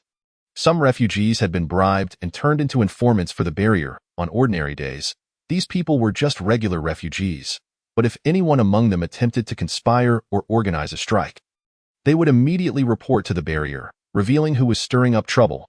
No wonder the previous 2 strikes were swiftly suppressed by the barrier's private forces. There had been insiders. Wang Fuguwei noted each of these individuals carefully, resolving never to offend them and to refrain from speaking his mind. The watchers at the entrance were not just refugees. Some appeared even more menacing than the private forces. Wang Fuguwei speculated that they were likely members of the Qing family consortium. Speaking of Ren Xiaosu, Wang Fuguwei furrowed his brow. Workers approaching Jing Mountain reported some commotion. It seems a volcano has erupted, and the skies over the entire mountain are shrouded in dark clouds. However, Yan Liuyuan remained unfazed. My brother is definitely fine. For he had made a wish to use his own life to ensure Ren Xiaosu's safe return. The fact that he was still alive indicated that Ren Xiaosu was safe. Such sentiments, if voiced, would likely be met with disbelief from Wang Fuguwei and Sister Xiaoyu, and Yan Liuyuan would not casually divulge his secret. Wang Fuguwei contemplated for a moment. True, that lad Ren Xiaosu is bound to wreak havoc for generations. Yet at that moment, Wang Fuguwei suddenly felt a chill run down his spine. Suppressing his unease, he lowered his voice to Yan Liuyuan and Sister Xiaoyu. Be cautious in the coming days. If you wish to leave the town, let me know, and I'll help you find a way. It seems those people aren't after you, but rather after Ren Xiaosu. Wang Fuguwei was perceptive. He believed those at the entrance resembled a net, waiting for someone to step into it. With Zhang Jinglin already sent away, who else could the net's target be but Ren Xiaosu? Were they planning to capture him? Why? Sister Xiaoyu nearly gasped. After much contemplation, Wang Fuguwei suddenly remarked, could it be that Ren Xiaosu has provoked those from the barrier again? It's quite possible. However, the reality was even more vivid than Wang Fuguwei's imagination. Ren Xiaosu had not only stirred trouble for those in the band, but had also entangled the Qing family consortium. At that moment, Qing Zhen stood atop a hillside, feeling utterly helpless. How long must we wander before we can return to Barrier 112? Su Man sighed. Boss, even you have started to curse. Qing Zhen felt despondent. My reputation is ruined. As Wang Fuguwei and the others conversed, a sudden commotion erupted in the town. Curiously, Wang Fuguwei stepped outside the schoolhouse. Wondering what new trouble had arisen, in an instant, he sensed something amiss. The sky was gradually darkening. The haze above was not merely shifting from white to black, but transforming into an odd, dark yellow. The wind picked up. The town's refugees clutched their valuables and ventured into the streets, some cautiously propping up their makeshift shelters to prevent them from being blown away. At that moment, someone rushed into the town, shouting, "It seems the volcano in Jing Mountain has erupted. The sky above is filled with smoke." The administrator of the town shot him a glare, exclaiming, "What are you panicking for? The volcano in Jing Mountain has nothing to do with us. We are still quite a distance away from it. Where have you come from?" "I have just returned from the mine," the man replied. "The factory manager instructed me to report on the situation over at Jing Mountain. I am the safety officer at our mine." "All right, go on with your tasks," the town administrator said curtly. "Everyone else, stay alert and return to your shelters only after the earthquake has passed." However, Yan Liuyuan felt an unsettling disquiet upon hearing this, as all the birds in the sky were flying southward, and the insects in the soil were emerging. Could a volcano so far away possess such formidable power? Yan Liuyuan sensed that something even more terrifying was looming ahead. eye in the middle of Barrier 113. A river flowed, yet no one had ever delved into its origins or its ultimate destination. The influential figures within the barrier had laid several iron nets in the river to prevent refugees from sneaking into the barrier. Previously, such incidents had indeed occurred. Yet, at that moment, the inhabitants of the barrier were also in a state of panic due to the earthquake, oblivious to the fact that an unknown force had shattered the protective barrier of the river underwater. That eerie entity stealthily swam towards the urban area, disturbing the fish in the river, which fled in a frenzy, as if driven by an instinctual fear. Just then, a throng of people suddenly rushed into the town. "Bewildered, aren't you from the mine? Why have you all returned?" The newcomers shouted. "The mine has collapsed, and many strange insects have emerged from Jing Mountain, some of which have human faces. They will eat people." Everyone was taken aback. This world had once experienced a plague of insects, but humanity had swiftly eradicated them. Yet, this generation had only heard tales of such calamities and had never witnessed them firsthand. Was history about to repeat itself? At that moment, Yan Liuyuan heard someone leap into the courtyard behind him. Turning around, he was pleasantly surprised to see Ren Xiaosu signaling for silence. In a hushed tone, Ren Xiaosu urged, "Gather your things, quickly." Although Yan Liuyuan and Sister Xiaoyu were unaware of the unfolding events, they complied with Ren Xiaosu's instructions. Yan Liuyuan surmised that something significant had occurred, prompting Ren Xiaosu to lead them away from Barrier 113. Were they truly leaving this place they had inhabited for so many years? Nevertheless, Yan Liuyuan cared little. Wherever Ren Xiaosu was, that was home. Yet, Ren Xiaosu's sudden return filled him with a mix of joy and urgency. When Wang Fugui returned to the schoolhouse, he found Ren Xiaosu brandishing a gun, aimed directly at him. "Old Wang, stay here until we leave." "Why apologies?" Ren Xiaosu declared. Wang Fugui forced a smile. "You're leaving? There are many people outside watching this courtyard. While you might be able to come and go easily, what about Yan Liuyuan and Li Xiaoyu?" "They can't stop me," Ren Xiaosu replied. After returning, he had not rushed to the schoolhouse but had first checked the place where he had buried the gun. Only to find it gone, he then headed to the cave he had prepared, but Yan Liuyuan had never been to that cave, ultimately returning to the town. Before he even arrived at the schoolhouse, he noticed figures lurking outside, several of whom bore a familiar resemblance. The operatives of the Qing family consortium, private military and consortium forces could be easily distinguished. The former appeared like thugs, lacking any semblance of discipline, while the latter stood tall and straight, clearly trained. It was precisely because of these watchers that Ren Xiaosu chose to infiltrate the schoolhouse stealthily. Now that chaos had erupted in the town, it was the perfect opportunity for him to take Yan Liuyuan and Sister Xiaoyu away. Wang Fugui, curious, inquired, "With Mr. Zhang around, the Qing family shouldn't pose a threat to you, right?" Ren Xiaosu paused momentarily. "Mr. Zhang?" At that moment, he realized that Zhang Jinglin was not present in the schoolhouse, and he was unaware of the events that had transpired there. However, there was no time for lengthy explanations. Ren Xiaosu asserted, "I am not leaving because of the Qing family. The monsters from Jing Mountain are about to emerge." As Ren Xiaosu passed through the canyon, he heard the thunderous sounds of beasts behind him. It was likely that the wild animals, experimental subjects, and human-faced insects from Jing Mountain would be forced southward by the raging inferno. At that point, the danger would not only be Ren Xiaosu's alone, but would extend to everyone in the town.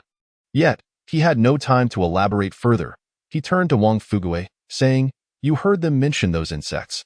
Their numbers are vast and terrifying, but they are merely a fraction of the danger we face." Wang Fugui was taken aback. "What exactly did you encounter in Jing Mountain?" "No, Ren Xiaosu. You must let me leave. I need to return to take my son with me." "Come with us?" Ren Xiaosu questioned. "Your entire livelihood is here, and you wish to follow me?" He had never considered the possibility of Wang Fugui wanting to join them. Logically speaking, even if Ren Xiaosu had urged Wang Fugui to accompany them, he would have likely been reluctant to believe the gravity of Ren Xiaosu's claims. Yet, the situation was now quite the opposite. Wang Fugui made an instantaneous decision. After pondering for a moment, he stated, "I may not know much else, but I am certain that following you is the path to survival." When Luo Xinyu and Yang Xiaojin first ventured out of the barrier, Wang Fugui had remarked that anyone could serve as a guide in Jing Mountain, but only Ren Xiaosu could lead them through. This was not merely due to his perceived strength, but because Wang Fugui believed that Ren Xiaosu possessed a tenacity for survival. A child who could emerge unscathed from a wolf's den and raise another child was not someone ordinary. Now, Wang Fugui had a clear understanding. Only Ren Xiaosu truly comprehended the events transpiring within Jing Mountain. He was someone who had personally experienced the upheaval. If he could not trust him, who could he trust? Wang Fugui solemnly declared, "Perhaps others may not believe you, but I do. I want to follow you." To be honest, Ren Xiaosu was also contemplating whether he could take Wang Fugui with him in this escape. In such a perilous situation, ordinary individuals would become a burden. However, Wang Fugui was different. Though he was fundamentally a businessman, he had shown sufficient goodwill towards Ren Xiaosu and Yan Liuyuan. The astute merchant seemed to perceive Ren Xiaosu's doubts and interjected, "I am not following you for free. Firstly, I possess wealth and medicines. Secondly, my ability to negotiate with people surpasses yours. I am not a useless burden." At this critical juncture, Wang Fugui immediately expressed his worth. Only by demonstrating value would others be willing to take him along. He did not expect to persuade Ren Xiaosu based on past connections, believing that in these times, such ties held little value. Ren Xiaosu contemplated for a moment before responding, "I am not concerned about your money. Just hurry and return." Ren Xiaosu was not a naive idealist. Had it been anyone else, he would have certainly prevented them from leaving at this moment. What if they alerted the Qing family? Yet, Wang Fugui's previous expressions of goodwill compelled Ren Xiaosu to trust him this once. Furthermore, the Qing family likely had no time to target Ren Xiaosu at present. Those lurking outside were hardly a concern. Yan Liuyuan and Sister Xiaoyu quickly gathered their belongings, and Yan Liuyuan handed Ren Xiaosu a copper coin, saying, "Mr. Zhang mentioned that if we find ourselves in a desperate situation, we can seek him out in the north, but if we are not in dire straits, we should refrain from doing so. Life in the north is harsh." Ren Xiaosu gazed at the copper coin and suddenly inquired, "What transpired earlier?" Yan Liuyuan recounted the events of that evening, including Luolan's attitude towards Zhang Jinglin and some of Zhang Jinglin's remarks. He concluded, "Uncle Fugui was the only one brave enough to stand up for us that night." "Ah, I understand," Ren Xiaosu responded. "Did Mr. Zhang mention his identity?" "No." Yan Liuyuan shook his head. "I don't know what his identity is. He didn't disclose anything when I asked, but he must be an influential figure in Barrier 178. "Very well," Ren Xiaosu said. "If we find ourselves in dire circumstances, we will seek him out in the north." Sister Xiaoyu remarked, "We have everything packed. In fact, we do not need to take much." Ren Xiaosu glanced over and noticed that the items Sister Xiaoyu and Yan Liuyuan had packed were primarily food. Even uprooting the large cabbage that Zhang Jinglin had originally planted in the schoolhouse's backyard. This was indeed reminiscent of him, both being quite unpretentious. "We must take the steamed buns and corn buns," Ren Xiaosu stated, "but we can forego the cabbage. We can forage for wild vegetables along the way. By the way, what is in that bag?" "Cured meat," Sister Xiaoyu remarked. "When you left previously, you didn't take any provisions. I thought it would be prudent to prepare some well-preserved cured meat, so you could take it with you on future excursions." Ren Xiaosu fell silent for a moment. "Thank you, Sister Xiaoyu. This will come in handy, brother." Yan Liuyuan looked up at Ren Xiaosu. "Is it really that dangerous this time?" The people inside the barrier could rely on its protection, but those in the town were utterly defenseless against those creatures. With no place to hide, Ren Xiaosu replied, "Actually, the best course of action now would be to open the barrier and let everyone in, but I doubt those inside would agree to that. Then let us wait for Uncle Fugui to return and head southwest. That's where Barrier 109 is," Yan Liuyuan suggested. Ren Xiaosu assessed Yan Liuyuan and chuckled, "You look quite dapper now that your face is clean. Almost like one of those inside the barrier." Hee. Yan Liuyuan grinned foolishly. The two brothers had always worn somber expressions, but after Yan Liuyuan had a fever recently, Sister Xiaoyu had cleaned his face. Suddenly, an uproar erupted in the town, but this time it was not the chatter of onlookers. It was the cries and pleas for help from countless people. The entire town descended into chaos. Ren Xiaosu strode out of the schoolhouse, and the soldiers on lookout prepared to draw their weapons upon seeing him. Having been distracted by the earlier events in the town, they were caught off guard by his emergence. However, before they could react, Ren Xiaosu took the initiative, firing his weapon as he advanced. None of the sentinels escaped. They all fell under his gunfire. At that moment, Wang Fugui was rushing towards the schoolhouse with his simple-minded son. Wang Dalong, he was taken aback when he witnessed Ren Xiaosu dispatch 6 or 7 men with such efficiency. Though Ren Xiaosu had always been ruthless, he had never been this merciless before. It seemed he had changed after his journey to the mountains of the realm. Ren Xiaosu turned to Wang Fugui, who was nearly startled by the coldness in his gaze. Upon recognizing Wang Fuguwei, Ren Xiaosu lowered his weapon. Let us go. We're headed to Barrier 109. Wait. Wang Dalong suddenly interjected. Can we take Li Yuqian with us? Ren Xiaosu pondered seriously. Who is Li Yuqian? She is the sturdy daughter from the old Li family. Yan Liuyuan added, I won't be taking her with us. Ren Xiaosu shook his head. Wang Dalong grew anxious. You're a substitute teacher? How can you abandon your student? If Mr. Zhang were here, he would never leave her behind. Ren Xiaosu glanced at Wang Fuguwei and remarked, Your son's desperation is reminiscent of love. Oddly fitting, to say the least. Wang Fuguwei was taken aback. What are you talking about at a time like this? Ren Xiaosu then turned to Wang Dalong and said, Unfortunately, I am not Mr. Zhang. Upon hearing this, Wang Dalong felt his heart sink. He never expected his romance to end so abruptly. 103. The wall truly fell. The refugees in the northern part of the town were in utter disarray. Before departing, Ren Xiaosu leaped onto a rooftop to gaze northward, and he was alarmed to see a vast, dark tide of insects sweeping through the town. It was as if the colorful town had suddenly been drenched in ink. The vibrant hues gradually obscured by the encroaching black wave of bugs. In the distance, beasts were galloping. Yet Ren Xiaosu did not spot any wolf packs or experimental subjects.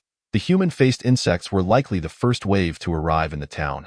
However, he sensed that it wouldn't be long before a far greater crisis unfolded. The refugees were fleeing towards the barrier's gates, wailing and pleading for them to open and save them. Please, open the door. We beg you to save us. Can't you see those insects? Please, just let my child in.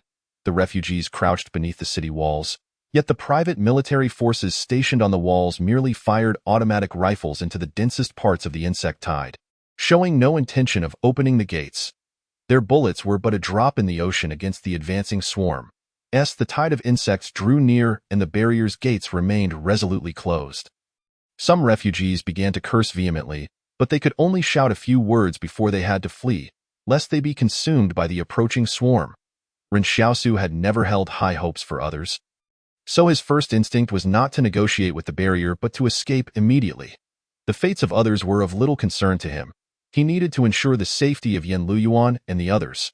Initially, he worried that Wang Fuguwei would be burdened with unnecessary items, but soon realized that both Wang Fuguwei and Wang Dalong each carried only a single backpack. While Wang Dalong appeared a bit stocky, he was quite strong and had no trouble shouldering the load. It's one moment. Ren Xiaosu even wondered if Wang Dalong was some sort of physically endowed extraordinary being. When he peered into Wang Dalong's backpack, he discovered it was filled with compressed biscuits circulating from the barrier, while Wang Fuguwei carried various medications. The packaging had been removed, and the contents were organized in plastic bottles for easier transport. As they fled southwest along the barrier, Ren Xiaosu curiously inquired of Wang Fuguwei, I thought you might carry some gold or something. I wish I could, but I can't manage it. If I tire out, I'd be done for. Wang Fuguwei replied with a grimace, I do have quite a bit of money, but it's all from Qing's bank. When we reach Barrier 109, exchanging it for Li's currency will surely cost us a hefty fee. Wang Fuguwei was panting heavily as he ran. His lack of physical exercise made this escape particularly taxing for him. Ren Xiaosu shot him a glance. Don't be so dramatic. The medicines you carry are worth a fortune. Those thousands of anti-inflammatory pills are worth 200 each. Moreover, he added, on the road to escape, money often proves useless, but medicine is invaluable. Zhang Jinglin once claimed that gold is hard currency, yet he overlooked another form of hard currency, medicine. In fact, Wang Fuguwei has made the wisest choice. Not all refugees were foolishly calling for help beneath the city walls. Some had realized from the start that the powerful within the barrier had little regard for the lives of the refugees, so they opted to flee into the wilderness instead. As Ren Xiaosu and his group departed, the air was filled with the lamentations of those left behind and the gunfire from the walls. Before long, a more intense cacophony erupted, and Ren Xiaosu turned back to see the private military soldiers on the walls beginning to throw grenades and bombs down below. There were still many living souls down there. The relatively clever refugees were running frantically toward the wilderness, and those who stumbled fell, scrambling back to their feet without daring to pause for even a moment. Ren Xiaosu and his companions were not the only ones fleeing southwest. There were hundreds of others alongside them.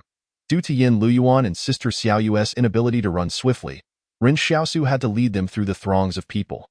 Fortunately, he carried all their belongings, allowing Yan Liuyuan and Sister Xiaoyu to keep pace more easily. After running for a while and noticing that the human-faced insects had not pursued them, the group gradually slowed their pace. At this point, everyone except Ren Xiaosu was utterly exhausted. Someone glanced back. The once vibrant town now resembled a hellscape with shanties ablaze. "Our homes are gone," someone murmured. Some, having just lost loved ones, could no longer contain their tears. Ren Xiaosu had witnessed firsthand how some had abandoned even their young children in a desperate bid to flee faster. Yet, others clung to their children until the very end, ultimately meeting their demise at the jaws of the human-faced insects. The patterns on the exoskeletons of those creatures seemed to glisten more vividly, and the sound of their gnawing would likely haunt many as a nightmare for years to come at that moment. Their group had left early enough to reach a relatively safe area.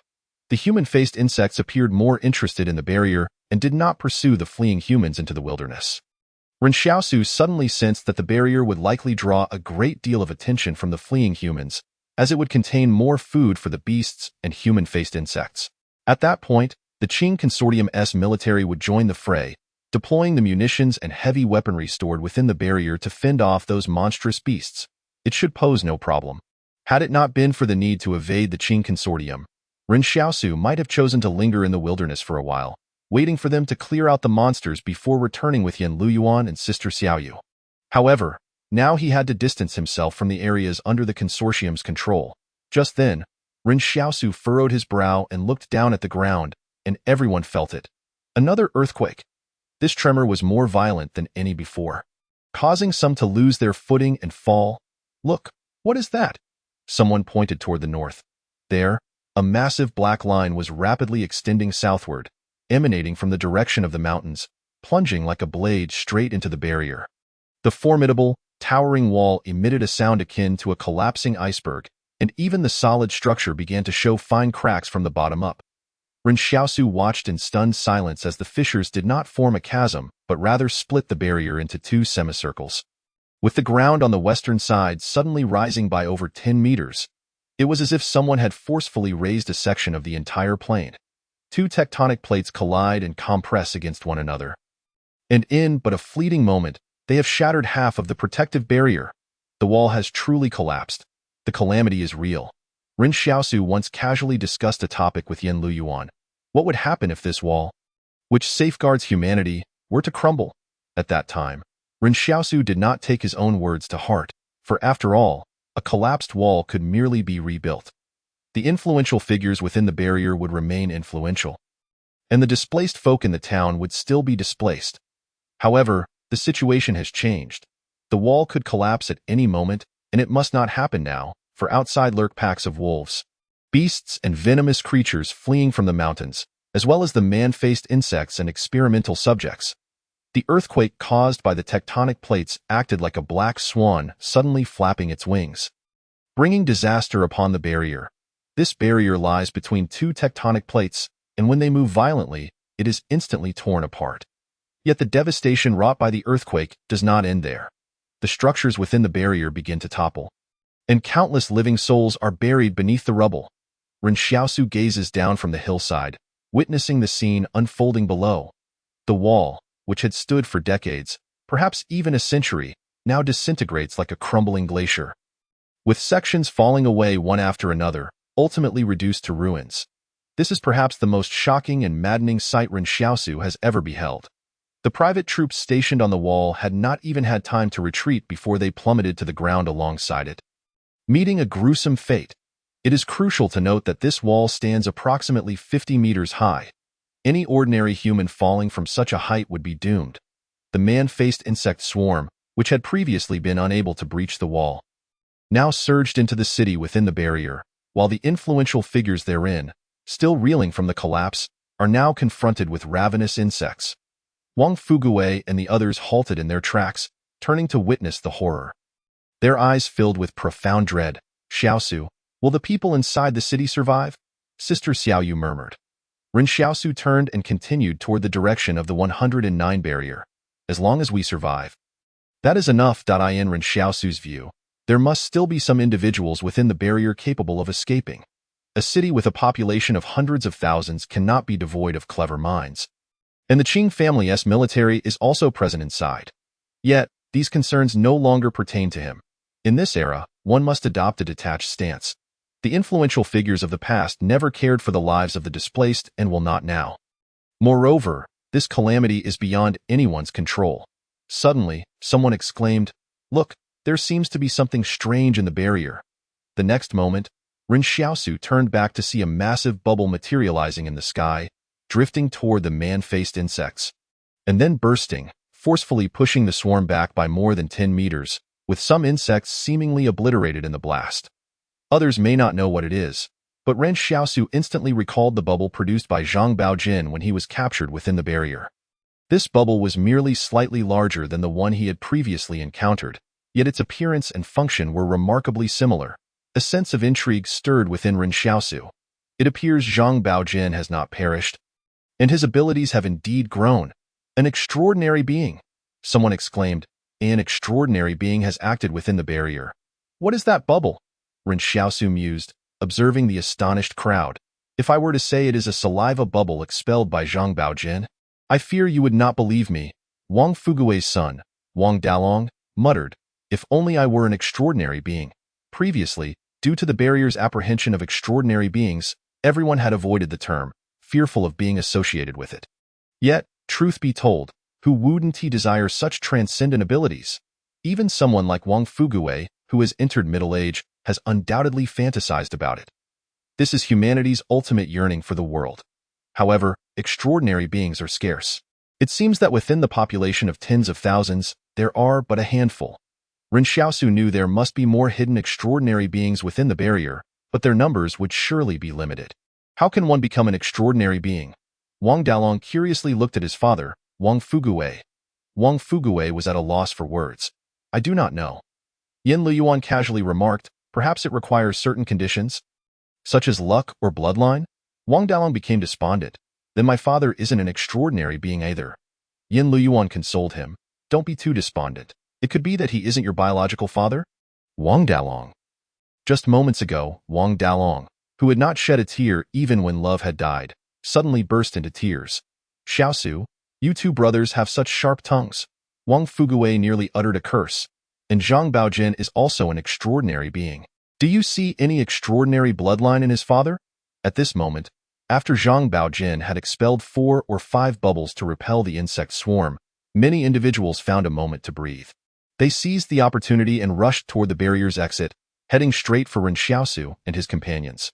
When the wall of the barrier collapsed, the shattered debris formed a massive blockade, making it difficult for those inside to escape. Fortunately, in the direction of Ren Xiaosu and his group, there happened to be a gap wide enough for several people to pass through simultaneously. In times of crisis, a herd mentality often prevails. Those caught in disaster lose their capacity for rational thought, merely following the crowd. One person dashed toward the gap, prompting other survivors to follow suit, gradually swelling the number of escapees like a rolling snowball. Wang Fugui estimated that the fleeing crowd likely numbered in the thousands, and it was only growing larger. We can no longer wait. The man-faced insects will not let this mini morsel slip away. And neither will the wolves. The sounds of chaos and gunfire grew fainter. Ren Xiaosu had initially believed that the Qing family's combat unit would play a significant role, yet he had not witnessed their involvement in the battle. Perhaps the military camp was too distant. Gradually, some within the barrier attempted to jump into the river to evade the man-faced insects, reasoning that insects typically fear water. However, as soon as someone leaped in, a monstrous maw suddenly opened beneath the murky waters, swallowing the individual whole, followed by a thick cloud of crimson staining the water. The entire city within the barrier was suffused with smoke and the stench of blood. Ren Xiaosu had never witnessed such brutal scenes, and even he found it cruel. He furrowed his brow and urged, "We must leave. Those who have escaped are likely to attract danger." Many displaced individuals around them were too exhausted to continue. When they had fled from the town, they hadn't felt it, but now, upon stopping, they were acutely aware of their fatigue. After all, the energy expended during a full sprint far exceeds that of a leisurely jog. Wang Fugui, Wang Dalong, Yan Liuyuan, and Sister Xiaoyu did not possess Ren Xiaosu's remarkable endurance. Yet when Ren Xiaosu insisted they press on, none of them dared to voice dissent. At this moment, the only path to survival lay in following Ren Xiaosu. Sister Xiaoyu and the others gritted their teeth and kept pace with him, as Ren Xiaosu quietly advised. After intense exertion, lactic acid builds up in your body. You must continue moving forward, or if you rest now, the pain will only intensify. Other displaced individuals observed as Ren Xiaosu and his group departed. Some chose to follow them, while others thought the man-faced insects had not noticed this direction and felt no urgency. They were not refusing to leave. They merely wished to wait a few minutes. There are always those who cling to hope, no matter the circumstance. Suddenly, Sister Xiaoyu and Yan Liuyuan noticed that among all present, only Ren Xiaosu appeared utterly at ease, as if he bore no fatigue whatsoever. The wolves have arrived. Some harbored the illusion that the man-faced insects would not pursue them, yet Ren Xiaosu understood that the true peril within this calamity may not necessarily be the man-faced insects. For one must recognize that both the experimental subjects and the terrifying creatures from the volcano are entities from which Ren Xiaosu must flee. Approximately 400 individuals continued their flight toward the 109 barrier. All from the town, with Ren Xiaosu mingling among them, yet he had not exchanged words with anyone. Many recognized Ren Xiaosu and Yan Liuyuan, but at this moment, everyone was solely focused on escape. With little thought beyond that, is there a factory on the way to the 109 barrier? Someone suddenly recalled. Indeed, there is a sandpit. I've worked there before, a young man remarked. How many people are in the factory? Around 200 or so, I suppose. The machines usually do the digging, so not many are needed. However, they do have a vegetable garden. Perhaps we can find something to eat there tonight? Someone inquired, as hunger began to gnaw at them after their escape. Now that the barrier is gone, can we not turn back to the pig farm and slaughter a pig for food? A man suggested. After all, no one is watching, and I wonder if the women inside the barrier are as beautiful as they say. Someone chimed in, I've seen Luo Xinyu, and she is indeed stunning. Now that the people in the barrier are in dire straits. Ren Xiaosu cast a glance at them. These individuals likely felt they were no longer in danger. So their spirits had lightened. As for the deceased, their absence had hardly weighed on their hearts. The majority of the townsfolk are rather indifferent, often wary of one another, merely hoping not to betray their neighbors. Thus, when someone passes away, they feel little sorrow. The demise of a prominent figure within the walls elicits even less grief, and some may even harbor a sense of schadenfreude. Only a handful, who have recently lost loved ones, appeared genuinely despondent. Among the 400 individuals, nearly half are women, who vigilantly observe the men around them, particularly those whose husbands have just died, acutely aware of the dangers a woman faces in such perilous times. Xiaosu, shall we rest for a while at that gravel pit?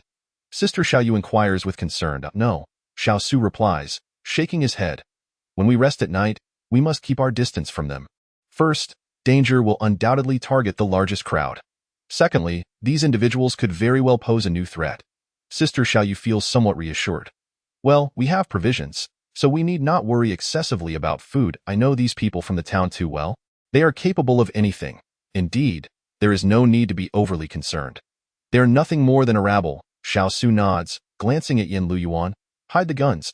Xiaosu had fired his weapon while eliminating a stalker in the town. And even amidst the chaos, many would have noticed. He is not particularly worried that this disorganized group would openly target him and his companions, yet he remains cautious about any clandestine schemes they may concoct. The individuals at the gravel pit are likely still unaware of the calamity that has befallen the town. They may only sense the tremors of a powerful earthquake, oblivious to the fact that the barrier has collapsed. Xiaosu remarks, the epicenter of this earthquake lies within Jing Mountain, radiating hundreds of kilometers outward.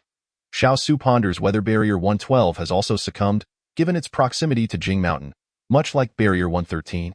The fleeing group reaches the gravel pit by afternoon, only to find that the factory and workers' dormitories have collapsed. A multitude of gravel pit workers is operating excavators to clear the debris. The workers, puzzled by the sudden influx of people, become distressed upon learning of the barrier's shattering demise. With the barrier gone, what purpose remains in rebuilding the gravel pit? Most sit down, utterly exhausted, deciding to rest for the night. Especially since food is available here. Some wish to follow Xiaosu, but seeing the majority stay behind, they too hesitate, recognizing that remaining with the larger group is safer. Thus, the assembly swells to over 600 individuals, including the gravel pit workers. Xiaosu pays them little heed, casting a glance at the darkening sky before continuing onward with Yan Liuyuan and the others. With 2 to 3 hours until nightfall, They have ample time to reach a safer distance on the road. Wang Delong complains, "Can't we take a break?" Before Xiao Su can respond, Wang Fugue delivers a sharp slap to Wang Delong's head. Retorting, "If you're told to go, then go. Stop your prattling." Wang Fugue smiles at Xiao Su. "The child doesn't know better. Please don't take offense." "Not at all." Xiao Su shakes his head. He must remember Wang Fugue's loyalty. So he dismisses Wang Delong's complaints.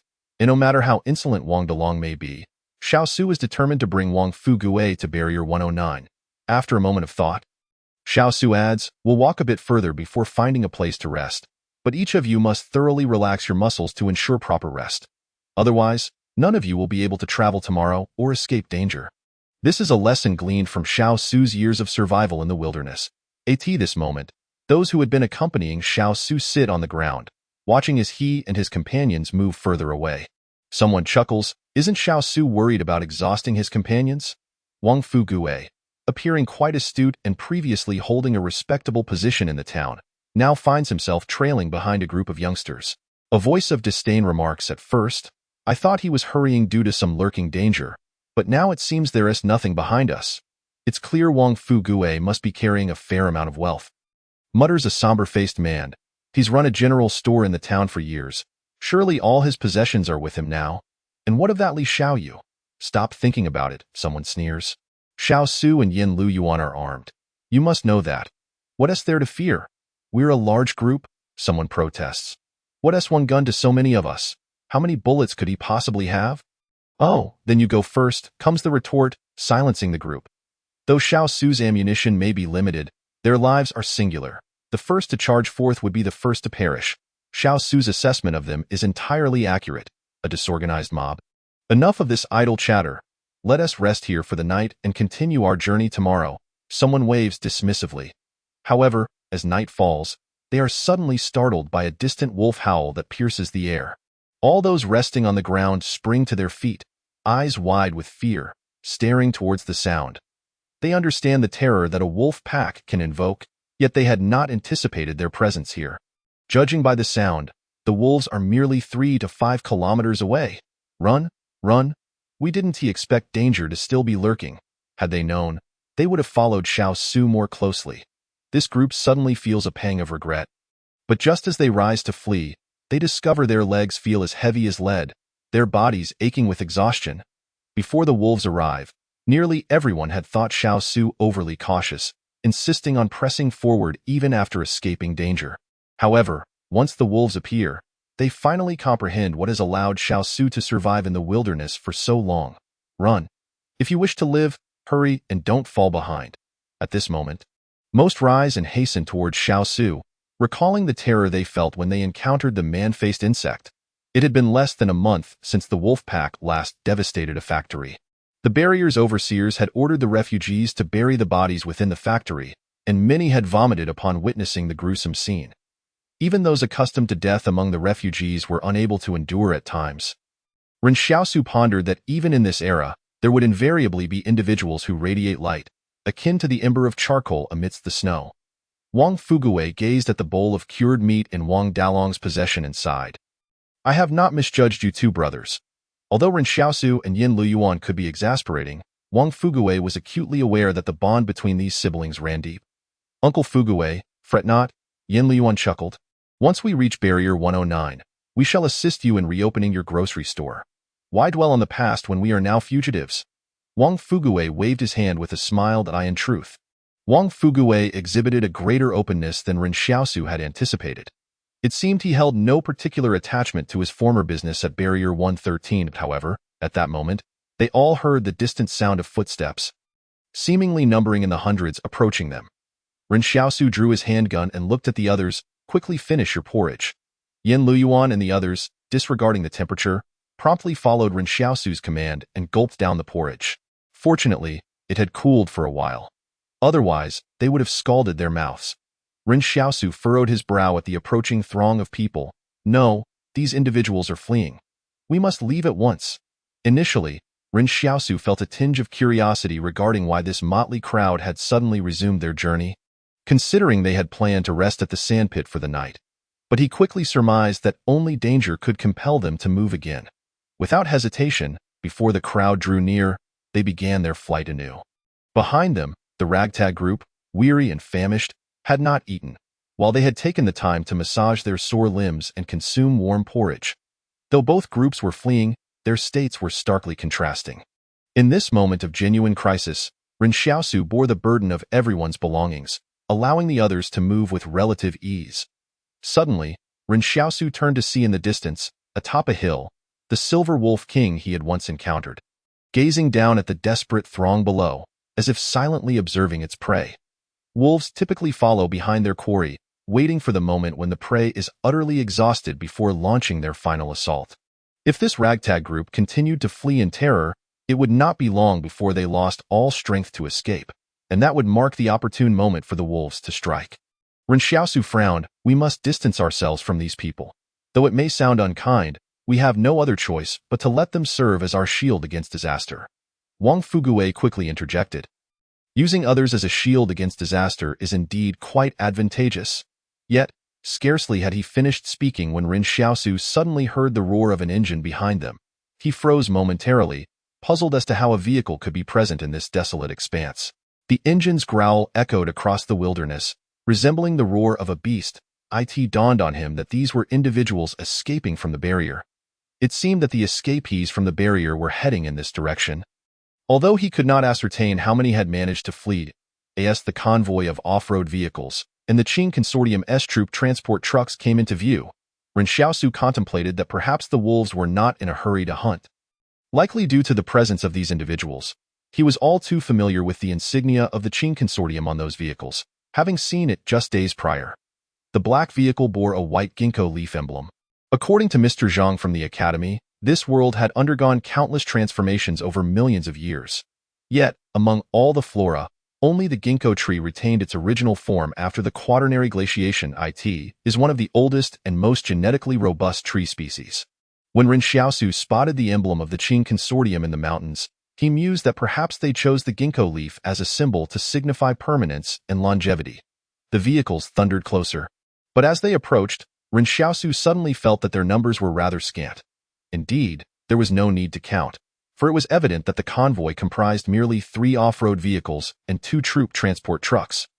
Hadn't Su Xianchu mentioned that the Qing Consortium's combat unit at the barrier consisted of 4,500 personnel? Why then had only such a small number emerged?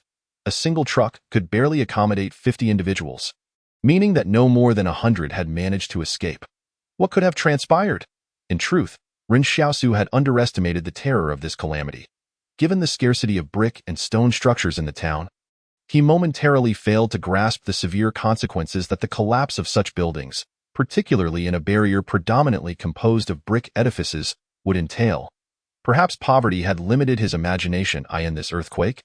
The very earth threatened to split apart, and the barriers were cleaved in 2. Rivers that once flowed through the barriers became waterfalls. This was the tremendous power of nature, against which humanity was powerless. The collapse of the brick houses within the barrier caused countless individuals to be crushed beneath the rubble, resulting in innumerable casualties, with the Qing Consortium suffering no less. Moreover, the most unfortunate aspect was that the military camp was situated precisely atop the fissure. Torn asunder in half, Liuyuan sat in the off-road vehicle, gasping for breath. The most embarrassing predicament was that he wore nothing but a pair of floral shorts. He had been asleep during the earthquake. But fortunately, his barracks were particularly sturdy and low in height, thus preserving his life. It was winter, and while the barracks and the off-road vehicles were heated, the wilderness was not in that moment. Liuyuan's greatest concern was reaching Barrier 109. What if they ran out of fuel? He would then have to disembark and walk to Barrier 109. Contemplating this, Liuyuan inquired, "How much fuel do we have left?" The soldier driving the vehicle replied, "About a third left. It should last for roughly 130 kilometers. Will that get us to Barrier 109? Liuyuan pressed. The soldier hesitated. We are approximately 210 kilometers away from Barrier 109. We will definitely not have enough fuel. However, we could send someone from the vehicle behind to transfer fuel from the truck to ours." Suddenly, Liuyuan's eyes brightened, but he quickly sighed. "Forget it. The off-road vehicles are filled with the wounded, and the truck is packed to the brim." The soldier remained silent for a moment before saying, "Sir, you and Commander Qingzhan have treated us exceptionally well, unlike the other bigwigs in the consortium. We don't mind enduring a little hardship. Enough of that. Let's not dwell on it. Luolan waved his hand irritably, as if I'm some kind of good person. Good people don't live long.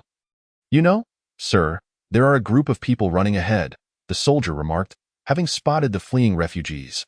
Luolan scoffed, we have a whole crowd behind us as well. What is so special about that? Let's surpass them and let them eat our dust.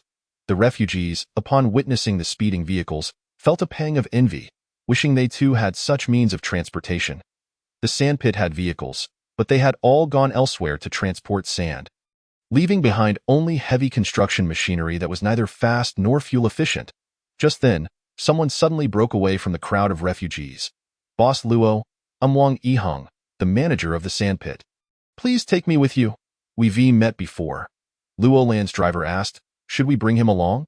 I can barely fit the wounded. I certainly won't take him, Luolan cursed, ignore him. Wang Yiheng watched as the convoy grew increasingly distant, his anger boiling over as he contemplated chasing after them with his gun. Yet, on one hand, he lacked the courage to do so, and on the other, he simply could not catch up.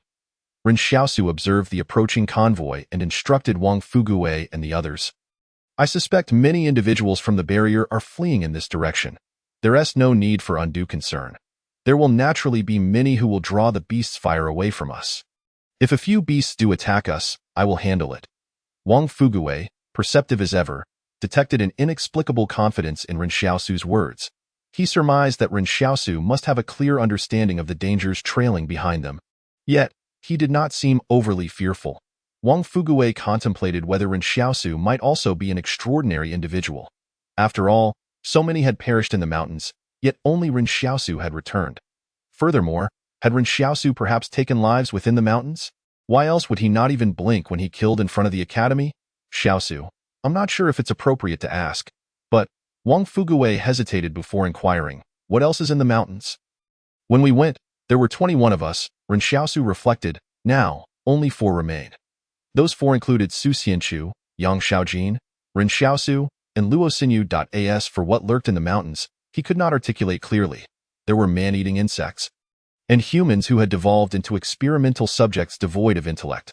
Ren Xiaosu sighed, but that is even the most terrifying aspect. The creature that extended its claws from the volcanic crater lingered as a shadow in Ren Xiaosu's mind. For it was immense and dwelled within the magma.at that moment. The Qing Consortium's convoy passed by Ren Xiaosu and his group. He glimpsed the rotund figure within the vehicle and thought to himself, is this the legendary boss Luo, who once presented me with a banner of miraculous healing? Regardless, he acknowledged, I truly owe you a debt of gratitude for this timely rescue. Wang Fuguwei sighed, had you not brought us out when you did? Dalong and I might not have escaped. I scarcely know how to express my gratitude. At that moment, Ren Xiaosu looked earnestly at Wang Fuguwei and declared, a drop of water shall be repaid with a fountain of gratitude. Wang Fuguwei interjected, shouldn't we be a bit more courteous to one another? However, Ren Xiaosu chose not to respond further. He sought a high vantage point to gaze back and assess how many others had managed to escape. Finding a sheltered spot to rest, Ren Xiaosu remarked, it appears that there are several thousand troops behind us. We are relatively safe for the time being. Moreover, if you do not take a break soon, you may reach the brink of collapse. At this moment, the moon hung high in the sky, and indeed, after fleeing since morning, everyone was perilously close to exhaustion. Ren Xiaosu felt compelled to return to the crowd, using those thousands as their cover. While a few hundred might still be vulnerable to a wolf pack attack, a larger group of thousands would likely give even the wolves pause in the event of danger. He only needed to ensure that he and Yan Liuyuan could flee faster than the multitude.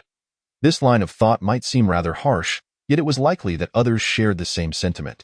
Furthermore, if they accompanied this group to Barrier 109, could they possibly masquerade as individuals from Barrier 113 to gain entry into Barrier 109?